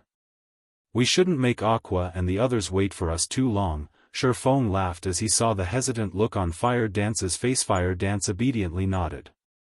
She then pouted at Shifeng, complaining, Guild leader, you're too evil. If Shifeng had told her there were such powerful monsters ahead, she would not have approached them. Fortunately, she had sensed them and stopped. Had she not, the consequences would have been dire. Relax. Those monsters are only guarding the door. As long as we don't go through the hole, they won't attack us, Shifeng said, laughing. However, after not seeing you for some time, it seems that your senses have grown sharper. You sensed the danger when you were halfway there. Upon hearing Shifeng's praise, a tinge of red appeared on Fire Dance's cheeks. Even so, she was still somewhat frustrated. Shifeng could sense danger from so far away, yet, she had to be so close. After rejoining the team, Shifeng led everyone to the path they had come from. Along the way, they continuously killed the patrolling level 28 earthen puppets. After Shifeng joined the team, the journey that would have originally taken the team the majority of the day was shortened to only a few hours. Everyone's experience bars had soared as they traveled. Shifeng had also risen to level 23 as a result. However, everyone was more shocked by the loot that dropped than they were by their EXP gain before Shifeng's return. The majority of the loot they had obtained after killing the earthen puppets consisted of level 25 bronze equipment. Very rarely did they obtain level 25 mysterious iron equipment. Now, however, more than half of the drops were mysterious iron equipment. Guild leader, we've tried fighting the flame guards outside. Unfortunately, we don't have any defense against their flame domain, Aqua Rose said, feeling a slight headache coming over her as she watched the flame guards outside the cave entrance. The flame domain is indeed a problem. However, we are not without solutions, Shifeng said, smiling as he looked at the surrounding environment. Originally, he had planned to lure the flame guards away from the cave. However, upon recalling that the Icarus's heart required him to kill 100 lords to evolve it, he was sorely tempted to take on the flame guards. Chapter 427, Raiding the Flame Guards. There's a way to deal with them? Although she did not voice it, Aqua Rose doubted her guild leader's declaration when she saw his confident smile. With Shifeng's frightening damage and support, it would be a breeze to deal with an ordinary lord-ranked monster. Aqua Rose had also witnessed this before personally. However, the level 28 flame guards were somewhat different. Due to White Fog Canyon's unique environment, they were constantly in a berserk state. Their attack power and attack speed were far superior to lord-ranked monsters of the same level elsewhere. Their combat power could rival high lords of the same level outside the canyon. If they only had to kill one flame guard, they had a chance. However, there was a total of 16 flame guards waiting outside the entrance. In other words, they had to face 16 high lords simultaneously. On average, they could only send 31 players to deal with each level 28 high lord in God's domain. An ordinary high lord in the fields required a team of over 100 players to defeat. If it were a powerful high lord, then a team of over 500 players might be necessary. Furthermore, the flame guards outside the cave possessed a flame domain that covered a radius of 50 yards. Players who entered the flame domain would lose 400 HP every 3 seconds. Even with the healers going all out, it was impossible to keep everyone's HP from plummeting. If a team did not have high fire resistance, they would not survive in the flame domain. Aqua Rose really could not think of any solutions to their predicament. Without hesitation, Shifeng ventured roughly 30 yards from the cave entrance. He then wandered around, adjusting his position. However, the flame guards standing outside the entrance had long since discovered Shifeng. They all had squeezed against the cave opening, attempting to charge in and tear Shifeng apart. Fortunately, the hole was just too narrow, and none of the flame guards could fit through. Although these flame guards were unable to enter, the lords were no fools. Immediately, they materialized flame spears and threw them at Shifeng. The scorching spears released a blazing white glow, causing even the air to tremble. Shio! Shio! Shio! A series of 6 flame spears flew in from the cave entrance, heading straight for Shifeng. The spears were so fast that their flight sounded like explosions. The ground that the spears passed over also erupted in flames. However, although the flame spears were fast, Shifeng wasn't slow, either. As the flame spears entered the cave, Shifeng moved. By the time the spears arrived at Shifeng's position, the man had long since moved 2 yards away. As a result, all 6 flame spears struck empty air. This spot should be good. Shifeng ignored the flame guard's attacks. He focused on calculating the lord's attack range and angle, leisurely appearing as if the flame guards had never attacked him. Guild leader's dodge is so fast. He even avoided those supersonic attacks. If it were me, I would have no choice but to endure the attacks. Cola sighed with admiration as he watched Shifeng effortlessly dodge the flame guard spears. It would be awesome if I had just half of guild leader's dodging speed. If he had such a dodging speed, he might even become the #1 tank in Star Moon Kingdom, or at least in the top 10. Cola, you have many things you need to learn. Then, Fire Dance chuckled. Guild leader didn't just rely on his speed when he dodged the flame spears, but many other techniques such as his insight and judgment. Even if guild leader was just as fast as you are, he could still dodge those attacks easily. Linear attacks are monotonous. As long as one possesses sufficient insight, they can counter them easily. However, the Flame Guard's attacks are too fast, and we are definitely not fast enough. Hence, we will also need to rely on accurate judgment to defend ourselves. The moment the Flame Guards launch their attacks, we need to make the most appropriate decision immediately and use the smallest of movements to achieve the best results, but that is still not enough. Look at Guild Leader's position. As a precaution, he is standing precisely 40 yards away from the Flame Guards, a player's maximum range. With this distance, even if the flame spears were 20 times faster than our guild leader, the spears would still have to cover a distance of 40 yards to reach him. As they do, guild leader has enough time to move 2 yards away. However, one must also have an accurate grasp of the Flame Guard's attack timing. If one dodges too early, the flame spears will hit them. Although it looked like a simple dodging maneuver, it turned out that there were so many other techniques involved. The top 7 ranged damage dealers come to my position and give it a try, see if you can dodge the flame spears. Healers, focus on healing them. Guardian Knights, activate your fire resistance auras and give the 7 of them protection blessings. Don't let them die, Shi Feng said in the team chat after confirming the positions. The flame domain of the Flame Guards was indeed a powerful team wipe skill. However, they were not without a fighting chance. Shi Feng had already experimented with the cave's size and distance. With a distance of 40 yards, they could fit 8 players, with each having 3 to 4 yards to dodge, allowing them to attack Flame Guards outside the entrance. The Flame Guard was a Lord-ranked monster that focused mainly on melee attacks, so its ranged attacks were limited and simple. It was certainly possible to avoid them. However, such a feat had a high requirement of a player's insight and judgment. As for speed, even if the fire spears were faster, they were not 20 times faster than Zero Wing's core members. This was even the case for the magical classes. Shi Feng had even purposefully slowed down when dodging the flame spears.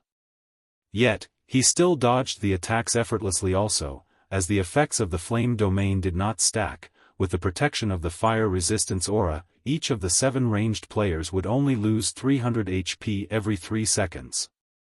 There were over 60 healers in the team, more than enough to keep the 7 of them alive. The healers could also take turns healing. They could afford to fight a battle of attrition, following which, the top 7 ranged damage dealers took turns attempting to dodge the spears. The 7 included Aqua Rose, Blackie, one of the 5 demon generals, the Ice Queen Su Qianlu, another 5 demon general, the Ranger Minor Wind, Violet Cloud, and 2 others. Although they struggled in the beginning, none of these 7 were ordinary players, they were all experts of Zero Wing.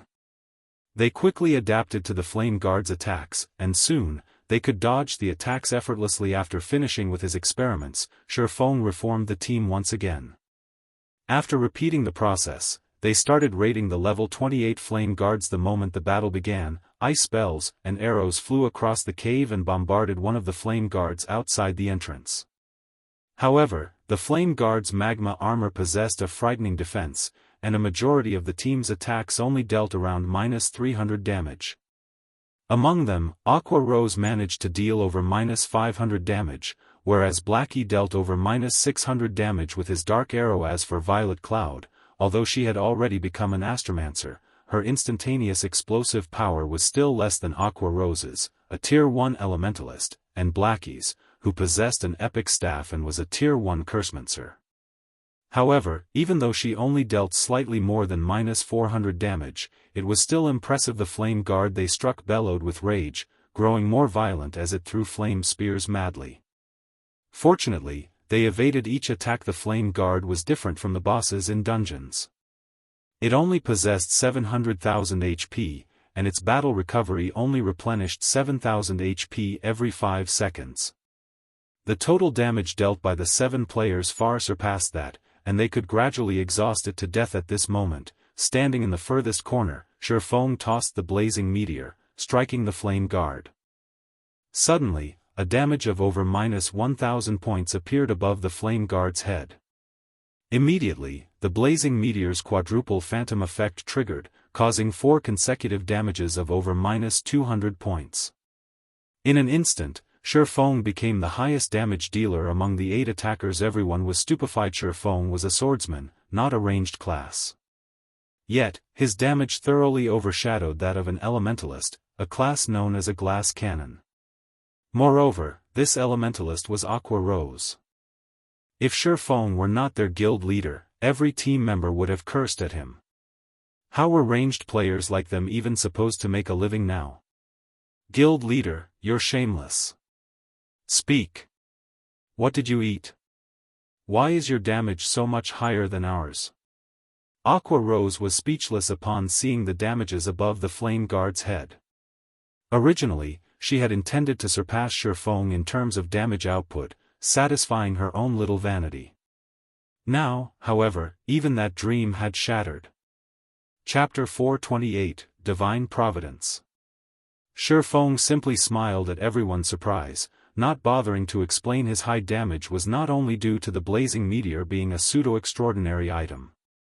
He also had the 7 Luminaries' Rings Aura of Fire effect, which increased his damage by 40% and reduced his target's defense by 40%. However, the 7 Luminaries' Ring needed to remain a secret. Moreover, Shifeng was also a Tier 1 Blade Saint.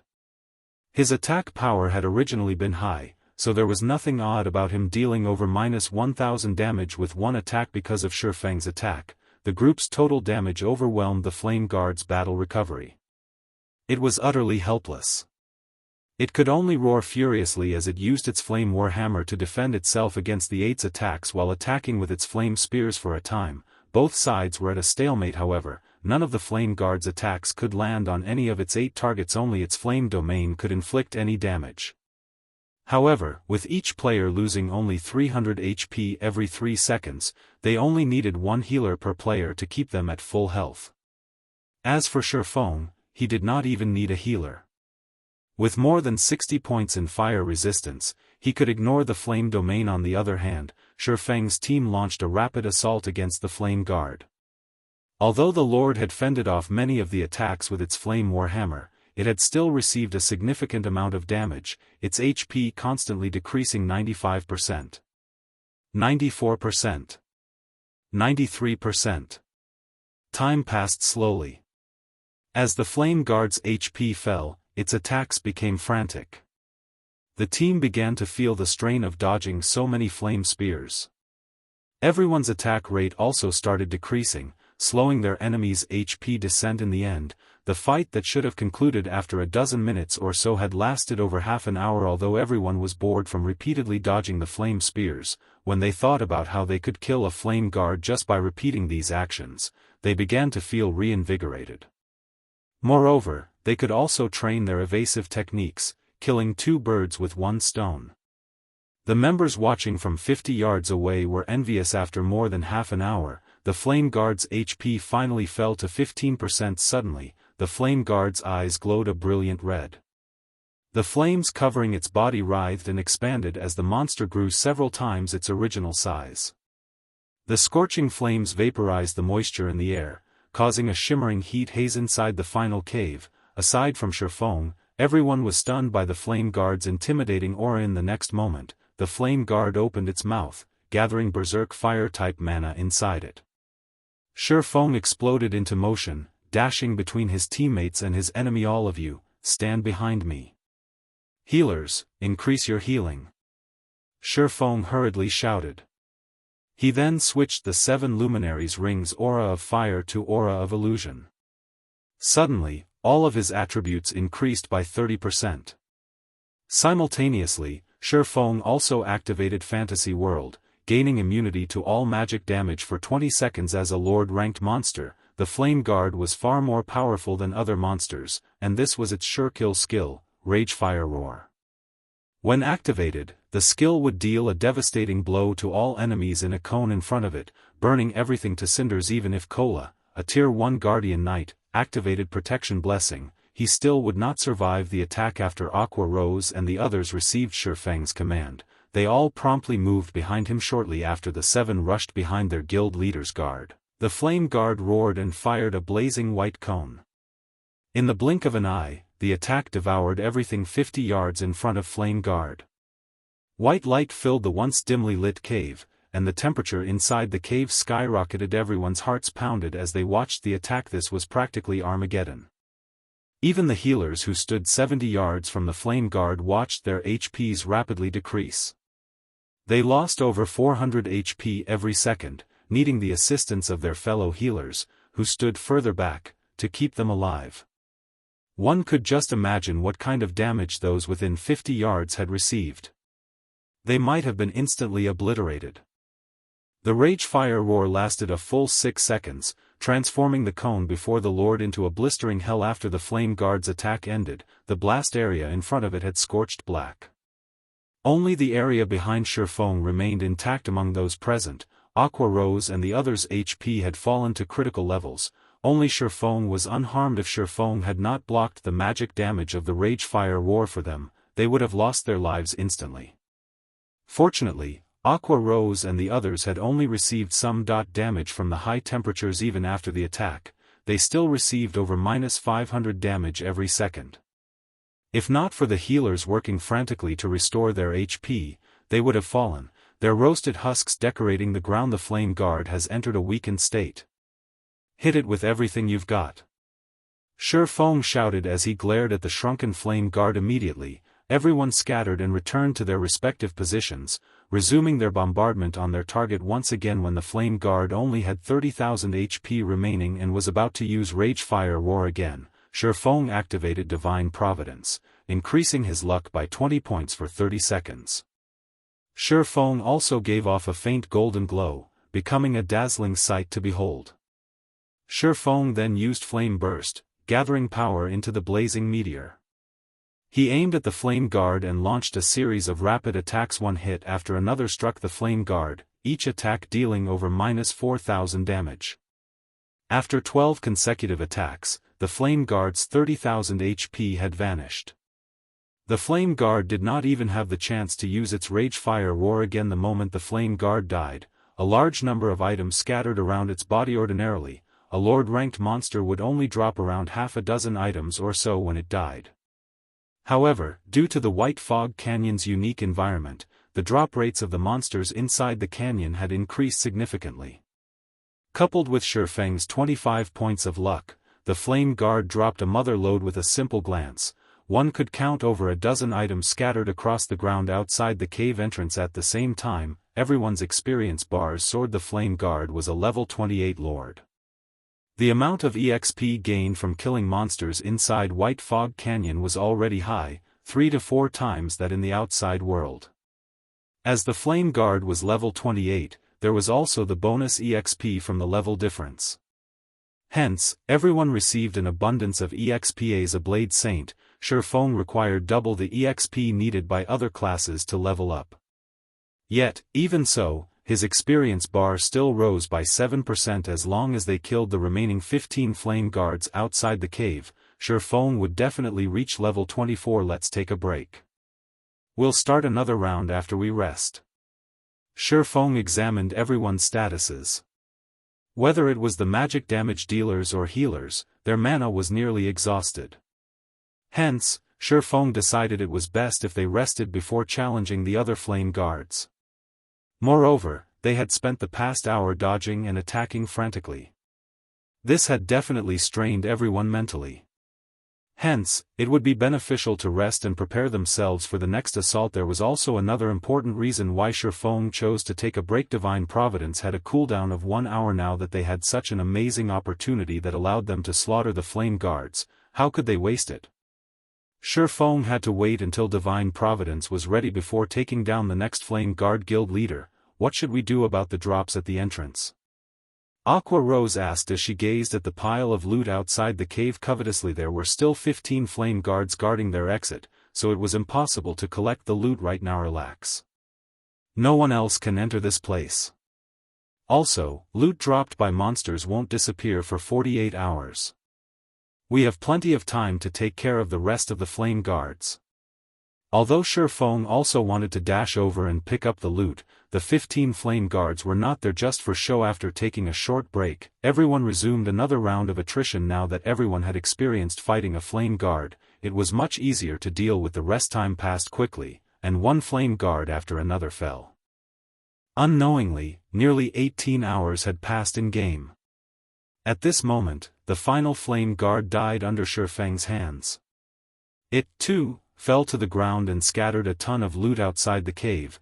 The loot of the 16 flame guards had grown into a small mountain, and the team struggled to contain their drool over the sight. Meanwhile, Shifeng had finally reached level 24. After allotting all of his free attribute points into intelligence, he was only 9 points away from reaching the Heavenly Dragon's Breath's requirement of 120 intelligence. Chapter 429, Overflowing Luck. I'm only 9 points away now. Shifeng smiled at his attribute panel. Knowing that he was only one level away from equipping the Heavenly Dragon's Breath, his anticipation grew. When he could equip the fragmented legendary item, his combat power would soar once again. In God's domain, fragmented legendary items were as rare as a phoenix's feather. It was an item that countless players dreamed of obtaining. Even during his previous 10 years of professional gaming experience, Shifeng had never owned one. Legendary items allowed players to overcome the gap between tiers.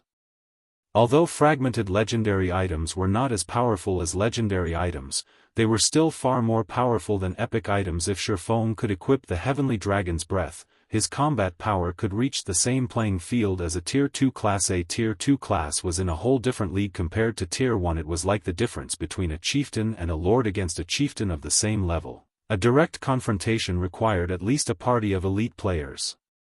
Against a lord, however, a direct confrontation required a team. Shifeng, as a Tier 1 Blade Saint, could solo a chieftain of the same level.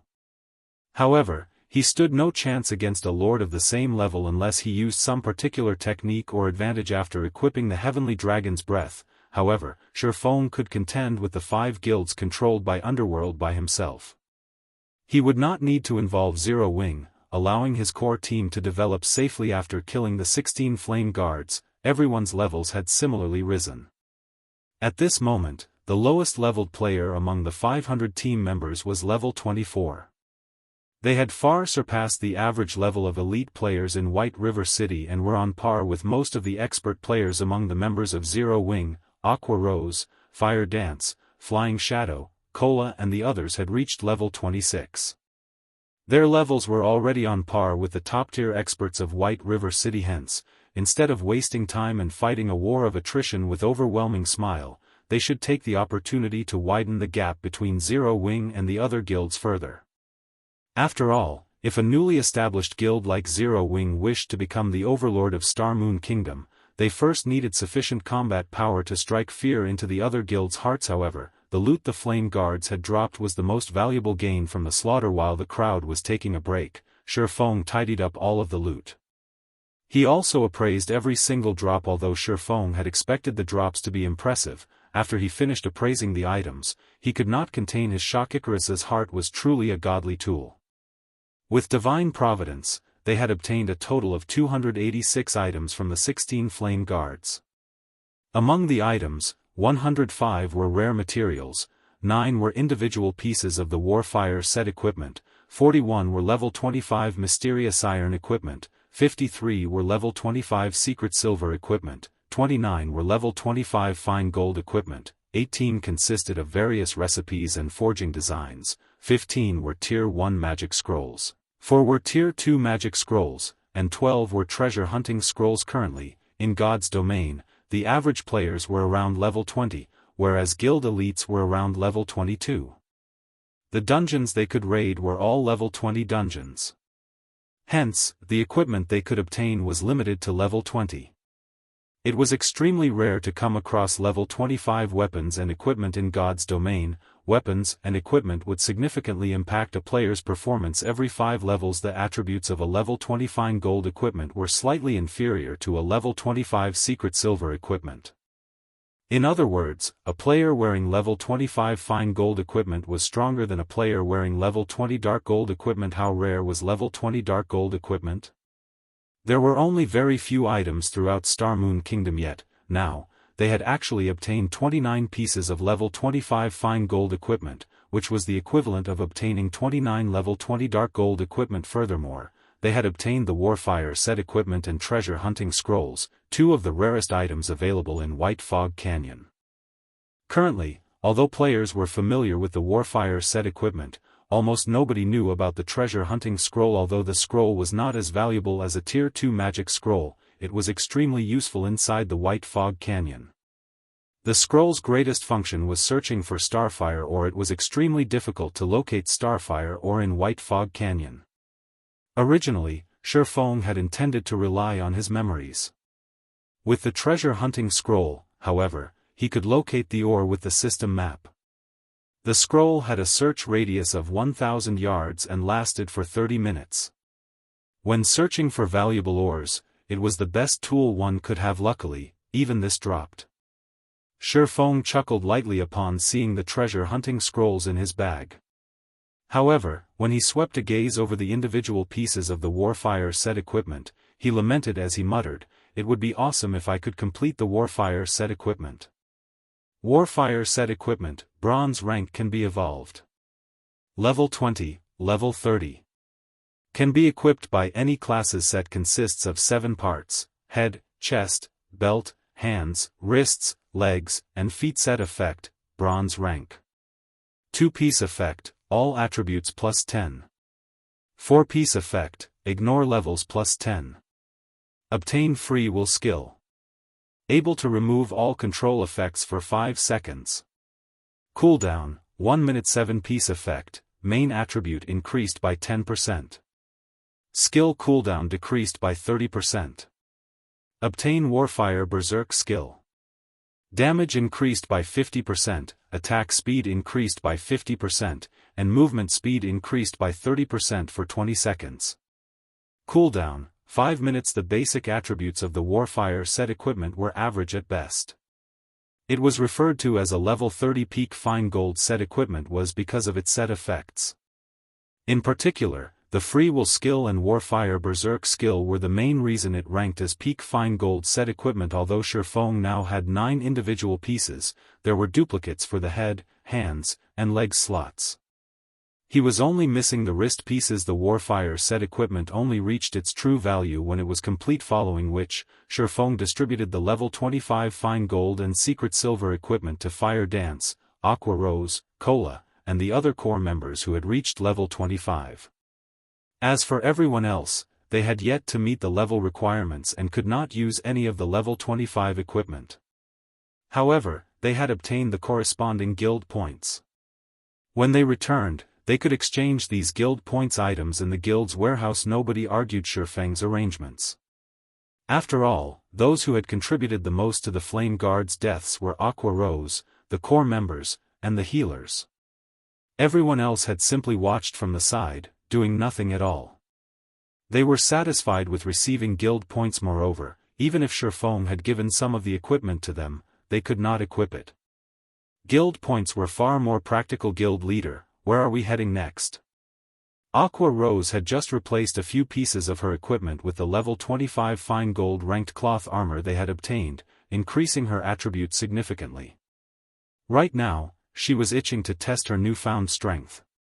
Are we going to look for more lords? No, we're going to the inner region to mine ores. Shifeng smiled faintly as he took out a treasure hunting scroll.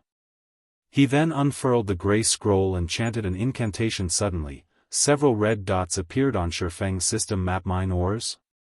Aqua Rose could not help but ask. Their team consisted of 500 elite players. Yet, they had not come here to grind and level up, but to mine ores? She was utterly speechless. You'll understand when the time comes, Shifeng laughed. He then sent parties to the highlighted locations on the map. If he had a large stock of starfire ore, he could mass-produce the fine gold rank dragon scale set equipment for the guild. At that time, how could Overwhelming Smile compete with them? Chapter 430, Frantic beginning.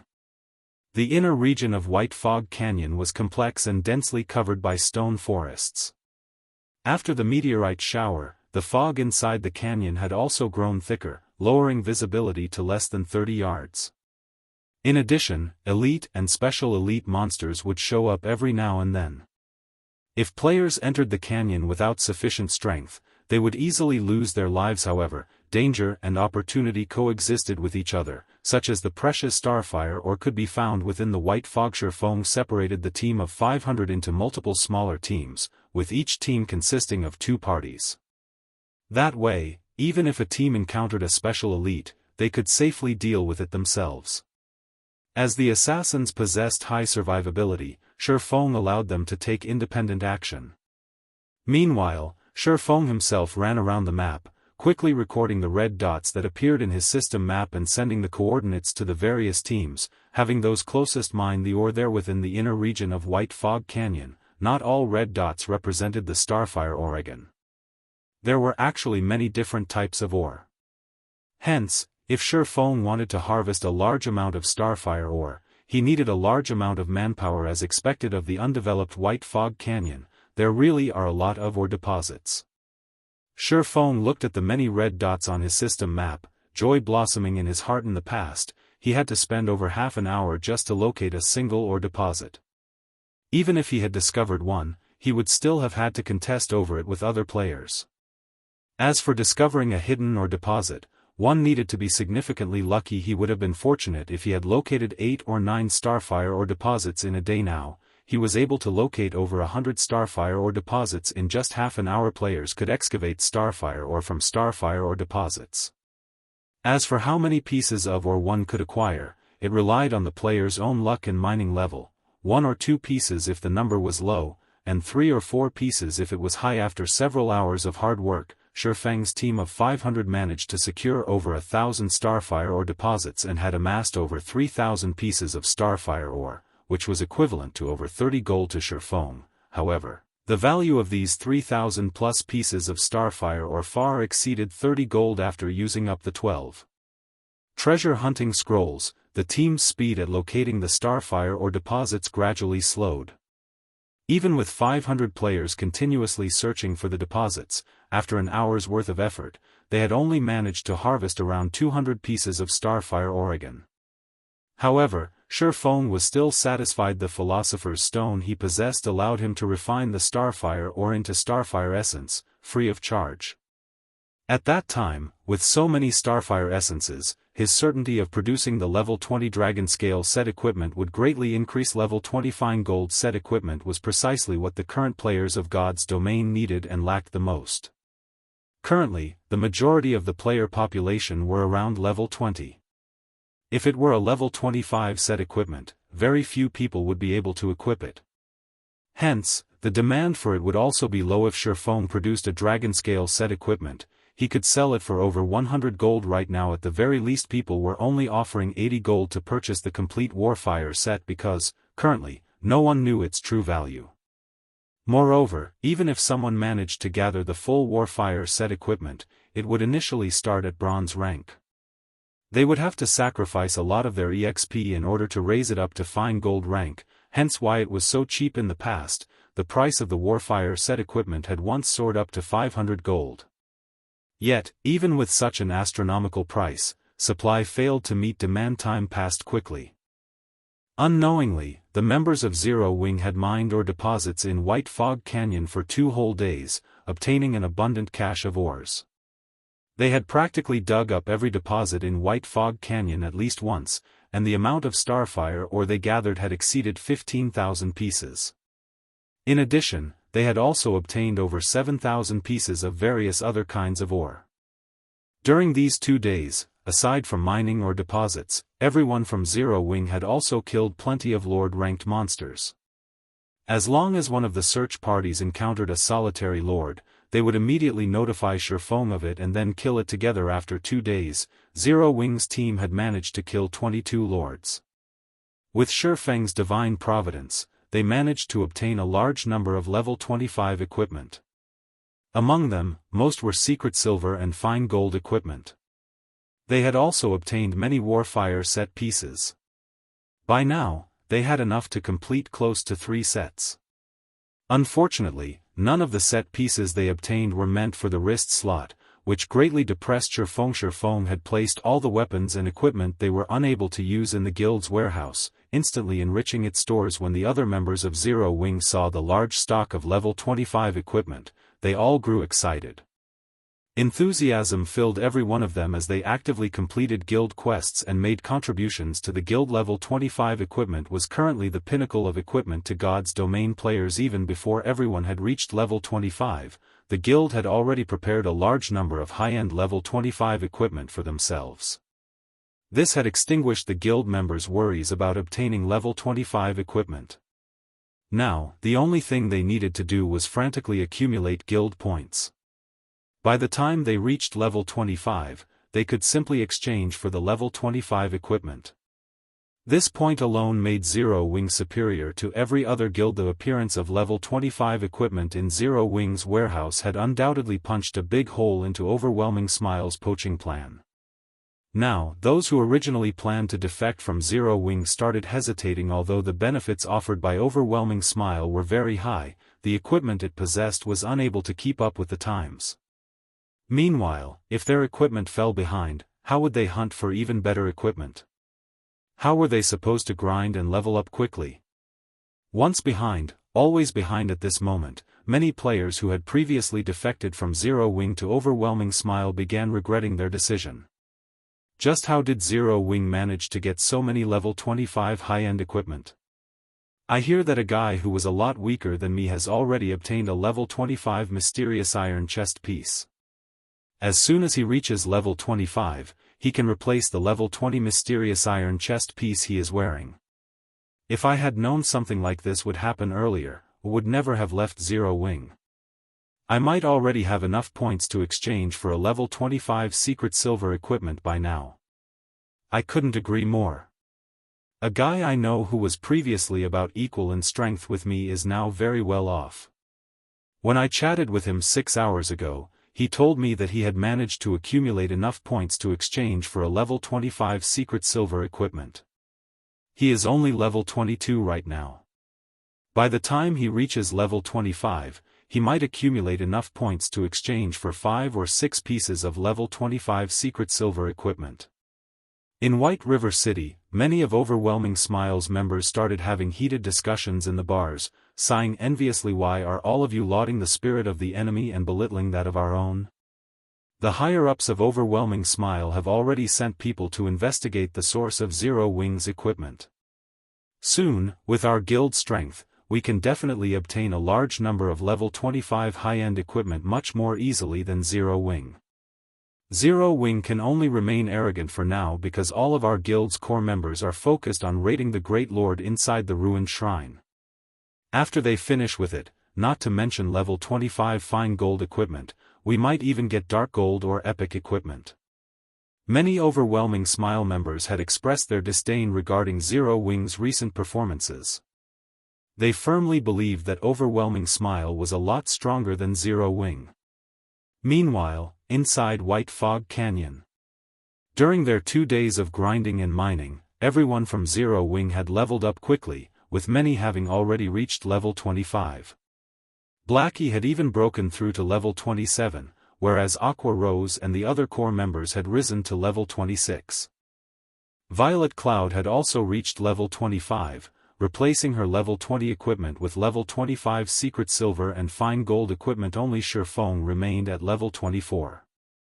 He was still a short distance away from reaching level 25. However, this could not be helped. Shifeng and Violet Cloud were both owners of hidden classes, so the EXP they required to level up was much higher than the others. Shifeng required twice as much EXP as ordinary classes, whereas Violet Cloud required 1.6 times. Guild leader, we discovered a starfire or vein. However, we were suddenly ambushed by some assassins from Overwhelming Smile. Although our party managed to get rid of the 8 of them, 2 of our brothers were killed. Seeing that we are interested in the starfire ore, those bastards from Overwhelming Smile have sent 3 teams to guard the starfire ore vein. They are currently clearing out the surrounding monsters and are planning to mine the deposit, Flying Shadow reported, wrathful flames burning in his eyes. If not for the bastards from Overwhelming Smile outnumbering them, he really wished he could go over and massacre them right this instant. Chapter 431, Denounce. Beside one of the streams inside the White Fog Canyon, a team of over 100 players currently guarded the entrance of a mine. Each of these players wore a guild emblem in the shape of a purple moon on their chests. This was none other than Overwhelming Smile's guild emblem at this moment. These players faced off against the 8 level 27 special elite ranked Flame Furbolgs that had emerged from within the mine. Flame Furbolg, Special Elite. Level 27. HP 70,000/70,000. Although the massive Flame Furbolgs were very powerful, the members of Overwhelming Smile fought with organization, continuously draining their enemies' HP. Boss Oriental, Zero Wings party killed Monkey and the others, a level 23 grey-clothed ranger reported as he walked up to the level 24 swordsman who currently commanded the team. This level 24 swordsman was fully geared with level 20 secret silver equipment. The snake-bone sword that hung on his back was even a level 20 fine gold weapon. Currently, in God's domain, his items were definitely top tier. That was 2 parties of elite assassins. A single party from Zero Wing actually wiped them out? Did Zero Wing receive help from someone else? The level 24 swordsman, Oriental Sword, asked. Although the assassin named Monkey was not an expert, he was a PvP veteran. He sported a promising battle record, and even experts would find him difficult to take down in a short amount of time. If he focused solely on his escape, it would be even more difficult to kill him.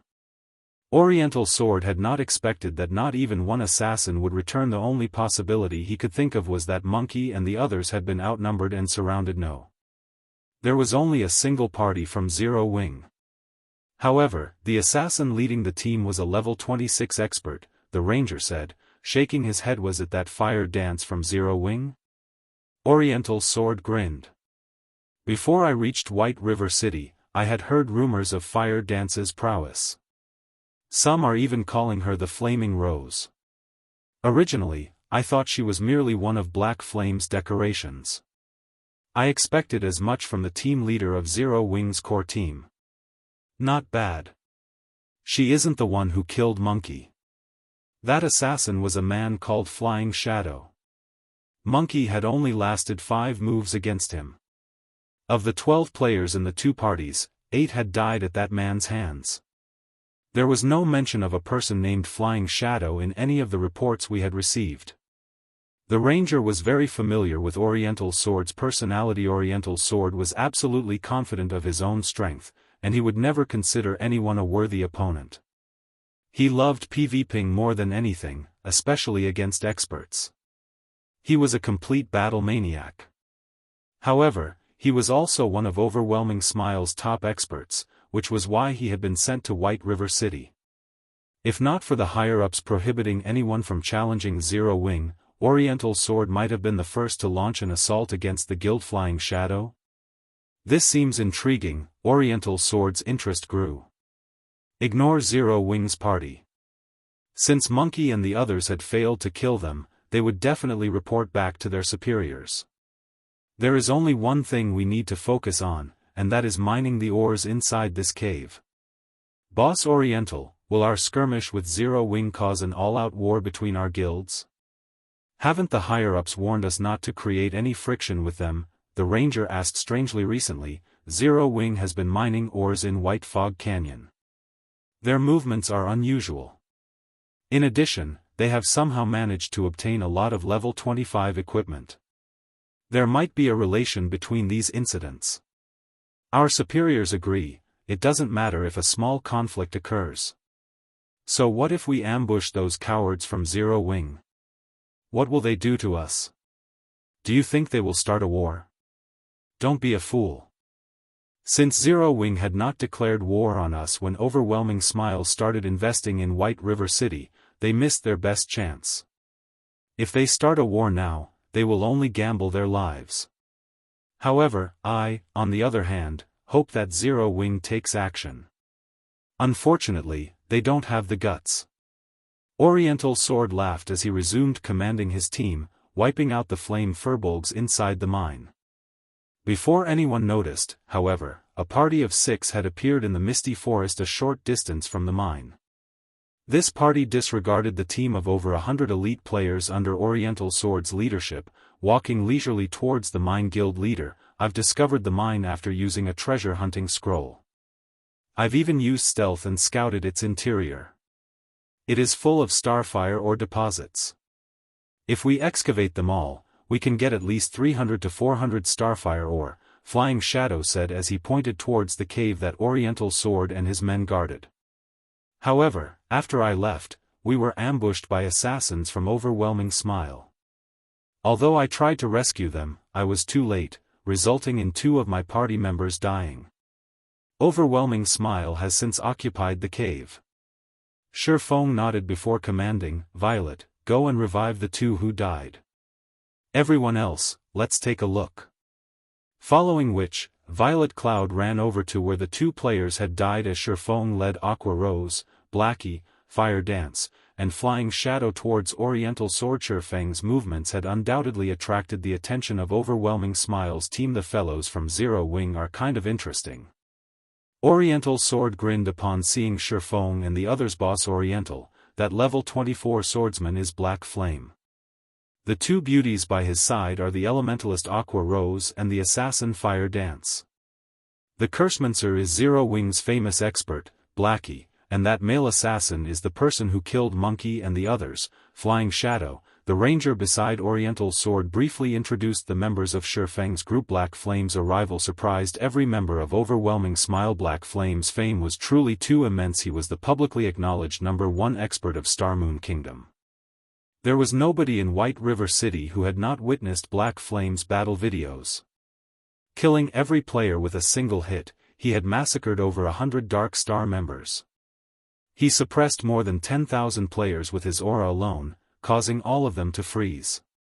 In the end, he even escaped unharmed. Guild leader Black Flame, what brings you here today, I wonder?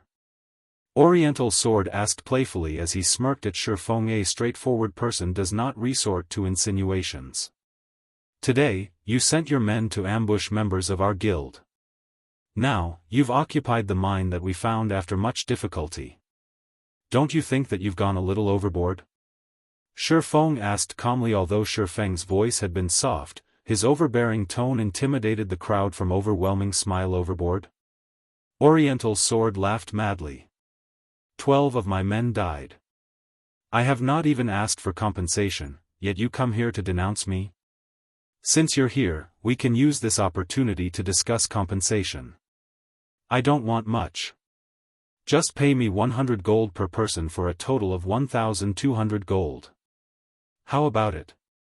Mockery filled Oriental Sword's expression. He believed that Shifeng was a complete fool. With just 5 players, Shifeng had dared come into his territory looking for trouble. At this stage of the game, players' levels were no longer insignificantly low. Their equipment was decent quality, and they had learned many skills. It was not possible to kill a player with a single hit anymore. Currently, he had close to 150 players on his side, and they were all elite members of the guild. They were also level 22 or higher, and they possessed impressive combat power. They could easily take out 50 players, much less 5. Chapter 432, One-Hit Extermination. Upon listening to Oriental Sword's words, a cold glint flashed across Shifeng's eyes. Suddenly, the surrounding atmosphere froze. What? Want to fight?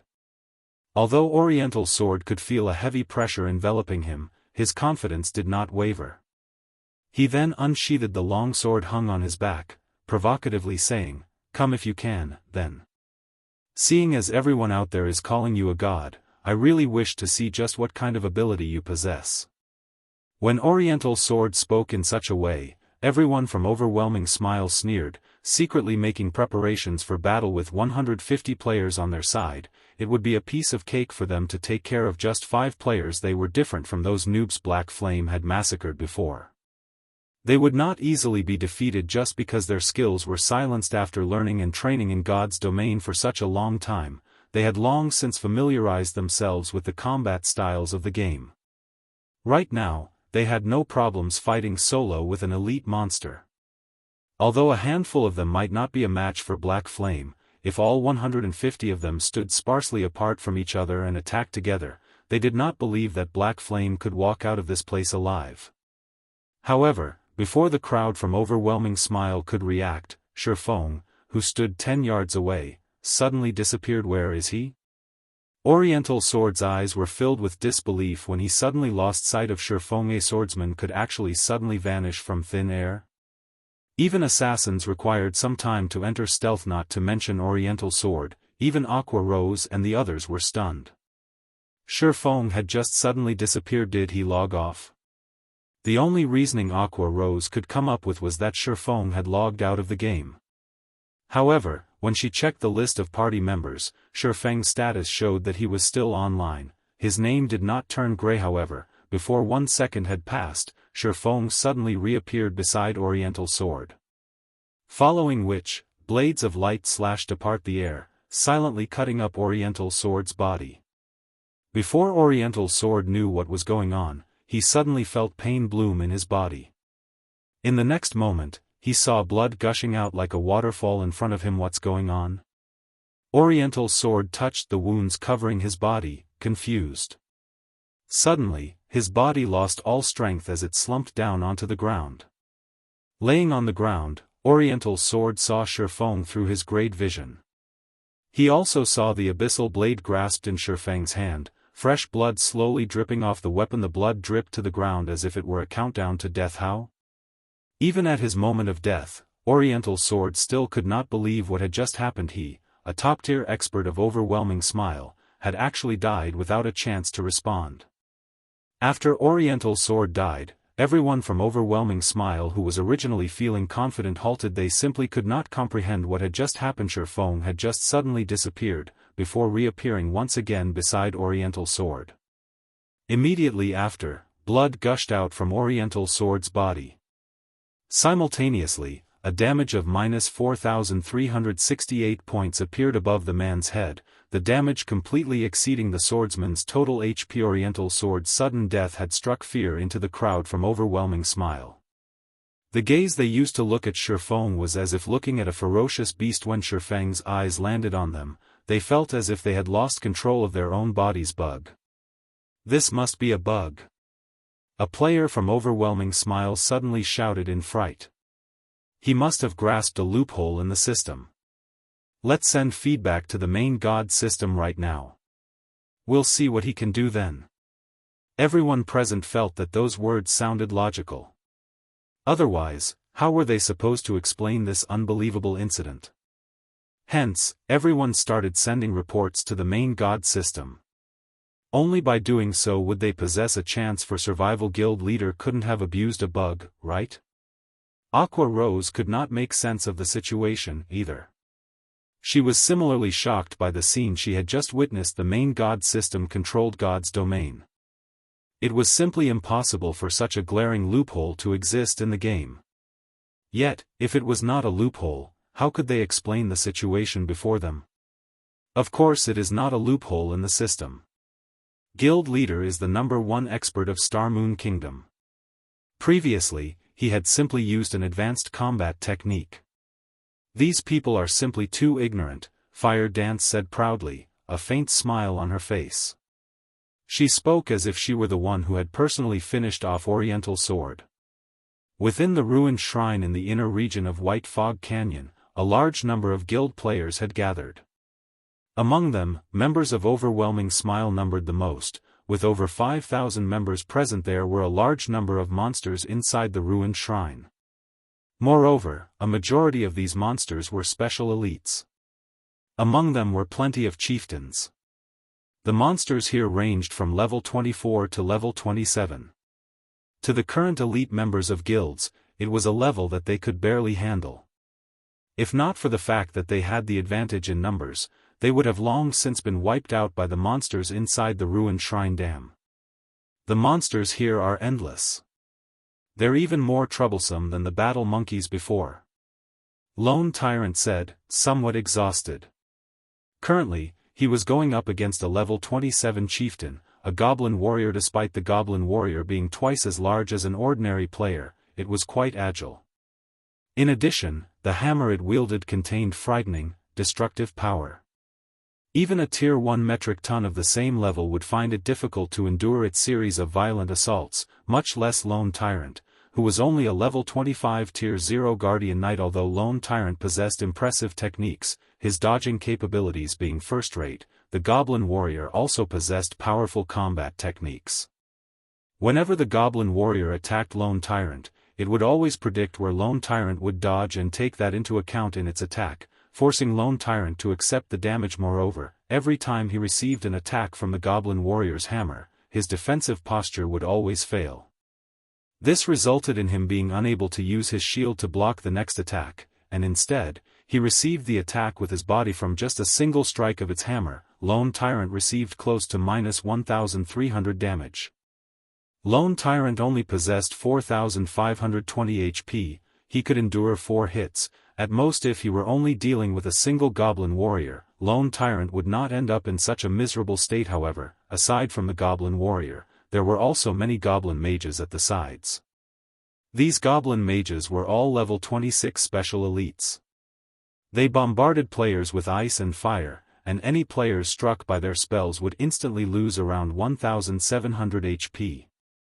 Other than MTs, nobody else could survive 2 hits within the ruined shrine. Aside from the members of Overwhelming Smile having a hard time, the other guilds were similarly facing great difficulties. The monsters inside the ruined shrine were simply endless. No matter how many they killed, the monsters just kept coming. Without sufficient strength, they simply had no way of reaching the level 25 Great Lord in a short amount of time, let alone raiding it before Overwhelming Smile had finished off the monsters at hand. Another wave of goblins charged over suddenly. Everyone from Overwhelming Smile felt a headache overcome them. Cursemancers, cripple them. Elementalists, use ice walls and separate the incoming monsters. Rangers, lure some away and kite them, do not let the pressure on the MTs increase. Yulan immediately shouted in the team chat. Immediately, the elites of Overwhelming Smile started taking action, luring the goblins away and letting the MTs take a breather. Lone Tyrant could not help but send a glance at the charming and graceful Yulan. Inwardly, he felt displeasure towards the woman. He was actually required to listen to her commands. However, he also had no choice but to admit that Yulan was indeed amazing. They were only able to reach their current location thanks to Yulan. Otherwise, they would not have been able to pass through the battle monkeys. Even if they could, they would have had to suffer immense losses. Take Emperor's Light and the Assassin's Alliance for example. Since entering White Fog Canyon, their total numbers had already decreased by a quarter. Meanwhile, under Yulan's command, Overwhelming Smile was able to advance through White Fog Canyon easily. Along their way to the ruined shrine, they had only lost a small number of players. Shortly after Overwhelming Smile cleared out all the goblins, Yulan received a message. After reading the message, her expression turned grim. Lone Tyrant could feel Yulan's mood suddenly changing, and he could not help but ask, "What happened?" After spending some time together, Lone Tyrant had a general grasp on this woman. She was always calm and collected. Even in the face of several Lord-ranked monsters, she would remain unfazed. Yet, now, after seeing a single message, her expression had turned solemn. How could Lone Tyrant not grow curious at this situation? Chapter 433, Evil Rakshasa. Hearing Lone Tyrant's question, Yulan, who had originally planned to explain, suddenly received another message notification. When she read the contents of the message, her frown deepened. Oriental Sword, that fool. I told him to investigate the secret Zero Wing had used to obtain their stock of level 25 high-end equipment, yet, he brazenly killed Zero Wing's members. He has even provoked Black Flame. Yulan was furious after reading the message. Yulan had previously investigated Black Flame. However, the more she looked into the man, the more creeped out she felt. Black Flame had appeared silently, and like a rising comet, he shocked everyone with every action in White River City. Not only had he massacred so many players, but he had also been able to move about freely. This strength alone was sufficient to strike fear into others. After all, if such a powerful person ambushed someone out in the field, and the victim was not strong enough to survive, they would still meet tragedy. If they were dealing with an ordinary expert, they could simply form larger teams when leaving the city. That way, those experts would not dare attack them. However, Black Flame was different. He was too powerful. Even if they formed teams, Black Flame could still slaughter them with little effort, and they could only helplessly watch as he did so. The only real solution was to form a team of several hundred players.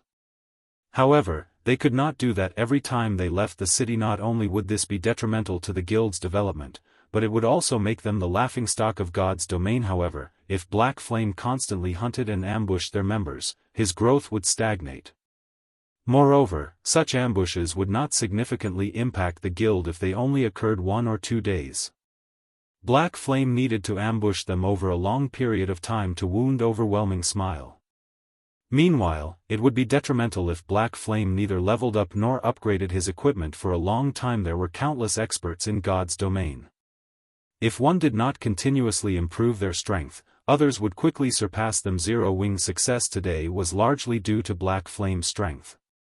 If Black Flame let himself go, it would damage Zero Wing. Hence, Yulan had prohibited the members of Overwhelming Smile from crossing any lines, maintaining the balance between both parties. She was worried that, if angered, Black Flame would disregard all consequences and act so roguishly. Now, however, Oriental Sword had broken the balance that they had maintained. At this point, Yulan wanted to hunt Oriental Sword down personally and strangle him. After Yulan received the message, Shifeng began to annihilate Overwhelming Smile's members with Aqua Rose and the others by his side. Shifeng's void steps had long since petrified his opponents. Later, they even reported to the main god system, stating that Shifeng had abused a loophole in the system to kill players. They all hoped that the main god system would bring them justice, giving Shifeng his deserved punishment. Yet, the reply they had received stated that there were no issues. Shifeng's every action had been within the rules of the system. Overwhelming Smile's members had been even more shocked upon receiving this reply that ghost-like method Shifeng had used to kill Oriental Sword wasn't actually a bug. For a time, the crowd from Overwhelming Smile despaired. In the face of Shifeng's merciless slaughter, their previous confidence was nothing but a joke. The only thing they could do was escape. As for battling Shifeng, that was a fool's errand. Just how were they supposed to fight an enemy that they could not see? Moreover, said enemy could kill them instantly upon reappearing. You guys wish to escape? Try it. Without hesitation, Shifeng activated Skywill Sword. Previously, to kill Oriental Sword in one hit, Shifeng had specially activated Aura of Fire and Purgatory Power, holding nothing back. Now, after activating Skywill Sword, countless swords of light appeared in the sky above the mine's entrance. When the swords descended, not only did they deal over -2,400 damage to all enemies within an area of 20 by 20 yards, but it also sealed all enemies within range, preventing them from leaving the region for 4 seconds. Instantly, the members of Overwhelming Smile were trapped within the mine. When everyone from Overwhelming Smile saw that there was no longer hope for escape, they tried to resist. Unfortunately, Shifeng did not give them a chance. Shifeng then used the skill of the Aura of Fire, Firestorm. Suddenly, flames filled the interior of the mine. A damage of close to -10,000 points appeared above every player and monster within. After Firestorm's duration of 5 seconds, only ash remained. Since Shifeng began his assault, the whole process only lasted a few seconds. Just like that, over 100 elites from Overwhelming Smile had been exterminated. Moreover, Shifeng had collected the immortal souls of every player that he killed. Within a short time, all of these players had been locked out of God's domain. If Shifeng had been a wild beast that gave other guilds massive headaches before he had become a Blade Saint, now, he was an evil Rakshasa that others would avoid at all costs. Meanwhile, inside the ruined shrine. So what if it's Black Flame? We have the advantage of numbers. We can easily get rid of him. A wrathful flame immediately blossomed within Lone Tyrant's eyes when he heard Black Flame's name. Hurriedly, he said, "Why don't I take some men to assist Oriental Sword and kill Black Flame?" Ever since dying by Shifeng's hands, Lone Tyrant had toughened his heart and trained arduously every night and day. He had done so to exact his revenge. He was no longer the same as he had been in the past. If not for Yulan restraining him, he would have long since avenged his deaths. Now that Oriental Sword had provoked Black Flame, it was only natural that he go and help out. Yulan could not possibly sit by and watch as more than 100 elite members fell under Black Flame's swords, right? Ultimately, these elite members were the backbone of the guild. If the guild did nothing as over 100 of these elites were slaughtered, not only would it damage the guild's reputation, but it would also affect the hearts of those within the guild. No need. Black Flame killed Oriental Sword with a single hit. As for the others, they're most likely dead by now, Yulan said, revealing a bitter smile. Yulan had a clear understanding of Black Flame's strength. None of the titled experts on the God's Domain experts list were for show. Furthermore, Black Flame currently had several experts by his side. Those 100+ elite members had zero chance of surviving. Only a top-tier expert might have a chance of walking away. Upon hearing Yulan's statement, Lone Tyrant was stunned. He said, I am very familiar with Oriental Sword's strength. Moreover, he has so many people with him. How could Black Flame kill him with one hit? I do not know how exactly he died, but according to the report sent from above, Oriental Sword had not managed to respond before dying, Yulan said. It seems that after not encountering Black Flame for a while, he has grown even stronger. We need to hurry and take down this great lord. Are we just going to let this go? Lone Tyrant had yet to give up on the idea of killing Black Flame. Staring at Yulan, he asked, if others find out that, despite Black Flame having killed so many overwhelming smiles elites, we are indifferent, we will become a laughingstock. What will we do if our inaction angers those above us? Yulan frowned.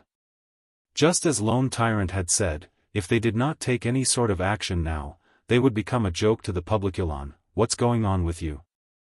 You shouldn't wear such an ugly expression. Do you need Big Brother's help? Just as Yulan struggled with her indecision, a lean man walked over, smiling. This man was a level 26 assassin, his level surpassing everyone in overwhelming smile. Yet, despite there being no guild emblem on his person, everyone from Overwhelming Smile treated him with respect and reverence. Even Lone Tyrant was no exception. He was deeply afraid of provoking this young master. The reason they were behaving in such a way was not only this young man's high level. More importantly, this man was the key to their operation of killing the Great Lord. Back then, young Master Feng had repeatedly instructed them to treat this youth before them with respect. If they provoked this youth, they would be responsible for their own actions. Chapter 434, Free Combat System. Big Brother Summer, it's great that you are willing to help, but the opponent is very hard to take down. We might even miss out on our chance to kill the Great Lord. I'm worried that it will affect Big Brother Summer's task. Yulan was familiar with the lean man's strength, and she appreciated his assistance. The lean man was Summer Sunshine. Not only was he unrelated to Underworld, but he was also an independent player. However, due to his backing and his overwhelming strength, even Feng Xianyang attempted to build a strong relationship with him. Yulan had once witnessed a fraction of Summer Sunshine's strength before entering White Fog Canyon. Summer Sunshine had fought Underworld's Pride, the leader of the Underworld Guards, Ming Sha, in a PvP. In the end, however, Ming Sha lasted only 5 moves against Summer Sunshine. Moreover, Summer Sunshine had not used any skills, relying on basic attacks to defeat his opponent. The results of that fight had surprised everyone. As a member of Underworld, Yulan knew full well how strong Ming Sha was. He was one of the few great experts in Underworld. Gentle Snow of Ouroboros was only slightly stronger than him. However, such an expert was nothing more than a child to Summer Sunshine. One could just imagine how powerful the assassin was. If Summer Sunshine was willing to lend a hand, they had a fairly good chance of defeating one-hit Azura Black Flame. It won't take long to deal with the Great Lord. I don't mind delaying our attack for a little bit. In any case, I am bored. If you need help with something, just ask. Summer Sunshine laughed. Zero Wings Guild leader, Black Flame, has killed many of our elite members. We want to return the favor and kill him. Would you be interested in helping us with this, I wonder? Yulan asked softly as she stared at Summer Sunshine Black Flame. Summer Sunshine nodded, saying, "All right. I've heard many rumors about him when I was in White River City. I hear that he's pretty amazing and has the title of one-hit Azura. He is even Star Moon Kingdom's #1 expert. I'd love to exchange a few moves with him. If I kill him, won't I become Star Moon Kingdom's #1 expert?" "Of course. If you kill Black Flame, you will officially become Star Moon Kingdom's #1 expert. However, don't underestimate him. He once killed Ming Sha with one hit. We need to plan carefully to avoid Black Flame escaping." When Yulan received Summer Sunshine's answer, the tension between her brows loosened, a few ideas of how to deal with Black Flame already brewing. He killed Ming Sha with one hit? Not bad. My last fight with Ming Sha wasn't even a warm-up. I wonder if Black Flame is strong enough to take seriously. Summer Sunshine licked his lips, a hint of excitement flashing in his eyes. "As for your plans, forget about them. As long as we find him, I have my own ways to prevent him from escaping. Big Brother Summer, Black Flame has a large-scale silencing skill. If he discovers us and activates the skill, trapping him will be very difficult. It is best if we have a plan to silence Black Flame," Yulan reminded. "Don't worry. I have something better than that. When I see him, I'll trap him like a bug in a jar." Summer Sunshine laughed. Confidently, he said, "Let's hunt down Black Flame. Since he has provoked and angered you, you can watch as I take care of him." Following which, Yulan immediately sent a large number of players to search for Black Flame. Meanwhile, Overwhelming Smile's army also slowly withdrew from the ruined shrine. At the entrance of the Starfire mine, Shifeng and the others tidied up the loot scattered across the ground. When Shifeng had activated Firestorm, not only had he wiped out the players, but he had also dealt with all of the level 27 special elite ranked flame furbolgs that had emerged from the mine, with the flame furbolgs drops accompanying the items from players, weapons, equipment, and materials littered the area in front of the mine. The elite members of Overwhelming Smile sure are poor. The majority of their weapons and equipment are level 20 bronze and mysterious iron ranked. There are only 2 pieces of secret silver equipment. The flame furbolgs dropped more secret silver equipment than those elites, Blackie commented after they had finished collecting the items. He could not help but sympathize with the elites of Overwhelming Smile. The loot from the players versus the flame furbolgs was easy to differentiate, as one group had only dropped level 20 items, while the other had only dropped level 25 items. The flame furbolgs had dropped 4 pieces of level 25 secret silver equipment alone, which was the equivalent of 4 pieces of level 20 fine gold equipment. To God's Domains players currently, fine gold equipment was top-tier equipment, whereas dark gold equipment was the cream of the crop. As for epic items, they were the stuff of legends. Meanwhile, if an ordinary player joined Zero Wing around level 10 and completed their guild quests each day, they could trade their guild points in for a piece of mysterious iron equipment by the time they reached level 20. If they were lucky and managed to join a party to complete advanced guild quests, they might even have enough points for 3 or 4 pieces of secret silver equipment. More than half an elite's equipment would be secret silver rank at the very least. On the other hand, the equipment Overwhelming Smile's elite members wore was mostly a mix of bronze and mysterious iron rank. Practically none of them had any secret silver equipment. They could not compare with Zero Wing's members. Furthermore, level 25 weapons and equipment were now available for Zero Wing members. This was unheard of in any other guild. Any level 25 equipment obtained by the other guilds would be prioritized to their core members. These items would never be available for their ordinary members. Compared to level 25 secret silver and fine gold equipment, the benefits that Overwhelming Smile offered were a joke. After organizing the loot, Shifeng had the 2 recently resurrected members take the dropped weapons and equipment back to the guild. As for Aqua Rose and the others, they all entered the Starfire mine and started mining. The Starfire mine was a naturally occurring maze. Moreover, when wandering inside the mine, the players were often ambushed by groups of 3 to 5 flame furbolgs. As a result, Shifeng's team progressed slowly. The flame furbolgs were level 27 special elites.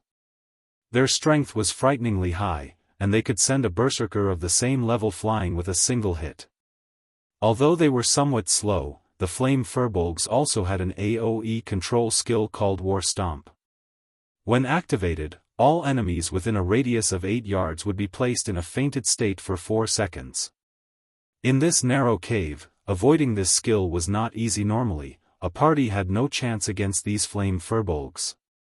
At the very least, they needed a larger team and the willingness to make sacrifices to get rid of these special elites. Unfortunately for the Flame Furbolgs, the opponent was Shifeng. Moreover, there were also the Tier 1 assassins, Fire Dance and Flying Shadow, and the unpredictable Astromancer, Violet Cloud before Shifeng and the others. The Flame Furbolg's 70,000 HP was only decoration. Shifeng and the others were Tier 1 classes.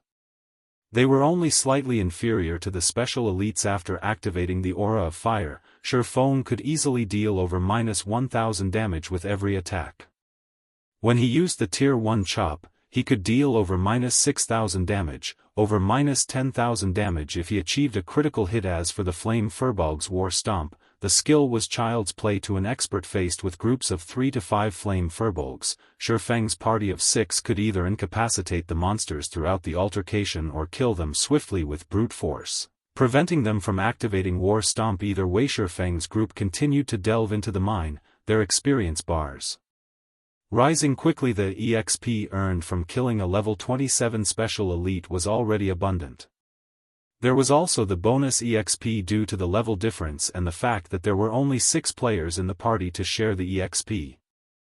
Most importantly, there were a lot of Flame Furbolgs, and no matter how many the party killed, more awaited them further in the mine. They leveled faster here than when they had killed Lord-ranked monsters in a team of 500 players. On top of everything else, they also obtained plenty of level 25 equipment. After Shifeng and the others had killed Flame Furbolgs in the Starfire mine for over 3 hours, the group arrived at a wide and beautiful crystal cavern. A gigantic flaming star took up the center of this cavern. The moment Shifeng set foot in the crystal cavern, a system notification suddenly rang out. System, you have entered the land of the fallen star. Activating free combat system. Chapter 435, Land of the Fallen Star. After entering the crystal cavern, Shifeng had not been the only one to receive a system notification. His party members also received one. Activating free combat system. Shifeng was stunned. The free combat system was an unfamiliar term to the current players of God's Domain. Shifeng, however, could not be more familiar with it. This was a mechanic that would only exist after the second evolution of God's Domain. In order to make combat in God's Domain more realistic, friendly fire was now active. Originally, if 2 players were in a party together, their attacks would not damage each other. However, after activating the free combat system, if one were not careful and struck a party member, said party member would receive damage from the attack. Players could also damage themselves with their own skills. For example, if a player used an AoE skill and they were within the skill's effective range, they would receive damage. In the past, after the free combat system had activated, many players had ended up in the graveyard because of either themselves or each other. As a result, when attacking, players needed sufficient control of their attacks. Otherwise, no one would be willing to join their party regardless of the benefits. Guild leader, what just happened? Aqua Rose could not contain her curiosity when she saw Shifeng. Surprise, we have activated the free combat system. From now on, our attacks will not differentiate from friend and foe, so we need to be careful in the battle. Don't mistakenly injure yourselves or your teammates, Shifeng explained. However, before the others could respond, a deep purple barrier sealed off the cavern's entrance. When Blackie accidentally touched the barrier, he suddenly lost 1000 HP. Frightened, Blackie hurriedly backed away from the barrier. We've fallen into a trap. Be careful of your surroundings and don't take action casually.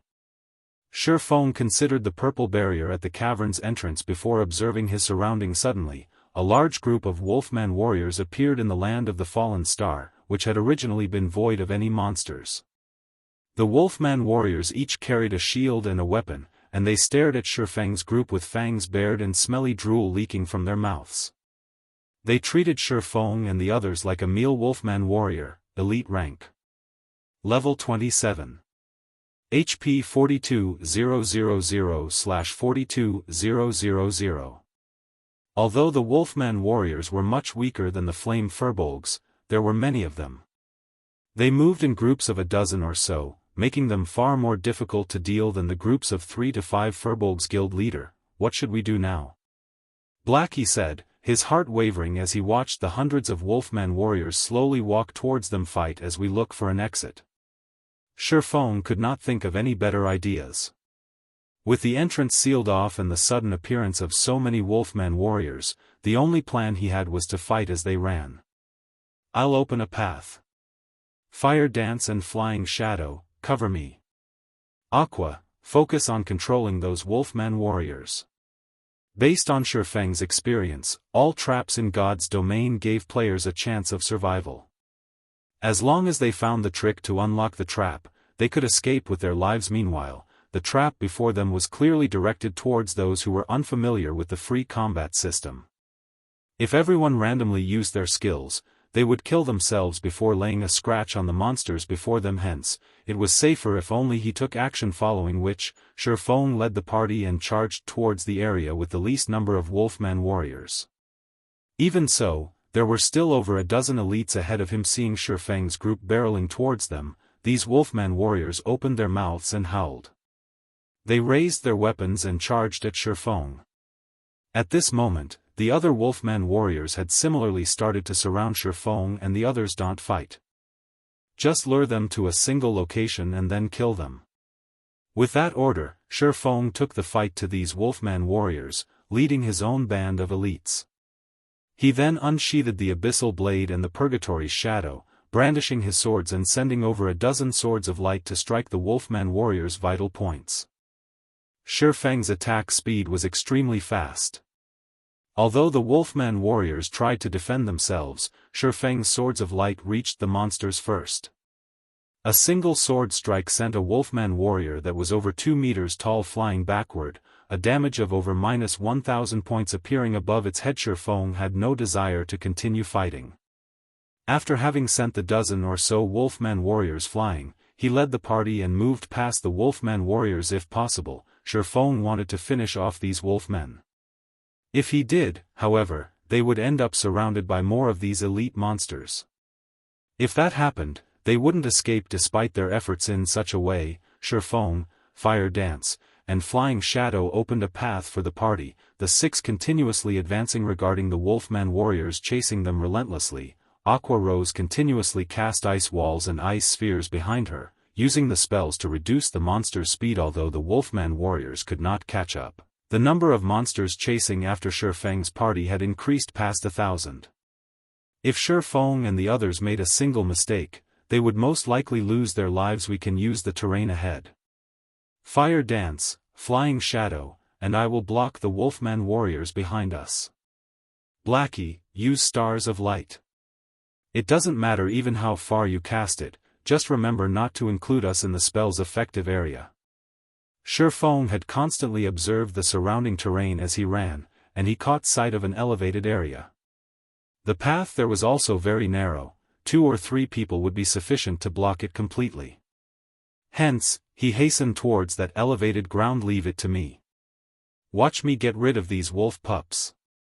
Blackie nodded when the party entered the narrow path. Shifeng and the 2 assassins spun around, facing the oncoming Wolfman warriors. 20 yards.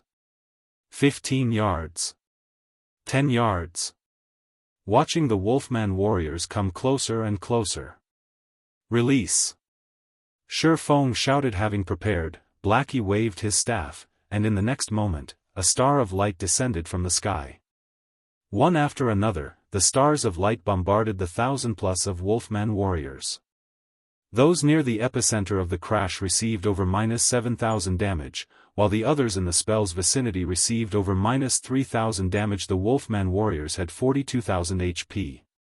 They could only endure a few waves of stars of light before dying. However, the Wolfman warriors outside of Blackie's spell were intelligent. They had not foolishly charged into the range of the stars of light. Instead, they stood in place, waiting for the spell to end. Although the effect of stars of light was frightening, the spell only took the lives of slightly over 200 Wolfman warriors. To an army of over 1,000, that was nothing. However, after Stars of Light ended, the experience bars of Shifeng's party skyrocketed. If they could repeat this process, they could easily reach level 30 in a few hours before anyone could catch a breather. Dozens of Wolfman warriors charged into the small path, howling as they brandished their weapons. Due to the free combat system, Blackie had not had a perfect grasp of his skill's coverage area. As a result, the Wolfman warriors that had been at the very forefront of the charge had not been caught in the effective area of Stars of Light. Fortunately, the small path only allowed for 5 or 6 Wolfman warriors. Without hesitation, Shifeng sent a Tier 1 Thundering Flash at the incoming elite monsters. Compared to the Tier 0 Thundering Flash, the Tier 1 skill was far more agile. Whether it was in terms of speed, power, distance, or number of attacks, all had massively improved. Most importantly, Shifeng could now use it to attack horizontally, increasing its attack area. A blue arc of lightning tore through the path in the blink of an eye, splitting the path in two. Following which, another arc of blue lightning streaked towards its target. After 5 consecutive arcs of lightning, astonishing damages appeared above the dozens of Wolfman warriors. 624, -2240, -3136, -4394, -6, 152. Thundering Flash's effect stacked, and each consecutive hit would have its damage increased by 40%. If a target were struck by all 5 lightning strikes, the total damage would be terrifying. However, the might of Thundering Flash could not deter these crazed Wolfman warriors. They still threw themselves forward with little regard for their lives. Aqua Rose waved her staff, and suddenly, 3 ice walls appearing on the small path, reducing the Wolfman warriors' speed. Blackie also cast Hell Flame, dark green flames emerging from the ground. Immediately after, Shifeng used the Tier 1 Earth Splitter. Before these Wolfman warriors could reach Shifeng, they all died. With the perfect combination of the 6 and the advantageous terrain, they had only spent a short amount of time finishing off the 1,000+ Wolfman warriors. After decimating the last wave of warriors, a golden glow illuminated Shifeng's body. He was finally level 25. Chapter 436, Combat Power Soars. Guild Leader, you're finally level 25. Blackie sighed with relief when he saw the golden brilliance illuminate Shifeng's body. That's right, Shifeng laughed bitterly. After choosing this Blade Saint class, I'm doomed to level up slowly. Guild Leader, here's the level 25 Swordsman fine gold and secret silver equipment we saved for you, Fire Dance said, retrieving a few pieces of equipment from her bag. She had deliberately held on to these items for Shifeng. As for the other level 25 equipment, she had sent them to the guild's warehouse. Shifeng's hidden class was no secret among the core members of Zero Wing. This included Violet Cloud's Astromancer class as well. Originally, everyone had envied and admired hidden classes, searching desperately for a legacy that would give them the chance to obtain a hidden class. However, they could now see both Shifeng's and Violet Cloud's leveling speed for themselves. Their progression could only be described with one word: slow. Some of the team members who were originally a lower level than Shifeng and Violet Cloud had even surpassed the two over these past few days in White Fog Canyon. More importantly, their levels were currently in the 20s. When they reached the 30s, 50s, or even 100s, the two's leveling speed would most likely slow to a crawl. When the others thought about how they would level far slower than other players, they promptly dismissed their intentions of searching for a hidden class. If they encountered an advanced legacy in the future, they would change classes then. If not, so be it. Levels were very important in God's domain. Moreover, everyone paled at the thought of dying just once as a hidden class. Thanks. Shifeng accepted Fire Dance's offer. His current equipment mostly consisted of random level 20 pieces. If he switched them out for level 25 fine gold and secret silver equipment, his attributes would increase significantly. Shifeng also retrieved a fiery red pair of boots from his bag. The delicate boots each had 3 beautiful flame crystals embedded in them, and a bright red glow circled the footwear. These were super top-tier boots that Shifeng had obtained after killing the scorching Lamia flame boots, plate boots, dark gold rank. Level 25. Defense plus 175. Strength plus 21, Agility plus 30, Endurance plus 15. Movement speed plus 8. Fire resistance +5. Additional skill dash. Flame rush, increases movement speed by 100% for 10 seconds cooldown, 2 minutes. The boots were worth at least 30 gold. As Shifeng had not met the level requirement for the boots when he had first obtained them, he had kept them in his bag until now. After equipping the flame boots, Shifeng's attribute soared once more. He had even obtained a new skill, Flame Rush. This was a must-have skill for both escape and pursuit. Undoubtedly, the flame boots had significantly increased Shifeng's mobility. Guild leader, what kind of boots are those? They're so beautiful. Aqua Rose asked excitedly upon seeing the flame boots on Shifeng's feet. Aqua Rose wasn't the only person with this opinion, as both Fire Dance and Violet Cloud similarly eyed the flame boots. Women always loved beautiful things. I got these boots from killing a High Lord in the Flame God's cave. However, you guys are mages, so you can't equip them. If you could, we'd go back and farm more High Lords. Even with his experience in countless battles, Shifeng squirmed under the intense stares of the three beauties.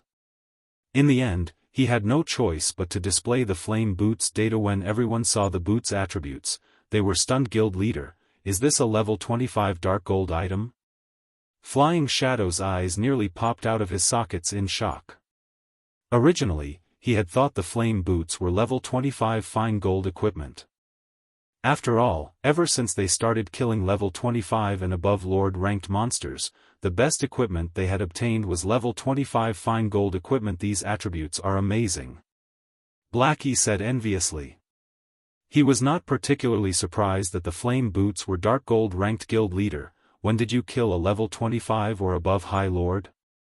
Aqua Rose asked with disbelief. When Fire Dance and the others heard Aqua Rose's question, they suddenly realized the weight of Shifeng's words. Zero Wing had only recently entered White Fog Canyon. Based on Shifeng's behavior, he had obtained the flame boots long before entering the canyon. However, only High Lords had a chance of dropping dark gold equipment. Moreover, as the flame boots had a level 25 requirement, Shifeng would have had to kill a level 25 High Lord at the very minimum. Meanwhile, since Shifeng always acted independently, it meant that he had most likely killed a level 25 High Lord by himself. Was something like that really possible in God's domain? If I remember correctly, I think it was around the time when I was level 15, Shifeng said after giving it some thought. However, I used some special methods to defeat that scorching Lamia. If it were a direct confrontation, she would have killed me instantly. Amazing. Inhuman. Guild leader, you're too insincere. We are all in the same boat, yet you still keep so many secrets to yourself. Due to their shock and surprise, Aqua Rose and the others were utterly speechless. They all knew full well how powerful a High Lord was. They also knew how inconceivable it was to kill a High Lord. A team of 50 players stood no chance against one, much less a solo player. Even if Shifeng had used some particular method to kill one, it was still an amazing feat. It turns out that Guild leader has hidden his strength all along. It seems that I'll need to work harder from now on. Aside from her shock, Fire Dance was also disappointed. She inwardly lamented over her lack of strength. Originally, she had thought that she was only a short distance from catching up with Shifeng. She now realized that not only had the gap not shortened in the slightest, but it had even grown wider. However, this revelation had not discouraged Fire Dance. At the very least, she could see how wide the gap was now. Shortly after Aqua Rose and the others had renewed their opinion of Shifeng's strength, a terrifying roar echoed throughout the land of the fallen star. This is a wolf's howl. The sound seems to be moving closer. Is the boss coming for revenge because we killed the wolf pups? Aqua Rose and the others were no ordinary players, their 5 senses were very acute. By sound alone, they could feel danger approaching. Meanwhile, anything that could instill that kind of feeling was not a typical monster. Immediately, everyone went on high alert, searching for any movement. The monster heading for us is at least Lord-ranked. All of you, stand back. Shifeng could feel the threat of death when one had reached his standards. They could determine an enemy's strength through the degree of danger they instinctively felt without even seeing their enemy. If it were a chieftain, although Shifeng would feel danger, he would not sense the threat of death. For him to feel such a threat meant that the approaching monster was at least a lord. While everyone waited quietly for the enemy's arrival, Shifeng retrieved the fragmented legendary ranked heavenly dragon's breath from his bag. Previously, Shifeng's intelligence had been below the required 120 points, so he had not been able to equip the fragmented legendary item. Now, however, he finally possessed enough points in his intelligence as he had a Tier 1 class. He received 8 free attribute points each time he leveled up. In addition, the Abyssal Blade also gave him 2 points for each level. The Golden Stigmata also gave him 10 free attribute points and raised all attributes by 5 points every 5 levels. When Shifeng reached level 25, he had received a total of 20 free attribute points. After increasing his intelligence to 120 points, he added the remaining points into strength. The equipment requirement of the Heavenly Dragon's Breath was 200 strength, 200 agility, and 120 intelligence. Both Shifeng's strength and agility had long since exceeded 200 points, they had even exceeded 300. Now that his intelligence had reached the minimum requirement, he could equip the Heavenly Dragon's Breath. Such power. After equipping the Heavenly Dragon's Breath, Shifeng could feel an immeasurable strength flow into him from the fragmented legendary ring. Although this was not his first time equipping the item, the ring still gave his mind a clarity that he had never had before. He also felt warm and fuzzy, power leaking from his body. It felt as if he was capable of destroying anything and everything in his path. Chapter 437, Tier 2 Combat Power. As the howls approached, everyone became more focused. They kept their eyes glued on the numerous stone pillars in front of the small path. None of them spared even a glance for the loot that the 1,000+ Wolfman warriors had dropped. It was not because Shifeng and the others did not want to, but because they couldn't afford to. They had all experienced just how powerful and cunning a lord-ranked monster was. Even elites knew how to ambush players, much less lords. The frightening aspect of lords was that they knew how to strike a player's blind spots, landing a fatal blow. Previously, Zero Wing's chief MT, Kola, had very nearly died several times in a lord's ambush. If not for the Arclight Guard's heaven-defying skill, Time Arc, Kola would have died at least half a dozen times. Currently, none of Shifeng's party had such an overpowered skill. They would only taunt death if they moved forward to pick up the loot. After a short moment, the howling stopped. Instantly, an aura of death washed over the party, and the air surrounding them seemed to freeze. Where's the monster? Blackie asked, confused. When nothing appeared, it has probably hidden itself. The stone pillars ahead are perfect cover, and it is highly likely that the monster is looking for a chance to strike. Flying Shadow, who was in stealth, answered. Guild leader, should I scout ahead and investigate? No, it's already heading towards us, Shifeng said, shaking his head as he unsheathed the Abyssal Blade and the Purgatory's Shadow. With a grim expression, he said, everyone, prepare for battle. Flying Shadow and Fire Dance, cover me. Violet, you focus on healing. Aqua and Blackie, use your control skills but don't pull too much aggro. This monster is far more powerful than any of you can imagine. It's coming? But I don't see it. Aqua Rose scanned the area ahead of her, failing to detect any traces of a monster. It's normal that you can't see it. It's in stealth right now, even I can barely see its blurred figure. Due to the Heavenly Dragon's Breath, Shifeng had massively improved in all areas. Even so, he had almost missed his opponent's present stealth. It can't be possible, right? When the others heard Shifeng's words and saw his solemn expression, they immediately grew anxious as they examined their surroundings. A lord that could use stealth. It was a player's worst nightmare. A single careless moment could result in their deaths. Not daring to take any risks, Shifeng immediately activated Omniscient Eyes. He immediately discovered a small-sized, red-furred wolfman. This red wolfman wielded 2 pitch-black sawtooth daggers in each hand.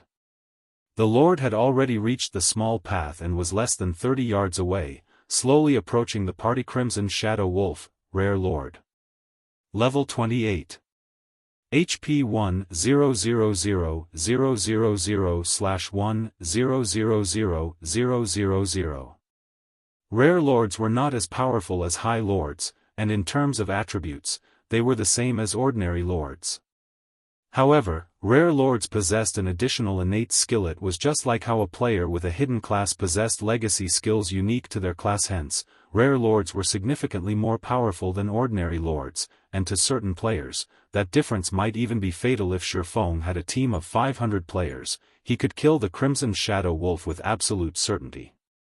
However, not only did his party only consist of 6 players, but they also did not have an MT. Facing this rare lord would prove quite difficult. When Shifeng saw the Red Wolfman's information, distress filled his heart. Fortunately, after equipping the Heavenly Dragon's Breath, his mind could remain extraordinarily calm. His attributes had also significantly increased: strength increased by 40%, agility increased by 40%, intelligence increased by 30%, endurance increased by 50%, movement speed increased by 20%, attack speed increased by 30%. The improvement that the fragmented legendary item had provided to his attributes was much higher than the growth he had received when he became a Tier 1 Blade Saint. Furthermore, he also had 3 new skills: Dragon's Authority, Dragon's Breath, and Heavenly Dragon's Power. With these new skills, he could easily contend with a lord of the same level. If Shifeng had not equipped the Heavenly Dragon's Breath, he would most likely have given a single command escape. In God's domain, a Tier 1 class could compete with a special elite, whereas a Tier 2 class was on the same level as a lord. This was why Shifeng could not face a lord in direct combat. However, now that he had the Heavenly Dragon's Breath, although it was not as impressive as a legendary item, it could still allow a player to transcend tiers, granting Shifeng the combat power of a Tier 2 player. It was the equivalent of crossing the threshold to a Tier 2 class. Right now, Shifeng's attributes approached that of a Tier 2 class. He only lacked Tier 2 skills. Simply put, Shifeng was fully capable of contending with a lord of the same level. He also had the skill, Heavenly Dragon's Power. This skill was even more powerful than the Tier 1 skill, Blade Liberation. Previously, when Shifeng had activated Heavenly Dragon's Power, he had been able to suppress the final boss in the Demon's Castle. When Shifeng activated Omniscient Eyes, the Crimson Shadow Wolf knew that it had been discovered. It dashed towards Shifeng with astonishing speed. Before Shifeng could react, the Crimson Shadow Wolf had closed the distance by more than 20 yards and stood before him. Without hesitation, it slashed its sawtooth daggers towards Shifeng's neck. Startled, Shifeng hurriedly activated Defensive Blade. The 2 sawtooth daggers froze just before they struck him, unable to proceed by even an inch so fast. Shifeng was shocked. If anyone else stood in his place right now, they would have been a dead man. Shifeng had activated Defensive Blade the instant he discovered the Crimson Shadow Wolf, yet he had nearly been decapitated. Not only could decapitate silence players, but it could also inflict a massive bleeding and significant damage. If players were silenced, they would only be able to defend themselves by relying on their basic attributes. However, not even an MT of the same level could fend off a lord for more 10 seconds. Realizing that its first attack had been unsuccessful, the Crimson Shadow Wolf spun backward and vanished right before Shifeng's eyes. In an instant, it appeared behind Shifeng and used Backstab. Fortunately, Defensive Blade deflected that attack as well. Standing in the back, Aqua Rose and the others were stupefied by this scene. They had only seen the Crimson Shadow Wolf when it first launched its attack. Then, in the blink of an eye, it had appeared behind Shifeng and launched another attack. However, the rare lord was far from done. Within 1 second, it had launched no less than 6 attacks. Just as Defensive Blade was about to run out, the Crimson Shadow Wolf sent a flying knee kick towards Shifeng's abdomen. A flying knee kick could easily break an enemy's combat stance and send them flying through the air, making it difficult for them to dodge or attack. Just before the Crimson Shadow Wolf's flying knee kick struck Shifeng, the rare lord revealed a human-like sneer. Suddenly, it reversed its grip on one of its daggers and sent an eviscerate at Shifeng's chest, intending to end Shifeng's life with one strike. Guild leader. Everyone watched anxiously. However, they were helpless. The Crimson Shadow Wolf was simply too fast.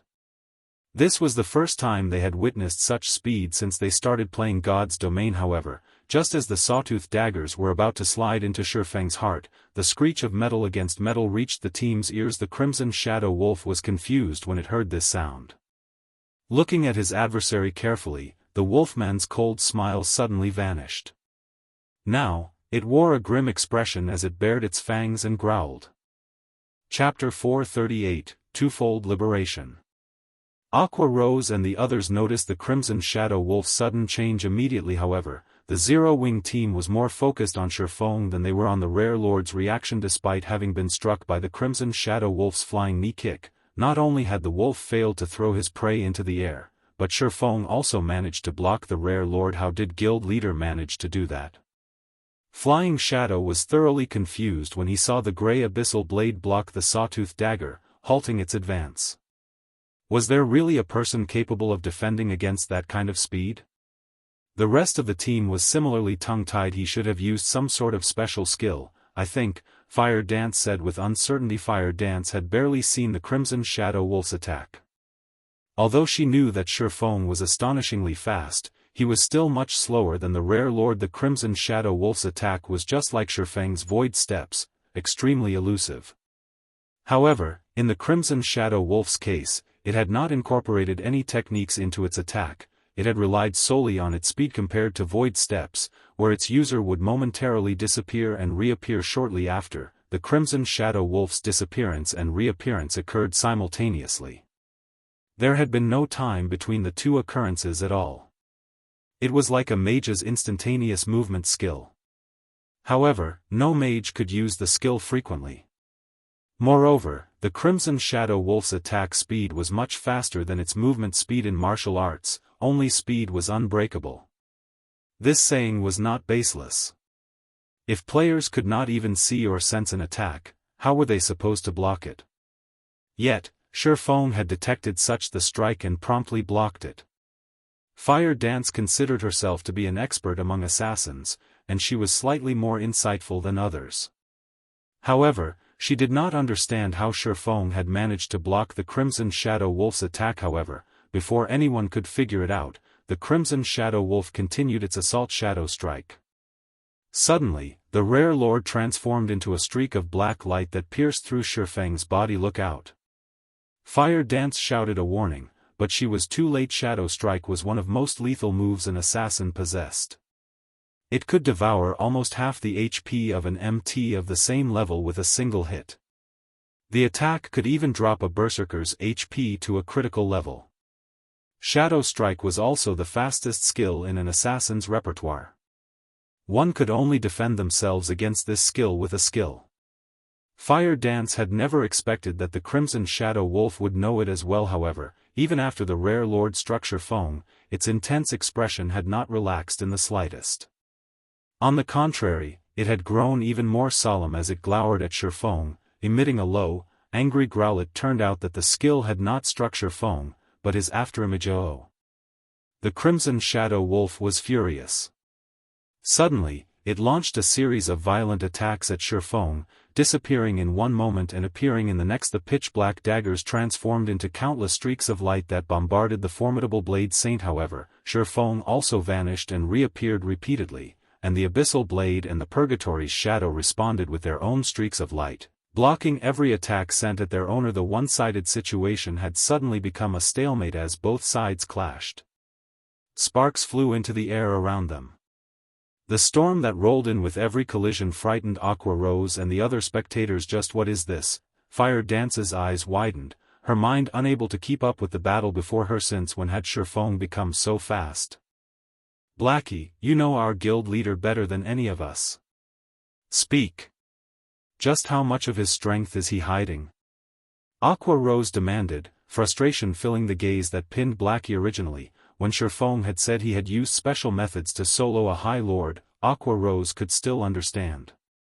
Even so, she already considered Shifeng inhuman for being capable of achieving such a feat. Now, however, they watched as he contended with a terrifyingly fast lord. By this point, she had even begun to suspect that Shifeng was not a player at all, but the main god system's son or the system itself. How else could they explain his speed? Not even a High Lord could compete with the Crimson Shadow Wolf's speed, yet, Shifeng matched it.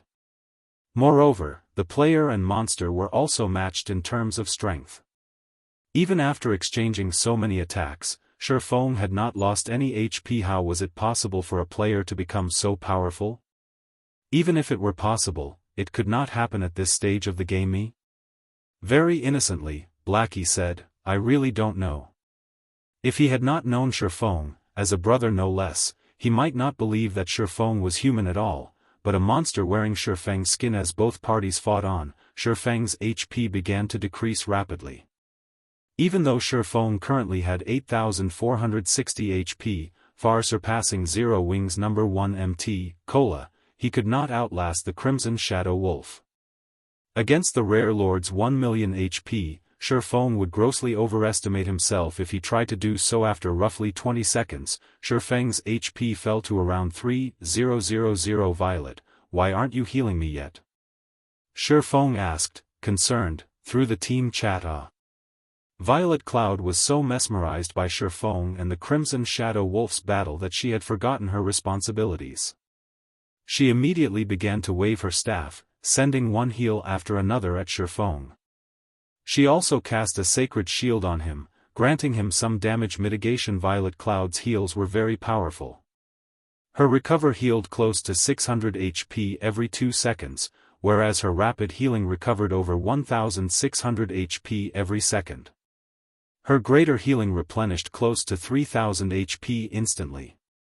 In a short moment, Shifeng's 8,460 HP was back to full. However, Violet Cloud's heals paled in comparison to the Crimson Shadow Wolf's.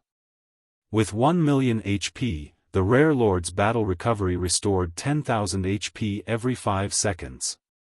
However, Shifeng could not deplete its HP by that much in that short time. Aqua, attack. Focus on using Ice-type spells. Blackie, restrict the Shadow Wolf with your curses. Fire Dance and Flying Shadow, stand at a distance and use your flying daggers, Shifeng commanded as he fought. There was a limit to Violet Cloud's mana. If they dragged this battle on, the Crimson Shadow Wolf would slaughter them all. Hence, they needed to increase their damage output. However, the Rare Lord was simply too fast. With Fire Dance and Flying Shadow's melee attacks, they would only be easy targets for the Crimson Shadow Wolf. The team leaped into action as they received their orders, casting one skill after another at the Rare Lord and continuously depleting its HP. Compared to lords like the Flame Guards, the Crimson Shadow Wolf had a weaker defense. Hence, although the Crimson Shadow Wolf dodged most of the attacks effortlessly, those that landed still inflicted significant bursts of damage. Aqua Rose's Frost Arrow dealt over -1,000 damage, and her Flame Barrage dealt around -3,000 damage. As for Blackie, his Dark Arrow achieved over -1,300 damage, over -2,000 damage if it was a critical hit. His Unstable Affliction also dealt close to -1,000 damage every 2 seconds. Fire Dance and Flying Shadow could deal around -300 damage with each of their throwing attacks. In addition, Shifeng would occasionally deal over -2,000 damage with his attacks. As a result, everyone's total damage within 5 seconds easily exceeded 10,000 points. After an hour or so, the Crimson Shadow Wolf only had 43% of its HP remaining. As long as they continued to wear it down for another few hours, they would kill the Rare Lord with the hope of killing the Crimson War Wolf in sight. Everyone sighed relief. Previously, the Rare Lord had been terrifying, causing everyone to despair. They had been certain that they would die. Guild leader, why are you so good at hiding yourself? You must have been lying when you said you defeated the level 25 High Lord using special methods before, right? In reality, you must have relied on your own strength to kill it. Aqua Rose grumbled. You guys misunderstand me, Shifeng suddenly said while he continued to face off against the Rare Lord. Misunderstand? Everyone was confused. I don't have the ability to defend against such a astonishing speed. Shifeng explained, previously, I, too, was afraid of the Shadow Wolf. Against its speed, I'm not a match for it even if I go all out. However, while the Shadow Wolf was attacking me, I took a look at the system time. Afterward, I realized why the Shadow Wolf was so fast. It's not because the Shadow Wolf is fast. It's because the Shadow Wolf's innate skill slows our reaction time, altering our perception to think that it's fast and unstoppable. Upon hearing Shifeng's explanation, everyone did what Shifeng had said. Sure enough, they understood at the beginning of the fight, Shifeng was similarly frightened. However, when he had glanced at the time displayed by the system, he realized that something was off. Originally, Shifeng believed that the Crimson Shadow Wolf's attack had happened instantaneously. Yet, the system had indicated that a short moment had passed. In particular, when the Crimson Shadow Wolf had charged at him, Shifeng saw the rare lord cross the 20-yard distance in an instant, but according to the system clock, 2 seconds had passed as Crimson Shadow Wolf was about to land the finishing blow. Shifeng activated the aura of space, becoming immune to all control effects. Since the Crimson Shadow Wolf's innate skill no longer had an impact, he had no problems defending against the rare lord's normal attack speed. After all, he, too, possessed the combat power of a Tier 2 class. If anyone else had stood in his place, they would have fallen to the Crimson Shadow Wolf's innate skill. However, after engaging in the battle for such a long time, Violet Cloud's mana was almost depleted. Although she used mana recovery potions constantly, with her current consumption rate, she would last another 10 minutes or so at most. Unfortunately, the Crimson Shadow Wolf still had 43% of its HP remaining. I can only give it a shot. Shifeng gritted his teeth as he glared at the Crimson Shadow Wolf's HP. Purgatory Power, activate. Heavenly Dragon's Power, activate. Suddenly, Shifeng's body released a dazzling golden glow. The glow this time was far more impressive than it had been in the demon's castle. His aura was more intense, forming the faint figure of a gigantic dragon. In the next moment, the dragon released a roar that made one's eardrums tremble simultaneously. Shifeng's attributes underwent a massive transformation. Shifeng's HP instantly rose to 25,380, and his strength slammed past the 800-point threshold. His defense had also improved. With a wave of his sword, Shifeng forced the rare lord back, dealing over -400 damage with the strike.